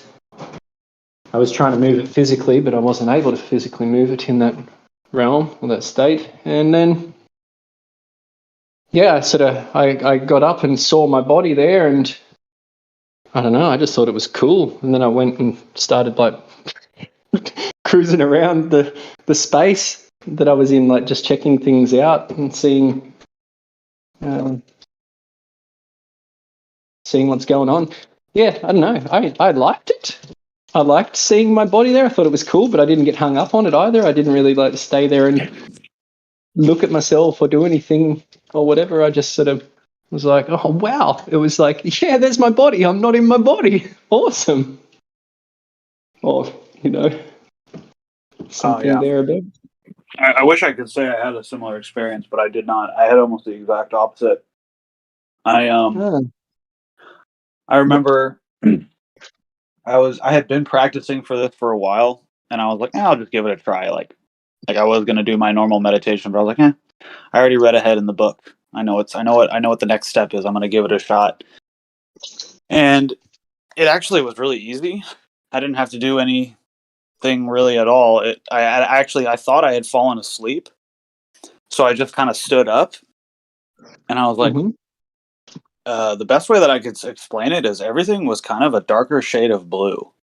Like it wasn't like I was in a black and white world, but everything to me just seemed like this very like faint. There was like a light blue over everything, and I remember turning around and seeing my body and being like, "Oh no way, dude! What the heck?"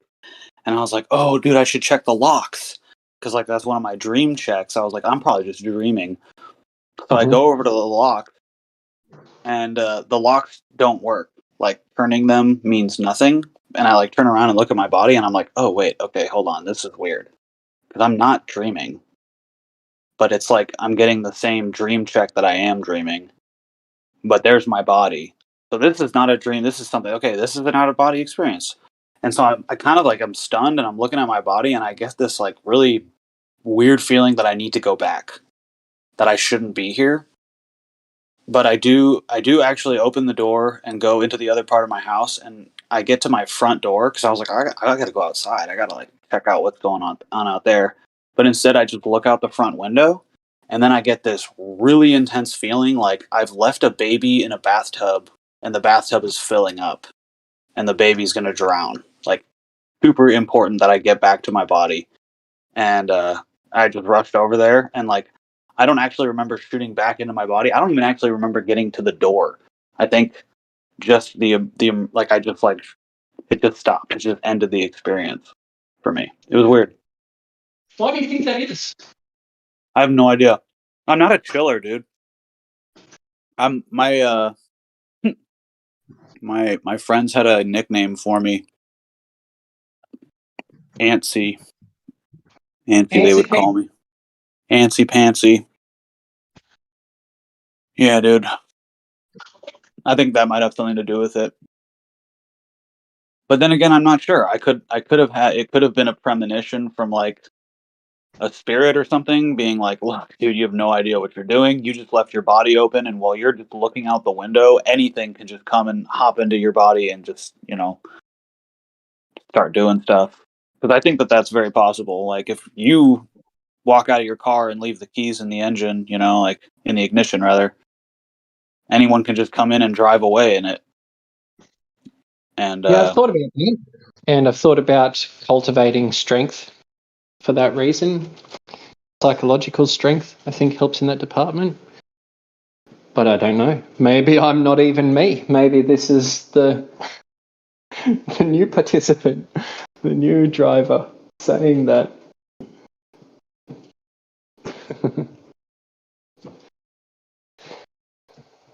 Maybe I'm excommunicado, really. How old were you at the time? I was in my late teens, actually. I was probably 19 at the time. Yeah. I was like the most physically fit I think I've ever been in my life. And at the time I was doing Chinese martial arts, and then this Chinese, well, it's the teacher is from China, but he was exiled to Indonesia, where he taught another Indonesian guy who taught a white guy, and that's how I learned. And I always thought it was funny because like he's this like Chinese Indonesian guy who is Christian, and I was not Christian at the time, and I was like, this is the most bizarre thing. I'm like learning how to do Chinese, like you know, Dragon Ball Z moves, and like converse with spirits, but this guy's like a Christian.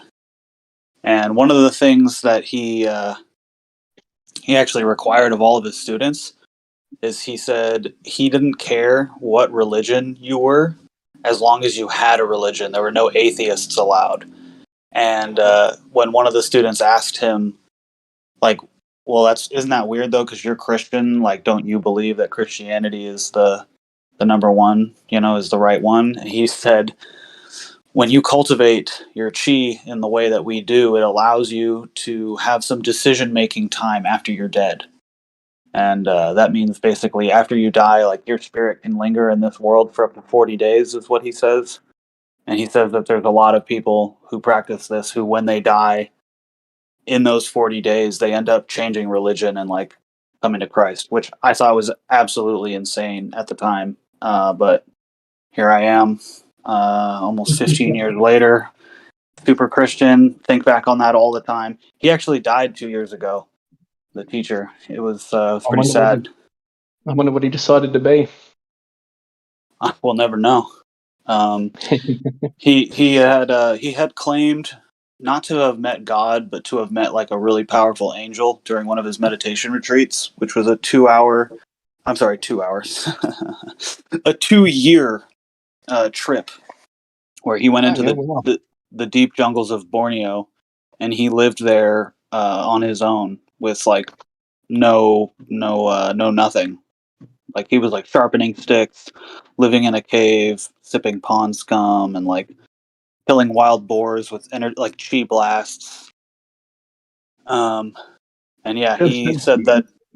What's That's that? the real deal. I was just laughing. Sorry, not at you telling the story. Just like that's some legit solitude right there. Oh, dude, yeah, he had his. So he became. His story is so amazing, dude. He grew up like super duper poor. And then at the age of 18, like he had been training this martial arts since he was about 5 from his teacher, because his master could see people's karma, basically, and that was how he chose his students, and that's how he chose him to pass on this lineage of teachings, because by viewing people's karma, he could make sure that this type of power doesn't end up in the wrong hands, basically. Because there's only two. He says there's only 2 types of people that ever master this, and that's people that have an extreme love and connection with God, and people who have an extreme like hatred for something or someone.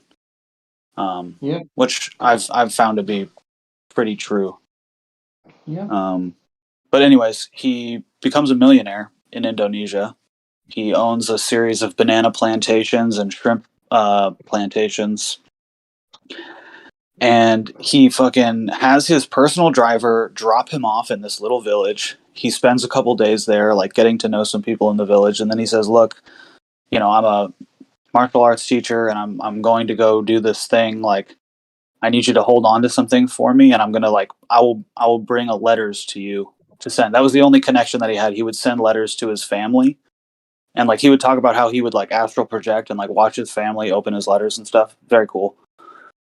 But yeah, he just takes his Rolex watch off and hands it to this dude that he just met, and he's like, "Yep, I'll be back to bring you letters." And like these, they did it, and he came back after 2 years, and shortly after that, he started teaching Western students. Shortly after that, a book got written, and I ended up reading it and getting into contact with the students here in the West. Unfortunately, the school broke up. It's kind of sad. And they were doing some really crazy stuff, like telekinesis, all kinds of stuff, all kinds of crazy stuff.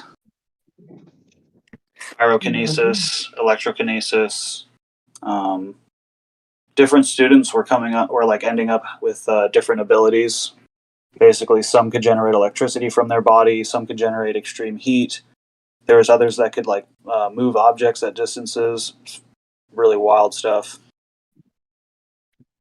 Yeah, like obviously, I wouldn't say I'm distrusting of you. I'm just skeptical of the claim, not having experienced it. But it's not to say that I lack hope or will to even try such things myself. But hope that such things are possible. Well, I'll put it to you this way: it's a very interesting thing, and I would be more than happy to participate in such a. I don't know if we call it experiment, but even like a group participation. It's like let's all get together and see if we can like do some cool stuff like that. A lot of the psychedelic sessions that I've done with other people, we've had a period of time where we muck around and try to do stuff like that. Even if we just see if we can like read each other's thoughts or like communicate wordlessly or so. Well, these people were like the equivalent of Olympic athletes for meditation. Not only actually, no, it's not just meditation. They would go on these retreats where they would need to be self-sufficient. Some of them would go on these retreats in the mountains of Greece, where the only shelter that they had was the sitting place where they would meditate. Like, not even enough space to lay down, nowhere to cook their food. Like they'd be up there for weeks or months at a time, like starving, but like also thriving. They would all come out of it smelly as hell and like having lost a lot of weight, but it would increase their power. It was super weird. And like I've seen the videos. I never saw it in person, but I did see some of the videos on the old. They used to have a forum that is no longer around. Maybe the Wayback Machine might be able to bring some of it up, but there are people who were studying hard enough to be able to like knock over bottles and like packs of cards and stuff like that. Pretty interesting. And the Chinese government is not happy about this, by the way, because these are all Chinese systems of energy management that they guard pretty freaking closely. This is supposedly why they killed Bruce Lee and his son, because he was going to come over here and start opening a school and start teaching the real shit. And they were not about to have that.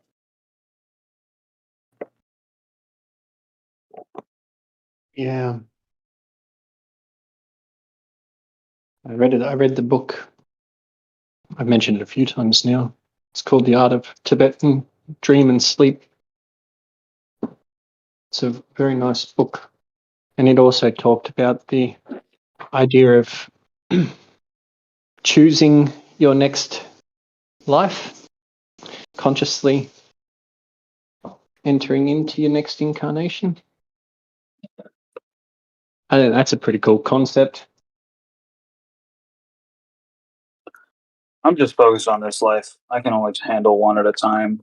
I have had dreams where I was other people, and they were insanely distressful.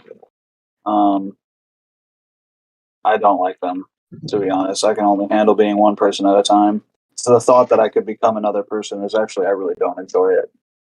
I know some people think it's cool, but I know, it's just me. Like I said, I'm not a filler, dude. I just want to be me. Leave me alone. Yeah. I don't need to be fucking Also- reincarnated into a cricket. I just want to, like, just do my thing. Yeah, and fair enough. I really feel compelled to experiment in these places, but I also don't feel any detraction from my life. So I can get it, because I can see that some people might try these experiences and it somehow detracts from their life, and yeah, it's not fulfilling in many ways for them. And you can also have like intense experiences that might be hard to handle. Question: are you guys pro Neuralink and stuff like that, so you can record these places? No, definitely not. Why not? That would be the ultimate evidence of something bigger. Yeah, I mean, I don't need any more evidence than I already have, because So it's all about you. What about the entire place? If the entire place of this Earth knew that there was something bigger by irrefutable proof, that would be able to change the perspective of everyone, and we would all be in this essence or feeling or whatever, that there is something bigger, and we know it. It's not just a belief anymore. We know it. You know what that used to be called? It used to be called love. It used to just be called fucking love, bro. We don't need some computer chip to remind us all that we all love each other and that we're all one, and we can all. That has nothing to do with what I was saying. Everybody drop everything. Tim recommends to get a neural chip, so we're getting the chip. I'm just trying to elevate the conversation a little bit, because no, you cannot just say love means that there is something bigger. No, I mean, that is just relation and relationship. We're actually down to the basics of humans dealing with nature and stuff like that. That's animism. But what if we actually accepted this Neuralink? It was made by good people for the benefit of everyone, and we could now record these places, and we could actually explore them, because we could analyze it and all that kind of shit, and we knew that there was something bigger. How big would that be? It would be huge. Personally, my experience isn't dependent on knowledge from other people to derive satisfaction from it. So yeah, but this is not about the subjective. This is about the objective. This is about everyone, not just a few individuals having experiences, but everyone know that these experiences are real, and they're changing their perspective according to and living with nature instead of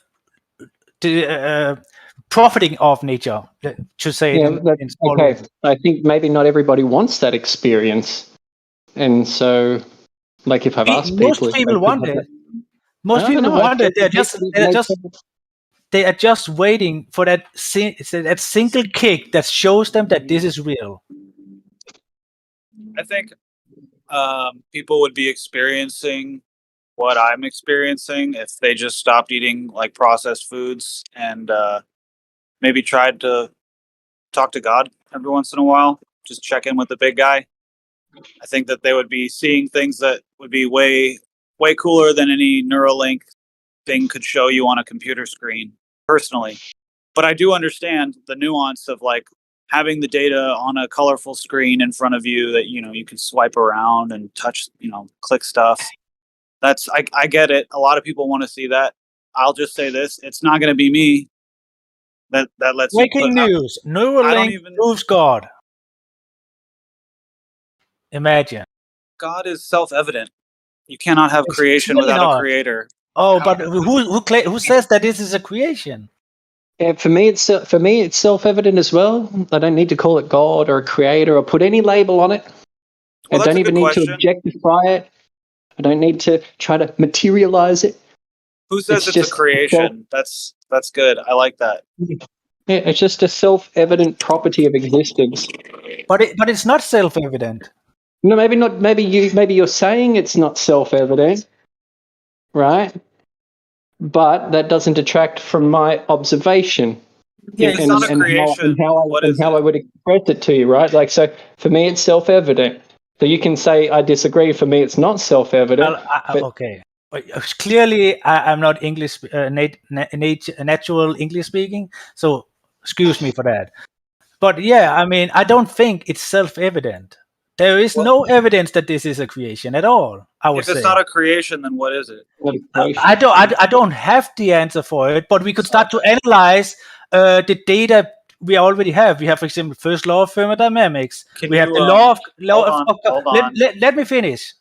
We have the law of conservation of mass, and we observe cycles from smallest to biggest scale. So energy and mass cannot mass cannot be created or nor destroyed, and we observe cycles from small to big.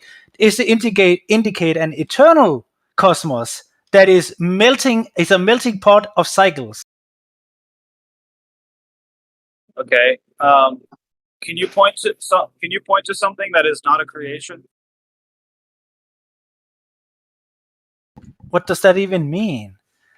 Well, you said that that it's not self-evident that the world around us was created. And I said, okay, so how do you know it's not a creation? And then you said a bunch of stuff about thermodynamics and laws of physics. And I don't think it really applied to my question. So I tried to reframe it as, can you point to anything in the world that is not a creation? I said these things before you asked the question, so they are not at all intertwined. But I would have you to elaborate, maybe show me something that is a creation. Everything around you was created. It's a big in the question fallacy. No, not really, because we don't do any true creation. If I was to say that I was going to create a table, I'd have to go cut down a tree and use a saw and some tools. Yeah, you're manipulating with the matter. Right. I didn't create anything. I'm talking about the creation of time, space, and matter. Yeah, I mean, time, space, and matter. Well, matter, they're all concepts, human constructs. But let's say, look at a mountain. How does a mountain be created? It is actually created by this melting pot of cycles of the matter and energy that is already there, eternally. And I'm saying that that's not just a chaotic mistake. I didn't say chaotic. That's your word. I said melting pot of cycles. Okay. I believe that the melting pot was purposeful. These cycles were created, and that's why they work exactly the way that they do. That's just you can believe whatever you want. I'm just trying to give you a different perspective. I'm just looking for the evidence for it, and all the evidence suggests an eternal cosmos that is run by cycles. If there is a prime mover some way back, we don't have evidence for it. Oh, none whatsoever. Are you? Do you don't believe that? Do you believe the Earth is a globe, and that we're in a universe? non sequitur. It has nothing to do with this conversation. It does, because if you No, well, you said, no, it's a beginning to May I poisoning the explain? well. May I explain? You said that it's an eternal creator. What exactly did you say about things being eternal due to physics? Well, matter and energy cannot be created nor destroyed, or mass or energy. So that indicates eternal. Okay, so you think that where we are is eternal. I would just like to ask you, where is eternal? Where is that? Where does that exist? What is that even? Is that even a question? How is that even a question? Well, if you're inside of something, where is that thing? What is that thing that you're inside of? Who says there is an inside and an outside? Maybe there is just this thing. There is no outside. Well, that's There's the no thing. inside. All the conclusions that we can come to about the world around us, we base off of patterns in reality, of things that are reproducible and understandable. We can't just look at the world around us and say, you know what, I think we're in a giant slice of pizza. Because we have nothing, there's nothing that would indicate that we're in a giant slice of pizza. And so to say that we're in something that is eternal, I've never seen eternal. I've only been around for a couple of decades. I can't even conceive of eternal. So to make a claim that where we are is eternal, that to me is completely baseless. I'm not claiming that this is how it is. I'm saying we use the evidence that we have, the data points that we have, and those data points indicate eternal cosmos, where everything just melts around. And again, I said there could be a prime mover way back, but we don't have that evidence at all. And what was the data that you're referring to? What data is it that we have that we're referring to? Well, I was just pointing out, for example, first law of thermodynamics: energy cannot be created nor destroyed. The law of conservation of mass cannot be created nor destroyed. And those two alone indicates eternal cosmos. And then we have all the cycles that we experience from the smallest to the biggest scale, which is this melting pot that is all the time mixing things around.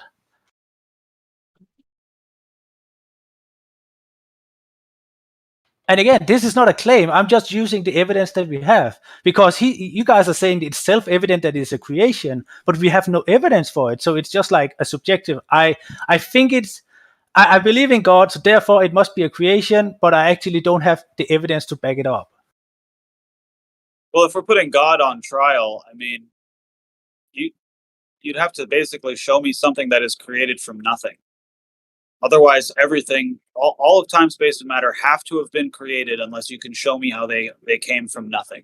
Well, no, for you, nothing can only come from nothing, so nothing cannot exist. Therefore, eternally, no matter if you believe in a God or not, something has always been eternal. Something will always be eternal. There will never be a point where there is nothing.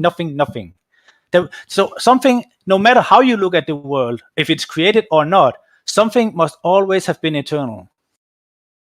I don't think that's necessarily logical. Well, you say that God is beyond space, time, and blah blah blah. So he has been, or it has been, eternal outside before creation. Eternally. So something has been eternal.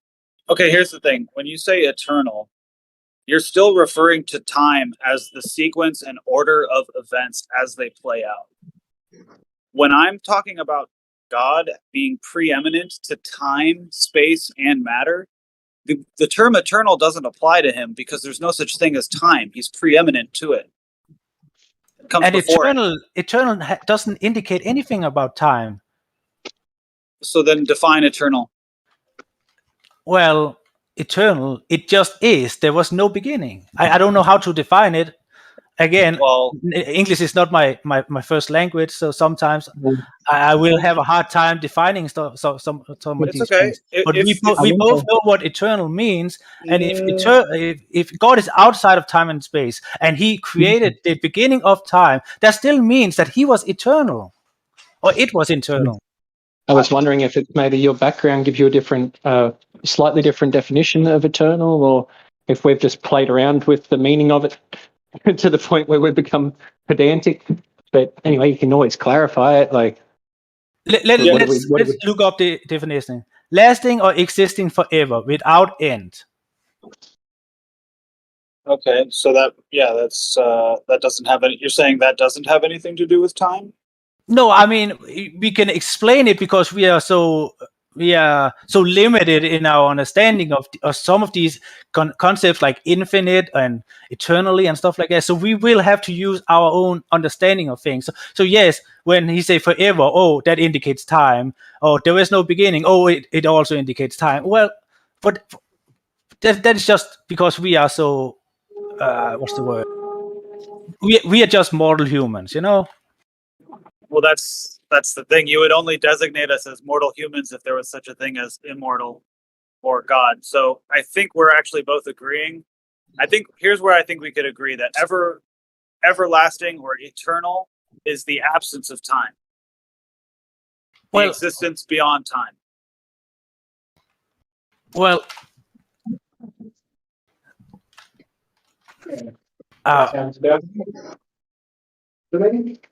well, time is still just a concept of things moving from A to B.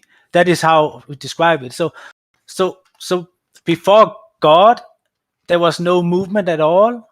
God wasn't moving in His eternal presence. No, like no matter what it is, we have no evidence for it. I would go back to it again, but we have some indications of this eternal state. So and what I would argue with God being eternal also is that I lost the thread, but go ahead. Well, I was going to say that it wasn't just God doing nothing before He created time, space, and matter in the form of this realm that we live in. There's many different stories about what happened before Earth was created from the perspectives of many different cultures. Well, I mean, I know a lot of these stories. I have studied a lot of mythology and religion and stuff like that. But all of these stories, they always start in the beginning. For example, the Northern mythology, in the beginning, there was the void, and then there was ice and fire, and out of the sound of ice and fire, Ymir came, and Ymir, funny enough, etymology-wise means some form of sound. Ymir created the cow, the man, and that is the same with the Eastern practices. It's the same with the mythologies around the Mediterranean and stuff like that. So none of them actually explain what happened before all of this creation. Yeah. No, well, they all don't. refer to a sound. Pretty much every single one says that in the beginning there was a sound. Like in the Bible, it's God spoke, let there be light, and there was light. Well, the Bible's creation story, as far as I know, is actually just a synopsis of the what's it called, the Babylonian creation myth after Marduk kills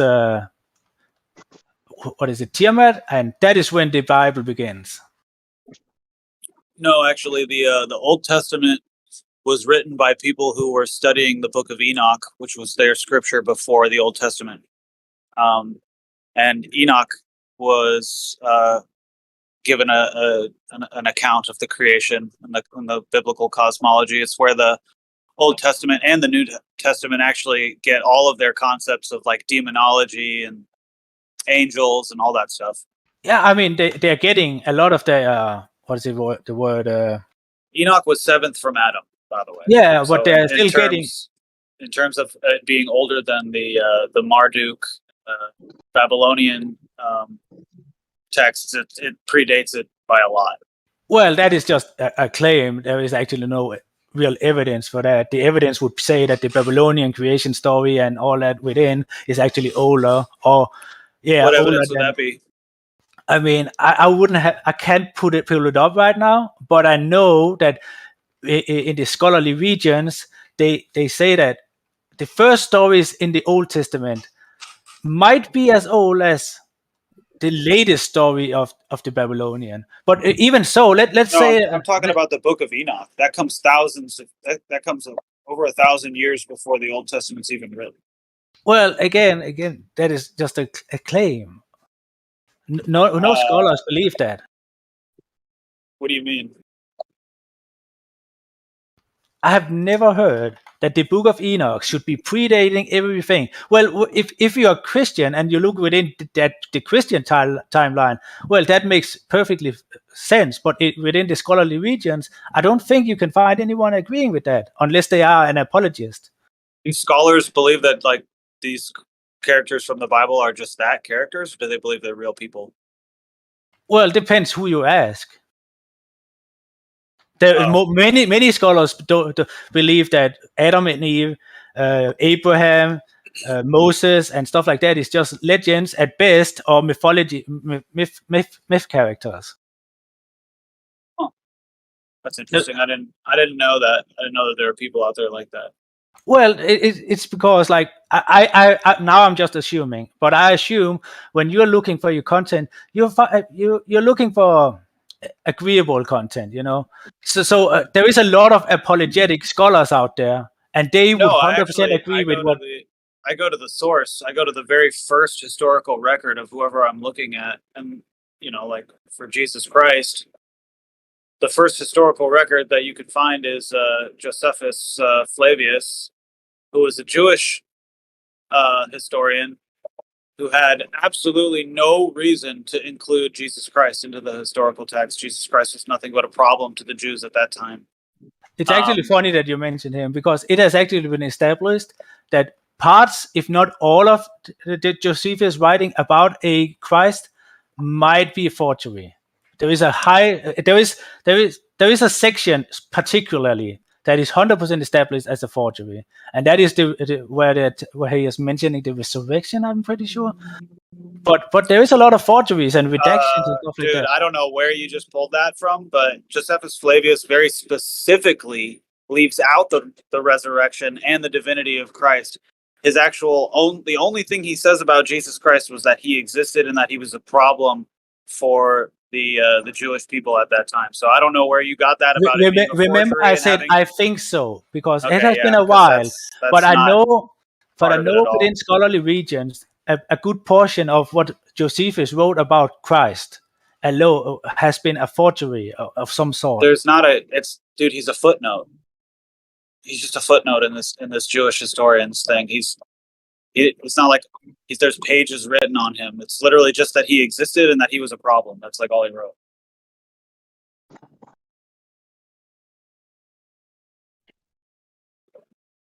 I don't know. Maybe you want to go back and read whatever it is you read, because maybe we're talking about different people. I don't know. Yeah. While early scholars considered the testimonium to be a total forgery, the majority of modern scholars consider it partially authentic, despite some clear Christian interpolations in the text. And there is this section that talks about the Christ that you can actually remove it from the text, and the text starts to make sense. But there is a lot of forgeries out there, and Josephus is definitely one of them, according to a lot of scholars. Not all of what he is writing. I would agree that he's definitely lying. I mean, he left out the fact that Jesus Christ rose from the dead and died for all of our sins. That was very sneaky. I mean, I think he should have at least added that part. I'm not taking his word as... Here's the thing. You believe Alexander the Great was a real person, right? To the best of my knowledge, yes. Yeah. Did you know that the earliest historical records of Alexander the Great come 400 years after his death? Yeah, but there is also other things that indicate that he was a real person. Like much more. I mean, from the top of my dome, I cannot mention anything, but I know I've been within it. So come on, dude. I mean, do I need to know everything, or do I not? Well, when it comes, look, if you're going to call the existence of somebody's deity into question, you should be ready to answer his rebuttals. Again, like, I mean, that guy has nothing to do with Jesus or any of the stories in the Bible, really. No, it has everything to do with the argument, though, which is that Josephus Flavius is the first historical account of Jesus Christ, and it only comes about 100 years after Jesus died. You believe Alexander the Great is a person, yet it seems that you just learned that the earliest historical records of him came 400 years after he died. And then you say, oh, well, there's all these other reasons that we know he's real. And I was like, okay, name one. And you're like, I can't. So I'm just saying, when it comes to just trying to figure out, well, did this person ever exist? I just want to show you where your standard of evidence lies. Like, you have no problem believing that Alexander the Great was a real person, even though, I'm not going to say it again. I think you get it. Hey, do me. So the earliest records, historical records of Alexander the Great were 400 years after his death? Yeah. Oh my gosh.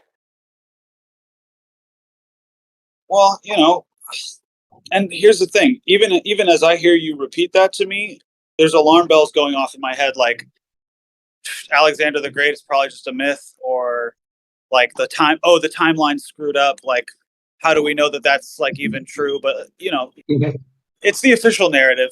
Okay, I'm just telling you. That's just, you can look it up. It's not necessarily real. It's just the official narrative. Yeah. I'm just telling you what Wikipedia. Anyway, Alexander the Great, in the context of what we were talking about, is a non sequitur. Anyway. Yeah. Well, and how do you know that he's not just a fairy tale? We were not even talking about him. He brought it up, and I say, to the best of my knowledge, he might have been a real person. But it was still Alexander the Great. It was still non sequitur to what we were talking about. Didn't Alexander the Great start the Roman Catholic Church, which predated Christianity? I mean, yeah, Tim's right. It is a non sequitur. It's a red herring, but isn't that like an interesting thing? Yeah, I didn't know. I don't know a whole lot about him, to be honest. Yeah, like Roman Catholicism actually predates Christianity by like hundreds of years. That's interesting.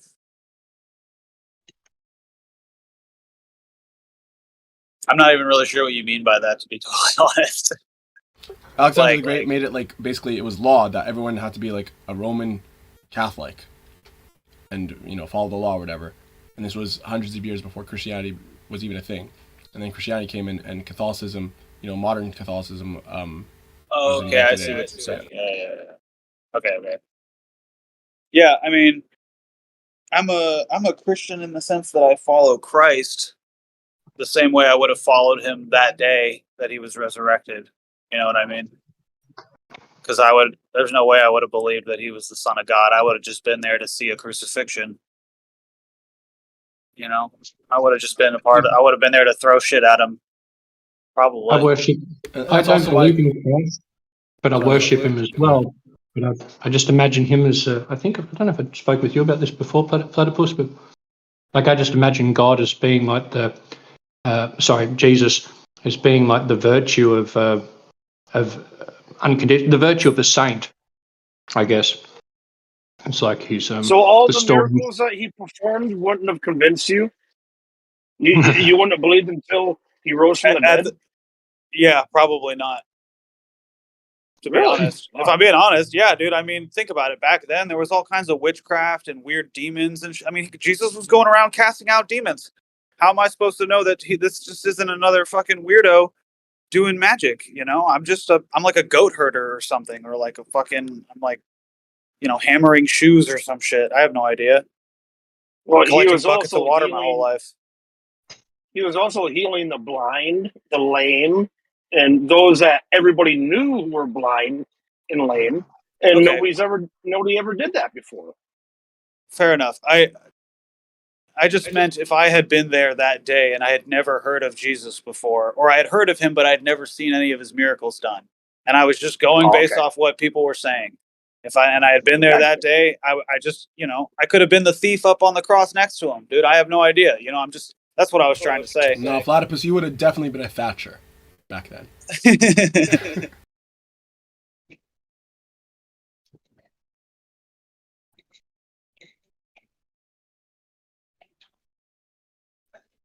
I don't know. Did any of you get what I said though? That he just embodies the story, the character of him is it's like a saint. He's like the role of a saint. He's like showing you all of the ways that a saintly person would handle things in their life, and so it's kind of like you got this framework for how to handle yourself in different situations if you were allowed that energy to manifest itself through you and be an expression of that same energy. Yeah, and in he that was the sense, ultimate example. in That's- that sense, I worship that that ideal and live as though that ideal exists. Well, I don't, yeah, I don't, the ideal. I Worship don't the God believe that in the it. saint worshipped. But I don't. Yeah, but I don't believe in it because I've experienced really high vibrational love. I've experienced love within myself to a very high degree, and that's sort of that was also my confirmation of a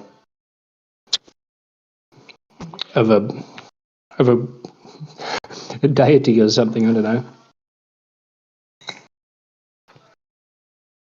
I mean, Just yeah, happy. I'm tracking with what you're putting down. I would say that we were meant to eat the fruit from the knowledge from the tree of good and evil, just not at that time. Like, it was in the garden for a reason. We were going to eat it at some point in time, just not then. We weren't ready. And everything that we experienced as humans on Earth, like up until Christ, was like God trying to steer humanity towards this point where we can handle the knowledge that we have that we weren't supposed to have yet. Mm-hmm. And then I think the ultimate solution was like, okay, I'm going to give them this one chance, one chance to become greater than what they are now, and this is their chance. So I'm going to come down as Christ, and I'm going to perform miracles. I'm going to teach them about love, how to live their life. And then there's going to be some of them that are going to kill me, and people are going to just have this story of just like, God loves you so much, he would sacrifice his own son for you. So just stop acting like shitheads, because there's so much love out there, Yo, Platypus, you said we were meant to eat from the tree of knowledge, but just not at that time. Why not at that time? Like, doesn't everything happen to God's plan in his like infinite wisdom, and everything, was meant to be? Not always. Noah's flood, right? I think that that is a very tricky question. I think that God knows what's going to happen. Yes, God does know what's going to happen, but in the time of the garden, I think there were other things going on that are not explained in the Genesis story, or that I haven't fully understood. But I just can't make out why the tree would even be there in the first place. Maybe it's meant to be the infinite, like, test, the eternal test. Well, I think this is the test. That was just a command. No, but like, hear me out. So right now, Satan is tempting us, right? With sin, he whispers to us, and he's trying to get us to sin. Maybe instead of Satan, the tree was supposed to be the eternal temptation that tested our faith to God, to see whether we worship him and do as he says, like as he commands or not. It could have been, but I just don't think. I don't think we were really in a position to be tested. How do you test somebody that has no knowledge of good and evil? It's like you're so innocent at that point. Like, there's only learning that's supposed to be happening. Well, and I think the first thing we were supposed to learn was how to be obedient. Yeah, but didn't God blow into Adam the names of all things? I'm pretty sure Adam named all of them on his own. I think that was just like God was like, okay, here you are in the garden. Why don't you name all these things? Pretty sure that's how it went down, but I'm not 100%. But where would Adam get the knowledge from? Obviously, he was just riffing. That's exactly what Scripture says. God brought the animals to Adam, and Adam named every living creature. Yeah, he was just riffing. He was just like, this is a butterfly. This is a bullfrog. Yeah, but where would his intelligence, his knowledge come from, if not God? He was just riffing. Come on, man. It doesn't come from nothing. Well, no, I don't mean it came from nothing. God created a conscious and intelligent being. Had the ability to just make stuff up and use its imagination. Which was God given. I don't know. Yeah. I mean, don't you ever have cool like ideas? I don't know. Yeah, everything's from God though. Like nothing comes from nothing. I agree.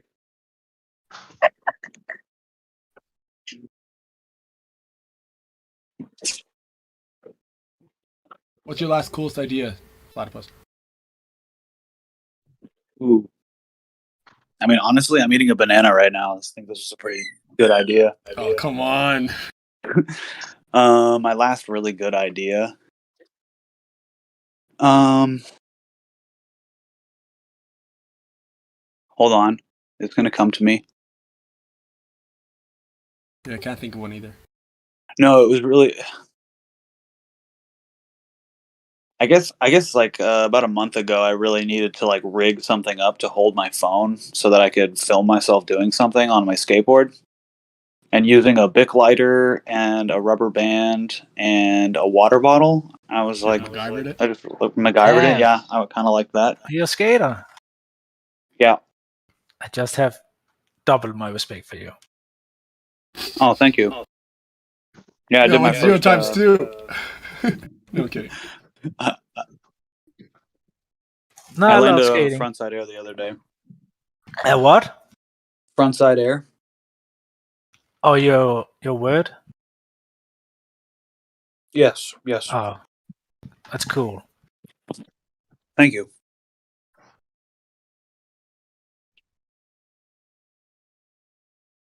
Platypus, you seem like the type that would longboard. I do ride a Carver. Not a So longboard? people. No, it's just a big board with surf skate trucks. So it's a little more dangerous.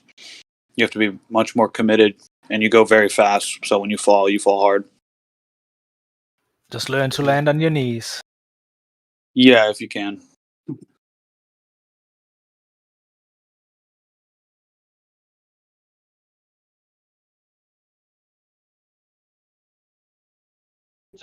God when he blew Adam. That's gross. No,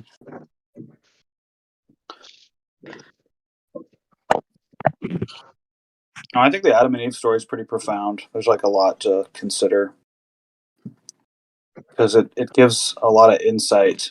Well, you know what, dude? Did Percentage leave? Oh, darn it! I was going to ask him when's the last time he read the Book of Enoch because that gives you a lot of insight on God's actions, like pre-flood. Very interesting.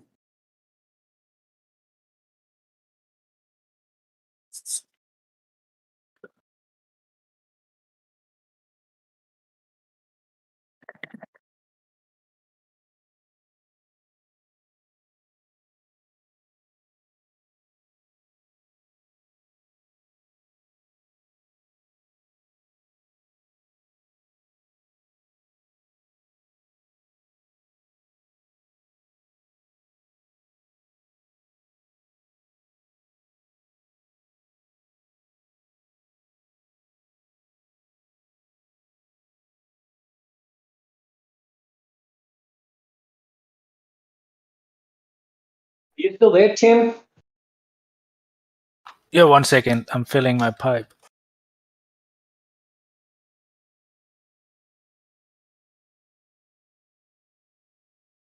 It's not a weed pipe. It's just a regular pipe with some good tobacco. Oh, dude, you know that's really funny. I just bought some Norwegian tobacco tonight. Nice. Are you from Norway? No, I'm from Denmark, but very close. Is it true that Finland doesn't exist? I'm sorry, I just had to ask. Is it true? I'm pretty sure it exists. You're pretty sure? Like you've been there or what? Yeah. You've been there? Like it was solid ground. It's not just like a Japanese like fishing Well, spot. Back in school days, 25 years ago, we were on a school trip, and they made the claim that it was Finland, and there was a lot of signs everywhere, "Welcome to Finland" and stuff like that. So I believe it. Okay, because I saw some drunk chick on TikTok who said that Finland didn't exist, and it kind of blew my mind. I honestly really just want to believe her. I don't know why, but doesn't make you sound very credible if you do, though. Did you hear what you just said? You said some drunk chick on TikTok. no, I know what I said. I said it all purposefully. I just, I don't know. Maybe how do I know? Dude, how fucked up would it be if you're like super drunk and you just like say something that's totally true that nobody knows and it like blows people's minds and then nobody believes you because you're drunk? You know, I'm just giving her the benefit of the doubt. She wasn't even hot. I'm not like simping or anything. I'm just saying, like, I liked her theory. I was like, you know what? I've never been to Finland, and that place sounds sus, dude. What the fuck is Finland? Like, I've been like looking at Finland on the map and just kind of being like, yeah, I don't really believe you're there. It's so funny.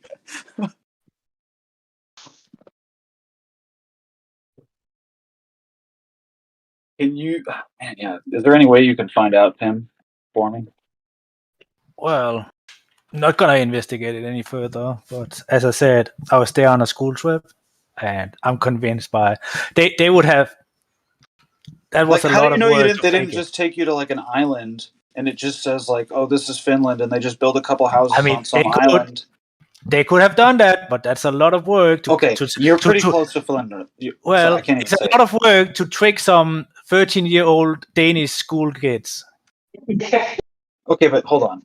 So you're pretty close to Finland, right? Have you ever met anybody from Finland? You should have at least met some Finnish people, right? I've met Finnish people. Yes. And did they seem legit? Like, Yeah, they seem legit Finnish. They had that, particular Finnish thing that all could they Finnish just people be? have. Could they just be like crisis actors? It couldn't. Oh no! Shit! They got me. I don't know, guys. I'm just saying, like, you never know. Like, where the fuck did Svalbard come from? Anybody notice that shit just popped up? I've been looking at maps since I was a little kid, and then all of a sudden, boom, Svalbard. I'm also from the timeline where New Zealand was on the other side of Australia. Okay. But that's just me. Funny story though. Back in the Viking days, Finland's ladies were much feared, but also sought out after because they were beautiful, but they also were fierce witches. So they were scared about their curses and stuff like that. But a lot of the royalties in Norway, Sweden, and Denmark and stuff like that, they got married with Finnish ladies. That's the long con, bro. That's the long con. Yeah, does Finland really exist or what? I don't think it does. I'm looking at a map right Honestly, now. I met people that claim to be Finnish, but like I've never seen a passport. Okay, there we go. But passports are easy to fake. I'm glad you're back, Percentage, because I thought you left for good. I was kind of bummed. But I do that all the time. I just like leave without saying anything, and I'll come back like an hour later. But he insulted you hugely, he insulted you hugely, so he ran away. Sorry. There's a guy in the chat named Black Eagles who was asking someone to come into voice check to check him in, so that's where I went. And he was in here for a good like 5 minutes, but then he bounced, I guess. He called you a longboarder, Flatbus, and that's hugely insulting to any skateboarder, as you know. So you ran away. I'm kind of a kook myself. I'm Mongo, and I guess that like means I'm a poser or whatever. But because I rip, nobody really gives me too much shit. So like I get it. Yeah. If you push Mongo, people can let it slide. Yeah, no. I push Mongo, and people kind of like start making jokes at me like as I warm up, and then I just fucking bust a front side air in the half pipe, and they're like, "What the fuck?" It's kind of funny.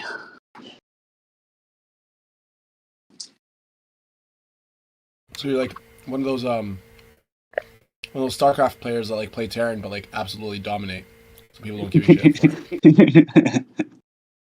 You know, I only played StarCraft 1. or no, maybe it was StarCraft 2. I don't remember. What was out in 2005? Man, who knows? But as long as you get the reference. Yeah, I do. You know what my first Command and Conquer game was? A Dune Command and Conquer for PlayStation 1. It was pretty good. I liked being the Fremen. They could turn invisible.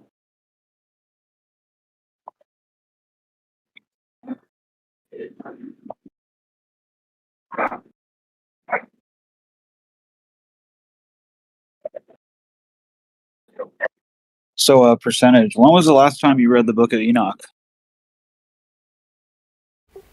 Aside from excerpts, I've never read the whole thing.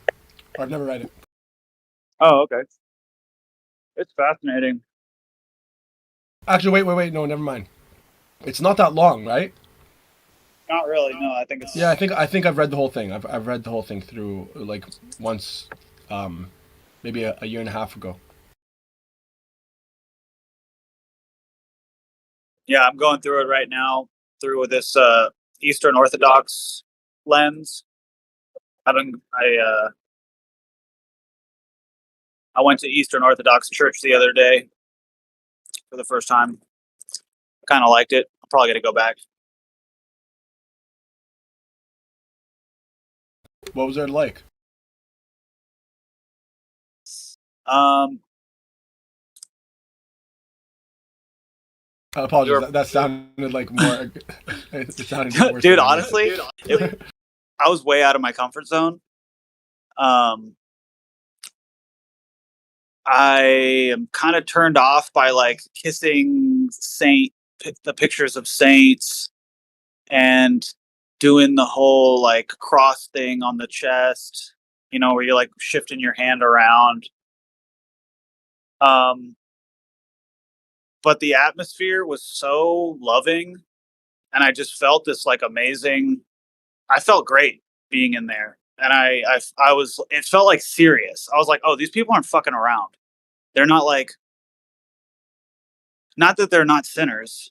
They're all normal people, just like you and me. But they just seemed more serious than any other church that I've ever been to. It was very I knew that I was a part of something that was sacred to them, and that like any kind of weird faux pas, like cracking of jokes, none of that would be tolerated, and that anybody that came in to like be disruptive would be dealt with appropriately. And I don't mean violently. I mean like with understanding. I don't know. It was cool. I liked it. Man, like you'll find like-minded people. Wait till you go to a masjid, man. Straight up. Wait till I go where? To a masjid, a mosque. If you're like serious about Islam, like, oh man, all the things that you mentioned, next level. I studied Islam for a while. I even learned the Arabic alphabet and learned a little bit of Arabic in my early 20s.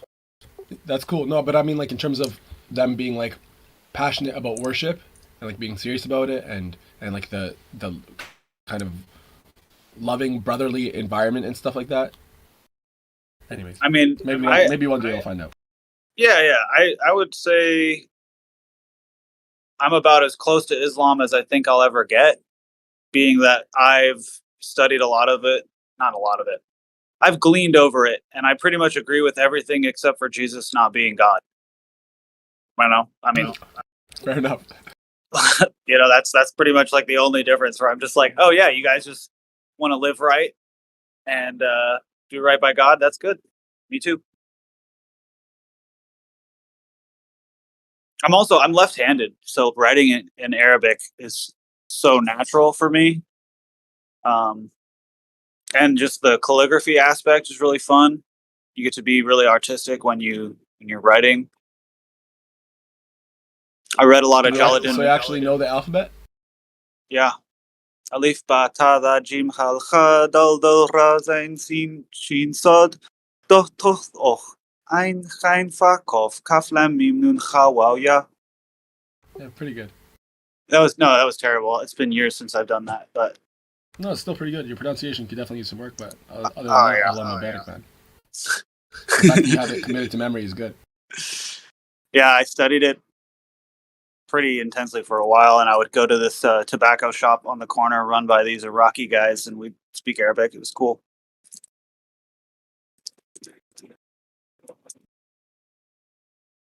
I have big respect for the Muslims, especially when I found out that like my country was bombing the hell out of them for no good reason.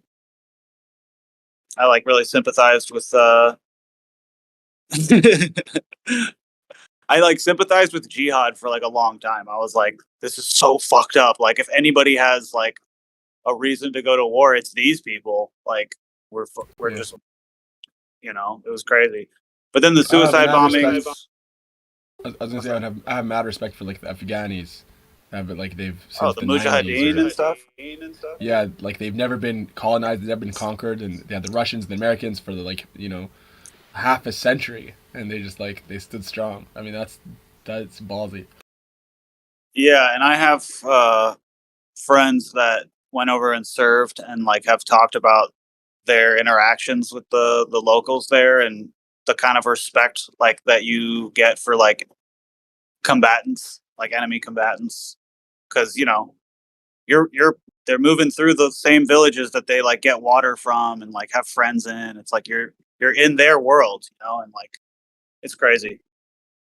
Yeah, they're pretty serious people. What do they say about Afghanistan? It's where like empires go to die. Yeah. Yeah, it definitely says something about the people. Have you always followed Islam, or did I remember that differently? No, I came to Islam as an adult, man. Oh, okay. Was that like in the last couple of years? I feel like you used to be like super Christian. No, I was never Christian, but I wasn't very religious. And it hasn't been. It's been like about 7 years now. Okay. Yeah, maybe like a good like 5 years, going strong. Isn't that amazing? Like coming to God later in life and just seeing back, like, damn, what was I doing? Yeah, I was like super ignorant back in the days, man. Yeah, me too. What's up with you pray to Muhammad, right? Not a chance. Are you kidding me? Who do you pray to in Allah? Or how does I pray it to work? Allah, man. Right. Dude, I'm sorry. It's super late for me, and I took something. I have popped ribs right now, so I'm a little high. I'm sorry. No, the ones that pray to Muhammad, and to like Ali and stuff like that, they're committing the ultimate crime in Islam, which is associating a partner in worship with a god. You know, there's Tawheed, that Allah's one. You know, and we only worship Him, only, no exceptions, no saints, no idols, no talismans, no nothing. You don't associate worship to anyone. Is Allah, is He a forgiving God? Absolutely. That's good. I like that. I know that one of his 99 names is El-Ghafur. And another one is, which means like the most forgiving, and then there's At-Tawwab, which is like the most, I guess, the one you seek repentance to. And then there's Ar-Rahim, the most merciful. You know, I mean, there's so many names that are just like or attributes that are just directed towards His forgiving nature. Hey, why is it so wrong to worship Muhammad in Islam? Like, why is that such a sin? Because he's not a god. He's a creation. He's not God, man. Yeah, why would you worship someone that's not God? But like, why is it so like, why does it matter so much to God? I guess is my question that I'm wondering. I mean, this isn't just Islam. Yeah, no, it's a fair question. Think of it this way: God created us for one purpose, which was to worship Him. So if we are ungrateful and insult Him by worshiping someone else that didn't even create us, that doesn't deserve it whatsoever, that's like the ultimate insult to God. You know, it's like unforgivable. If you die on shirk, like you die not having repented from that, then there's no chance of you going to heaven. Like it's 0%. You're going straight to hell. Whereas with other sins, God can, He might, like, He's a forgiving God, and upon your death, He's the judge, and He might decide to put you in heaven. But absolutely red line if you associate worship with someone else, and you just like blaspheme him by insulting the fact that he created you and that he commanded you to worship him alone, then it's a red line. I got a quick question for you, Percentage. I heard that Jesus spoke Aramaic, and that the way to say God in Aramaic is Allah. Is that true? That's absolutely true. Yeah, I think that's pretty interesting. You go to like an Aramaic to English translator, and it'll translate to Allah.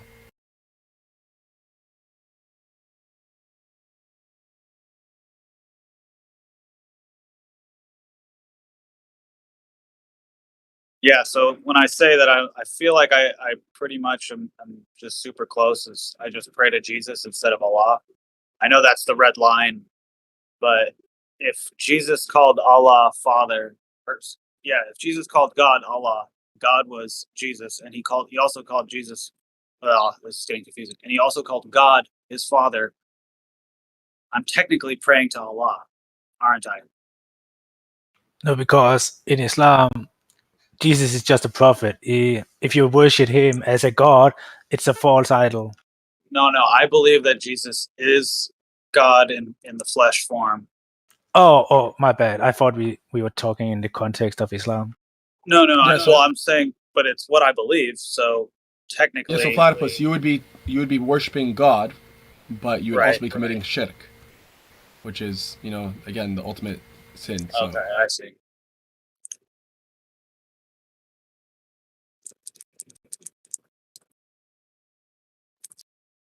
Yeah, I'm not religious, but if you had to choose a world religion right now, today, it would be Islam all the way through. The Brotherhood, it's I have experienced it, and it's the only religion that has this kind of brotherhood.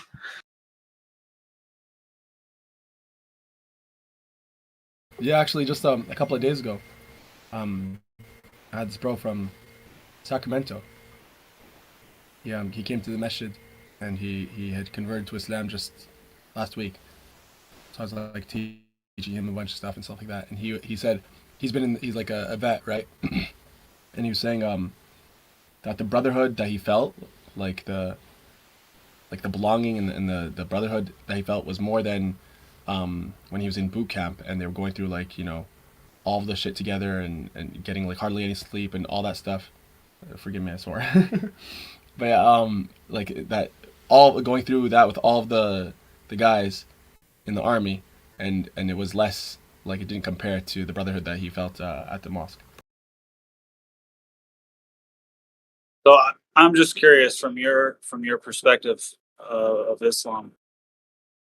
One of the main driving forces in my worship of Jesus Christ as being God is the fact that he appeared to me in a dream and I couldn't see his face. And it was a really super realistic dream, but it was definitely a dream because I woke up from it. But nonetheless, it changed it. Like, I was already dabbling in Christianity, but still really not taking it very seriously at a time in my life when I should have been taking whatever I was considering to be, religious truth seriously. So I would ask you, do you think it's possible that could a demon or something, or a jinn be like deceiving me by appearing as Christ and getting me to commit from an Islamic perspective, what do you think is happening if I'm telling you the truth in what I experienced? Mm-hmm. Well, Islamically, there's three types of dreams. There are the dreams from God, and usually these are dreams that like make you feel like energetic and fulfilled and happy when you wake up. And then there's like the nightmares from, or like kind of like they need not be nightmares necessarily, but they kind of weigh on you, and they like, haunt you, or like they kind of like, they're just when you're going throughout the day or what have you. And then there's just like the neutral dreams or what have that, just basically, you being human, and that there's no kind of like divine or like satanic kind of like presence in it. It's possible though that it was a dream from God or from Satan. I don't know how you felt about it waking up, like if it felt light or felt heavy, what have you. But it's possible that it was God kind of like showing you, Isa, Jesus, because he knew that was like, that you were partial to him, that was like a special thing to you, and him trying to veer you towards Islam using that, like not necessarily saying that he's God. I don't know what happened in your dream. Like, did he say, "I'm God and follow me" or something like that? No. He was standing in my kitchen, and he was like super tall. And when I started to bring my eyes to his face, I knew I couldn't look. And so I like turned around, and I instantly was like in panic mode. Like, God is in my kitchen. Like this fucking kitchen is dirty. Like, I don't have any food. So like I open up the refrigerator, and I have this plate of chicken in there, and I pulled this plate of chicken out, and I said, "Can I offer you some food?" And he said, "I don't want meat. I want your bread." And then I woke up, but I never brought my eyes to his face, because it was just like this understanding, like you don't look at his face. But I knew who it was. It was when you offered him the food. Did you refer to him as God, and like he responded in kind, or? I offered to it like I would have offered. That? No, I just I offered to it. I offered it to him like I would have offered my father, having not seen him in a really long time, and just like being surprised. Like, it was the feelings associated in the dream were what really are driving the words that I'm using to describe, because literally the only dialogue whatsoever was, "Can I offer you some food?" And then he said, "No, I don't want meat. I want your bread." And so why do you? Sorry, I was gonna say. So why do you think he was God in that dream? Because so the dream, I rarely can tell you where it starts, but it starts with me standing in the kitchen, and I'm doing dishes, and I can feel a presence behind me. And when I turn around, he's so tall, my eyesight pretty much comes to his waist. And he's wearing a white robe with a gold sash around his waist. And his hands are like, kind of like my skin color, which is just like light brown, kind of like a off-white. Depends if I've gotten sun, I guess. It's called olive, I think. Yeah, he was like an olive color, and there was like a shockwave that went through my body. That was like, it wasn't words, but the words that would describe the feeling were, if you look at his face, like, first of all, you're not ready to look at his face. But if you were to look at his face, like, you're not going to wake up almost. Like, it wasn't that I was going to die, but it was just like, it would be over. Something would be over. There would be something lost. It would be the absolute worst thing to do at that point in time. Mm-hmm. I don't know how else to describe it, but there were no words to that. And that led me instantly. Yeah, go ahead. No, go ahead, finish. Well, that just led me to believe instantly that I was in the presence of the Almighty. And the thing was, it wasn't a dream in where like I was in some strange place. I was in the house that I was sleeping in. And I was there because I was like waiting to figure out if I had cancer.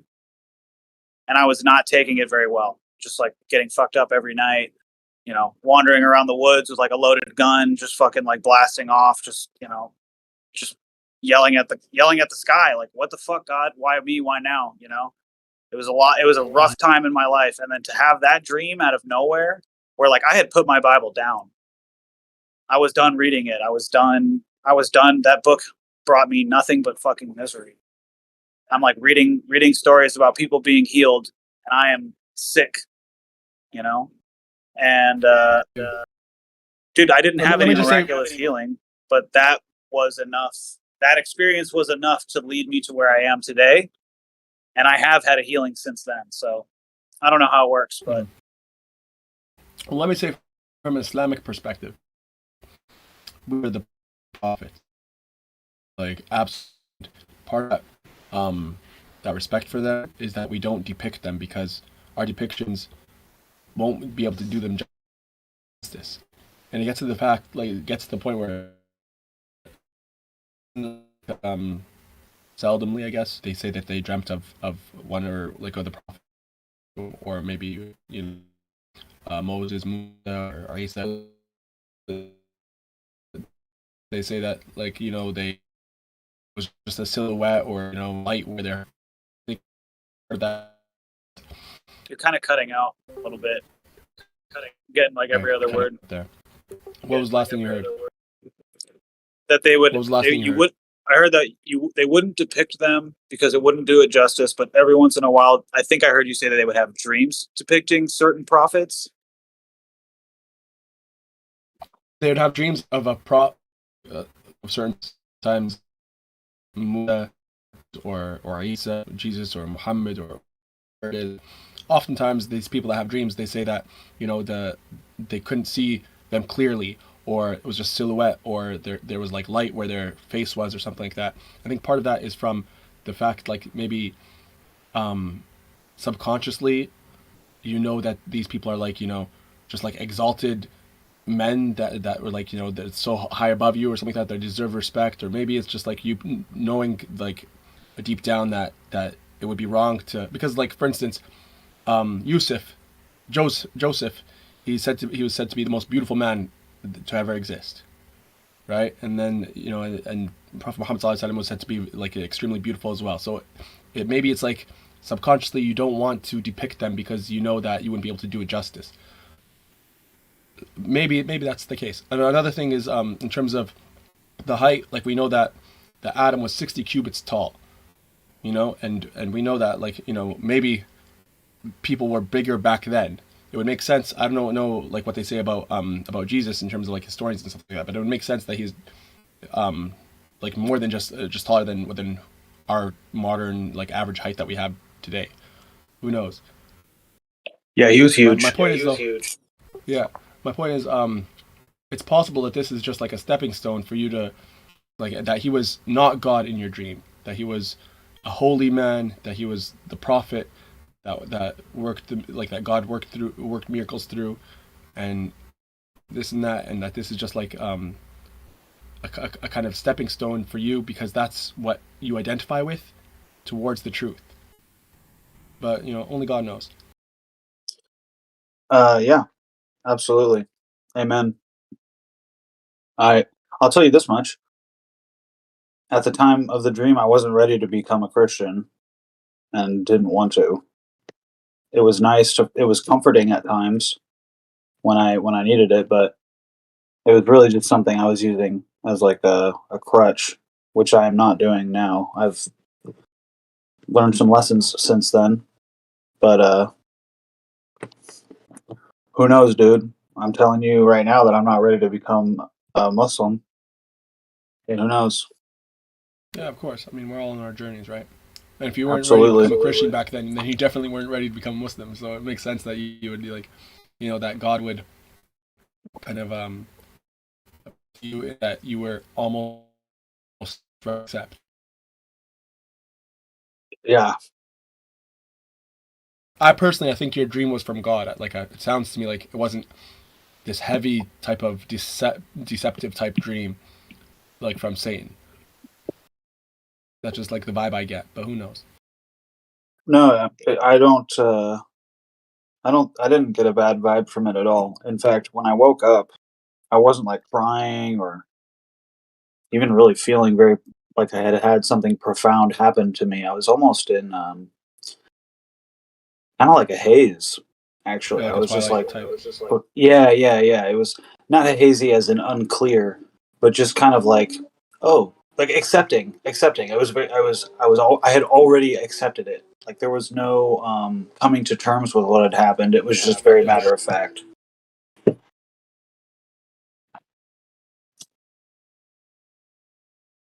God guides who he wills, and whoever decides to guide, no one can misguide. So I pray that God is guiding you, and inshallah, we'll see what happens. What does Bismillah ar-Rahman ar-Rahim mean? What does that mean again? It means in the name of God, the most merciful, the most beneficent, the most merciful. Right. I say that sometimes. I don't really know why. It's one of those things I learned. Alhamdulillah. Yeah. The sunnah, like the prophetic way, is to say Bismillah before you do anything. It's like, in God's name. So whatever you do, as long as it's like not a sinful thing. So whatever you do counts as worship. If you're doing something with God in mind, like for instance, I'm eating, and I say Bismillah, I'm eating to have sustenance so that I can worship God. I say Bismillah and I'll do other supplications. And the idea is that all that time, I'm basically doing worship because my intention was that I'm like, feeding myself, nourishing myself so I can be a better Muslim, so I can so I can get energy to worship him again and stuff like that. And all of that weighs on your scale of good. Okay, here's an idea. Is there anything in Islam that says that Christians and Muslims can't team up? Can we team up? Of course. Like me, for instance, I can marry, we call them Ahl Kitab, the people of the book. And I can marry a Jewish girl or a Christian girl, so long as she's not like a fornicator. Right, of course. If she's like, if this girl used to just like, she has like notches on her belt, it's supposed to be a chaste Christian, chaste. I don't know if the word's chaste or chaste. Yeah, chaste Christian or Jewish girl. You could marry them. Yeah, I think Muslims and Christians should team up. I think 9/11 was a psyop to keep us from teaming up. Because honestly, if you look at the world today, like all the things that threaten our religions the most, like are the same thing. Yep. Absolutely. Pretty crazy. There's an Arabic proverb that goes أنا ضد خوي وأنا أخوتي ضد أولاد عمي ونحن ضد العالم, which means me versus my brother, me and my brothers versus my cousins, and us against the world. So my point is with Christianity and like Judaism, like Christians, Jews, and Muslims, until like right now we're against the world. There's liberal left agenda they're wreaking havoc. You have the LGBTQ and all this other nonsense, and the globalist elite with their pushing their different agendas, and global warming, all this nonsense, and we should dispatch of them, and then when it's just us, then we could like bicker, fight amongst ourselves like brothers, Yeah. How do you what are the Muslims? Are they cool with the Jews? I thought they weren't cool with the Jews. No, we don't like Jews, but we hate the polytheists and the Satanists more. I mean, like for instance, if you go to a Muslim that knows his stuff and you ask him, like, would you rather a Jew or a Shia? Someone that like commits shirk and associates like says like that the companion of the Prophet Ali was, like they call to him in worship and stuff like that, and for supplicate to him and stuff like that. They'll say a Jew, because at least Jew they have tawhid, they believe in God, whereas this one he has idols and he's associating worship to someone other than God, which is like the biggest sin that you could possibly do. So in their eyes, and it's true in true Islam, the Jews sin less than these people that are committing shirk. With Christianity, it gets a little dicey because you guys call it like you're worshiping God, but you've attached to the Son. Islamically, we still view that as shirk.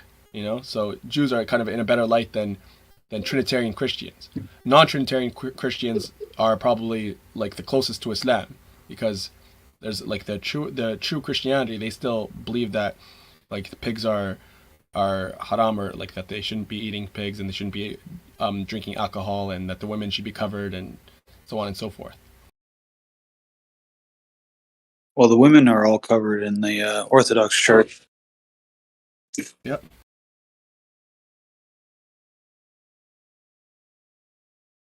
Would you consider that a crime against humanity? No, I actually it's kind of awesome.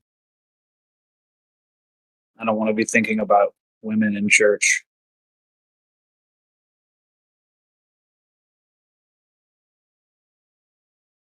Yeah, man, these guys tried to like hit me up to study Bible with them. So it's like a game. And then, like, after they were like trying to like pressure me to hang out with them and shit, and then like this guy's girlfriend pulls up, and then it was just like, bro, I was like, what are you wearing? Like, what is this? Like, well, what is this? And I was just like, yo, this shit is too weird and culty for me. Like, y'all have fun.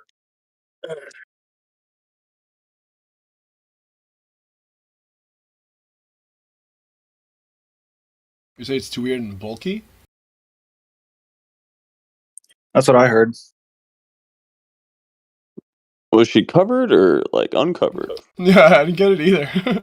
Uncovered, but like they were just culty as fuck. But then like it was just hypocritical as fuck because they were like, all they're talking about is like being super Christian and saying how I have to do what they say. It's like, what are you, mini Pope? So I told the guy, and then like so behold, I see him with his chick, and she's like half naked, caked up with makeup. Yeah. Yeah, you get those types of people, the hypocrites. Yeah, women really be on some hoe shit these days. It kind of freaks me out. I can't trust any of them because they all are like putting up little red hoe flags, and it's like I can't tell if you're like fully into that hoe shit, but you've got a lot of signs. Yo, steer clear. Yeah, it sucks because they're all kind of looking like that these days. Like I was at the skate park the other day. And they just built a new one. It's a pump track out in Inglewood, and there's a lot of girls that show up there, and some of them are pretty like if they didn't have all these tattoos and shit and just like wore some normal clothes, they'd be beautiful. But because they dress the way they do and look the way they do, it's it just sucks. Yeah. I used to be like all about them thoughts, man. I found them attractive and stuff like that back in the day. But now when I see a girl like, you know, like caked up with makeup and dressing promiscuously and stuff like that, it's like kind of disgusting. Problems. I'm kind of grossed out by it. Oh, for sure, it's definitely gross. But just the problems that come with that, like I just remember when I started hitting the wall of like the hoe wall, where like every single one just had these insane fucking problems, and I'm like, what's going on? Women are crazy. And I'm like, and then I realized I'm like, no, it's just like, well, yeah, they are, but not all of them. It's just specifically the hoe ones that you're going after are the insane. Just stop.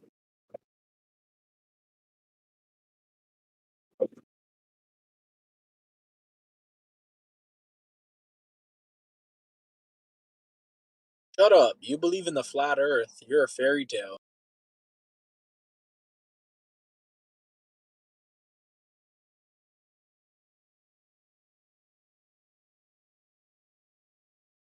Where the fuck are the Globers at?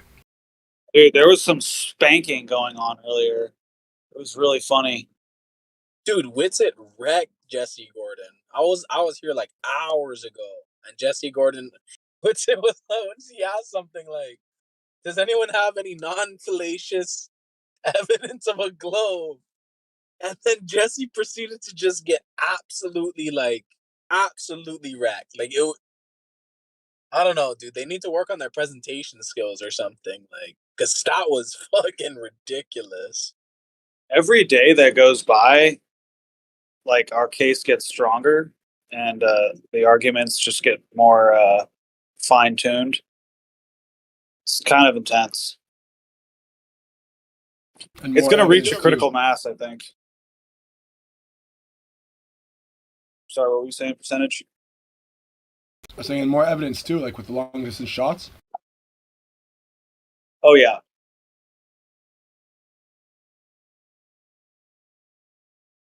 You guys ever wonder what that's going to be like? Like when institutional powers have to start addressing this?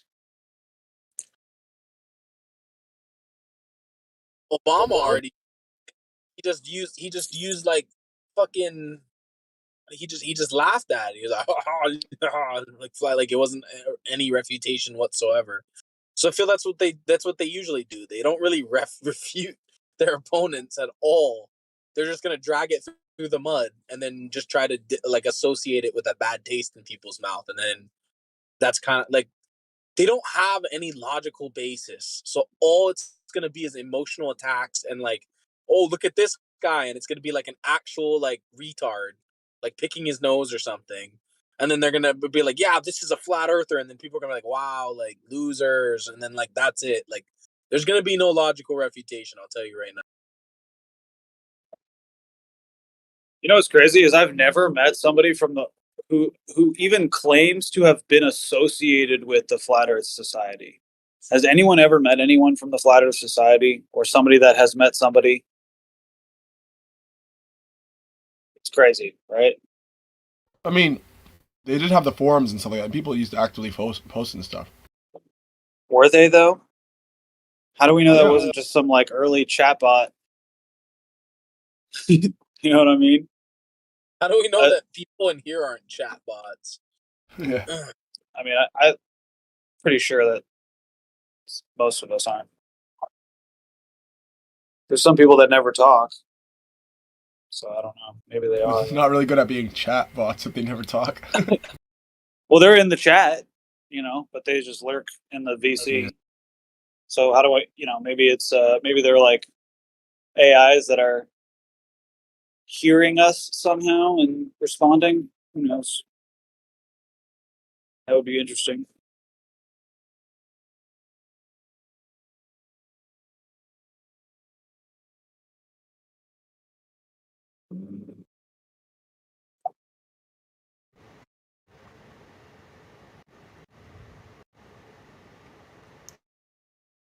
Yeah, Whitsett basically asked Jesse for or was asking for a non-fallacious argument, and then basically Jesse rolled out about 15 fallacies in a row, in which Whitsett called out every single one in a row. It was like a water.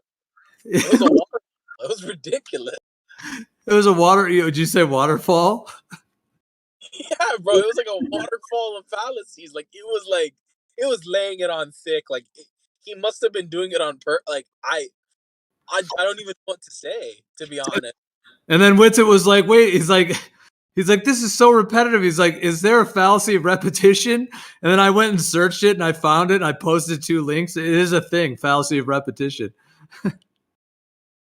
Yeah, argumentum ad nauseum. I mean, I knew there was one related to that, but yeah, I just hadn't I found a couple good sources on it.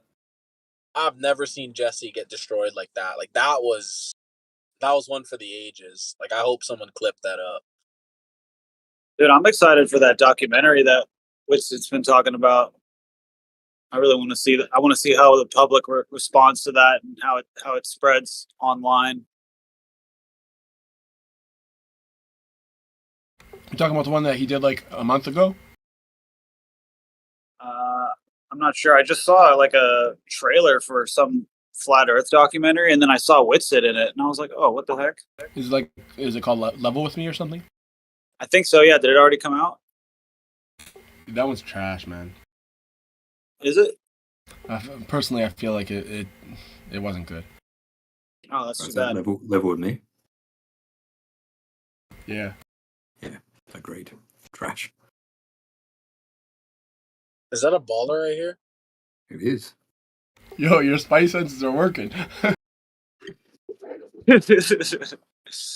Yeah, I don't know if it was Level with Me or not. That's too bad if it is. We were just shitting on your ball.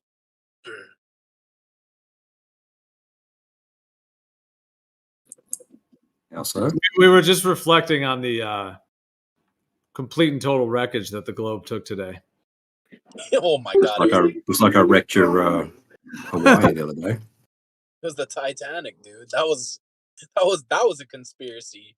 I'm gonna fucking is Jesse and like Whitsett in on it? Like, was that a staged event? Because that was really one for the ages. Yo, where's the clip, man? Come on. You're killing me now.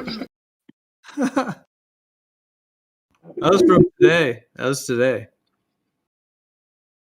Like in the afternoon. And that's kind of similar to what Roofy's specialty is too, so you better be careful. You don't want to get globe roofied by Roofy.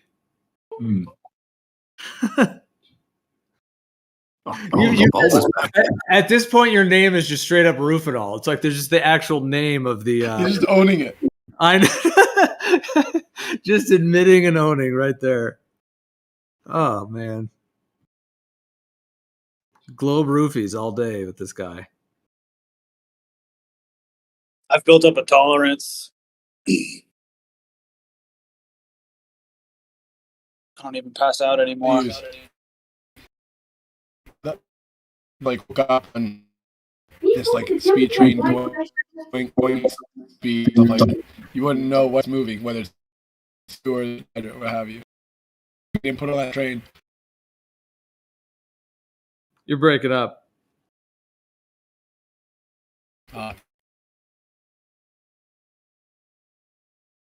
Dude, these are the real hours right here.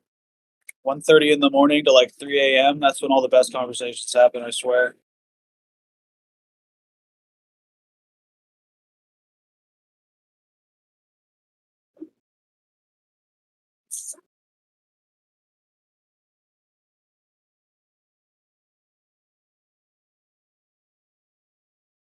Man, there's so many like little conspiracies that are coming out about this stupid submarine that went missing.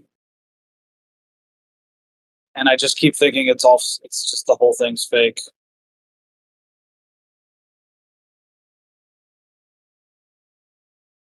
Does anyone mentioning the submarine have any evidence outside of a television set that it exists?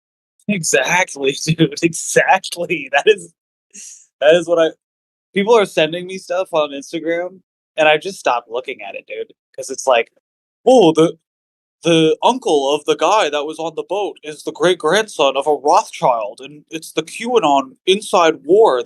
They sent a torpedo, like, dude, just crazy stuff, and I'm like, dude, I don't even think this thing's real. I don't know if you guys are ready to hear that, though. You still think the TV's giving you information that you can, like, decipher. It's just all gobbledygook nonsense. The news doesn't lie. What are you talking about? Dude, I used to say that the only thing the news tells the truth about is the date, and I don't even know if that's true anymore, bro. That's how far down the rabbit hole I am. Yeah, it's definitely not 2020. Exactly, dude. It's not. It's so not. I don't believe that for a second. I don't know what year it is, but it's not 2023. Yeah, this is literally a fake year. It's just so fake. It's totally. Dude, that's gonna be my new meme. Come on, guys, go for like the day or the month first. What do you No, I'm gonna make a meme that just says 2023 isn't real. This isn't the real time and date. I don't know what time it is, but they're lying about that. Just straight up dates are fake. Dates are fake, dude. that would actually I should catch on. Dude, I think it would. It goes with the whole like birds aren't real and stuff like that. It's just like, yeah, dates aren't real. They're lying to us about what year it is. Well, yeah, I mean, it's like, it's not, yeah, why would you just change things and start going up from zero? Like the people, like if you're like, you'd have to be born in like -10 and it's like year 5. It doesn't even make sense, dude. That's so stupid. But I mean, I guess they don't really say it's like that. I guess, they probably even would admit like that at some point it was done later, like retroactively. But when was that done? And like, why would humans just start counting from zero again? Dude, I could see it now. Like, I'll be like, in 1723, we switched over from the Gregorian calendar. But before that, we were on the lunar calendar. And what doesn't make sense is, how did we start at 0? Who would do that? And then just be like, yeah, dates aren't real. None of this is real. Because, yeah, this is fake. Yeah, their calendar and their dates are all just fabricated to go along with the globe paradigm, the globe matrix. Do you think this is the first time they've used a whole globe deception like this, or do you think this has been done in the past and that this is like a recycled psyop? I think the psyop is more land. Like it's not like the globe is sort of like the cherry on top. It's like it's the distraction from the more land thing. Like there's always been, oh, this is as far as we can go. Like the seas will swallow you up. You know, you can't leave the continent. Or even before that, like I'm even thinking like during Atlantis. Like Atlantis is the only civilization around. Like there's no other civilizations were it, you know, but there actually were, or something like that, you know, like the whole time it was all just about wherever you have people, lots of people that have to be ruled by other people, they're going to tell lies about the reality of the world to keep people under control. And a lot of times people knowing that there's other land somewhere that they don't have to live underneath that rule is problematic to your authority, so you're going to lie about it. I reckon they've done it heaps of times, and each time they just use a different shape for something fun to do. One other time they had us thinking the world was a different platonic solid, and I don't think that, because okay, there's things that live on in our memories. I would almost call them like genetic memories. Like okay, if you go to the South today and you were to talk to some people's grandparents, they would tell you stories that their grandparents told them about the Civil War, right? It's very much so alive in their memories in that it just happened to their grandparents, you know, like their grandparents' parents. And now imagine how the world was acting after, say, the flood, you know, like just 100 years after the flood, or 200 or 300 years after the flood, like how much did that live in their genetic memory and like affect their day-to-day lives, right? I kind of forgot where I was going with this. Sorry, but that's all I got. Oh, right. He was talking about how many times have they lied about the shape of the Earth or something, and I said it was about other land. The reason why I brought up genetic memory is because I think for a long time, the controllers realized that like a catastrophic event like the flood affects people's genetic memories and like affects the way that they live their lives, and they could use that to their advantage. And if you look at just like the last 100 years, there's generations of people, our parents, parents, and so on and so forth, have all been shaped by like World War I, World War II, Vietnam, 9/11, you know, whatever it is like what is shaping their reality today. They're living with it in their genetic memory, you know what I mean? And these are just like massive psyops to keep us distracted from where we really are and what we're really supposed to be doing here. They're also sacrificial rituals as well. Those wars, those big wars, are giant rituals. They're giant sacrifices to Satan. last time round, the conspiracy theorists were concave earthers and everyone thought that they were living on a flat earth. Conspiracy theorists were the globists. They were like, the earth is round, the horizon's curvature, and everyone was like, oh, you idiot. There is no I don't know. I know they were like everyone's been lying to you for all this time. It's actually a globe. I know they had to try to convince everyone that the base cosmology since the dawn of time was just totally wrong. God had lied to them for all these thousands of years. We're actually on a ball. Well, that's so interesting, actually, to think about that. Like, I wasn't actually. I'm not being. I don't think any of this stuff. I'm just like throwing out crazy creative ideas.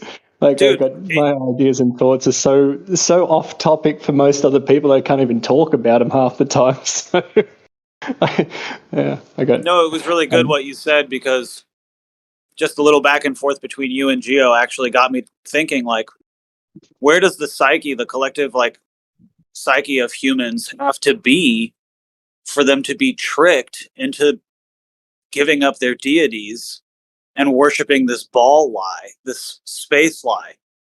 Because, you know, all these cultures kind of there's this theme that way back when, there was a lot more of the supernatural, or the supernatural was rather just natural back then.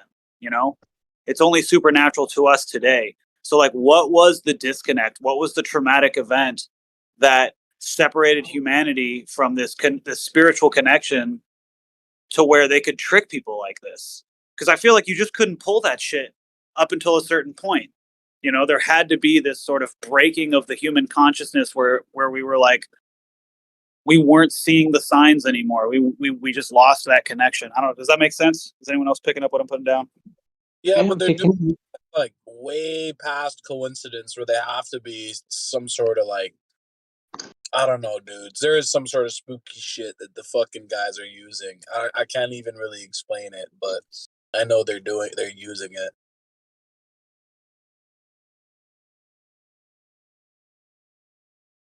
I don't know.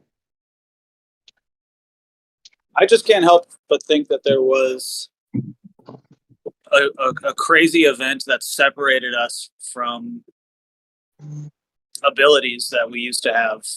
The abilities to just like be in touch with the spirits and things like that. Yeah, what if? Okay, theoretically for that, I've got a theory for that. What if touch with spirits? People need to be guided, or there's some sort of guidance, like not necessarily guided in, like it's like a thing that we learn through a particular type of guidance as we progress and age, mature. And if people don't receive that guidance, then those particular abilities remain latent.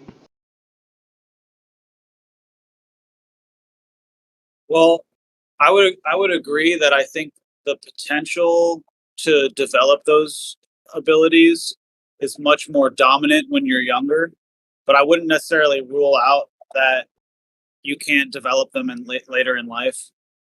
Because I've heard really, really crazy stories about people that have, like they've gotten into car accidents and stuff, and then they die, and they're dead for like a few minutes, and when they are revived, they know how to speak another language. And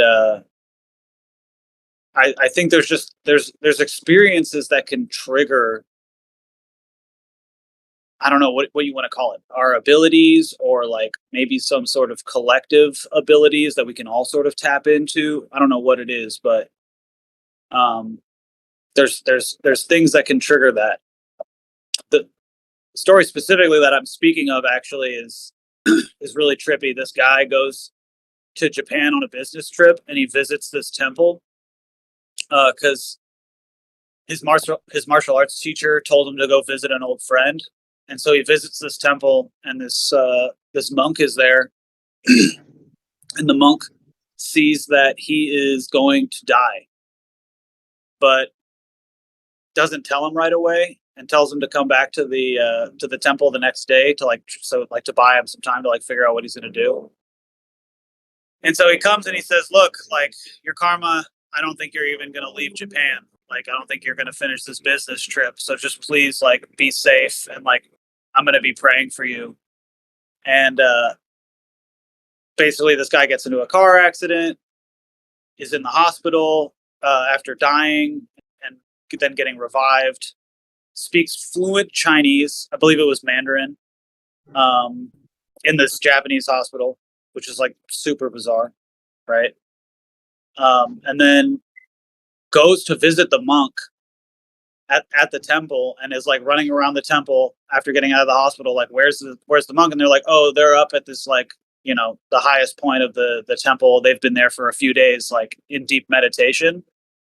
And he's like, no, something's wrong. Like, I gotta go. Like, they should be waiting for me here. And so like they grab a couple of monks to go up to the top, and that monk is dead in a meditative pose, just like completely passed away, gone. And the twist for this is that this particular monk in Japan was from China, spoke Mandarin and Japanese and English, but like, I guess somehow did some sort of like sacrifice and like left behind the ability for this person to speak Chinese. I don't know. Pretty crazy, but the story is on good authority. I trust the source. The monk sounds like an adept, and he shared a spirit tie with the fucking guy, and the spirit hop bodies. Something like that. Something crazy happened. Because this dude wasn't even religious. He was just a martial artist, and he respected his teacher and just like did what he said and went to go visit a friend. Paid to go pay respects to somebody. I think martial art can be a religion. People can worship their art, their own practice, their discipline. Well, martial arts is really just the English word for kung fu. And kung fu just means the development of a man into somebody who can defend and create a community. Like that's like the rough translation of kung fu or gong fu, however you want to pronounce it. I mean, yeah, it's as much about learning how to punch and kick as it is how to control your anger and how to deal in truth and just be an upstanding person.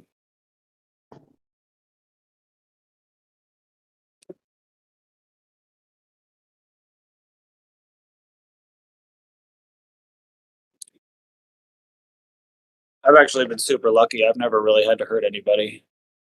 But I've studied. I mean, I've hurt people in training accidentally because either they didn't tap out or we were just going too hard or something. But I've never had to hurt anybody in real life. It's really nice. I'm lucky. A guy attacked a friend of mine on a public bus one time, and so I was able to self-defend, and it was a nice experience to have because I was quite lucid at the time and aware, and I wasn't too confronted by the situation, and I laid the dude out. Hey, it was awesome. I was really stoked to be able to have the opportunity to hit somebody legally, and I don't know. Was he okay? Yeah, I knocked him out. As far as I know, he was all right. He was aggressing. Actually, it was towards me and my friend, but he got my friend because we were being a little bit loud on a bus. But we weren't like trying to hurt or offend anybody. We were just slightly intoxicated, and yeah, I don't like violence, but it was nice having an experience of it in that way, and getting to have a feel of it. I personally don't have an issue with violence if it's done correctly. And when I say correctly, that's my opinion of correct, right? But not done in a manner that is aggressing another person. Yeah. I mean, that's why I think martial arts is so important, so that you can experience going full force or close to it in a controlled environment, so that you can be lucid when it happens in real life. My worst nightmare is I hit somebody, or there's an altercation where somebody else is just so out of control. The only way that I know how to put them down is like one that's dangerous, like more than and then over words somebody either loses their life or has to go to jail or both or something horrible like that.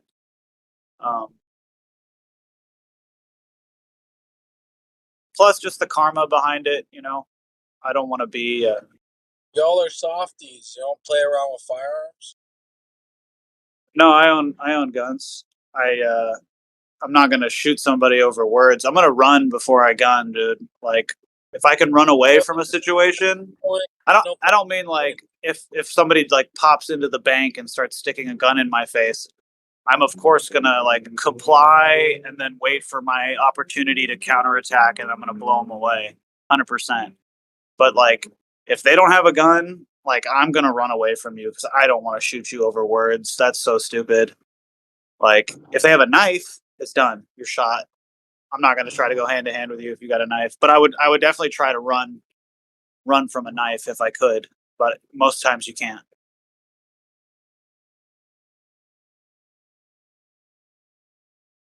I mean, I've put people to sleep before, and I actually got one guy. I didn't realize that he was already asleep, and so I was just cranking his neck, and he. By the time I realized, he was starting to like do like a seizure thing, and it kind of freaked me out because it happened fast. Like once you set in the choke, it's a matter. It's just, I mean, everybody's watched UFC. You know what it looks like. They fucking go unconscious. You know what happens when you just keep holding that? They die. You know, and like yeah, it was bad. He was like a black belt in Taekwondo, and he came in and he was like kind of acting all, I don't know, cocky, I guess, and then he went to sleep, took a nap.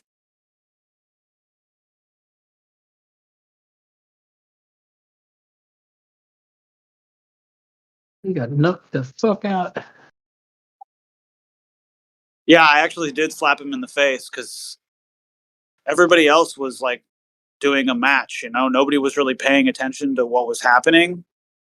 And so he was just like laid out on the floor, and I like slapped him in the face really quick to try to wake him up. I'm like, dude, like, why didn't you? I think I screamed, why didn't you tap? And then everybody like started looking, and like he came to, though. He was fine.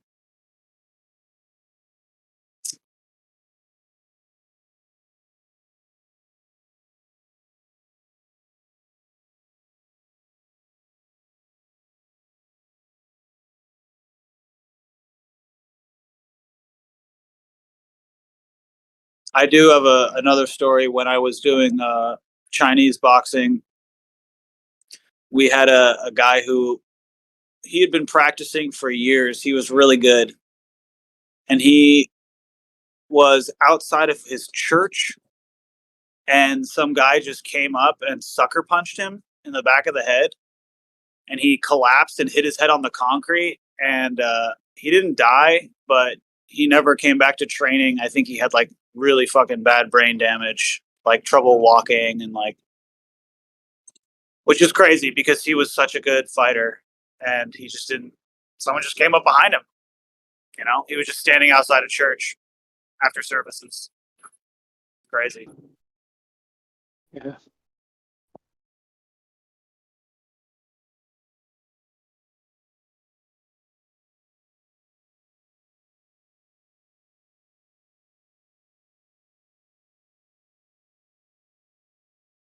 Yeah, hounds are a pretty shitty weapon. Guns are a better weapon. Bombs are a really good weapon. Money is an extremely powerful weapon. I say the only thing beyond money that's a good weapon is mind control, the best weapon of all.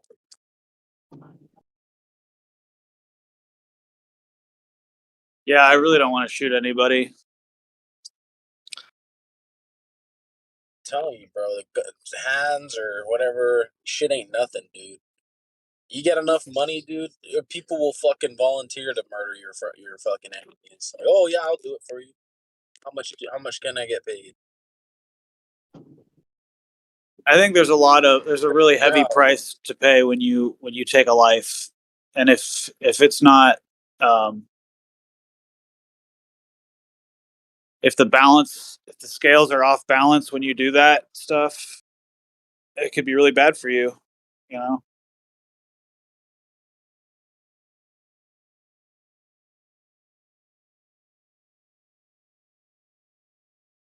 I mean, dude, there's countries full of murderers, like Mexico.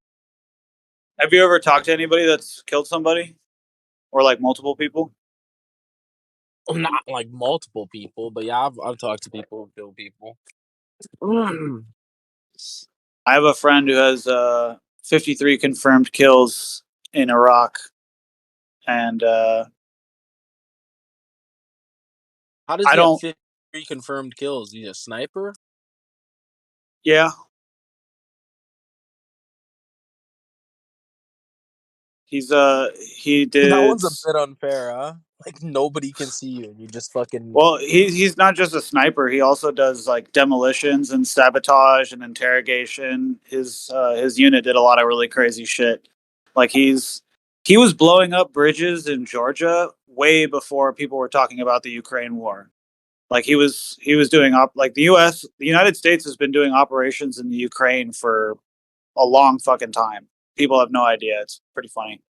Like those Azov battalion guys, those Nazi guys, those are all taught by American soldiers that the United States government knew were there. Because I know the people that were over there. I almost went over there myself. Like, it was stupid. I totally regret it. Because I would have been over there when the Ukraine war really kicked off with Russia invading, and I would be on the Ukraine side, like super gay. Anyways, the whole point the reason I brought this up is because this dude was just telling me about what it's like to kill people, and it sounds horrible. He said the first person that he ever killed, he had this like adrenaline rush, and then about 15 minutes later, he started puking his guts out, and he said it felt like he threw up his soul. And I've never heard those words before come out of somebody's mouth. He looked me right in the eye, said, "I threw up my soul." And like, yeah, I don't want to throw up my soul. That sounds horrible. You know, it was just a very honest statement. And then, yeah, he's got 52 other times to talk about that.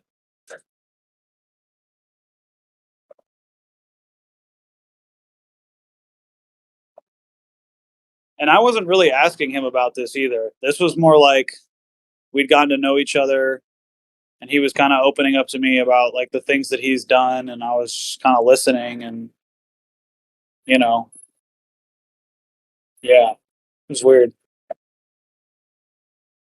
I don't really talk to him anymore, unfortunately. It got too weird.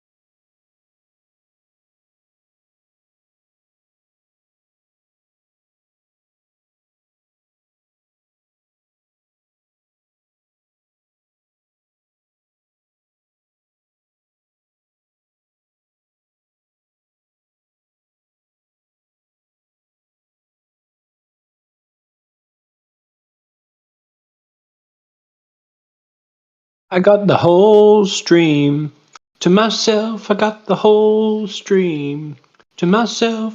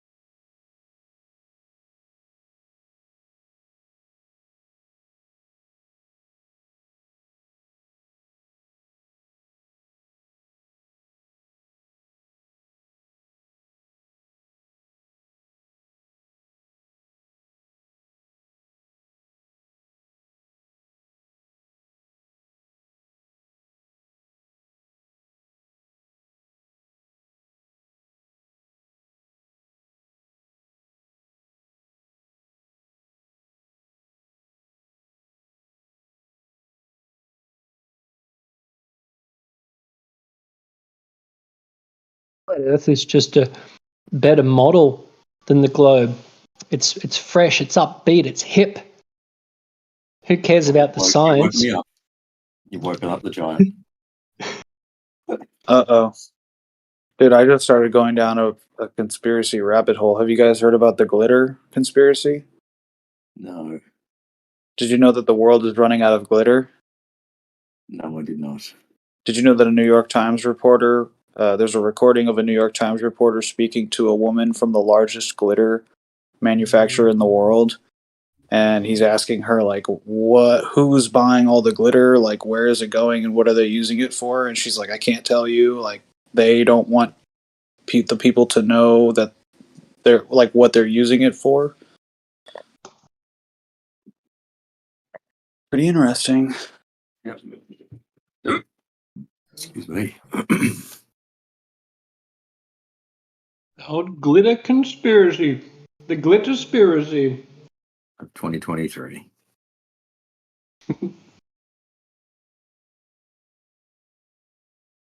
Rightio.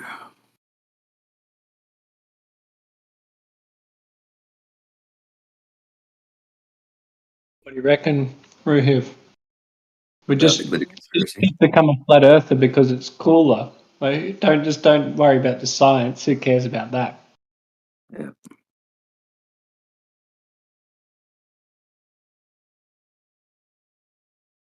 Had to give my wife a lesson in pressure today with the submarine thing. What's the submarine thing? Oh, that Titanic thing. Yeah.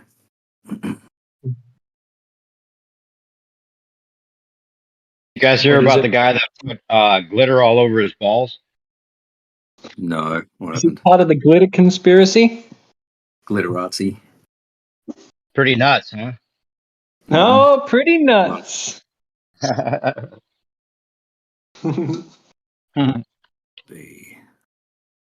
where all the glitter went. Hey Dave, have you ever had sex camping?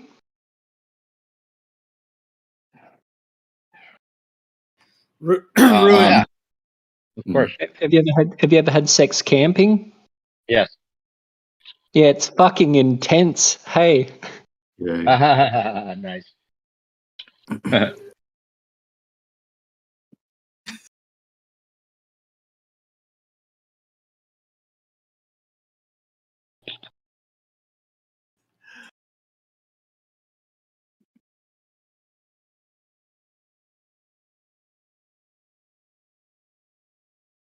Dude, that one is funny. I'm actually LOLing over here. I found that one very funny. What the fucking intense? Yeah, it took me like a good 5 seconds to get it, and then it just hit hard. That was so funny. It's good. It's a creeper. It creeps up on you. Totally. I always say that about the homeless people when I like pass them on the freeways and they've got their tents up. I'm like, damn, dude, that's intense.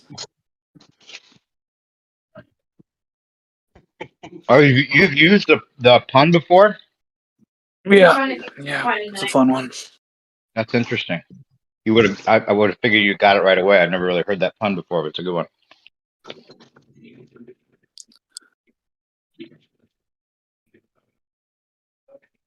I want to solve this glitter conspiracy. I'm kind of like interested. I feel like NASA's buying all the glitter, and they're like fucking using it to like put it in the sky and like do geoengineering or something. Are they glittering up balls up there? They might be. I mean, what if they're just mixing it with like, I don't know. What if they're just putting it in the sky to like, I don't know, reflect sunlight or something? I have no idea. They do a lot of weird stuff up there. That would they've got be pretty I nice. would say that story's untrue, and it's probably the follow up to it is it's from the Gay Pride Week, and they're just using all the glitter up or something like that. Well, they do have chemtrails that seem to either block or strengthen the sunlight. Well, the story's 2 years old. I'm seeing like videos on YouTube about it with over 1 million views, saying who is buying the glitter industry, or who is the glitter industry's largest buyer. This is from Reddit Mysteries. NASA. Well, I mean, it might be NASA. We know they're super inclusive. They might literally need all that glitter just for all their gay pride stuff they do behind the scenes. But it sounds like a meta level conspiracy theory. dude, honestly, dude, gay people are way cooler than fucking NASA people. What am I talking about? Like, I would much rather hang out with a bunch of flaming homosexuals than sit with a bunch of NASA nerds talking about space any day. Yeah, I'd say it's a good sign we're running out of glitter. That just means things are much more fabulous.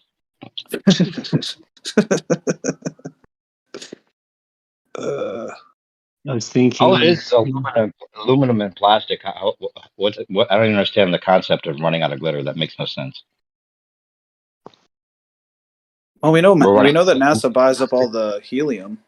Yeah, but what the glitter is like? It's not a rare. It's just plastic and aluminum. Is it though? I don't know. Is there some kind of special glitter? Oh, are you talking about the magic glitter? Oh, the real magic glitter. Okay. Well, what if it's not though, dude? What if glitter isn't just? I have no idea. Like, I'm confused.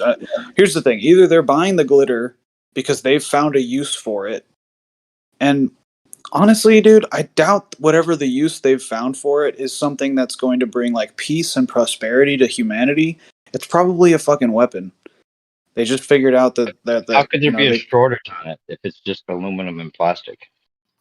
It's that's another thing. That's another thing. If there's a shortage on it, there's something that they're putting in glitter that we don't know, whether it's like a byproduct of some other industrial practice or what.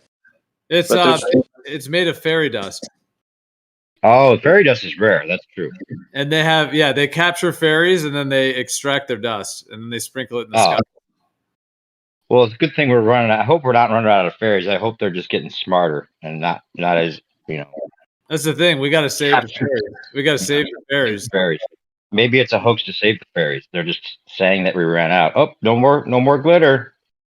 I've seen Hook. I remember how to bring a fairy back to life. I believe in fairies.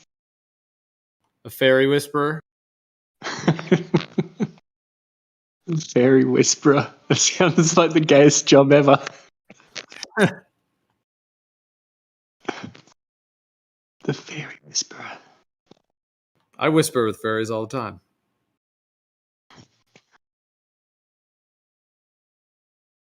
Carry me into the dream worlds. Oh, lucky you. Look at you gloating all about your dreams. Getting dragged off by hot fairies every night. Yeah. Okay, hold on, guys. Has anyone ever looked up what glitter is? I just did. It's plastic and aluminum. It's like shellac, and it's aren't they always saying sparkly stuff off a beetle? Aren't they always saying that they're spraying aluminum in the skies? Like chemtrails? Yep. So they're fucking using it in the chemtrails. Glitter. Yeah. Fabulous here's another thing. chemtrail. I don't know if you guys remember, but the sun used to look way different. Like 15 years ago, the sun was like a totally different color. Yeah, agreed.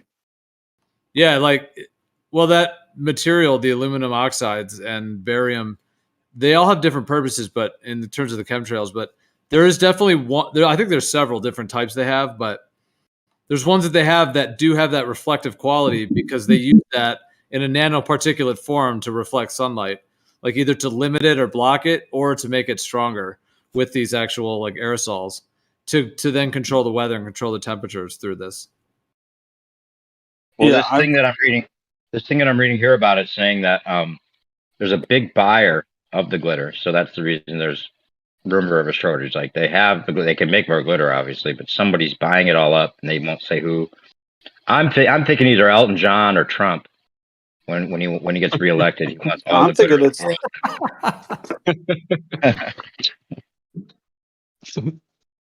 Or it's Elton John and Trump. They're just going in on it together. Mm-hmm. Dude, what if they're the same person? Elton John's going to be singing at the reelection, so they're going in on it. And Obama's third in line. He wants to buy a lot of it too. Him and Michael are gonna have a glitter party. Michael likes the glitter parties, I heard. Dude, I don't understand why the Dems don't just own that one. Like they're already like fucking doing like lighting up the White House with pride flags and shit. Like, why don't they just own it? That would be so much better for them, rather Well, than they've just got like trying to keep it maybe a they secret. are owning it. Maybe they are owning it by just letting it be like an open secret. It's just like, let Michael be in the closet. It's fine. Like, Are they really going to do a whole other run with Trump for reals? You guys think? I mean, dude, he wrote a book. He wrote a book called "The Art of the Comeback." Like, it's all the scripted, script. right? It's the script is right there for it. Yeah. You know it's scripted, right? So why wouldn't he be president? I mean, the script calls for him to be president. The Trump is pull the Trump card for the final agenda. The Trump card, yeah. Well, I think into he's going to get assassinated. Well, you mean fake assassinated, right? Whatever, you know what I mean. In Act 3, the character will die. Do you think that for real? Oh, Because I have actually had some reflections on that. I mean, I think with any president, it's worth, probably all of us have considered, like, just because whatever the Abe Lincoln and JFK stories or whatever. So there's always that thing of like, oh, that could happen. But do you know how mad people would be? I saw this like animation once that someone made of that, and of like Trump, and it was like, it like really struck me in a way that felt like that was a thing, at some point in reality. Dude, if I was an evil genius, and I don't really like going, but like when I do imagine being an evil genius, I usually think of the most fucked up thing I can do to like disrupt people and make their lives worse. But having Trump win and having Trump begin to arrest members of, or like even just hinting that he's going to start arresting members of the deep state or from the Democratic Party for fraud or corruption or crimes, whatever, and then having Trump get assassinated and having, especially if the person is a liberal that does it, and it would be the most divisive thing I can think of to happen to this country. I don't. The elite have already got a plan. Can you think of anything more divisive? Especially like, let's say it's like a black guy that's like full blown Biden supporter, like has all these like social media, like posted a manifesto about how, trans lives are the most important lives and black lives are the most important. Just like full left, and just like in a very public, very gruesome and graphic way assassinates this guy that all these conservative people love. I just think that would be, they'd have people eating out of their hands, dude. They could swing people's, I don't know. They don't want a functioning society. They could do that anytime they wanted. They want something else. They want people afraid and demoralized. Who was the comedian that said they reckon that after someone's elected president, they get taken backstage to a dark and shady room with a bunch of guys all smoking cigars, and they like a projection screen slides down, and they start playing some film from Kennedy getting shot from the grassy knoll, wasn't it? Or from some other perspective. I mean, I just remember during when 9/11 happened, like Indian dudes at 7-Eleven were getting like beat up just for being brown. Hey, bro, 7-Eleven was a part-time job, homie. I'm just saying. Dude, where did you hear that? 7-Eleven was a part-time job? Yeah, when was the first time you heard it? Because I kind of I thought heard it from somebody on here a while back. Okay, I heard it years ago. But I did say it on here at some point. Yeah. I've been saying that for years too, and I've never really heard anybody else saying that. So that's just kind of freaked me out. I probably got it from you. Or maybe, yeah, that would be wild. Yeah. I know that there are people in Hawaii right now that say "got him like Bin Laden" because of me. Okay, what? There are people in Hawaii and also in Grenada that say "got him like Bin Laden," it's like a catchphrase that you say when like you win something or when you accomplish something. You say, "We got him like Bin Laden," and it's because I used to say that on this video game where like we would like we were playing PUBG and I'd be like, "We got him like Bin Laden," and the people I How was about this? When I say Hussein, you say Bin Laden. When I say Saddam, you say Sodom.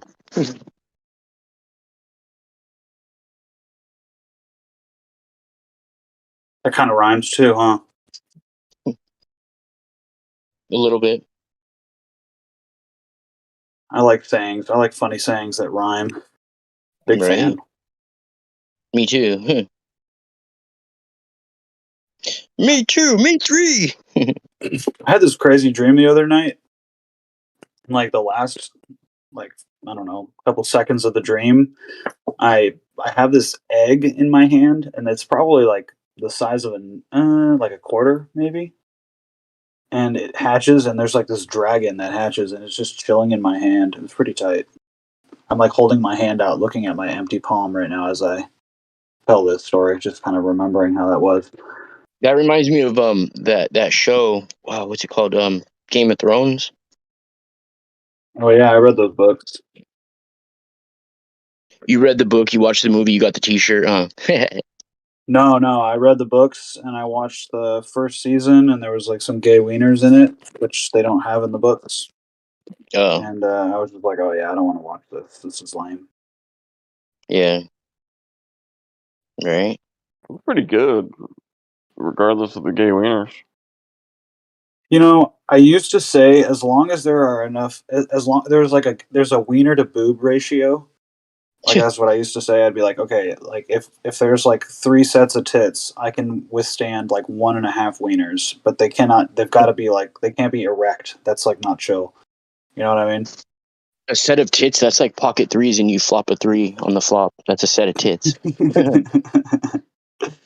That's actually kind of funny. Yeah. Do you play poker? A lot? Yeah, I walked out of the Players Club tonight with like 1250, so I walked out with like 700 profit playing 2-3 Hold'em. I play like a couple times a week. There's a casino like 5 minutes from my pad in Ventura. Ooh, okay, all right. Damn, dude, I'm gonna have to hit up the house. casino with you. Yeah, dude, I haven't played poker in a while, but I used to be kind of a like. Me and the I did boys play every Monday. lot. Yeah, me and my buddies used to play like 5 days a week. We kind of burned ourselves out. Yeah, we burned ourselves out though. Like right here in Ventura, there's it's called the Players Club, and they got about 18 or 20 tables upstairs, and then downstairs is like sports betting, and there's a couple blackjack tables, but it's mostly poker. Yeah, I like Hold'em. That's what I like. They got the 1-2 table, 2-3, 3-5, and 5-10-20. So there's some pretty big games going on there. You know what I mean? Ooh, interesting. Yeah, the 5-10-20. Cool. Some of those hands get big, like $50,000, $100,000 hands. Oh, that's crazy. Yeah. I don't play that kind of high stakes. I just play 2-3. Yeah, I played for like probably a year straight, and then right before I stopped playing, I got a royal flush. Oh, and I went all in with just a flush, and then rivered the royal.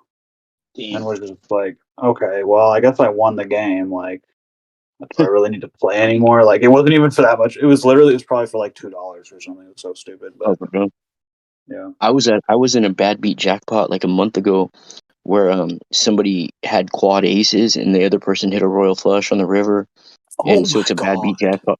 Yeah, the jackpot was up to like 25 grand or something like that, and everybody at the table got like 1,600 who wasn't in the hand, and then the person who lost the hand got half of the jackpot, and the person who won the hand got like quarter. It's called a bad beat jackpot.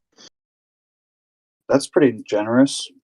Yeah, they usually have them anywhere they have poker. They have bad beat jackpots, and it gets bigger and bigger until somebody hits it. You know. I've never played in a casino before. I've just played a bunch of like at home games, and then like with my buddies. Yeah. I've never been under like the pressure or the stress of having like a lot of money involved. I mean, I've played for lots of money. I played one game where every hand was an ounce of weed just to buy in. Yeah, nice. That was fun. That's cool. Flat Earth Farms. Dude, yeah, pretty much. I mean, shouts out to Flat Earth Farms. I Shouts out to used Bear Collegiate to. Coffee. You ever been up to Mendocino? Yeah. I was in Or fire camp up in Humboldt. I was in fire camp in Humboldt. We fought fire in Mendocino before. yeah. I used to work on a farm up there. All right. You know Daryl Davis from Flat Earth Farms? He grows weed. He sells weed. Is he blonde? Offhand, I can't picture what color his hair is. I've never met him in person. I've only seen him. He goes to like Flat Earth conferences and shit, and he like supports Flat Probably not. Earthers who put out content. No. I do have a friend up there named Daryl who broke off and started his own farm. I don't know if he ended up calling it Flat Earth Farms. I didn't know he was a flat earther. I just thought it might be the same guy. Oh, dude, that would be crazy if it was. Well, I wouldn't be surprised, dude. My life is full of weird synchronicities these days. I know, for real. I'm actually about to drive to New Mexico this weekend. Really? Yeah, there's a woman that I've known since I was like a little boy, and she's 99. Damn. And she is moving to New Mexico to live out the rest of her life. And she doesn't have anybody, dude. She's got no one. So she could either like pay strangers to like come to her house and like probably get ripped off because she's super old, dude. Like she's like she wears like adult diapers. Like it's and she doesn't have anybody. So I'm loading up her truck and driving it to New Mexico and then putting all the crap in her house and then hopping on a plane coming home on Monday. It's gonna be quick. Well, it's gonna be a quick turnaround. If she's got 99 problems, a caretaker ain't one. Hit me. Well, she's got a daughter, but she's just this like drug addict loser. That like kind of is just leeching off of her. It's a really sad situation. That's weird because most drug addicts I know are winners, bro. So that's a rarity. I don't mean just like I don't consider a drug addict to be somebody that smokes weed every day.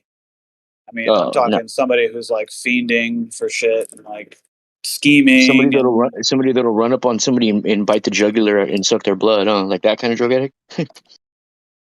Not quite, but could be. Has the potential. Right. I think anybody that's like fiending and scheming all the time definitely has the potential to go to like some seriously lower vibrations. Yeah, for sure. Lower vibration. Lower vibration. Speaking of vibrations, I gotta set the vibration in here. I just came in my room.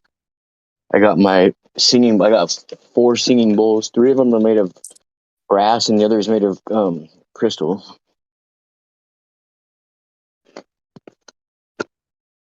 Dude, I got an 8. Like this? I don't think. Were you playing it? I can't hear anything. Oh wait, how about this one? That was too small. Maybe you'll pick up this one. No, it's not going through your mic. You guys can't hear it? No. Weird. It doesn't pick it up. That's weird. Now. Oh. Weird. Maybe because the background sound suppression thing's on. I think I was gonna say noise suppression. The high end. Yeah, probably. Well, we should. Okay, here's the thing. You just happen to have 3 singing bowls. When Platypus and I come up to your place there to go see the Black Swan and make a little film, we're gonna have to get a shot of the 3 of us with those 3 singing bowls doing a little concert. Oh, dude, I'm gonna bring. Sure. Yeah, do you have it? Oh, dude, that'll be sick. That'll be dope. I got a medium or a big one, a medium-sized one, and then a small one, and then I got a crystal bowl that's like the size of the medium one, I think. Dude, we could do some really goofy stuff with the singing bowls. Like educate people on what they actually do, but at the same time, kind of like poke a little fun at ourselves. Like my mom used to have singing bowls all the time, and I would do some goofy stuff with them, like walk them around the house and like do chants and stuff. Yeah. She'd be like, "You're not using it right." Oh damn! I just saw a crazy flash. I don't know if there's a wrong way to use them, unless you're gonna eat cereal out of them or something. But even then, I wouldn't say that's wrong. You know. Yeah. But sometimes I'll put like an inch or two of water in them and do them so I can see the vibrational pattern. Or I'll put sand in them and do them. You could put anything you want, like a little bit of whatever, if you want to see the vibrational pattern. Dude, okay. Actually, you just reminded me of something crazy that happened to me once. So I was in the woods and there was this little puddle of water right next to a tree. And there was like the sun was hitting it just perfectly. So like the tree stump the trunk of the tree was shaded. But the puddle of the water was getting hit with the sun and reflecting onto the trunk. So like the shaded trunk was like a perfect projector screen. And there was this crazy like design that the water was casting onto the tree. And then I stuck my finger in the water and it like totally changed the design that it was making. And I don't mean like I stuck my finger in the water and there were ripples that went through the puddle. I mean like there was like a kaleidoscoping effect that was happening. And when I touched the pool of water, the kaleidoscoping effect changed. It was very, very crazy. I didn't have my phone on me. And I've never even really thought about that experience until just now. Like, it was just kind of a cool thing that happened. That's cool. Hey, you want to hear some crazy stuff? So my friend works. I don't know if you guys have heard of Goleta. It's like a little city above Santa Barbara, right? And my friend works at the Ralph's out there, and it's like kind of by Isla Vista by UCSB. He works at the Ralph's right there, and he said, he works at the counter checking people out. And the other day, this dude went in there, looked like a rich retired dude with like a Hawaiian shirt and shit. And he paid for his groceries with his hand, his right hand, bro. And he's like, "Whoa, what do you?" Because he's seen that as soon as the dude swiped it, normally the credit cards take a look like maybe 10, 15 seconds to go through. Like it'll be like, you know what I mean? He said he swiped it and it instantly said approved. And he had a chip in his right hand, bro. I'm not even kidding you. And it worked right on the swiper thing for credit cards. He was like, "Oh shit, dude." Yeah, I was like, "Damn, that's crazy."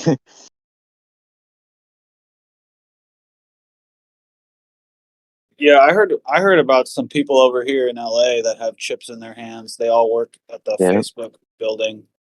And they use chips to get in and out and stuff, and they can like program their chips to like go with their Teslas and they're all their silly little gadgets. Crazy, huh? Honestly, dude, so they're constantly getting beamed with frequencies like right in their body. No, you know what's going to happen in a couple of years, or maybe already has happened. I just remember when like the super like ghetto gangsters figured out how to do the card readers. Yeah, they were like hacking. They'd like learned. Their ingenuity was very impressive. They like learned how to create their own little card reading machines that like fit perfectly onto the pumps, and they were like super hard to like detect. I was just like, whoa, this is really advanced. What's going on? Right. But those same people would just like knock you out on the street for like $20. You know what I mean? Like they roll with like they still have this sort of like very brutish nature to them. And with this whole chip thing, I could totally see somebody just getting jumped, waking up, and their little chip has been ripped out of their arm by somebody with a fucking rusty knife, and your fucking Tesla is gone. You know what I mean? And like, they've got all their bases covered. Your shit is chopped up and somewhere else now, and like, that's just where I see that going. It's like, oh, you're gonna have this fancy shit inside your body, so now the criminals are gonna have to rip it out of you. That's awesome. Crazy, Yeah, it sounds like a bad idea to me. Yeah. Well, what they're going to have eventually is when you just go in a store, you just grab the items you want, put them in your shopping cart, and walk out. You don't deal with any lines or anything, and you'll just get charged for whatever you walk out the store with. That already happens now. Yeah, and then when the government's trying to find you, like you won't be able to buy food anywhere. You won't be able to buy a bus ticket. You won't be able to do anything because they'll just lock down your CBDC account. It's really dystopian. I mean, they can already shut down your credit cards and stuff, but you can still get around with cash. We're not 100% there. There's a lot of testing things they're doing out here in Goleta by UCSB. Like I've never seen ATMs that take cards sideways, like you put it in the long way, not the short way. Like normally you put your card in where like the short side of the card sticks in, you know. But it's the machine's made so you put the card in the long way. Do you mean like the wide way? I've never seen that before. They also have gas pumps that take cash, like at the pump. It's weird, but they're like all brand new and modern, but they're made to look like retro. It's so weird. Honestly, that just sounds like really conservative. Are those conservative areas? Yeah, well, so UCSB, you could actually see the Black Swan from UCSB too. There's actually another oil rig that's closer. It's only like maybe 4 miles out. It's huge, bro. And